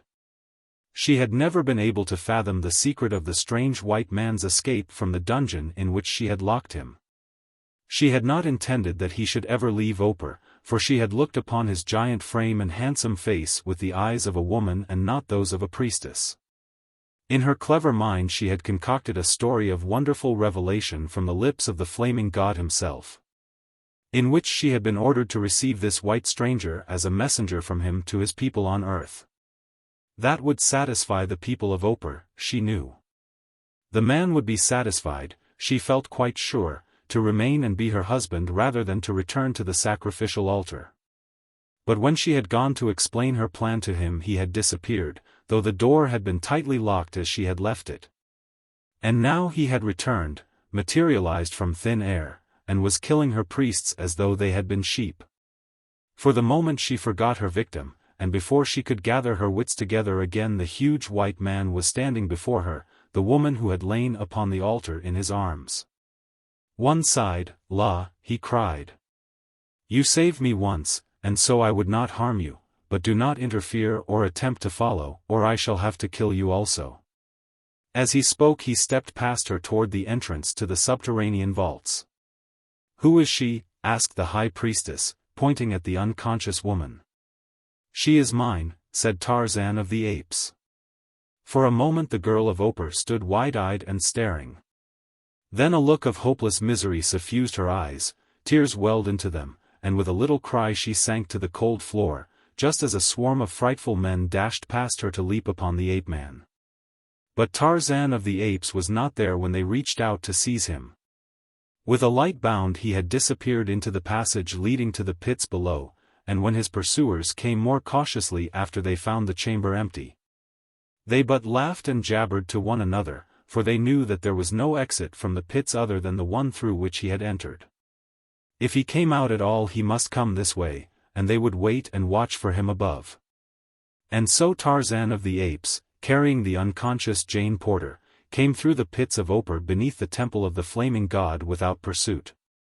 But when the men of Opar had talked further about the matter, they recalled to mind that this very man had escaped once before into the pits, and, though they had watched the entrance, he had not come forth. And yet today he had come upon them from the outside. They would again send 50 men out into the valley to find and capture this desecrator of their temple. After Tarzan reached the shaft beyond the broken wall, he felt so positive of the successful issue of his flight that he stopped to replace the tumbled stones. For he was not anxious that any of the inmates should discover this forgotten passage, and through it come upon the treasure chamber. It was in his mind to return again to Opar and bear away a still greater fortune than he had already buried in the amphitheater of the apes. On through the passageways he trotted, past the first door and through the treasure vault, past the second door and into the long, straight tunnel that led to the lofty hidden exit beyond the city. Jane Porter was still unconscious. At the crest of the great boulder he halted to cast a backward glance toward the city. Coming across the plain he saw a band of the hideous men of Opar. For a moment he hesitated. Should he descend and make a race for the distant cliffs, or should he hide here until night? And then a glance at the girl's white face determined him. He could not keep her here and permit her enemies to get between them and liberty. For aught he knew they might have been followed through the tunnels, and to have foes before and behind would result in almost certain capture. Since he could not fight his way through the enemy burdened as he was with the unconscious girl. To descend the steep face of the boulder with Jane Porter was no easy task. But by binding her across his shoulders with the grass rope he succeeded in reaching the ground in safety before the Oparians arrived at the great rock. As the descent had been made upon the side away from the city, the searching party saw nothing of it, nor did they dream that their prey was so close before them. By keeping the copy between them and their pursuers, Tarzan of the Apes managed to cover nearly a mile before the men of Opar rounded the granite sentinel and saw the fugitive before them. With loud cries of savage delight, they broke into a mad run, thinking doubtless that they would soon overhaul the burdened runner. But they both underestimated the powers of the ape-man and overestimated the possibilities of their own short, crooked legs. By maintaining an easy trot, Tarzan kept the distance between them always the same. Occasionally he would glance at the face so near his own. Had it not been for the faint beating of the heart pressed so close against his own, he would not have known that she was alive, so white and drawn was the poor, tired face. And thus they came to the flat-topped mountain and the barrier cliffs. During the last mile Tarzan had let himself out, running like a deer that he might have ample time to descend the face of the cliffs before the Oparians could reach the summit and hurl rocks down upon them. And so it was that he was half a mile down the mountainside ere the fierce little men came panting to the edge. With cries of rage and disappointment they ranged along the cliff top shaking their cudgels, and dancing up and down in a perfect passion of anger. But this time they did not pursue beyond the boundary of their own country. Whether it was because they recalled the futility of their former long and irksome search, or after witnessing the ease with which the ape-man swung along before them, and the last burst of speed, they realized the utter hopelessness of further pursuit, it is difficult to say. But as Tarzan reached the woods that began at the base of the foothills which skirted the barrier cliffs they turned their faces once more toward Opar. Just within the forest's edge, where he could yet watch the cliff tops, Tarzan laid his burden upon the grass, and going to the nearby rivulet brought water with which he bathed her face and hands. But even this did not revive her, and, greatly worried, he gathered the girl into his strong arms once more and hurried on toward the west. Late in the afternoon Jane Porter regained consciousness. She did not open her eyes at once, she was trying to recall the scenes that she had last witnessed. Ah, she remembered now. The altar, the terrible priestess, the descending knife.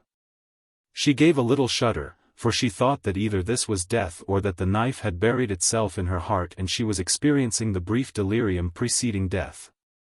And when finally she mustered courage to open her eyes, the sight that met them confirmed her fears, for she saw that she was being borne through a leafy paradise in the arms of her dead love. If this be death, she murmured, thank God that I am dead. You spoke, Jane, cried Tarzan. You are regaining consciousness. Yes, Tarzan of the Apes, she replied, and for the first time in months a smile of peace and happiness lighted her face. Thank God! Cried the ape-man, coming to the ground in a little grassy clearing beside the stream. I was in time, after all. In time? What do you mean? She questioned. In time to save you from death upon the altar, dear, he replied. Do you not remember? Save me from death? She asked, in a puzzled tone. Are we not both dead, my Tarzan? He had placed her upon the grass by now, her back resting against the stem of a huge tree. At her question he stepped back where he could the better see her face. Dead? He repeated, and then he laughed. You are not, Jane, and if you will return to the city of Opar and ask them who dwell there they will tell you that I was not dead a few short hours ago. No, dear, we are both very much alive. But both Hazel and Monsieur Thurin told me that you had fallen into the ocean many miles from land, she urged, as though trying to convince him that he must indeed be dead. They said that there was no question but that it must have been you, unless that you could have survived or been picked up. How can I convince you that I am no spirit? He asked, with a laugh. It was I whom the delightful Monsieur Thurin pushed overboard, but I did not drown. I will tell you all about it after a while. And here I am very much the same wild man you first knew. Jane Porter. The girl rose slowly to her feet and came toward him. I cannot even yet believe it, she murmured. It cannot be that such happiness can be true after all the hideous things that I have passed through these awful months since the Lady Alice went down. She came close to him and laid a hand, soft and trembling, upon his arm. It must be that I am dreaming, and that I shall awaken in a moment to see that awful knife descending toward my heart. Kiss me, dear, just once before I lose my dream forever. Tarzan of the Apes needed no second invitation. He took the girl he loved in his strong arms, and kissed her not once, but 100 times, until she lay there panting for breath. Yet when he stopped she put her arms about his neck and drew his lips down to hers once more. "Am I alive and a reality, or am I but a dream?" he asked. "If you are not alive, my man," she answered, "I pray that I may die thus before I awaken to the terrible realities of my last waking moments." For a while both were silent, gazing into each other's eyes as though each still questioned the reality of the wonderful happiness that had come to them. The past, with all its hideous disappointments and horrors, was forgotten. The future did not belong to them, but the present, it was theirs, none could take it from them.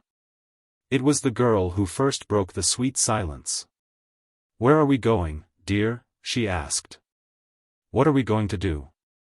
"Where would you like best to go?" he asked. "What would you like best to do?"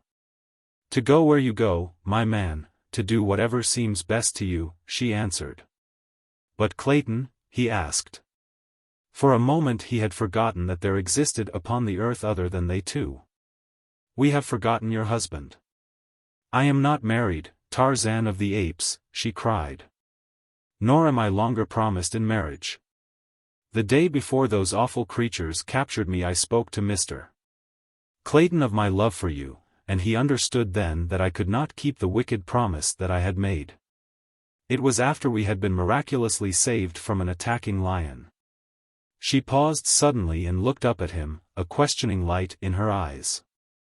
"Tarzan of the Apes," she cried, "it was you who did that thing? It could have been no other." He dropped his eyes, for he was ashamed. "How could you have gone away and left me?" she cried reproachfully. "Don't, Jane," he pleaded. "Please don't. You cannot know how I have suffered since for the cruelty of that act, or how I suffered then, first in jealous rage, and then in bitter resentment against the fate that I had not deserved. I went back to the apes after that, Jane, intending never again to see a human being." He told her then of his life since he had returned to the jungle, of how he had dropped like a plummet from a civilized Parisian to a savage Waziri warrior.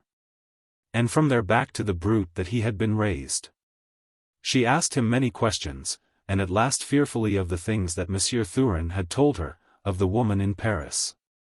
He narrated every detail of his civilized life to her, omitting nothing, for he felt no shame, since his heart always had been true to her. When he had finished he sat looking at her, as though waiting for her judgment, and his sentence. "I knew that he was not speaking the truth," she said. "Oh, what a horrible creature he is." "You are not angry with me, then?" he asked. And her reply, though apparently most irrelevant, was truly feminine. "Is Olga de Coude very beautiful?" she asked. And Tarzan laughed and kissed her again. "Not 1/10 so beautiful as you, dear," he said.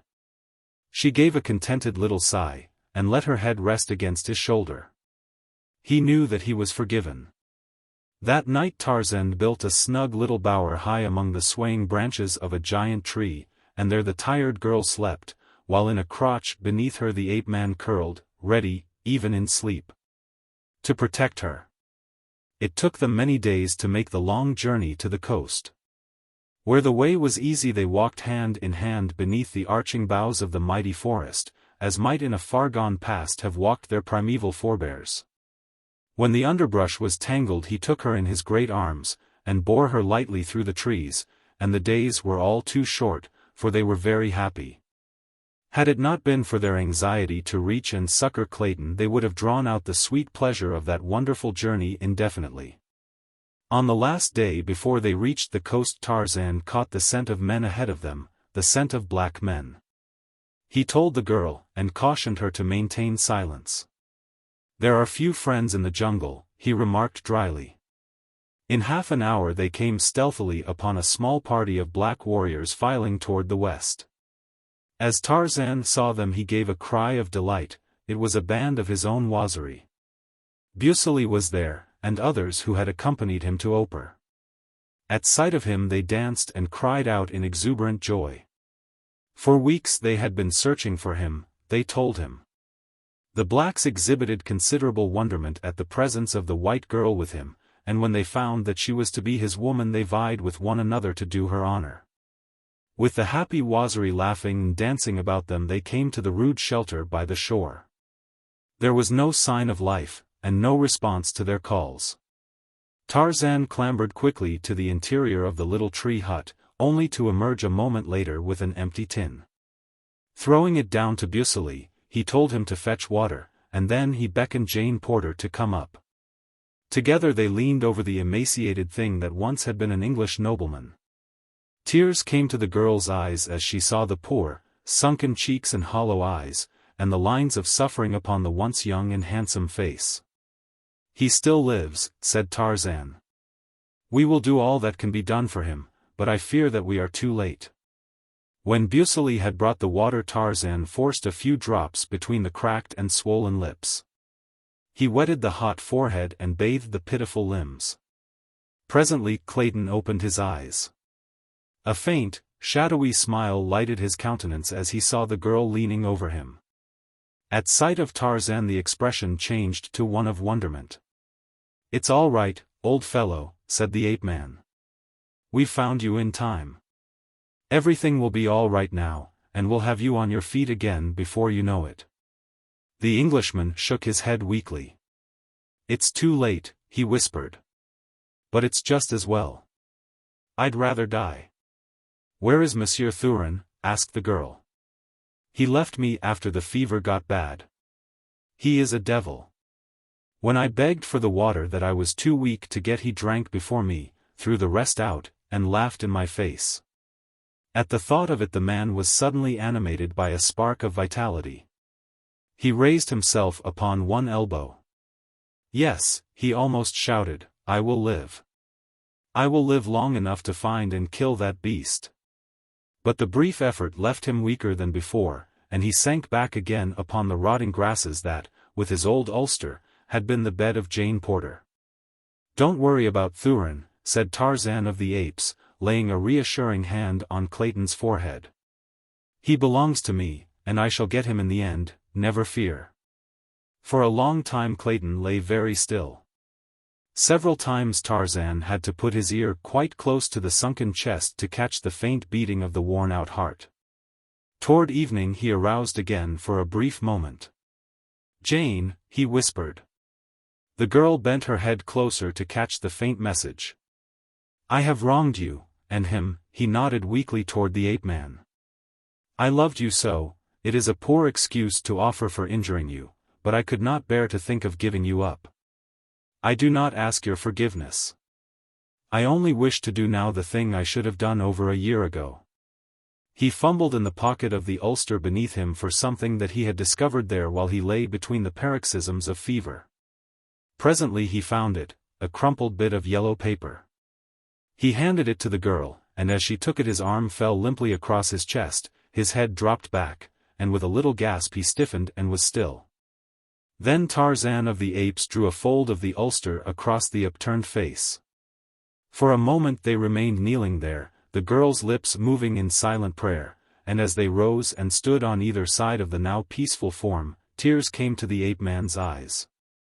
For through the anguish that his own heart had suffered he had learned compassion for the suffering of others. Through her own tears the girl read the message upon the bit of faded yellow paper, and as she read her eyes went very wide. Twice she read those startling words before she could fully comprehend their meaning. "Fingerprints prove you Greystoke. Congratulations. Darn it." She handed the paper to Tarzan. "And he has known it all this time," she said, "and did not tell you?" "I knew it first, Jane," replied the man. "I did not know that he knew it at all. I must have dropped this message that night in the waiting room. It was there that I received it." "And afterward you told us that your mother was a she-ape, and that you had never known your father?" she asked incredulously. "The title and the estates meant nothing to me without you, dear," he replied. "And if I had taken them away from him I should have been robbing the woman I love, don't you understand, Jane?" It was as though he attempted to excuse a fault. She extended her arms toward him across the body of the dead man, and took his hands in hers. "And I would have thrown away a love like that," she said. Chapter 26. The Passing of the Ape-Man. The next morning they set out upon the short journey to Tarzan's cabin. For Waziri bore the body of the dead Englishman. It had been the ape-man's suggestion that Clayton be buried beside the former Lord Greystoke near the edge of the jungle against the cabin that the older man had built. Jane Porter was glad that it was to be so, and in her heart of hearts she wondered at the marvelous fineness of character of this wondrous man, who, though raised by brutes and among brutes, had the true chivalry and tenderness which only associates with the refinements of the highest civilization. They had proceeded some 3 miles of the 5 that had separated them from Tarzan's own beach when the Waziri who were ahead stopped suddenly, pointing in amazement at a strange figure approaching them along the beach.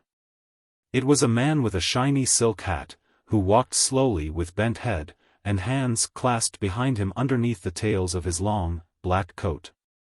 At sight of him Jane Porter uttered a little cry of surprise and joy, and ran quickly ahead to meet him. At the sound of her voice the old man looked up, and when he saw who it was confronting him he, too, cried out in relief and happiness. As Professor Archimedes Q. Porter folded his daughter in his arms, tears streamed down his seamed old face, and it was several minutes before he could control himself sufficiently to speak. When a moment later he recognized Tarzan, it was with difficulty that they could convince him that his sorrow had not unbalanced his mind. For with the other members of the party he had been so thoroughly convinced that the ape-man was dead it was a problem to reconcile the conviction with the very lifelike appearance of Jane's forest god.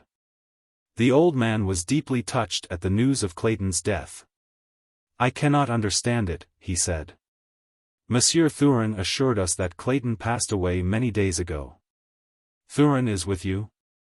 asked Tarzan. "Yes. He but recently found us and led us to your cabin. We were camped but a short distance north of it."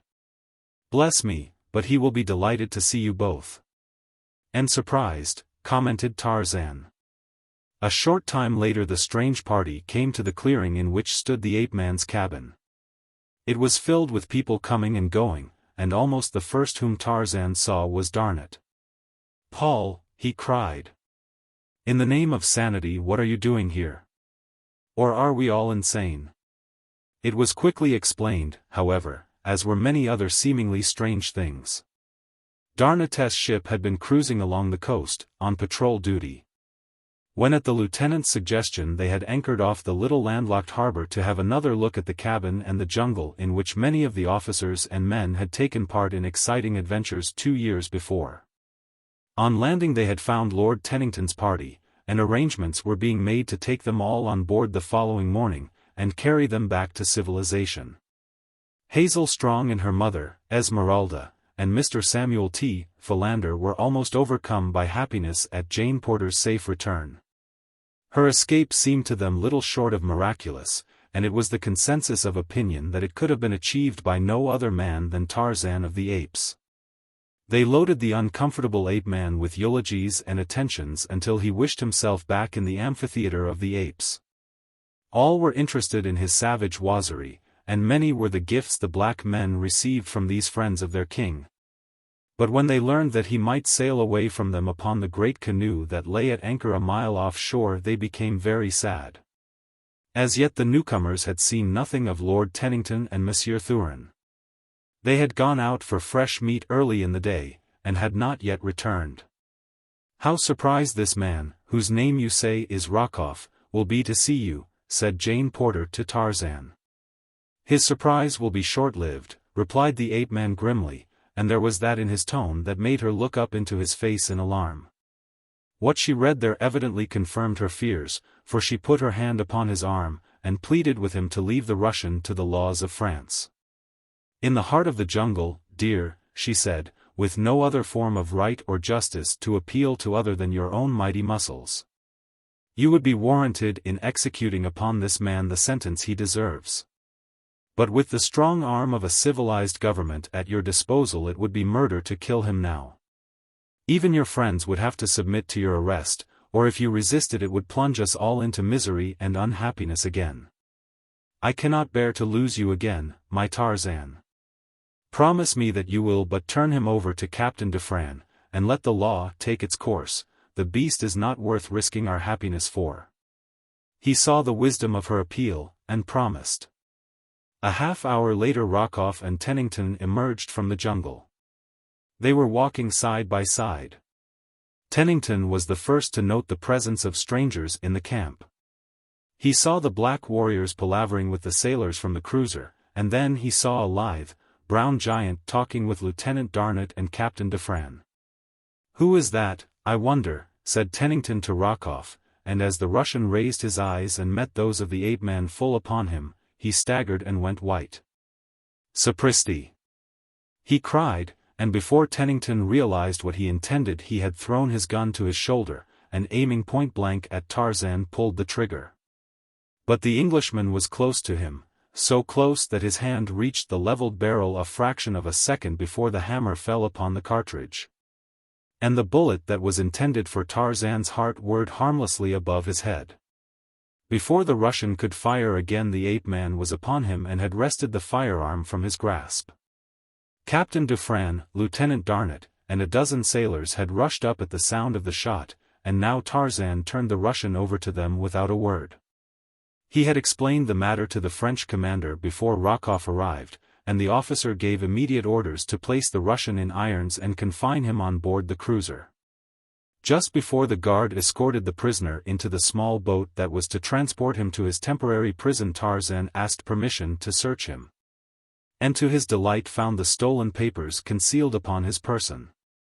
The shot had brought Jane Porter and the others from the cabin, and a moment after the excitement had died down she greeted the surprised Lord Tennington.